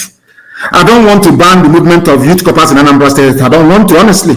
But if you compel me, I will. You see, that thing that the zoo is waiting for, or that thing that they want is going to come. It's coming. It's only a matter of time. Somebody also wrote, and very convincingly, of course, that sometimes even the Fulani is not even your problem. Your problem is the way you reason. You've allowed yourself to be intimidated into stupor. Intimidation, you allow Fulani from Senegambia, not even from the northern part, from all the way from Senegambia to intimidate all of you. If Fulani says jump, he says, oh, how high, Alamajiri, how high, Alahaji, should I jump? Shame on all of you. And you have the temerity and the presence of mind to challenge people who are defending you. All those people from even the idiots like, what's his name again? The so-called science minister. I don't know what idiot's name is. We defended Ebonyi. Stoically, we defended Ebonyi. Today, no headsmen. That is why I am warning the traditional rulers, all these stupid village clashes. I don't want to hear it. If you're from Ebonyi and you're listening, go and take this message to Izi, Eza, all those places, tell them I said, Nnamdi Kanu said, all these stupid communal clashes, I don't want to hear it anymore. I don't want to. And I want to remind all the governors and the POM, the AIG of Abia, Zone 9. See how he's bragging now, Zone 9. He's bragging, AIG. Very soon, I know you will hear the scores, very, very soon. Very soon. Some of you have forgotten. Buhari cannot be intimidated into secession, into conceding. But Buhari, the same Buhari, the late dead one in shallow grave in Saudi Arabia, may his soul rot beside Satan in hell. It means you Alamajiri, Janjaweed, the worst of its kind. I thank Sahara reporters for this, of course. It's a flashback. Buhari backed amnesty for Boko Haram terrorists. Buhari in 2013 condemned Goodluck Jonathan for clamping down on terrorists. Boko Haram. Oh dear me, oh dear me. Are you following me? I am reminding Garuba Shehu, all of you Janjaweed idiots in this so-called caliphate presidency you have in Asorok, with the face of Buhari, but the body of Yusuf Abubakar Mohammed from the Niger Republic. All you fools, I want to remind you, in 2013, the same Buhari that you claim you are winning with his name, castigated Jonathan for fighting Boko Haram. Some of you do not know this, but it is true. It wasn't, in fact, the Fulani government that you have now never banned any Fulani terror group. Thank you very much, my dear boy. It is only my Facebook page in the whole world, Mazi Nnamdi Kanu official. And before now, Mazi Nnamdi Kanu is the only Facebook page in the world that hangs during a live broadcast. The only one in the whole world. You know, yesterday that I wanted to have a discussion with my brothers, people, men that I respect very much. They didn't allow us to go on air. They kept cutting, they kept bombarding our link with requests, thereby pulling it down. They pulled it down eventually, and we went able to broadcast yesterday, or of course to enlighten our people. Anytime they hear our name, they go into convulsion. It's only my Facebook page, Mazi Nnamdi Kanu official, that hangs in the whole day. People do their live broadcast, no problem. Anytime I go there, I think that they have some people dedicated to monitoring my Facebook page. I think that's what I have done. But I love those who are watching on Instagram. People are watching on Twitter. Go and join Twitter and Instagram. I know that Instagram is for slaying. You have to look a bit. You have to dress a bit. Okay, it will appear on Instagram. You know, you have to look a bit. You look a bit nice to try and make an effort. Go and open Instagram pages. Go and open Twitter, and there you can follow me uninterrupted, of course. Before the zoo buys them over, I'm sure the zoo may buy them over later on. Go and tell what's his name, Ozabin Mamala of ADF, that the same people he's talking rubbish against chased away Nyeti Allah, whereas Nyeti Allah is the one he's going to beg for rent money to pay his rent in Abuja. Shameless people everywhere.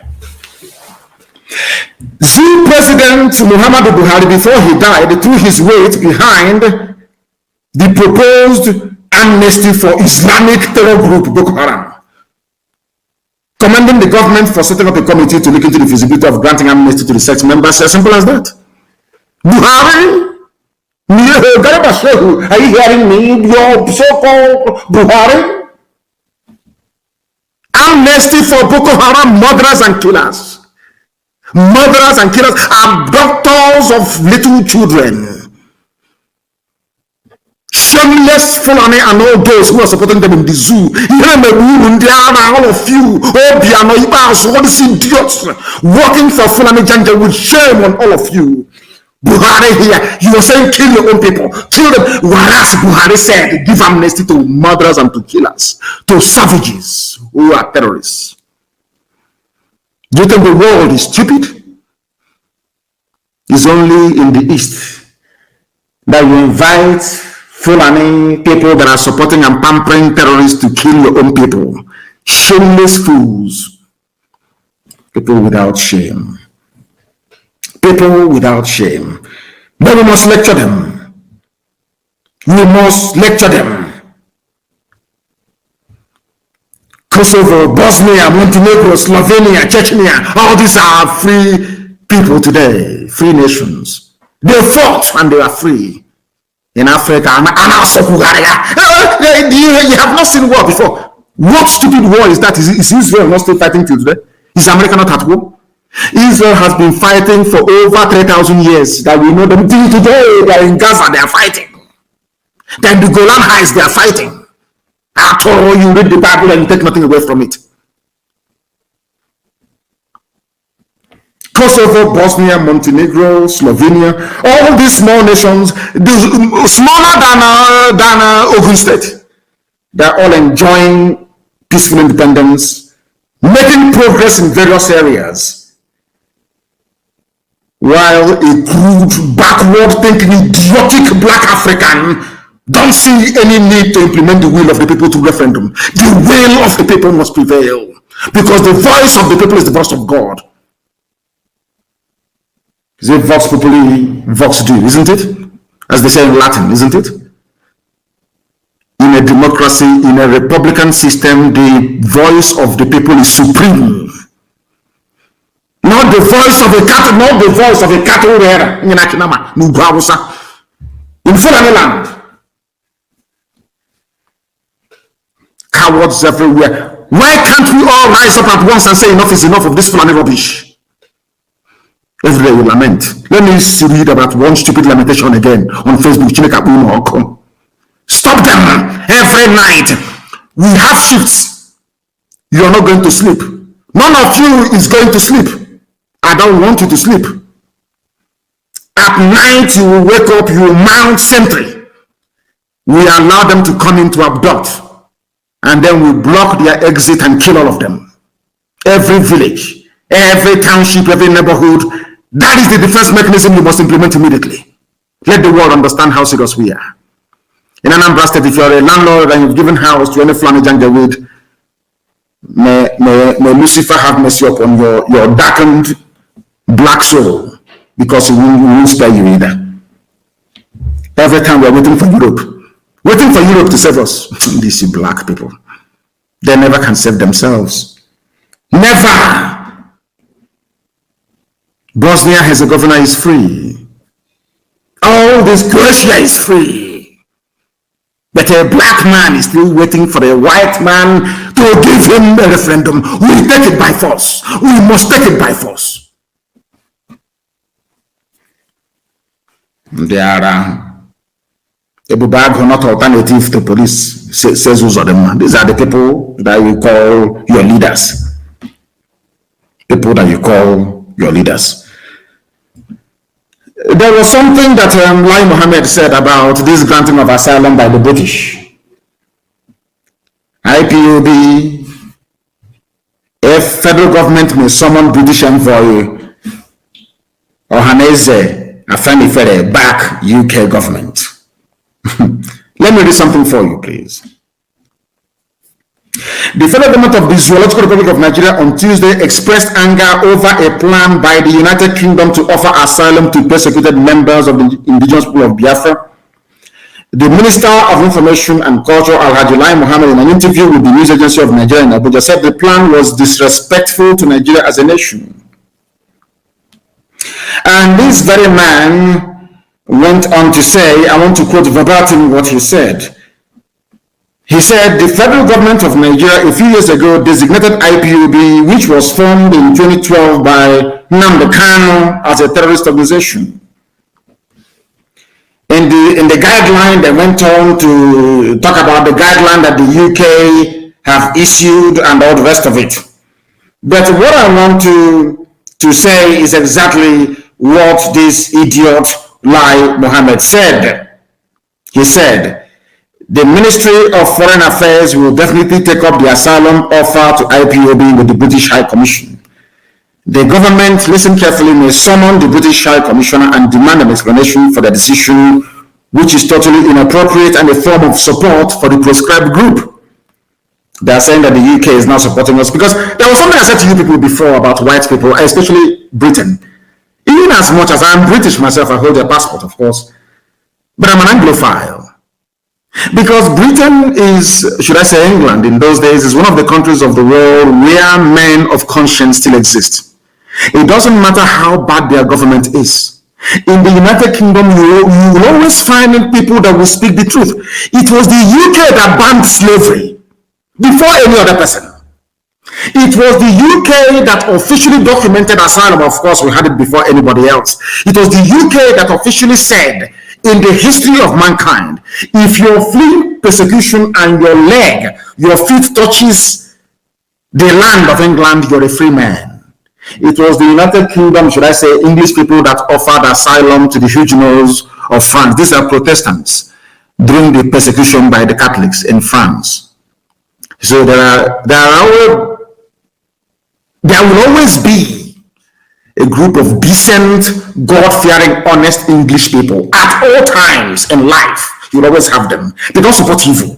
Not all of them. I told you this thing before, that no matter how bad the Catalan land is, no matter how bad their government is, there are people with conscience in the United Kingdom. Always, always. And they'll stand for the truth. It was UK that brought down apartheid. Not black people.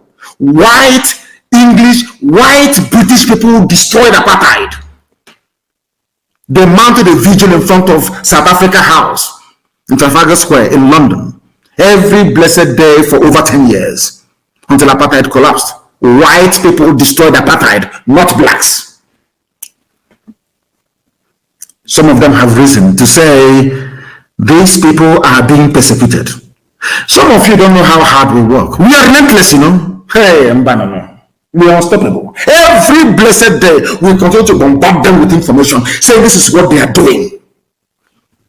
And finally, they accepted it. That is the truth. And this is something that our people must and need to understand. That we are relentless. Consistency is the key. I said it from the beginning. Once you're consistent, you win. I read in England, so I know how it works. I know how it works. In the end, we're going to win. As long as we remain resolute, consistent and unrelenting, we're not going to stop. We're going to win. In that interview, Lai Mohammed said, let me say straight away that the issue is within the purview of the Honorable Minister of Foreign Affairs. I'm sure he will handle it appropriately. But as the spokesman for the federal government of Nigeria, I will say, what is it saying? Asylum to IPO, persecuted IPOB family members. If it is true, then something is wrong somewhere. If they tell you that Britain will come around to say this one day, will you believe it?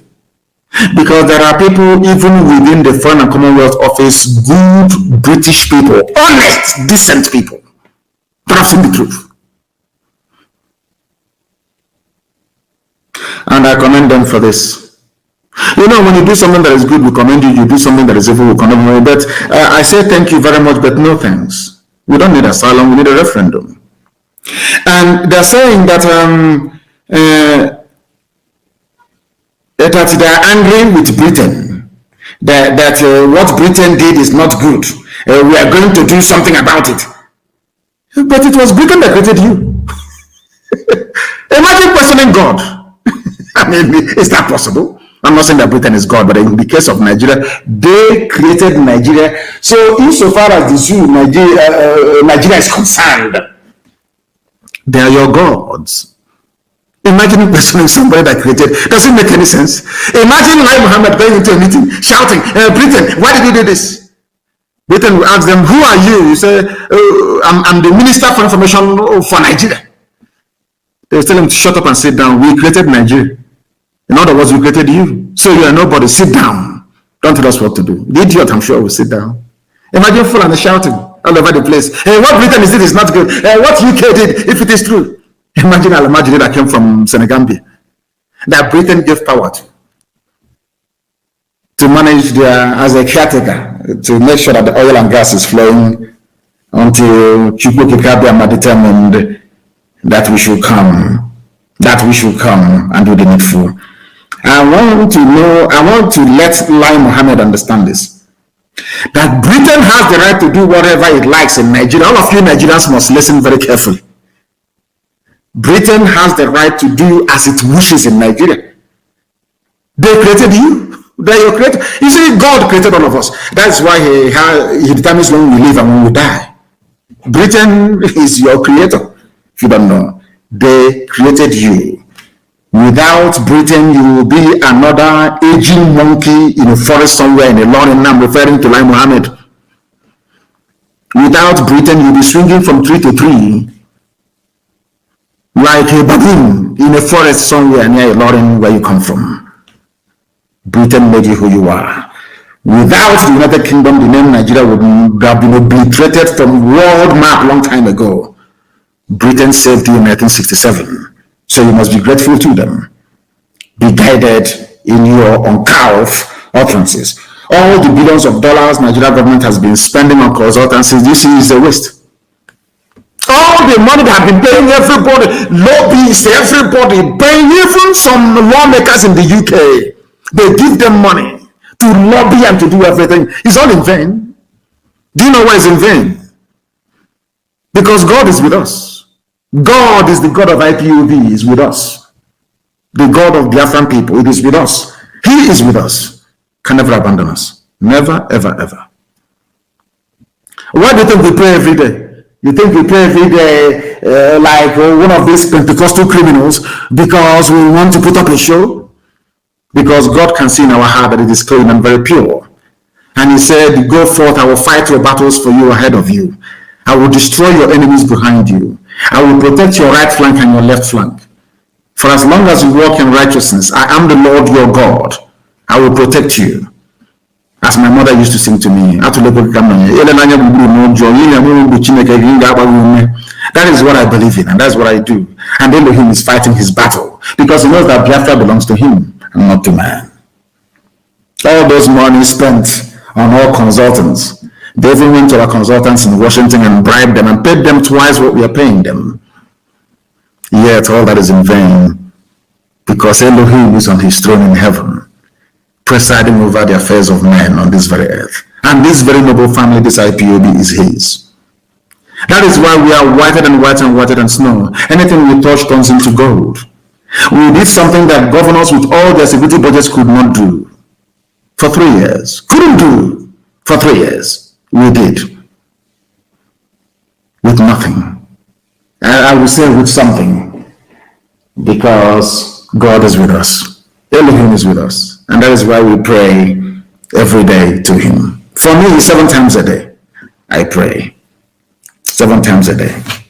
A country where a terrorist is a minister, you have the right to castigate those agitating for their freedom. I mean, come on. You people should at least have some shame in you.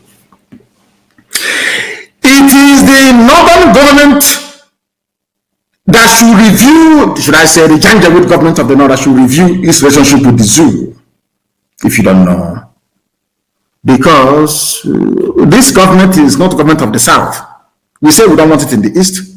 Our Duduwa brethren have said they don't want them in the west. It's only middle belt that we're waiting for to rise up. Instead of these little dirty, filthy looking, smelly rats from the mosques to be campaigning for Arewa Republic, all these youths, they are busy practicing Sharia law. When Obasanjo gave you Sharia law, didn't you agitate for it? The same way we are agitating for freedom. Did you not agitate for Sharia law? Did Obasanjo not give it to you? Did Obasanjo roll out the army and the tanks to kill all of you? Go and live in your country where Sheikh Gumi can negotiate with bandits and terrorists. Where you can live a life without drinking beer. That is your business. In the south, we drink beer. And you're in the same country. In a part of the country, you cannot drink beer. In another part of the country, you people are foolish. This UG, my people everywhere. With that, we have come to the end of our program this very morning. Not to the end of it. I want to see if I can take a few calls. I want to see if I can open our lines and take just very few calls, please. Try to call on, should I say, signal. I want to take 1 or 2 calls. I promised it will be interactive this morning after my gospel, or should I say the gospel of heaven. But let me reiterate what I said as by way of recap. I do not want any movement of vehicles in Anambra State from 12 midnight to 4 a.m. in the morning. If we see you, you're finished. Because that is when they come to kidnap our people. I want every landlord to go back and make sure that those living in his or her building are legitimate people, not those that the Janjaweed brought to spy on us. I am warning each and every one of you. Be very careful in Anambra State. I'm also warning Willie Obiano. For the nonsense you uttered yesterday, you will see hell. I assure you of that. I have a caller on the line. This caller, you're very lucky this morning, or should I say afternoon, depending on where you are. Your name, please, and where you're calling us from, if you may. Good morning, my able leader, Mazi Nnamdi Kanu, Madika Worldwide. You live long. I'm calling from India. From India? Yes, go ahead. Yes, I have special say to our people from Anambra West concerning this Anambra election. And for one reason, I don't think I will be able to call my name. Go ahead. I urge everybody from Anambra West concerning this Anambra State election. Don't allow anybody to use you or use any of your family member to aim for campaign. Anambra West. There will be no campaign. You're going too far. I have announced it. There will be no campaign. I'm not even talking about voting. You know, before we say, oh, don't vote. No. If they want people to go to Anambra to vote, they must remove hope on them and call for fresh elections in Imo State so we can trust the process. Do you understand me? As simple as that. Let me take this other call. The caller on the line, can you hear me, please? Your name and where you're calling from. The caller on the line, can you hear me? No, they cannot hear me. I have another caller on the line. This caller, can you hear me, please? Your name and where you are. The caller on the line, can you hear me on signal? +44 ending in 808. Can you hear me? No, they cannot hear me. Maybe the calls are too much, and understandably so. The calls are too many. Oh my goodness. Let me try and take this one. The caller on the line, can you hear me now? Good morning, sir. Good morning to you, please. Your name and where you're calling us from. My name is Mazi Nnamdi Kanu. I'm calling from Hungary. From Hungary. Do we have a family? Of course, we have a family in Hungary, isn't it? Does IPOB in Hungary, is that correct? No, sir. There is no No family here. We are just few. But I'm a member of IPOB in London. Oh, in London. So you went to Hungary. Yes. Please go ahead. Yes, go ahead. Yes. Yeah. Mazi, thank you for the good work you are doing for us. And please, Mazi, I just something you said this morning, and this Okon, that's the reason why I'm calling this Okon, this AG of police or something. I don't know whatever is called his name. Mazi, this man must get rid of. This man must get rid of, because this is not the first time he is saying such thing. He has said it before, and even we have forgotten we have forgotten last time he said rubbish and he got scot free. Mazi, this man must get rid of. We want to get rid of him. No problem. We've taken it on board. Give the order. We should give the order. This man we must get rid of him, please, sir. Thank you very much. Thank you very much. Thank you. Thank you. The caller on the line, can you hear me? Good morning, sir. Good morning to you. Please give us your name and where you're calling from. I'm Oriako. I'm calling from Germany. From Germany, please go ahead. The world is listening. Go ahead. No, English, please. The world is listening. Even Britain that gave us asylum, they are listening. Please speak in English. Go ahead. Okay. Mazi, what is happening in my state, Anambra? They have started their campaign again. Okay. And the problem there is that they normally go to people's house to house, and give them 3,000, 5,000 naira to come out en masse and support them. And this is unacceptable. There will be no campaign. Accept 2,000 naira and you die. Let me tell you something. Our people must come out of this stupid, idiotic mentality. There's going to be a very heavy war in Anambra. Anambra is they are the head of Biafra. They are number one. Number one, I said number one. They must behave as such. They must behave as such. They have used our internal leader Ojukwu to deceive us so many times. That rubbish is not going to wash anymore. We are saying we want a referendum because once you attempt to vote in Anambra, they will do exactly what they did in Imo State. One idiot will come last. He will go to Sultan of Sokoto, pull down his boxer shorts. He's a child idiot, and he will come back and they will go to Supreme Court and make him the governor. We are not going to allow it to happen. We want to preempt the rigging before it happens. There will be no election in Anambra State. No campaigning either. They will see. Thank you for your call. The caller on the line, can you hear me, please? Your name and where you're calling us from. Hello, Mazi Nnamdi Kanu. I'm happy to have you today. My name is Mayor Chris. I am the anchor. Love is the greatest movement. I have worked so many hard to try to get you on my. First of all, I have to say thank you for your good work, for what you are doing. And another thing I want to say indirectly or directly is this. You know, sometimes I disagree with some of your philosophy, but I want to use this money to say sorry for disagreeing with you sometimes, because sometimes Nigeria is like the country that when you try to see something good, you keep seeing the more evil they are. And I want to say thank you for your good work, because if I don't say this in public, I don't know how it will sound. You know, because I have been listening to you, and sometimes I disagree. You know, I don't know whether you have come across some of my videos. Come across it. You people were the ones. I was suspecting at some point that maybe some of you were fathered by Fulani Janjaweed after the war. Because only somebody with the Fulani blood in their system will reason the way some of you reason in the past. But I'm very glad that you have all repented now. Yeah, sometimes I disagree. It's not I love you and I support you, but I disagree with some of your philosophy. But recently, believe me, I got more mad. You know, I got more mad. I said, in Kaduna, they are killing people, they are kidnapping people, and you are sending people in the east that is safe. Then what are you telling? What message are you passing to us? Exactly. I'm very glad that some of you have now woken up. I'm very, very glad. What message are you passing to us? You said we should not agitate for Biafra, but you cannot stop the terrorism in your place. Exactly. Simple question.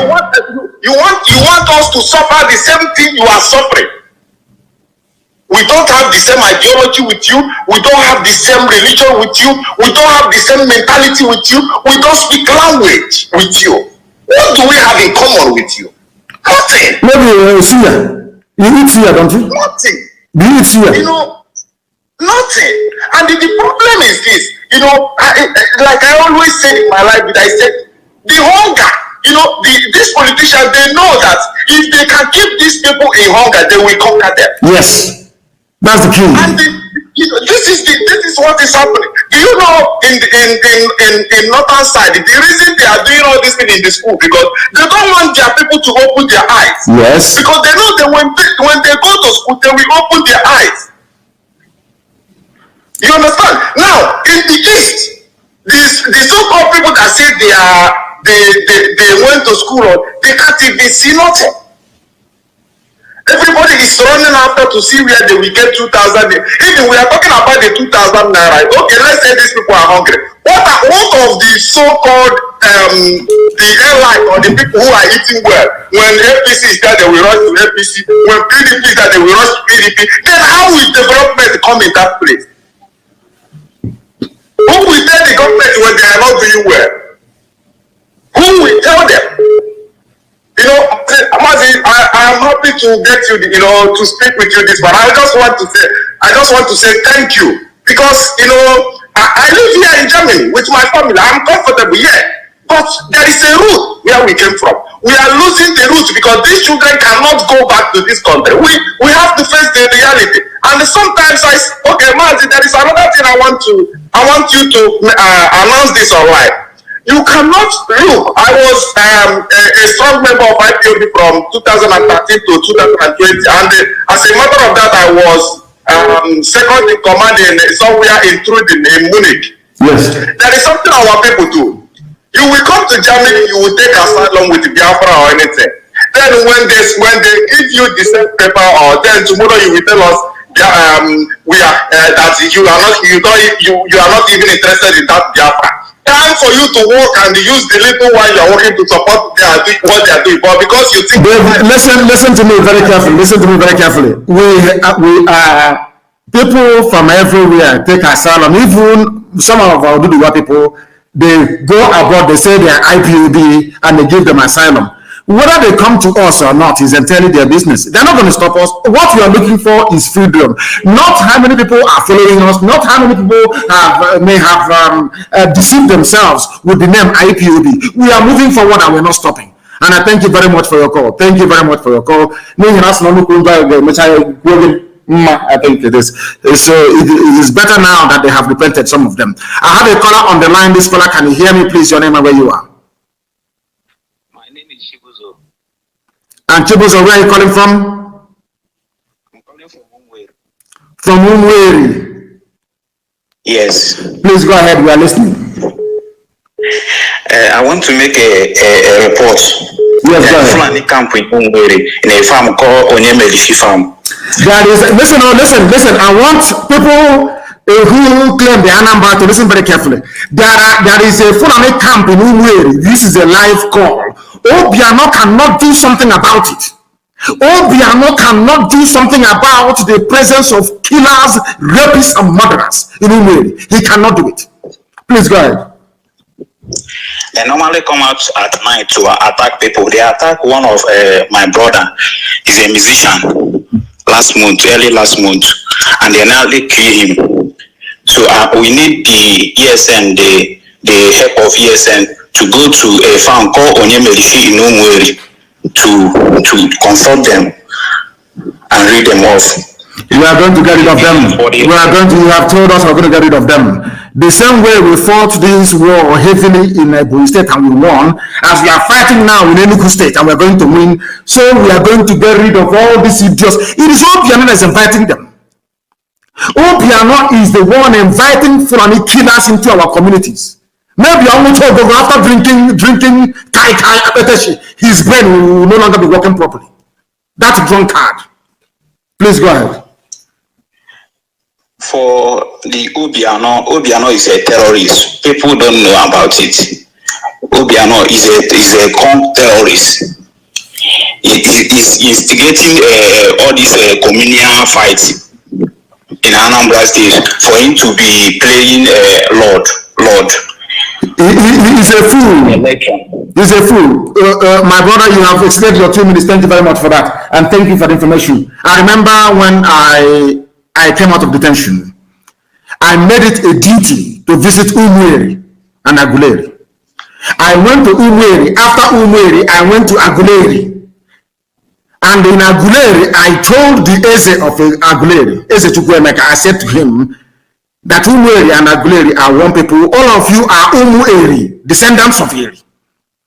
They don't want to be seeing all these problems and clashes and everything and all that rubbish. I made it very clear to Eze Chukwuemeka, a man that I respect and I revere so much. And I don't want to see these things happening.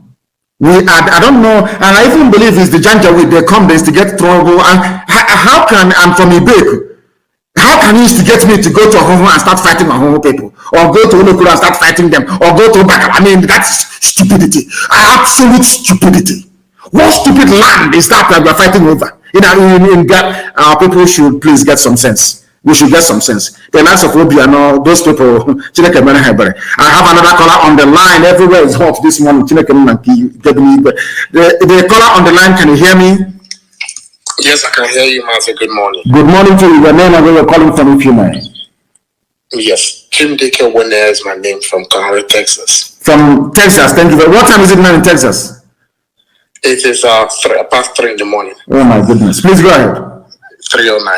Thank you, Mazi. Mazi, first of all, I wanted you to throw a little bit more light on the communal clashes in Ebonyi, so that people would know that these things are happening and that they can do something about it. Because I'm watching videos on Facebook where people are talking about communal clashes and how young men are just fighting and killing each other without providing any reasonable solution as to what to do. But the other one, Mazi, in Matthew 11 verse 12, Bible says that the kingdom of God suffereth violence, and the violent take it by force.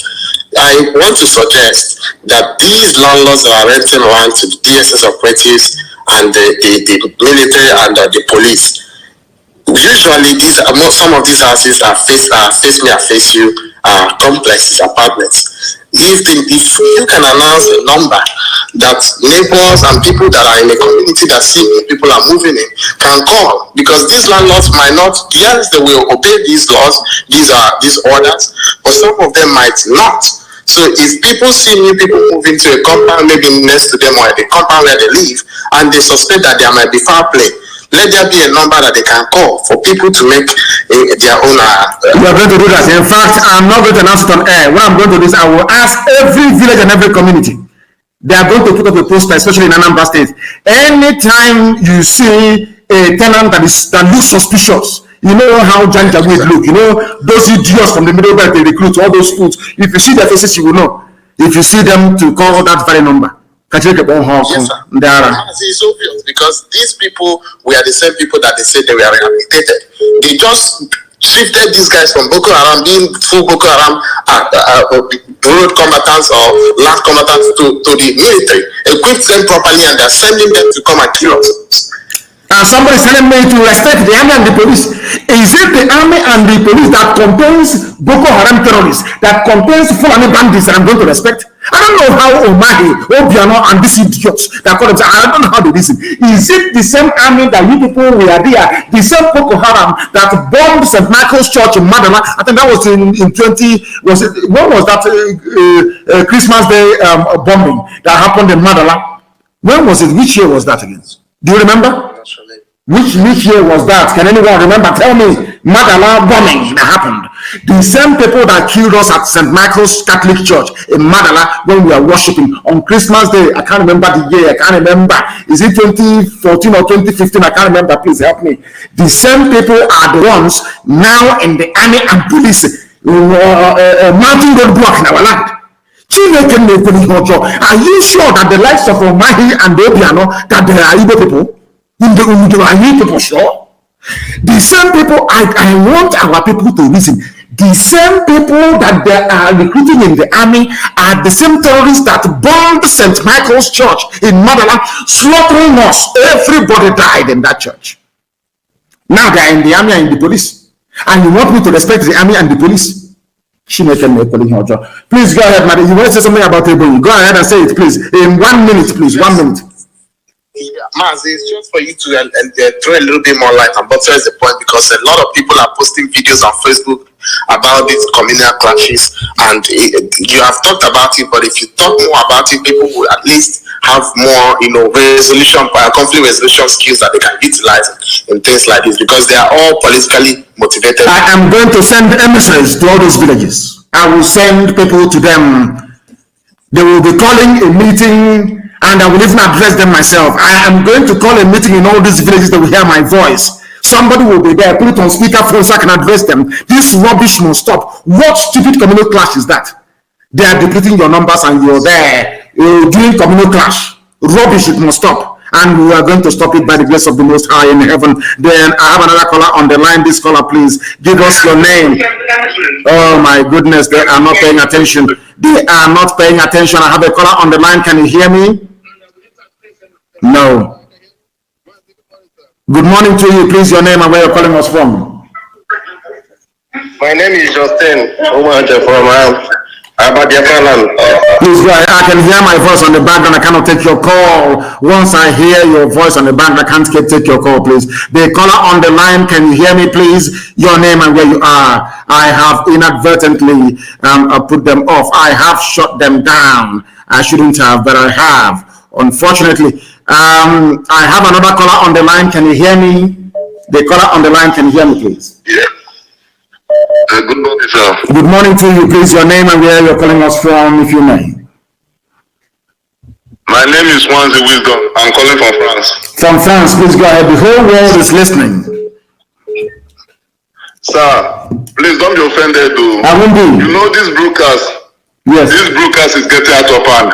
And these people are sending down their machinery to come over to attack us very soon. Yes. And every day you are talking story, which you have already been instructed by the gods on what to do. Yes. To declare war upon these people. Yes. And you are being stubborn, you don't want to declare war, and you know that this is war that people are fighting. Yes. Can I answer your question? Can I answer you now? Can I respond to you? I know. I understand the way you feel. I understand it completely and totally. I understand the way you feel. And I can assure you that that time is coming. Every time, everything has its own time. If you can see now, we are entering the final phase. Listen to me carefully. I understand your frustration and I share it. I totally agree with you. I understand where you're coming from and I understand your anger. But please bear with me. We are going to get there. Let me tell you something. If we had declared Biafra late last year or early this year, all the Fulefus that are now, should I say, repenting, they wouldn't have repented. They would have had the very perverse notion in their brain that what we are doing is not very good. But now they're beginning to see it. There is a little bit more time to go. Wanting to get just small, then the floodgates of hell will open. Please, I do plead with you to give it's just a little bit more time to go, and you will see what will happen. Please, yes. Sir, see, may I remind you that you used to see road not just as a human, but as a spiritual, and you understand the ways of the gods and the people, and even the direction that they give you. Yes. And you should deliver accordingly. I will. Not to think. The words of the gods are very sweet. And the gods are with us. They are fighting alongside with us. As I said, I understand you. Because of Biafra. I understand you. Yeah, I said, listen to me, please. Listen very, very carefully to what I'm saying. I said, I understand your anger and your frustration. I understand that very well. But the final signal hasn't come to declare, and when I'm declaring Biafra, I will be on the ground myself. And I will do it. I will be in the land of Biafra. I will declare Biafra and will defend our borders and our territories that same day. So don't worry, we are coming. I understand what you're saying. And heaven is talking and we are listening. Thank you very much for that. I don't want to go into too many details. Another caller is on the line, I presume. Is that correct? This caller on the line, can you hear me? The caller on the line, can you hear me? No, you cannot hear me. Do I have somebody on the line, please? No, if you have called us before, please refrain from calling us again. I plead with you. I plead with you, please. Let me see if there's somebody on the line. No. If you have called before, please don't call again. I don't know why they're doing this. Do not call again, please. I plead with you. The caller on the line, can you hear me? Mazi. Yes, please. This is Pastor Chris Wise. It has been a long time. I just want to thank you. I want to commend you, and I want to commend the God, the Almighty Creator that provided you for us. The Bible says that He comes to His own, and they did not recognize Him. But Ipob recognized you, and we are saying that you will live to see Biafra. Listen. Now, what I want to say, and another thing before I say it again, I want to say a happy birthday to Lolo. Thank you. And may God increase more years to her. So, what I want to say right now is that in the book of Matthew 12:29, it says, or else, how can we deal with these governors if we know, first of all, bind them, slaughter them, destroy that power that have been giving them energy? Because if you want to destroy a man, you must the source of his income. When the source of his income is being destroyed or damaged, he will be financially handicapped. His mouth will be closed by force. These governors, they have that audacity to kill us. They have that impetus to come out to brag. Are they how many? I don't know one person. These are the people that provoked David. That David stood out and says, enough is enough. How dare you uncircumcised, demon bloodsuckers, blaspheme against the God of Biafra? You kill us in war, you come out to brag about it. You kill us in Enugu, you come out to brag about it. You kill His Royal Highness and our Lolo in Mumaya, you come out to brag about it. These people, if we don't stood up, if we don't rise up, which I know you said in your last statement right now, that time is coming. But these very people, let us not spray these people because they are the major problem. And another thing that I want to say is that, sir, if it is going to be possible, anywhere they gather to do meeting, whether or governor's meeting or other, let us follow them head on. Let us, as we gave command last year, that there will be nothing like Igbo Union meeting or arranging. There's no Hanese meeting in our land. They don't meet. They draft their rubbish over Nokia touch phone and send to the media. They know they cannot meet. Okay. Anywhere Hanese meets, we scatter it. The same thing, there's no campaign in Anambra State. Anywhere they're holding a campaign, they are toast, they are gunners. There will be no campaign in Anambra, no open campaign. You can go to the door to door, give money. Any day you gather people with your vehicle and talking about this campaign, a lot more that same day. Ndara.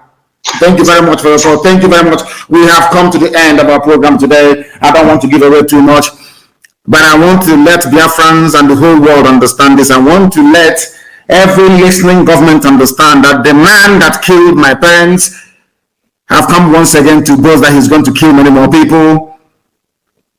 It is either him or me. I'm warning all of you in advance. Thank you very much for listening this morning. And as always, Biafra is much more than a movement for us.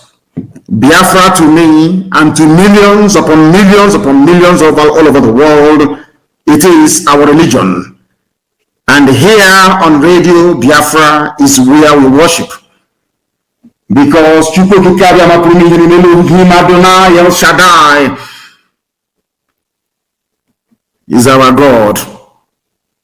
From me, From here this morning, with all the love in my heart, it is good morning. Good evening, wonderful people, great Biafrans, wherever you are. We are welcoming you to hopefully another exciting edition of our presentation this very day, the 18th day of April, in the year of our Most High Elohim, 2021. Good morning, good afternoon, good evening, and good night to some of you. This very broadcast is being received right across the surface of this very planet Earth. Wherever you are, regardless of your time zone, as long as you have an internet-enabled device, once you have access to the internet, once you have a transistor radio in Biafra land and parts of the zoo called Nigeria, once you have a satellite receiver, you should and ought to be able to listen to us this very evening, morning, noon, or night, depending on where you are. I welcome each and every one of you, and for our mothers, those of them who are celebrating today, I say Happy Mothering Sunday. I said Happy Mother Sunday, whichever one that it is, to all of you, especially those at the front line of this very effort to restore the kingdom of heaven upon the face of this very earth.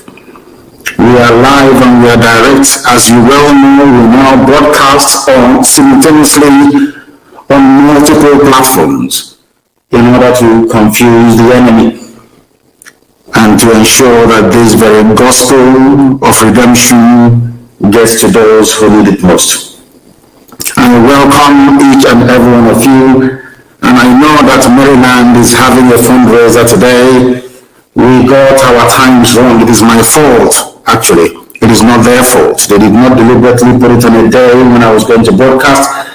We had agreed on this very date way before now, but given the urgency of the situation at home, I now said I'm going to broadcast every 2 days, and that's exactly what I'm doing.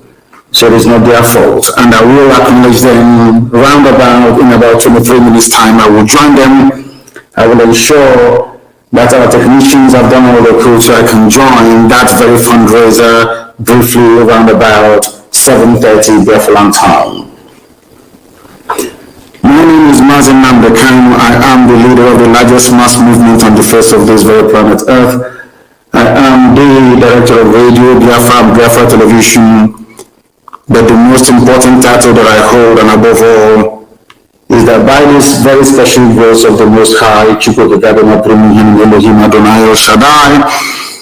I am and will remain a servant of the wonderful people of Biafra.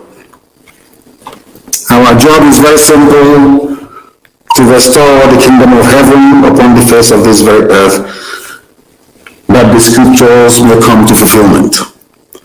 As I keep reminding everyone, anytime you recite the Lord's Prayer, the prayer that Yeshua prayed when they asked him, Rabbi, teach us how to pray. And he said, Our Father who art in heaven, signifying that there is only one God, one Creator, one Alpha and one Omega. Hallowed be thy name, which means there is no other name above that of our Creator.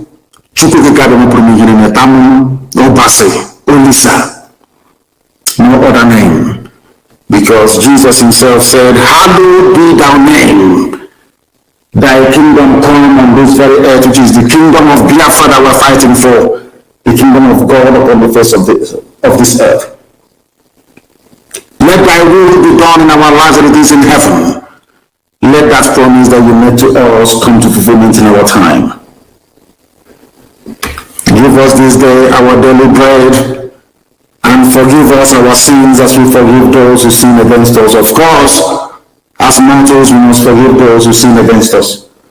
But the ultimate forgiveness lies in the hands of God Almighty in heaven, whom we are praying to this very evening.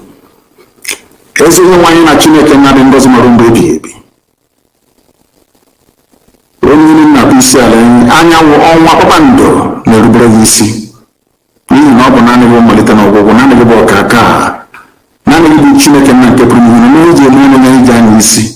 Anyị bụ anụkwa ahụzi obodo ndị ọzọ, anyị bụ nke ọbụla nna nke ebere. Ọ openly he can eat weight in the world of Chinketa. And we went to man can you one in a gun when you're failing on a cabin in a kind of got opportunity. Abadi ni no longer no kundana to ndio kulibunan ki kundana to opportunity.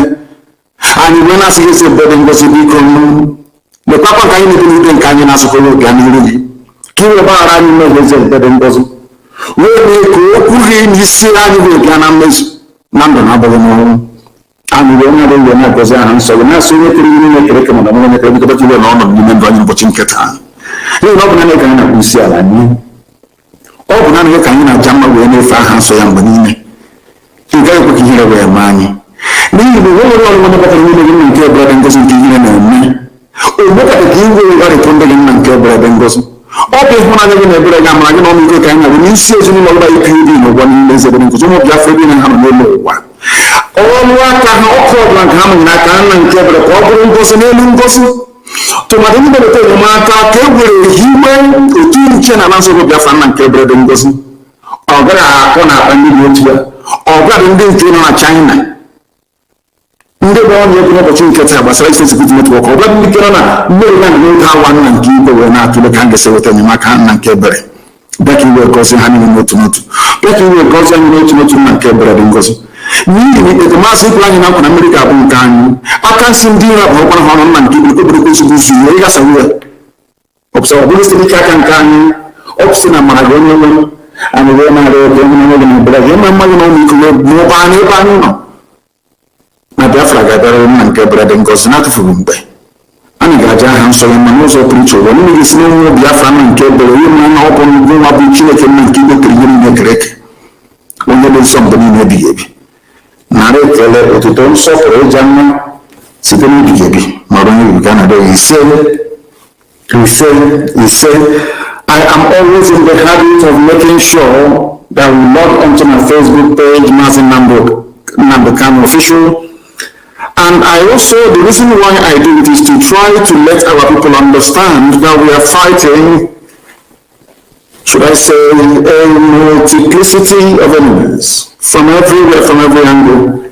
Even those who do not have any need nor reason to rise against Biafra, they are doing so because we are the light and the children of darkness and unrelenting. Therefore, this evening, if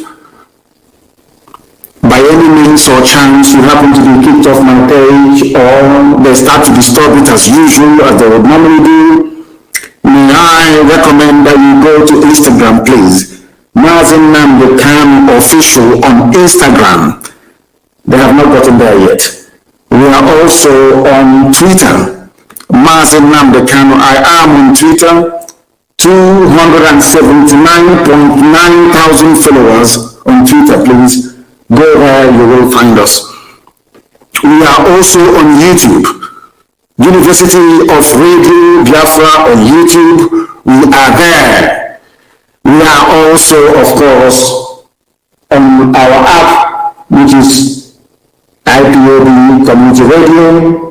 Radio Biafra is working. Radio Biafra app, that is. We are on tuning. We are on a whole host of networks and platforms. If you wish to listen to us, you are more than welcome to do so. Those of you who are in climate of unlimited data, you can go to YouTube where there is streaming very clearly. And of course, a whole host of other people are doing exactly the same and hosting watch parties as we move along this very evening.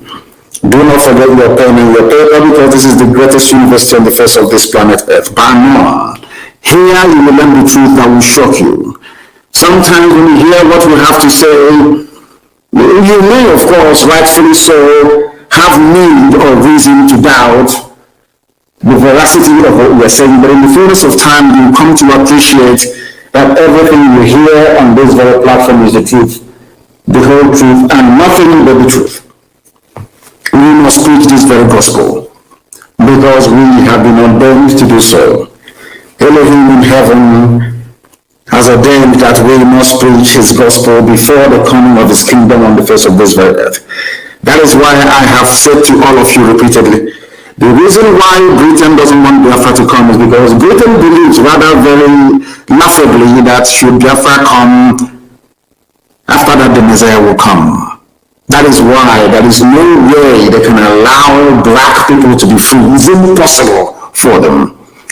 And as we well know, once you have the likes of the Janjaweed with you, once you have people who are willing to do whatever it takes to subjugate their own kind, your work becomes a lot more easy. You see, white people don't have to do very much to hold black people down in bondage and in slavery. Not very. All they need to do, they don't need to come to hassle you. They just go to your fellow black people and get them to do the subjugation and oppression for them, which the Fulani Janjaweed, and to an extent your governors are now doing right across the zoo, not just in the east, but everywhere across the zoo, because they see themselves as being privileged enough to lord it over other people who are less fortunate. This evening I'm going to start by laying, of course, as we always do, a very firm foundation upon which our discourse this evening shall rest, for you to try to understand the efforts that people are putting into trying to stop IPOB. I want IPOB family members all over the world to understand the pride of place they occupy in the minds of those that yearn for freedom. I want IPOB family members to understand that you are the nightmare that the zoo is afraid of. And I'll prove it to you now. Only I forgot about all these other chats and idiots. It's only IPOB that the zoo is afraid of once it comes to Biafra Restoration Project. And I'm going to prove it to you now. I'm going to start by trying to analyze the news that hit the airwaves, or should I say, that was published earlier today by the news agency of Nigeria. Of course, it was syndicated, which means that every news outlet in the zoo is encouraged to carry it. It is from the Minister of Information of the Zoological Republic called Nigeria, that contraption created by a white man, not black people, that racist construct. United Africa Company from the Royal Niger Company. A limited enterprise designed by the British to serve their interests. But unfortunately and very sadly, we black people have refused to learn and to listen. But this evening I shall remind all of us of our duty and responsibility to one another to try to shed the yoke of neocolonialism wherever we find it. This headline reads, "Don't listen to secessionists, why Mohammed tells Nigerians." You must pay particular attention to this. Despite all the raging insecurity in the land, despite the dastardly exploits of ISIS in West Africa, despite the murderous, should I say, tendencies of Boko Haram and every other Fulani terrorist group, because some of you should not forget that every terror group in Nigeria is owned and financed by the Fulani. That's something you must understand. Rather unfortunately, and should I say, rather very pathetically, some of you are yet to come to terms with this very reality.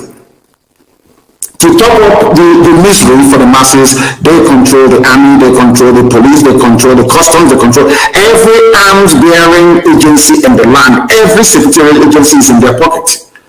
And on top of that, you also have the presidency of the zoo that they are now, should I say, have complete and total control over. In other words, you people are living in the era of the Fulani rule. You are living in the era of the caliphate without knowing it. Because you don't have elections in the zoo, you don't have any democracy in the zoo called Nigeria. What you have is the rule, a very primitive rule of the Janjaweed. And to make things worse, there is nobody who is actually in charge. And also, I'm going to prove that to you later on, that we are the ones, we are their tormentors, we are the ones that they're most afraid of. No other person. Anything we say on this platform, the zoo, they listen very attentively, they pay very close attention to it, and they do the best they can, either to mitigate it or to try to rubbish what we're doing. And each time they fail, each time they try to make us look bad, they end up looking very, very ridiculous. I'm going to prove it to you this evening. This news broke this evening was carried by many newspapers around the zoo. If you Google it, you'll be able to see it there. Don't listen to secessionists. Lai Mohammed tells Nigerians. He said, do not listen to people who are agitating for freedom. Now, let us proceed. He said this very day, today being Sunday, that the federal government was working hard to improve national security and prevent all secession tendencies, which means what we told you earlier today about the abductions that they're doing, which happened this evening in Ubuta, as a matter of fact. The abductions that they're doing, their concern is not should I say, the Fulani Janjaweed they imported from the Sahel. No, that is not their concern. Their concern is also not the Fulani bandits who are raping, pillaging, and killing people all over the place. That too is not a concern to them. What concerns them is secession. If you are somebody raised on this warped sense of nationalism, if you're one of these people unfortunate enough not to reason properly or reason anything through before you embark on either critique or embracing of that very subject or discourse, if you're one of those who are not well educated, you will think that fighting for nationalism in Nigeria, or should I say preserving Nigeria, is a very good thing. But actually it means you are badly educated, you are ill-informed, and you are highly unreasonable. Why am I saying this? Because Lai Mohammed is telling you that their problem are groups that are involved in trying to divide Nigeria. But I want to remind each and every one of you that this same lame, weak argument was espoused by supporters of the British Empire during our colonial days, the time that the zoo was under colonialism. And having said this thing today, as I'm speaking to you right now, there is a man called Bishop Etete. He's been abducted from Akwa Ibom this very day. Chinedu Egwon was also abducted in Akwa Ibom as well. That one was abducted on the 6th of April. Nsikak Abase also abducted by the DSS. The reason why I'm making this announcement this evening is that anytime people get upset, these people, they have relatives. Anytime we keep crying and lamenting, and God decides to send his angels, the unknown government, to go and avenge this level of humiliation, some of you begin to complain and to mutter to yourselves. When Nigerian government themselves are committing high crimes and misdemeanors, all of you keep quiet. How can you go to people's home and abduct them and take them to Iguacha? Their telephone, their mobile phones were tracked. Where we lost contact was on entry into Iguacha, they switched off all their phones. That's what they have done. They are now in Iguacha, maybe in DSS or whatever headquarters that the Fulanis have planned for us. And in all these places, you have the Fulanis who are in power. These people are fighting for freedom. The same way that Nnamdi fought for freedom, should I say, to an extent, independence, for the same people today who are hell-bent on killing everybody, fighting for the same thing that they fought for under British rule. Britain argued, or should I say those that believe in the empire argue that if you allow all these countries, if you allow India to become independent, the jewel and the crown they used to call India, if you allow South Africa to go to the borders, if you allow all these countries in Africa to become independent, that will weaken the British Empire. We are one, we speak English. English language binds us together. The same stupid, spurious arguments being made up by the likes of Lai Mohammed till this very day. Why did the likes of Azikiwe fight for independence? Why did the likes of Awolowo fight for independence? How come, I'm asking, how come the likes of, to an extent, very limited extent, Enahoro fight for independence? Why? Why did they fight for independence?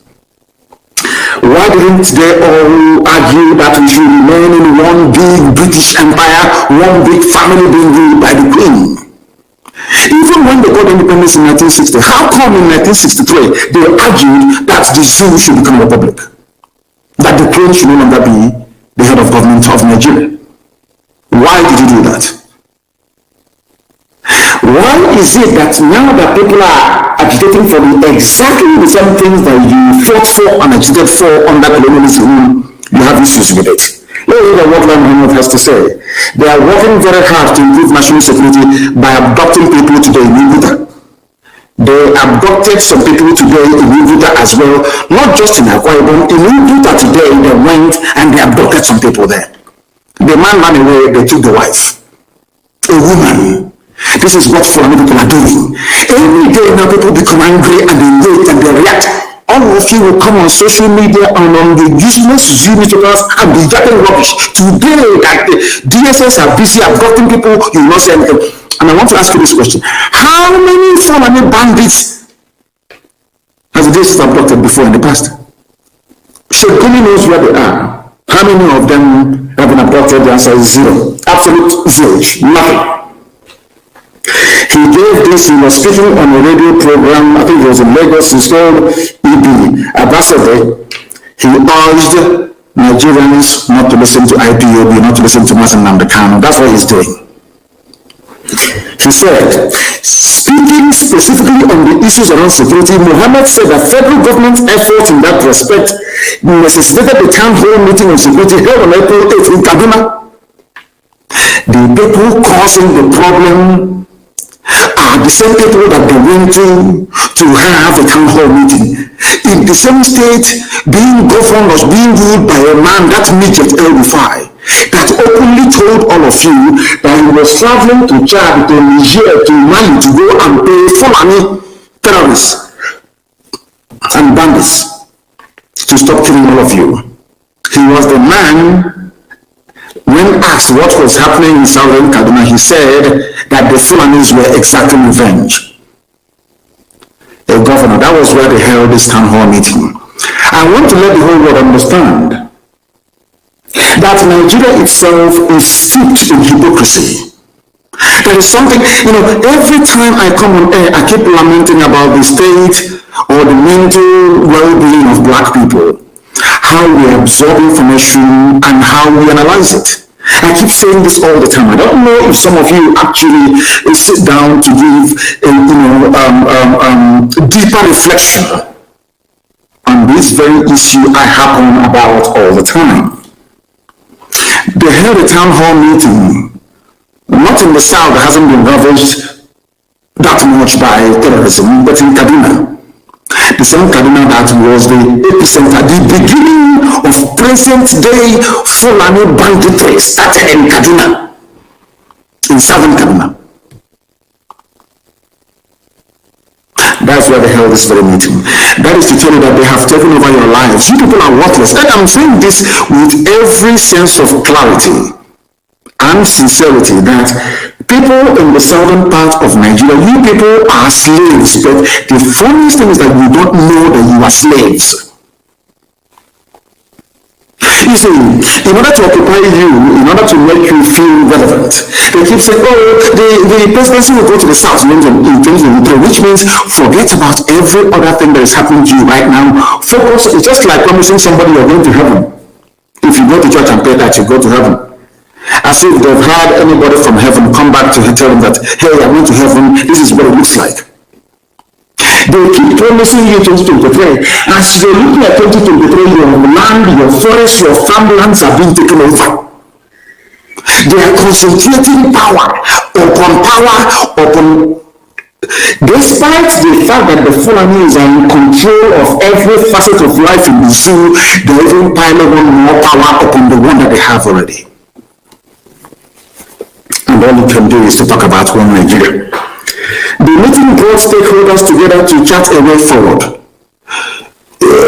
Let me ask you, did any of you, were you aware of any meeting being held in Kaduna that was held in Kaduna on the 8th of April?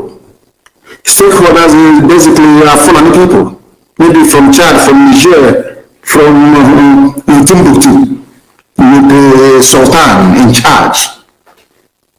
They said that they setting benchmarks for enhanced security and national unity in Nigeria. Unity by force. Unity, the same way that Britain tried to hold the empire by force, crush, imprison, kill, jail. It didn't work. It has never worked anywhere in history. And Nigeria is not going to be an exception. It will never ever work. They said that their deliberations, or should I say, their conclusions were presented to the Federal Executive Council and state governors on Wednesday and Thursday of this week gone, respectively. Lai Mohammed pointed out that what united Nigeria was more important than those issues threatening its continuity. And I want to ask anybody with any sense of, I don't know how to put this so that people can actually understand me. I want people to ask themselves this question. What are those things that unites Nigeria? I know some idiot will tell me that I know the man trading in Sokoto, in Guzo, in Kotangora is what unites you. The same way you have Ipob people running successful businesses right across the whole of Europe and in the Americas. The most successful immigrant race in the United States of America are Biafran people. I think it's an official document, isn't it? The most successful immigrant race into the USA are essentially Biafran people. Are they not doing very well in the USA? They are excelling in the USA. Is anybody in their right senses ever suggesting that we should be one country with the USA because our people are doing very well? I want to be very generous to the likes of Lai Mohammed and all those misguided nationalists that you have in the zoo called Nigeria. It's a very simple question. If you claim that somebody doing business successfully in Maiduguri or in Bauchi is a panacea, is the reason why we should be together as one country.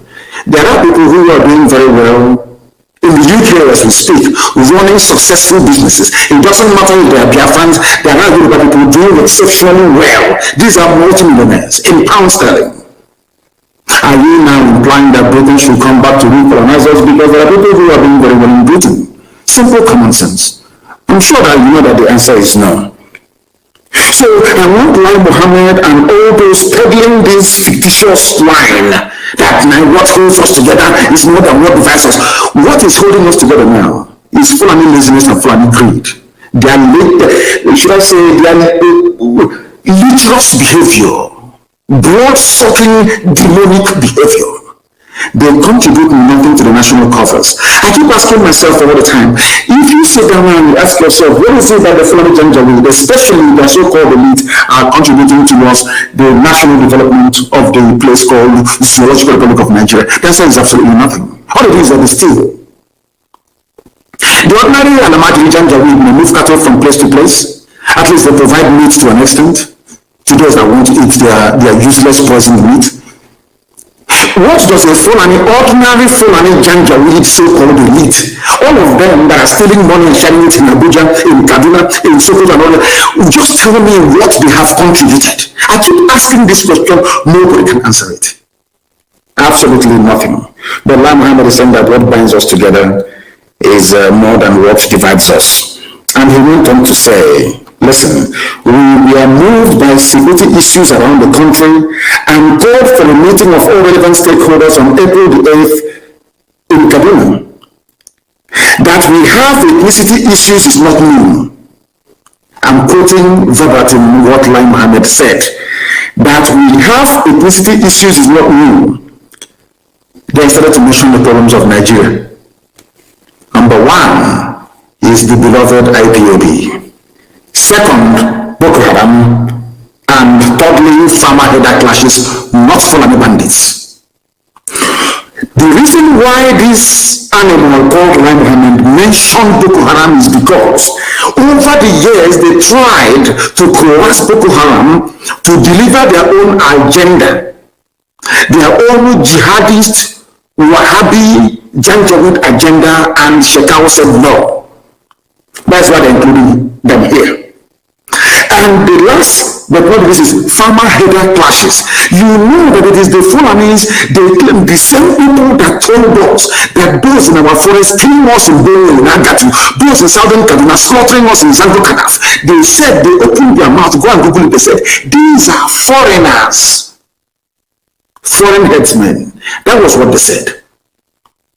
But today, the Fulani rampaging, kidnapping, killing, raping, murdering people, known as Fulani bandits, they are not included in the list of Lai Mohammed. The number one people to appear there is your beloved IPOB, followed by Boko Haram. No other people. No, that is why I said to our people, anybody against ESN must be sick in the brain. If those people who are clamoring that they want to also provide 5,000 men, if they are serious, if they are a thorn on the flesh of the Jews that I mentioned, only IPOB, they talk about secession, they talk about IPOB. It's here. These are the words of Lai Mohammed. That we have ethnicity issues is not new. IPOB, Boko Haram, and former header clashes are not new. All we must do is to look for a way forward. What is that way forward? By Fulanizing everybody. By Fulanizing everybody. These are the things that some of you must understand. And what they intend to do, as they have done in the past few hours, is to unleash your so-called DSS that can never catch Boko Haram. DSS can never catch ISIS in West African province, which is ISWAP. The DSS can never ever catch Fulani bandits. The only people they catch, you'll be in your house sleeping at night. They will storm your place with their darkened hillocks and they're doing cowboy, abducting innocent people who are not armed. You must understand this very carefully what they are doing. That is Nigeria for you.